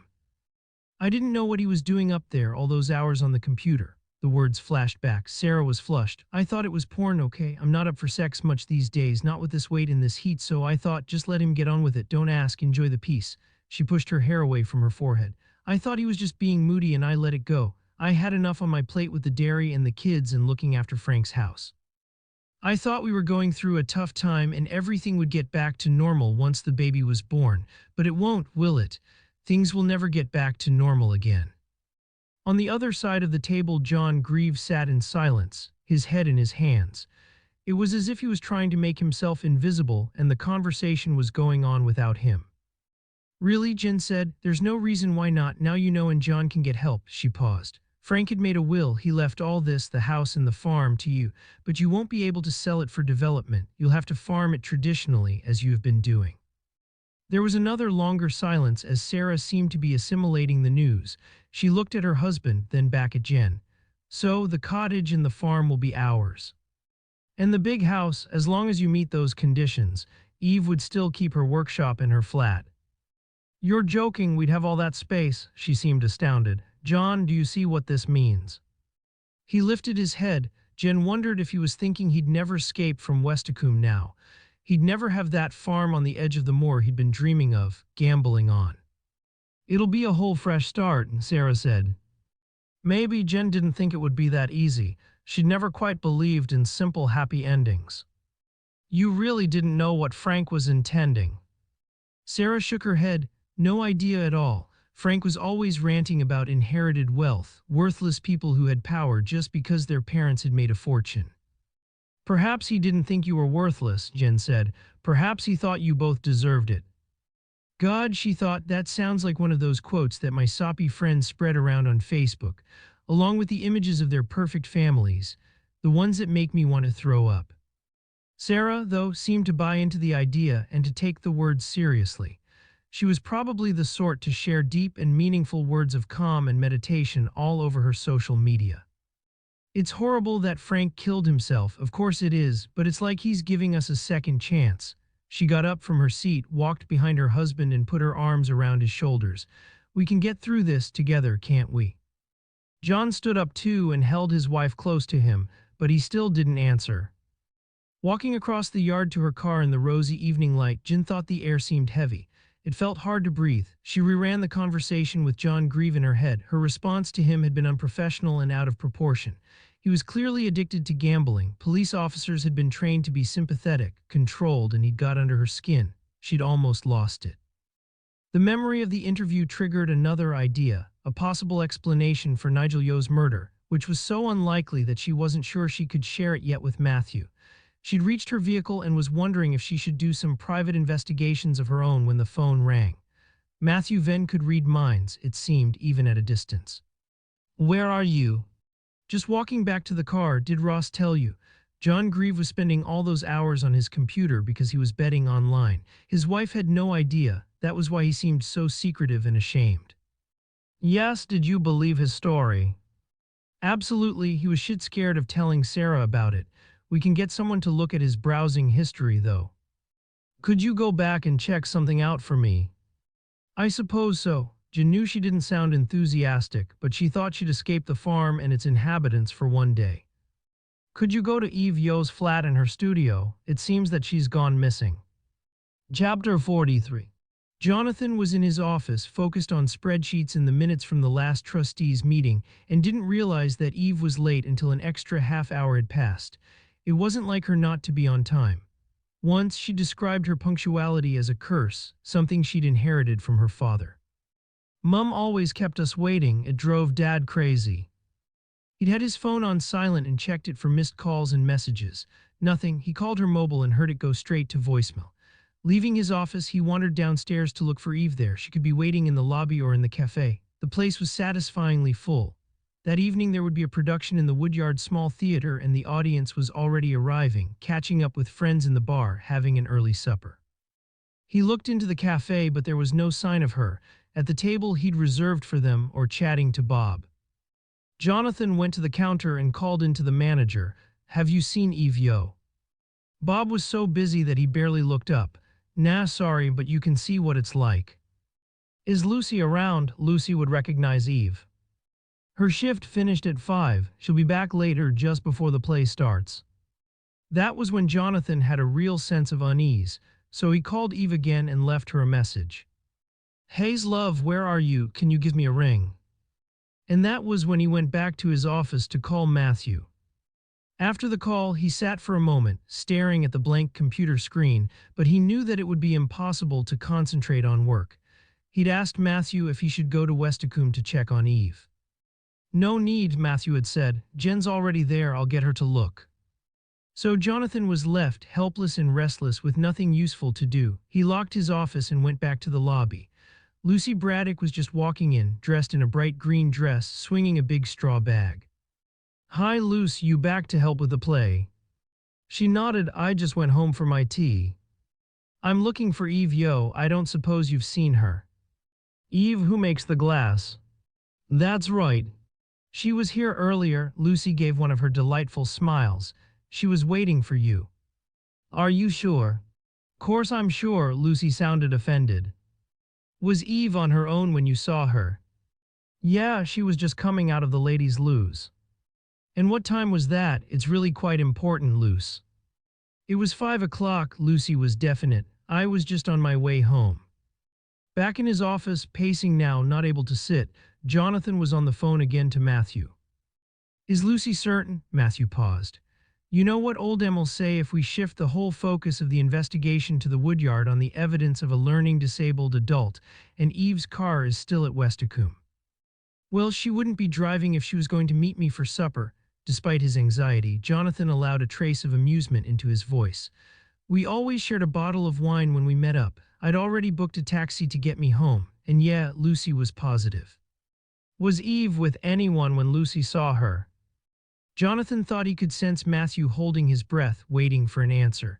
No, Luce saw her outside the ladies' loos, so even if she'd come to the center with someone else, she'd be on her own in there. Jonathan paused. What do you want me to do? Start a search of the place, we'll be there. Chapter 44.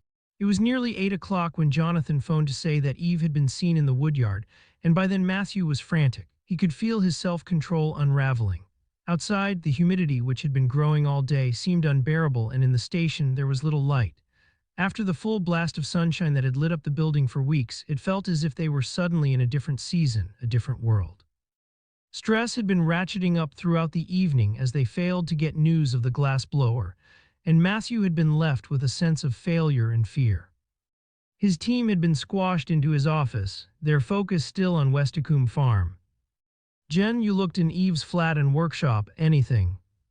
She'd shaken her head, looked across at him, and then taken a breath. But while I was talking to Grieve in the cottage, something occurred to me, a sort of theory. I know it sounds crazy and there's nothing concrete at all, but listen to this. She'd continued talking and Matthew had listened, because he recognized listening as his one great skill, and he took confidence from it. The facts of the case had shifted in his head and formed a different pattern altogether, like the colored pieces in a child's kaleidoscope moving when the cardboard tube is turned. Of course, he'd said, we've been asking all the wrong questions. Talk me through the conversation you had with Lucy Braddock again. Jen had repeated Lucy's story of seeing the big black car driving into the Woodyard car park as she was waiting for her friends to come off the Bideford bus. That would work then, he'd said. Yes, I can see how that would tie in too. What now? Ross, always eager for action, had already jumped to his feet. We don't do anything in a rush. We don't have nearly enough information for a warrant. Matthew thought that trying to contain Ross was like training an overactive puppy. But his own thoughts were overactive too, racing and not fully formed. He hated working like this, making plans on the hoof. Ross was still standing, rocking back and forwards on the balls of his feet. Matthew wanted to scream at him to be still. How can I think when you're fidgeting like a toddler? When will you grow up? He could feel the tension in his back and his neck, and was worried that he might not be able to resist the temptation to let rip. That was when the call came through from Jonathan, and his husband, usually so relaxed, sounded fearful, overwhelmed by panic. Matthew's team stared at their boss. Even Ross was still as he waited for Matthew to speak. Okay, Venn said at last, this is what we do. A pause. We don't waste our resources with another sweep at Westacombe. Round up as many people as we can to canvass people in the woodyard, and we'll need a proper search there. I know Jonathan has his people looking, but only in the public areas. The woodyard is where Wesley died, after all, and it's a warren of a place. Matthew turned to Jen. That night at the Prior's party, he said, I think something must have happened there to trigger all this. You chatted to Nigel. I know I've asked you this before, but looking back, did you notice anything which might have been important? She shook her head slowly. I'm so sorry, it was a party. I was halfway pissed before he arrived. He was very straight, nice enough, but maybe a bit uptight, that's all. Matthew thought for a moment. Ross, I want you to go to the Prior's house. We've got a sharper focus now. We know what we're looking for. Talk to Cynthia. This is important. If nothing else, it might provide some confirmation of Jen's theory. Sure, boss. Ross didn't move, though. Now he had something concrete to do. The restlessness seemed to have left him, and this wasn't what he'd been expecting or hoping for. It wasn't a real call to action. Go now, Matthew raised his voice. Let's move quickly, very quickly. I don't think I could stand another death. He meant the words literally. If there was another lost life while he was in charge of the investigation, he knew he'd collapse under the weight of guilt and his life would never be the same again. Ross was already out of the door and sprinting across the open-plan office beyond.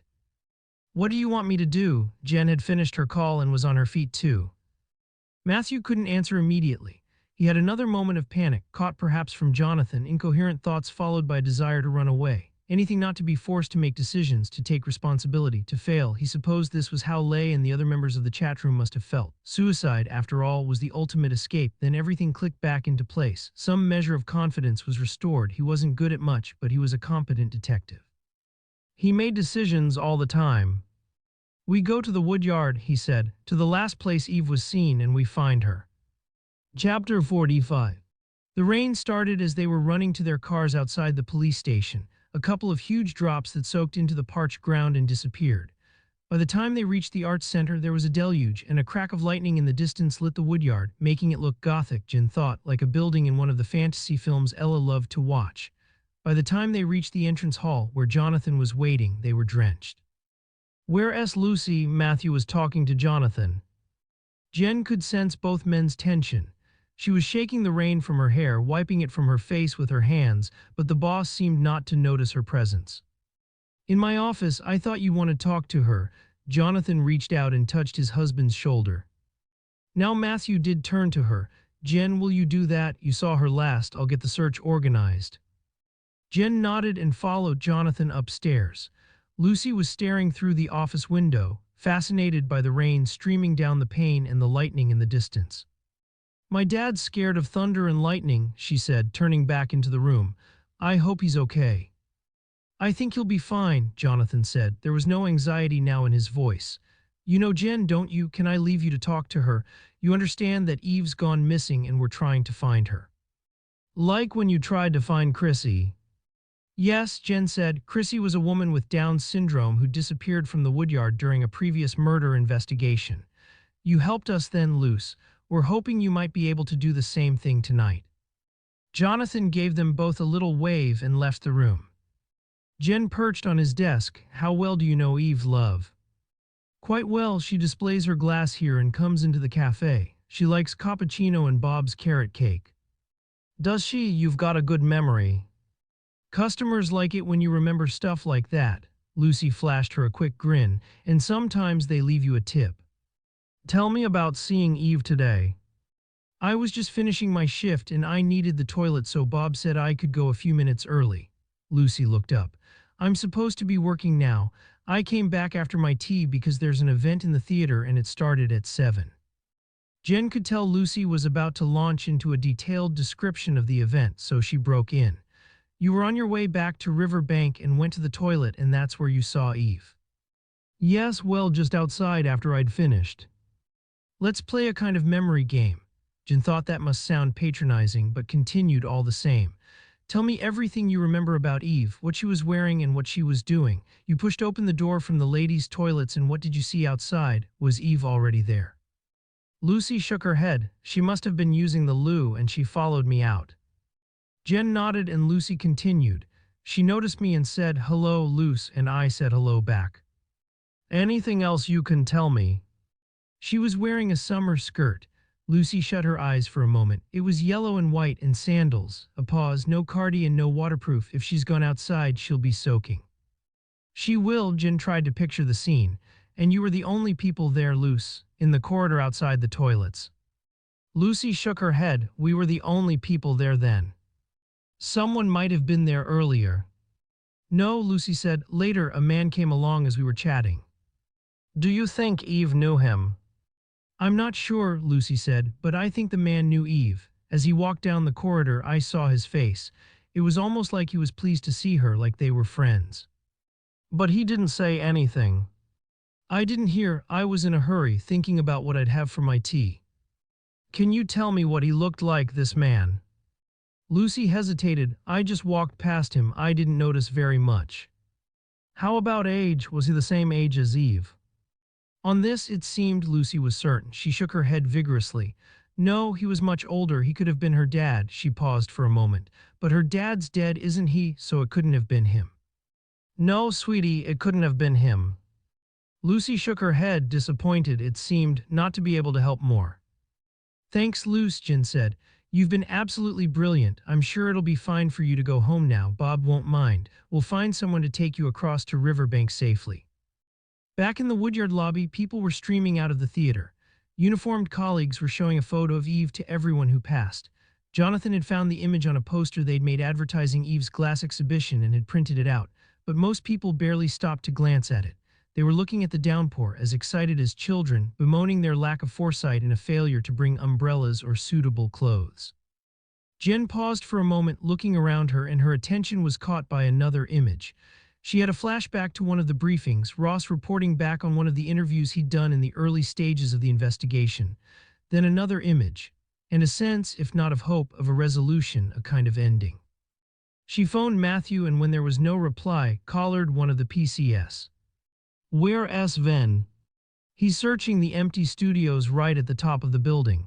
Apparently, reception's crap up there. Jen left without answering and began to run up the bare wooden stairs, beyond the Woodyard's public spaces and the offices and meeting rooms, to the giant lofts littered with artists' materials and dust. Chapter 46. Matthew Venn had completed his search of the attics when he heard footsteps echoing on the steps below him. The Woodyard still felt industrial here, ramshackle and bare, all exposed pipes and untreated timbers. At the same time, he must have come back into phone reception because his phone started to ping. There was a text from Ross, nobody at home in the prior house. What would you like me to do? Venn didn't answer immediately. He wanted to think about that. At almost the same time Jen arrived, red hair falling over her face, cheeks flushed with the exertion so they were practically the same color. They were on a narrow landing with a long window looking down over the town, just where there was a twist in the stairs. Jen was breathless. She could hardly speak, and at first he struggled to make out what she was saying. I think I know where Eve might be. I'm sorry. It's crazy. I should have realized before, she told him. Words spilling out like the rainwater pouring down the gutters and the drains. You and I will go and check it out. Matthew paused. Phone Ross and tell him to stay at the station until we get back to him with instructions. We'll need someone there. They were on their way out of the Woodyard, pausing for a moment to look out at the rain when Ross phoned again. This time his voice was triumphant. Steve's just called and he's got the name of the crow. It was really well hidden, but he finally dug it out. Well, is it someone connected to the investigation? Yeah, it's the boss of the health trust, Roger Pryor. That stopped Matthew in his tracks. He felt all his preconceptions shifting. He'd set aside Pryor as a potential suspect, worried that his judgment had been clouded by his antipathy to the man. But after all, Pryor could have been the cause of two young men's deaths, not through negligence, but through a cruel and active provocation. Matthew saw his participation in the suicide club as an addiction. Pryor had become as much of a gambler as John Grieve, punting on who would live and who would die. He pictured the man in his grand office at home, cruel and entitled, with his sleek black hair and his sharp nose, and thought that the nickname Crow suited him well. They would find out later how he became involved in the group. Perhaps his humiliation following the Luke Wallace affair had caused him to claw back power in the only way open to him. Now, they just needed to track down Eve and to make sure she was safe. Find Pryor, Matthew said, top priority. You'll be coming back to the station. Matthew had a moment of indecision before answering. No, you're in charge there. They had to find Eve Yeo before there was another tragedy, and that was worth a gamble too. He was just about to run out to the car when he heard Jonathan calling his name. Matthew stopped and turned. What's happening? Jonathan was shouting above the sound of the rain. We've got a possible lead on Eve. I want to come. For a brief moment Matthew hesitated. Sorry, not possible. He followed Jen into the storm without looking back to see Jonathan's reaction. Matthew drove because he said he knew the way better. He'd grown up with the country lanes, wasn't thrown by the tall hedges or the grass growing in the middle of the road. It would have been quite dark now, even without the rain, but still the water came, running in streams across the roads, filling ditches, causing ponds where there had been none before. Flash floods spilled out from drains that had been clogged with dry vegetation and blown sand. He drove as quickly as he dared, but had to slow down when he turned off the road and onto a sandy track. We're nearly there, Jen said. I think we should walk from here. Even if they can't hear the engine over the sound of the rain, they might see the headlights. Matthew reached into the back seat and pulled out 2 waterproofs and passed one to Jen. This is Jonathan's. It might be a tad too big, but better than nothing. Certainly, it's better than nothing. I was expecting to be drowned before we got anywhere close. You know me, I'm like the scouts, always prepared. He said it lightly as a joke, but he was thinking that he'd never been as poorly prepared as this in a case.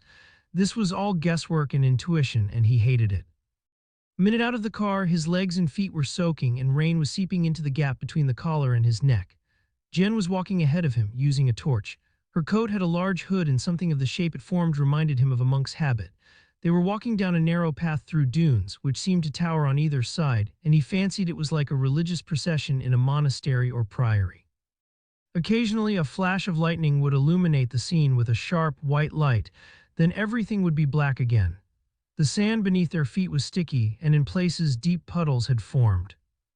With a flashback to his childhood, which was as clear as the lightning strikes, he remembered playing with children from another family on one of their outings to the beach. One of those random chance acquaintances that kids form when they're playing close to each other.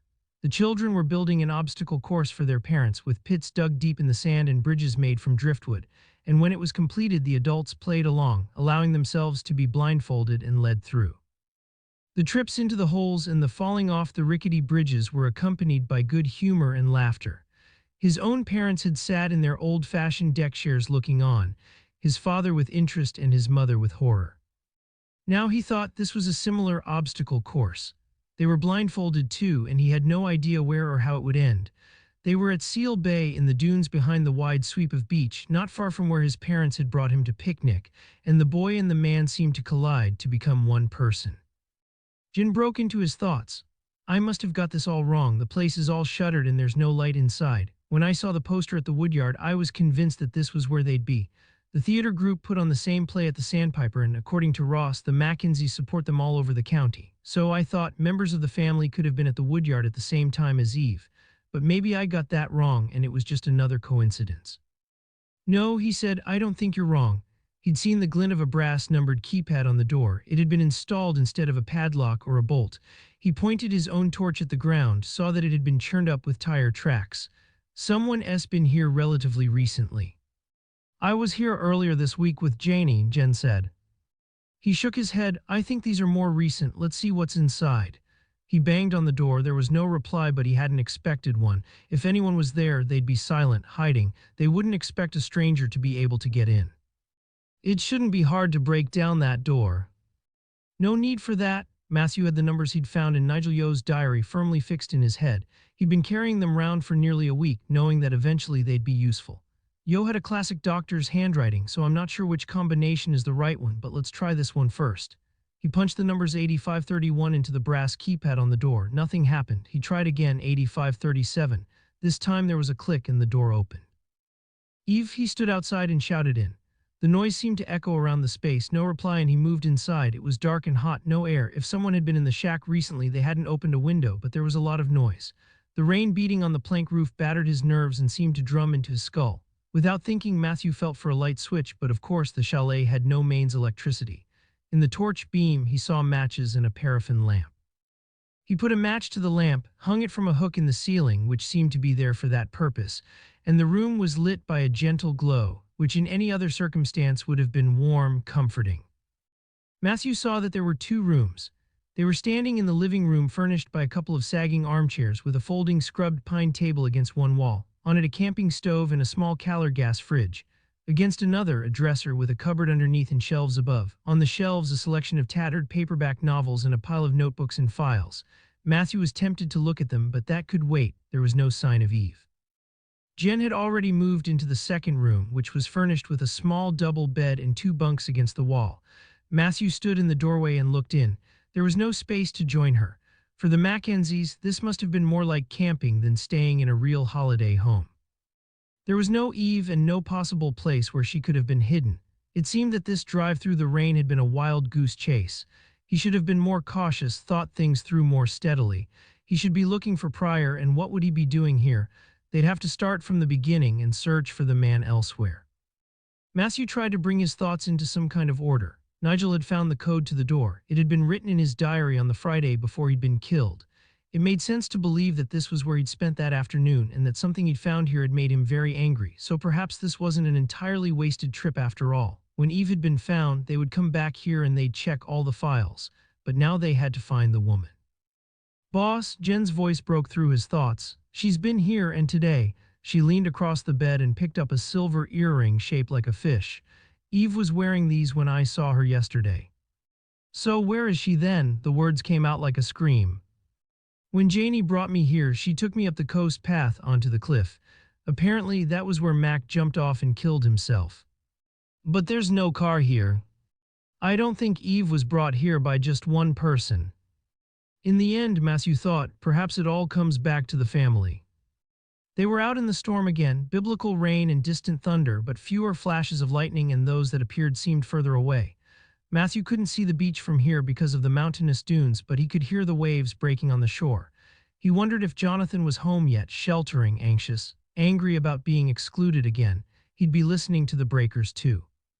He paused for a moment to send Ross a text, explaining where they were and sending instructions, a force-wide alert to stop that vehicle, holding the phone under his jacket in an attempt to keep it dry. He was tempted to send one to Jonathan too, something apologetic and meaningful and sentimental, but that had never really been Jonathan's style, and Jen was moving ahead of him, so he had to walk quickly to catch up. She at least seemed to know where they were going. Then there was a view of the beach, lit briefly by lightning well out to sea. They'd left the lunar landscape of the dunes behind them. The path rose more steeply. In places it was like walking on the bed of a stream as the water flowed over his shoes, rattling with loose pebbles, thick with eroded soil. The rain was easing, though. He could tell that the worst of the storm had passed. Jen stopped. Look, there was no longer any need to shout against the weather, and the word came out as a whisper. Ahead, so far above them that he could scarcely believe they were on the same path, was a moving pinprick of light. That must be them, she said. Who else would be so crazy to go out on a night like this? We need to be as quiet as we can, at least until we can see what's happening up there. Matthew thought the path was so slippery, so close to the edge of the cliff, that a sudden movement, a shout, would spook the people ahead of them, might send them over. Even if a murder wasn't committed tonight, there could be a terrible accident. Okay, Jen pointed the torch down to the path, so there was less chance of it being seen from above, and he followed. The rain had stopped altogether now, and he pushed back his hood, feeling the force of the wind and the noise of the sea more strongly. They climbed slowly. Neither of them was fit. Ross would have run up like a mountain goat and stood at the top looking back at them, despising them for their slowness. Smug and triumphant, Matthew thought he'd be glad of that speed now, but because he and Jen moved cautiously, there was no sound. They could choose to put their feet on the cropped grass at the side of the path to avoid the bare rock and the loose rocks. The small point of light ahead of them came closer. The clouds started to lift, and Matthew could make out the Lundy lighthouse beams, even a faint occasional moon, full and pale. Jen switched off her torch and got very close to him so she could whisper in his ear. He felt her damp hair on his cheek. Let's go that way so we're above them and we can surprise them. In the glimmer of moonlight, she nodded away from the cliff edge. It didn't look like much of a path. He nodded back. There was no path. They scrambled through the gorse and bramble until they were higher than the people below them. From here, he and Jen could look down on them. Still, the figures below were only shapes, shadows, but they were speaking. Matthew slid down the bank until he was close enough to listen in. One woman and one man, so close to the cliff edge that one step would take them over. A push could send one of them flying. He'd have the other to arrest then, but Eve Yeo would be dead. He lay on his belly, so if they should look up, there'd be no silhouette on the horizon. The cloud thinned and the moon glinted for a moment on an object in the man's hands, a shard of glass. He could see the color as yellow as butter even in this pale monochrome light. Then the cloud covered the moon again and everything was still and dark. But in that moment he'd seen enough to identify George Mackenzie, holding the glass like a dagger against Eve Yeo's neck. The other arm was curved around the young woman's waist, holding her fast. George's face was in profile and his head looked as if it had been carved from hard wood, magnificent and proud. Matthew slid closer. George was talking. Why did you have to meddle? He sounded very sad, almost heartbroken. It was as if this situation was all Eve's fault and he was just an unfortunate bystander. Bad enough that your father had to stick his nose into our business. Really, it didn't need to come to this. Matthew weighed up his chances of jumping the man, of taking the glass from him, without both of the people close to the cliff edge falling to their deaths. He'd never been physically competent. He was so clumsy that perhaps he'd fall too. In a moment of black humor, he wondered if he should have written that last sentimental message to Jonathan after all. He might not be any kind of action man, but he could persuade and he could listen. Those were the skills he was prepared to own. He eased himself into a sitting position, aware of Jen very tense behind him. The people on the cliff edge seemed not to notice. "George, please let Eve go." He kept his voice boring, ordinary. He could be in one of those planning meetings he so detested. There was a movement below him, but now it was dark again and he couldn't see exactly what was going on. "George, this is Matthew Venn. You remember me, don't you? We spoke after Nigel's death. And of course you will know my husband Jonathan. He's a regular at the Sandpiper and he runs the woodyard. You were there this evening helping out with the Beckett. A very fine production, by the way, so I understand. That was how we knew where to find you. I'm going to use my torch so we can all see what's going on. I hope that's all right with you." Still no response. He shone the torch not directly at Eve and George so it would blind them, but to one side. He saw them in muted monochrome, shadowy like an early photograph. George was still holding the glass to Eve's neck. "Please drop the glass, George. You can see that this isn't helping. Another young person dead. Where's the sense in that? I would have done anything to protect my family." In the strange shadowy light, Matthew saw the man's mouth open in a scream. "I know," Matthew said. "I know you loved the bones of them both. I could tell that when we were talking that day behind the bar. There are no monsters in this story. We imagined some kind of evil genius provoking the vulnerable to their deaths, but it wasn't like that at all." Out of his line of vision, he was aware of a movement, but he continued, "Why don't you tell me what happened, George? Why don't you put down the glass and let Eve come here to me, and then you'll have a chance to explain." He moved his torch a little, so it was shining almost directly onto the man's face. He saw the tears streaming down his cheeks as he blinked against the light. "Please, George." And perhaps the man would have taken the chance to explain, but at that moment Jim was behind him, grabbing George round the neck, forcing the glass from his hand.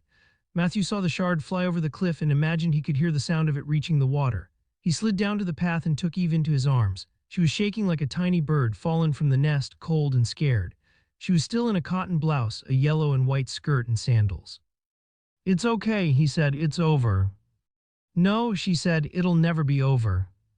And he could tell that for her that was true. Chapter 47. Venn phoned Ross as they were walking back down from the cliff, and by the time they reached the chalet, he was there to meet them. Jen knew that once she was alone with the boss, she'd get a bollocking from Venn for jumping the gun and tackling George Mackenzie without authorization. What could she say? Tell the truth. That she was cold and wet and she needed a piss and she didn't want to stay all night on the top of a cliff catching her death while he tried to have a civilized conversation with the man. Or lie and say she'd sensed that George was about to jump and take Eve with him. Ross got George into his car and stood for a moment. Jen thought she and Matthew must look an odd couple in their oversized waterproofs, Venn still with his suit underneath, his highly polished work shoes covered in sand. Eve was already in Matthew's car, wrapped in a blanket they'd taken from the chalet, the heating on. Before joining her, Matthew made a call. Jen heard a brief explanation. No real details, just that Eve was in a bad way. "I don't think she should be on her own tonight. I wonder if you could meet us in the station, take her home with you. I'm not sure who else to ask." He must have been pleased with the answer because he nodded and smiled. "They've been to the woodyard and they've got the vehicle," Ross said, impatient to pass on the news to prove, Jen thought, how clever he was. She could tell that he was disappointed not to have been in on the clifftop action. He'd have loved that, playing the hero. They're bringing it in. "And the driver." "Oh yes, the driver too." When they reached the police station, a tall, elegant, white-haired woman was waiting for them. Jen recognized her from photos on the board in the ops room as Lauren Miller. For a moment, Jen wondered if she'd got things wrong and this was the other person Ross had arranged to be brought in for questioning. But it seemed that she was the woman the boss had phoned to take care of Eve. "You know Lauren, don't you?" Matthew said to Eve when they got into the station. The younger woman was still wrapped in her blanket, looking like a victim from some natural disaster, a tsunami or a hurricane profiled on the television news. She was blank with shock. How could she not be? She'd been hit by so many tragedies in the last week. Perhaps, Jen thought, the friendship of this calm older woman would help her pull through. Matthew was still talking to Eve. "Lauren's going to take you home this evening. We don't think you should be on your own, and I'll come and see you tomorrow to explain everything." "That is all right with you, Eve." Lauren didn't touch Eve or talk down to her, and Jen warmed to the older woman immediately. "We can go back to your flat if you'd prefer, or there might be someone else I could call." "No," Eve reached out and touched the woman's arm. No, I'd like to stay with you. They met in the ops room to make plans. Jen had phoned home and talked to Ella. It had taken her a while to answer. Mum, I was asleep, doing the classic disgruntled teenager impersonation. Yeah, duh, we guessed you were at work. It was only then that Jen realized that it had gone midnight, a week after she'd wandered home after Cynthia's party. She wondered how their friendship would survive Jen's knowledge that Roger had been sitting in his grand office in his respectable house, scheming the death of vulnerable young people, watching them die. Matthew had made coffee and they were sitting round one table. Ross had magicked a packet of chocolate biscuits from his desk drawer. Jen thought she'd need the sugar to keep her going through the interviews. So it was the Scotsman all the time, Ross said. With his high and mighty wife playing the star in their Tin Pot Cafe, he made out he was so friendly, so concerned about Nigel, and all the time he was a murderer. Oh no, Matthew said, George Mackenzie didn't kill anyone, and really I don't think he'd have been able to bring himself to kill Eve.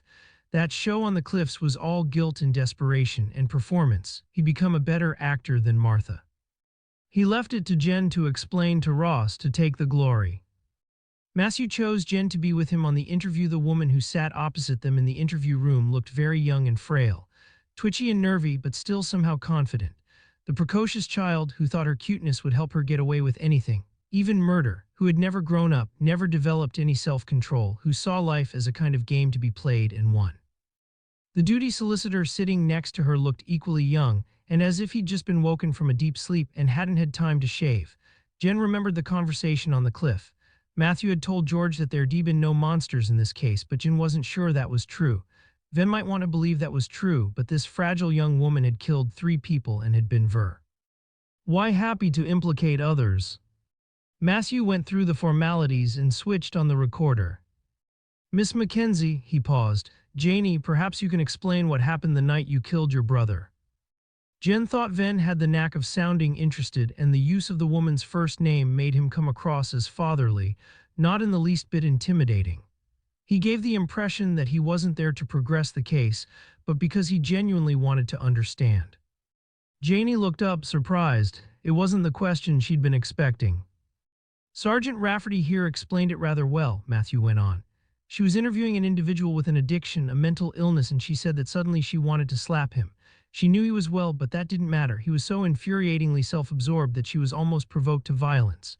This is a professional police officer used to controlling her feelings, and the interviewee wasn't even very ill, certainly not psychotic like Mac.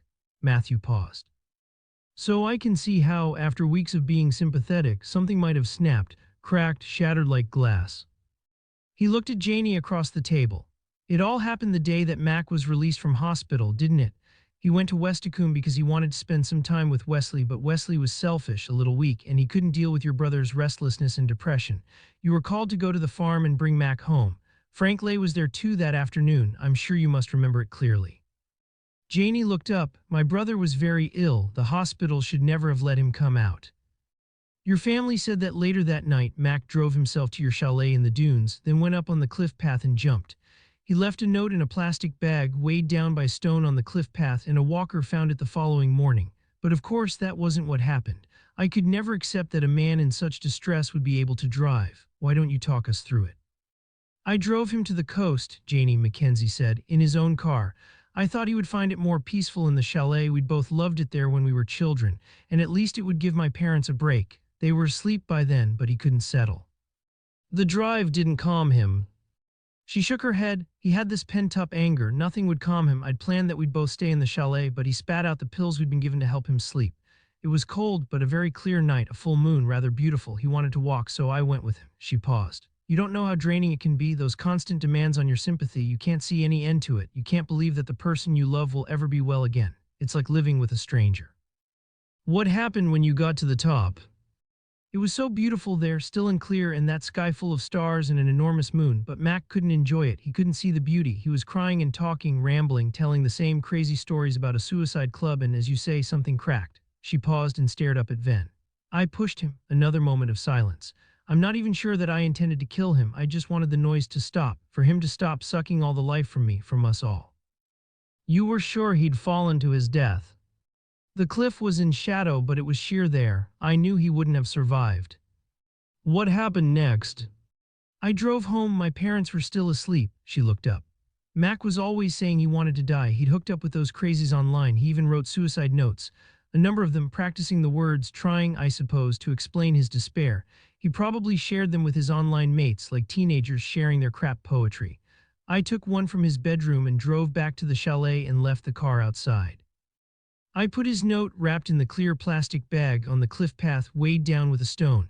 I knew it would be found there. Then I walked back to the village and called a minicab from outside the pub. It was late, but the pub was famous for its lock-ins. I knew the taxi driver wouldn't think twice about it. Then I went home and to bed. Matthew nodded. And the next day you reported Mac missing and the police found his car at the chalet. A few days later his body was washed up on Lundy. Janie didn't need to reply. At that point Jen asked a question herself. What I don't understand is why you didn't just explain what had happened that night. You could have phoned the police and the Coast Guard. People would have understood the strain you'd been under. A court would have been sympathetic. Why all this pretense? 2 more murders. You could even have said that he'd slipped, Jen thought. He was erratic, unstable, nobody would have questioned it. Why the elaborate planning? Did you need the drama, the control, the lying? Did you even enjoy it? Jen had always been less sympathetic than Venn, and now she thought this sad little girl pose was all an act. Janie might be immature like Mac, but she wasn't sad. She gloried in the drama and the violence. Throughout their childhood, Mac had been the center of attention, had sapped her parents' energy and demanded their love, and they'd both been in their mother's shadow. This series of killings had put her in control. That night I thought my parents had been through enough. Imagine the fuss, the press interest, Martha Mackenzie's daughter charged with murder. You don't know how Mac's illness had worn them down. It nearly broke their marriage. I thought now he was dead we'd all begin to live again. But you didn't begin to live. You've all been stuck in the roles you had when your brother died. Janie stopped short, and when she spoke again her tone had changed, had become bitter and angry. And besides, there would have been no more murders if Nigel Yeo hadn't started to pry. Frank Lay asked him to investigate the NHS's role in Mac's suicide. She nodded. My father encouraged the inquiry, and at first I was pleased. After all, the trust was to blame, really. They deserved to have their negligence made public. Mac wouldn't be dead if he'd been properly looked after. We wouldn't have been put under that stress. But Dryo took the investigation seriously, Venn said. How did he come to suspect that Mac hadn't killed himself after all? Janie closed her eyes. Jen thought she was exhausted but wired. Perhaps she hadn't slept for days. Nigel was just so bloody thorough, so persistent. He'd found out about the chat room Mac was using, and he asked my father if he could look in the chalet in case Mac had left anything there, any clue as to who might be moderating it. My parents never used the place. They couldn't bear to after my brother died, so it had become my hideaway, my safe space, just as it had been Mac's. I wrote stuff there, trying to get rid of my guilt, trying to explain to myself how I felt about it all, turning it into a kind of gothic fiction. After all, who would ever go there to find it? But Nigel came across it, Jen said, on that Friday afternoon. He canceled a meeting in Spennicott, Venn said. He must have phoned from the chalet when he saw your writing. Janie nodded. My father gave him the door code. I didn't know. Until the night of Cynthia's party. I should never have been there. Now she sounded again like a petulant child, screaming to the wind that life was unfair. I only went as a favor to Wesley. What happened at the party, Janie? Jen thought again that she could have prevented all this. If she'd been sober, if she'd noticed the conversation between the two, if she'd persuaded Nigel to speak to her. Nigel said he needed to talk to me. I'd never seen him like that before, so stern. He said he'd go round to Westicombe and wait for me in Eve's studio. If I didn't turn up, he'd go to the police in the morning. He'd give me a chance to explain. She looked at Jen. I'd seen him chatting to you, so I knew he was serious, that he meant what he said. An hour after he left, I told Wesley I wanted to go home. I dropped him at the bottom of the lane, left my car there and walked to Westicombe, taking the shortcut over the common and through Frank's garden to the farmyard. I knew I'd get there before Louise, going that way. And you killed Dr. Yeo. Matthew's voice was quiet. If you could confirm that, Miss Mackenzie, we need it for the tape. Yes, I killed Dr. Yeo. I smashed a large green vase on the workbench and I stuck a shard into his neck. She sounded defiant, almost gloating. So Jen thought, I was right and she is a monster after all. And had you planned that? Matthew asked. Is that why you dropped Wesley at the end of the lane and walked up secretly? You knew you were going to kill Nigel. Again, the voice was quiet, deceptively conversational. I don't know, it was a wail, and suddenly she seemed like a little girl again. It was a nightmare. It was just like with Mac. He was talking and talking at me, giving me this lecture about how people with depression can be treated and their families can get them back. Yo said I'd stolen Mac's life when he could have been helped, and in the end, I just wanted to shut him up. There was silence in the interview room. Outside, a drunk was yelling, and an officer was telling him to be quiet. Wesley told us he saw a car driving very fast down the lane. Did he make that story up to give you some sort of alibi? No, Janie said. She gave a little smile. Jen thought now she wanted them to know how clever she'd been. That was me. I took Nigel's keys and I drove his car fast down the lane. I almost knocked Wesley into the ditch. I left it on the Instow Road and took my own car home. After a nightcap with Dad and when everyone was asleep at home, I took Nigel's car back. We didn't find any fingerprints other than Nigel's in his car, Venn said. How was that? I had gloves in my vehicle. Again, she was showing them how she'd thought of everything, left over from walks in the winter. You made up the story about seeing a car speeding through Instow. She nodded. I thought you might take time looking for it. Then you walked home through Frank's garden and over the common. Yes, there was that superior smile again. It was almost morning when it was all done. But it wasn't all done, was it? Matthew said. Why did Wesley have to die? Did he recognize the car that nearly flattened him once he was sober? Or were you starting to take pleasure in the killing, Janie? Was that it? I've checked with the university. You specialized in Victorian fiction in Oxford and your dissertation was focused on the Gothic novel. There's nothing more Gothic than a series of murders where the victims are found with different colored glass in the neck. No, she seemed shocked, offended, but she gave the seductive smile all the same and Jen wasn't convinced. Of course I didn't enjoy it, she paused. There was a moon the night that Nigel died. It seemed that Wesley might have glimpsed my face when I almost drove into him. He wasn't sure he was drunk after all, but he phoned me the next day about it. Just gentle questions, but that couldn't be right, could it, Janie? I must have been imagining it. It must have been the killer rocketing down the lane like that. Then the nice young policeman came to interview me and said he was going back to talk to Louise to check out his story, so it seemed wise to make sure. Wesley loved you, Jen said. He would have lied for you. There was no need to kill him. Janie stared at her with eyes that were as cool and clear as glass. I couldn't take that chance.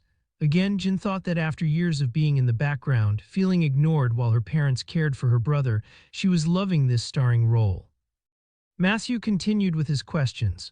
So, you suggested meeting Wesley in his workshop at the woodyard and you knew that he'd come. As Sergeant Rafferty says, he'd always been sweet on you. According to Eve, you were the only woman he'd really cared for. Really, he was middle-aged, virtually a pensioner. She gave a shiver of disgust and then that smile again. But yeah, I knew he'd be there if I asked him. And then it all became very elaborate, didn't it, Miss Mackenzie? In the fierce light of the interview room, Jen could see that Matthew was getting very tired now, but he kept his focus, his full attention fixed on the young woman who sat opposite. Using Wesley's phone to text Eve, a bit of a game was that, rather cruel, we thought at the time. There was no response from Janie and Matthew continued.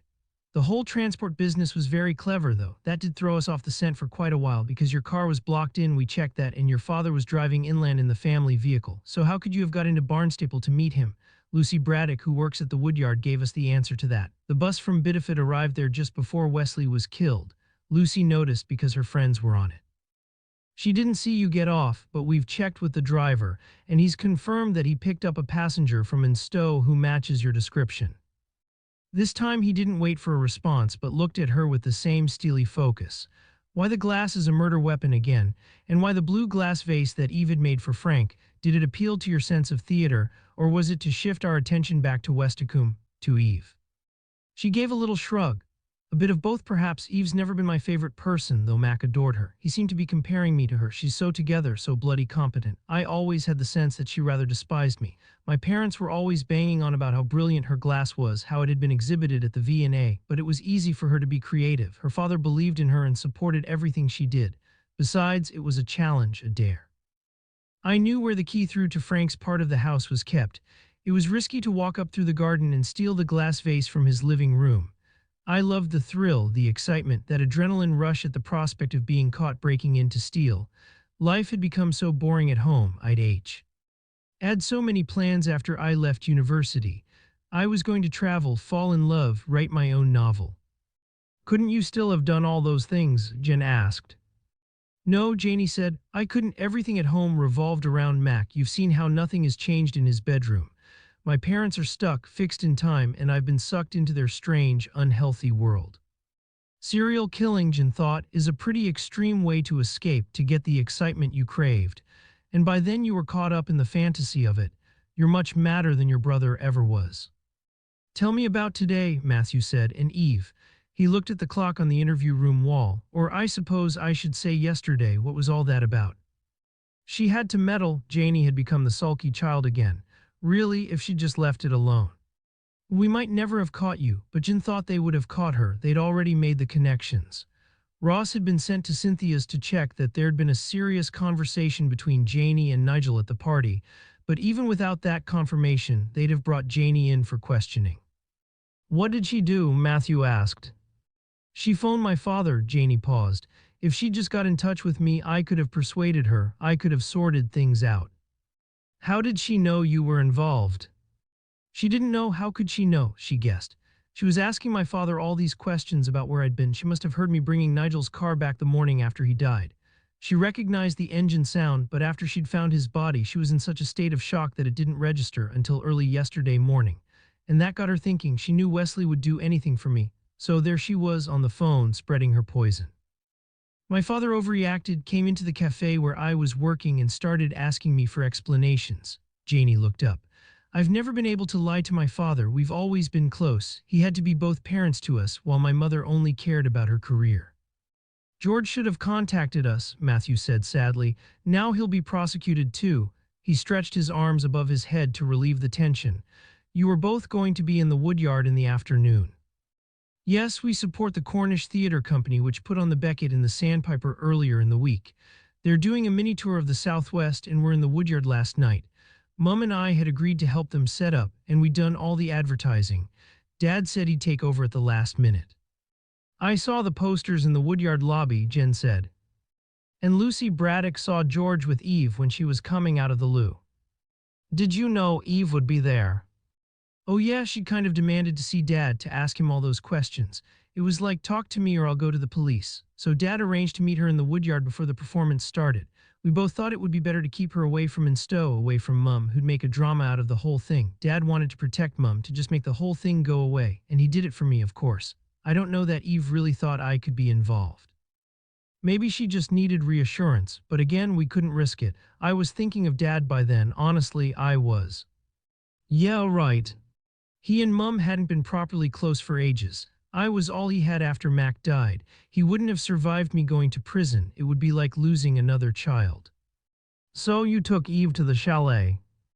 Yeah, Dad persuaded her they couldn't talk in the woodyard. He said he'd take her somewhere quieter. Eve had known him for years, and everyone trusts the lovely George. She thought they were just going to chat in the car, but I was already in the driving seat and set off as soon as she got in. That was a bit of a surprise for her. Yes, you could say that she was quite shocked to see me. Janie gave that smug little smile that had come to define her. And I already had the piece of broken glass.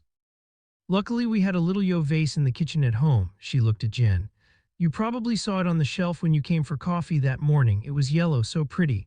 As soon as they got in the car, I gave it to Dad and told him to use it if Eve made a fuss. That soon shut her up. It wasn't part of the plan to kill her with it, but it was satisfying to scare her with her own creation, and it tied the plot together. That's how I would have written it. What happened then? Despite herself, Jen was finding herself sucked into the narrative. Janie was a good storyteller. Perhaps in prison she'd finally write the novel she'd dreamed of. We kept her in the chalet until it got dark.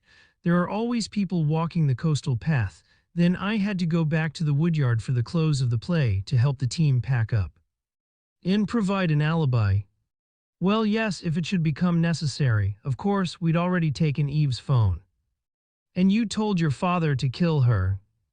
Another cruel smile. I told you my father loves me. I believed he would have done anything to rescue me and to save me from prison. A pause. I thought it would be seen as another tragedy, a bereaved daughter walking on the cliffs, surprised by the storm. The path made suddenly dangerously slippery, a dreadful accident. But your father couldn't quite do it. No, a tone of disdain, it seems not. They sat for a moment of silence. Matthew went through the formalities of the charges. Through the high window, Jen saw the first light of dawn. Chapter 48. The team ate together in a cafe by the river, sausage sandwiches and mugs of coffee. The air was fresher, blowing in from the Atlantic with scudding clouds and occasional showers. Ross found it hard to share the celebration, the sense of relief. The day before, Mel had promised that they'd talk, that she'd tell him what had been bothering her over the past few weeks, but he'd not had a chance to get home. All the same, he hadn't felt able to turn down Matthew's offer of breakfast, because these people were starting to feel like family too. "I think that heat wave made everyone a little bit mad," Matthew said. "Do you reckon Janie would have continued her killing spree if the weather had been cooler on the night of Cynthia's party?" "Yeah, I think she enjoyed it." Jen wiped tomato sauce from her chin. "It's George I feel sorry for. I don't think he had any idea what his daughter had done until Eve phoned him up yesterday morning with all those questions. And then he got swept along with Janie's plan. He couldn't deny her anything. In the interview, he kept saying that he must have been responsible. We were their parents, we brought them up, and they were both damaged in their own way. I couldn't lose another child." "Guilt," Matthew said, "it's a terrible thing." He still thought Frank Lay had been weighed down with guilt and that this had contributed to his death. It wasn't just that Lauren had rejected his offer of love. "They're all a bit bonkers, aren't they, these theatrical types?" Ross swallowed the last of his sandwich and decided it was time to get home. "Poor Eve," Jen said. "All that trauma in a young person's life. Will you go and see her, boss? Let her know what happened." Matthew nodded. "I've already phoned and told Eve that both Janie and George have been charged. I'll head over to Appledore to speak to her this afternoon. I need to go home and change. Lauren and her mother will be looking after her." Ross pulled onto the drive and saw that Mel's car was still there. He'd lost track of her shift pattern and hadn't known whether to expect her. She was in the kitchen, still in running gear, stretching, easing the muscles in her legs. Usually she'd have greeted him with a hug, an inquiry about the case, some joke about having to find a lover because she saw so little of him. Now he wasn't even sure that she was pleased to see him. She switched on the kettle, coffee, her back to him. Just the stance of her body seemed tense and cold, anxious. "What's wrong?" he said. "You told me we could talk." "We will now." "What have I been doing wrong? Whatever it is, I can fix it." She turned so she was facing him. "I'm not sure that you can fix this." He ran through his behavior of the past month. He'd taken her for granted, assumed that because he was the main breadwinner he should decide how they ran their life, how they should spend their money. Perhaps he was like those men he'd read about, coercive, controlling. "I'm learning," he said. Then he wondered if that was true. Growing up, his model had been Joe Oldham, a close friend of his father S., an old-fashioned cop and an old-fashioned man. And something about Ross still admired the superintendent for his swagger and his humor, his determination not to be cowed, to get whatever he wanted. Oldham had despised Matthew Venn from the moment he'd been appointed, and Ross had taken his lead from the man. Is there someone else? It had been on his mind for days that she might have a lover, not a fling. A fling would be hard, but he thought he could cope with that. But what if she'd found someone she loved better than him? Someone more thoughtful, more gentle. She looked at him. "No, is that what you've been thinking?" "You've been so distant," he said. "I suspected I was ill," she said. "Breast cancer. My mum had it when she was in her 50s. I found a lump. I had to go for a biopsy." "Why didn't you tell me?" He couldn't believe she would keep something like that to herself. Not a lover, but it felt like a different sort of betrayal. She shrugged. "You were so wrapped up in yourself, this case." A pause. "You liked me because I looked after you, the house, all this. I wasn't sure how it would be if you had to take care of me." "I'm so sorry," he paused. "I will look after you." "I had the result of the biopsy last night," she smiled. "Not malignant. I was being foolish, panicking, nothing to worry about, just a scare." "And a scare for me, a warning," he thought. "Sit down," he said. He didn't want her to see that he was on the verge of tears. "I'll bring the coffee through." Chapter 49. When Jen got home, she had a moment of panic. There was no sign of the kids and they should be up and getting ready for school. She'd lost all sense of time. This week had been elastic. Days had flashed by in a muddle of activity and then seconds had slowed to an eternity. Watching George and Eve on the clifftop, Jen had felt that she'd sat through a whole action movie, but scarcely minutes had passed. Only now did she realize that this was Saturday. A week ago, she'd been in bed with a hangover, and she'd woken to Ella's disapproval and news of Nigel Yeo's death. She switched on the kettle to make tea. The dishwasher had been emptied and the surfaces were clear. "Oh well," she thought, "I really don't know what I did to deserve you." There were footsteps on the stairs and her daughter appeared, her phone in one hand. She was texting, but she looked up when she saw Jen. "Hi, Mum, you must be knackered." "Just a bit, the kettle's still hot if you want a brew." She paused. "Your brother okay?" "Well, I think he was late on his computer, so don't expect him to emerge anytime soon." Do you know what he's up to when he's on the computer? Mostly shoot 'em up games with his mates. Ella still had most of her attention on her phone. I made him switch it off when Zach went home at 1. Jen sighed. Maybe there were worse things than those sorts of games. Oh God, Elle, what will I do next year when you go off to university? Ella set down the phone and considered the question seriously. Nothing different, she said. You'll never change, you'll always take work seriously. A pause. You know what? We really wouldn't want you to be anything different. We admire what you do, she nodded towards the ceiling. And he'll grow up eventually. You might have to instruct him in the mysteries of the washing machine when I go, though. Jen laughed. Saturday night, she said, takeaway. Mum, we've been living on takeaway all week, or stuff from the freezer. I'll cook then. There was a pause. Nah, Ella said. No offense, Mum, but you're cooking takeaway. She wandered back to her room, taking a mug of tea with her. The house was quiet. There was the background noise of traffic on the road outside, but Jen was used to that and it didn't register. She was exhausted, but she knew she wasn't ready for sleep. This was like jet lag, best to keep awake all day and sleep properly tonight. She went through to the small living room. Her phone rang. Cynthia. I've just told Roger to go, she said. I said I'd be out of the house for a couple of hours and I wanted him gone by the time I get back. So you know about the suicide club. After you told me about that website, I asked him what he was doing when he was shut up in the office. He was almost boasting. He said he was doing more to help his depressed patients than through his work in the hospital. Jen could tell her friend was crying. Fancy a coffee? If you don't mind slumming it, you could come here. Chapter 50. After breakfast, Matthew drove home across Braunton Great Marsh, past the pools rich with wading birds and waterfowl. The gray heron still stood solitary and motionless, its eyes fixed on the water. Under the huge sky, Matthew felt the tension drain from his forehead and his limbs, and all he was left with was his own guilt. Although there was nothing that he could have done to save Nigel, he should have prevented Wesley's death. He'd become so absorbed with Nigel's work, had taken Mac's suicide for granted, and fixated on the online suicide club. He should have realized that family was at the heart of most murders. Janie had played them, reveling in their confusion and her power over her victims. Still, Matthew had lived with guilt for many years since leaving the Brethren. When he thought he could manage that. He passed through the toll gate and onto the track that led to Crow Point and home. He parked by the house, and climbing out of the car, he was surrounded by natural sounds, the long calls of the herring gulls on the beach and the cries of the lapwing in the marsh. The sea must have been wild and the tide must be in because he could hear the waves breaking, even from where he stood. The kitchen door was shut against the westerly breeze and Jonathan was taking a late breakfast inside. The noise of the wind had obviously masked the sound of the car because Jonathan wasn't aware of him approaching. Matthew stood for a moment, looking in. He needed certainty, strong boundaries. It was what he'd grown up with. In his last 2 investigations, work and home had blurred and collided, and he knew that Jonathan had rescinded his attempts to keep the two entirely separate. Matthew had phoned home the night before, but the call had been short and he still wasn't sure how things stood between them. Jonathan turned and saw Matthew. Matthew wasn't certain what the response would be and he waited, wary and anxious.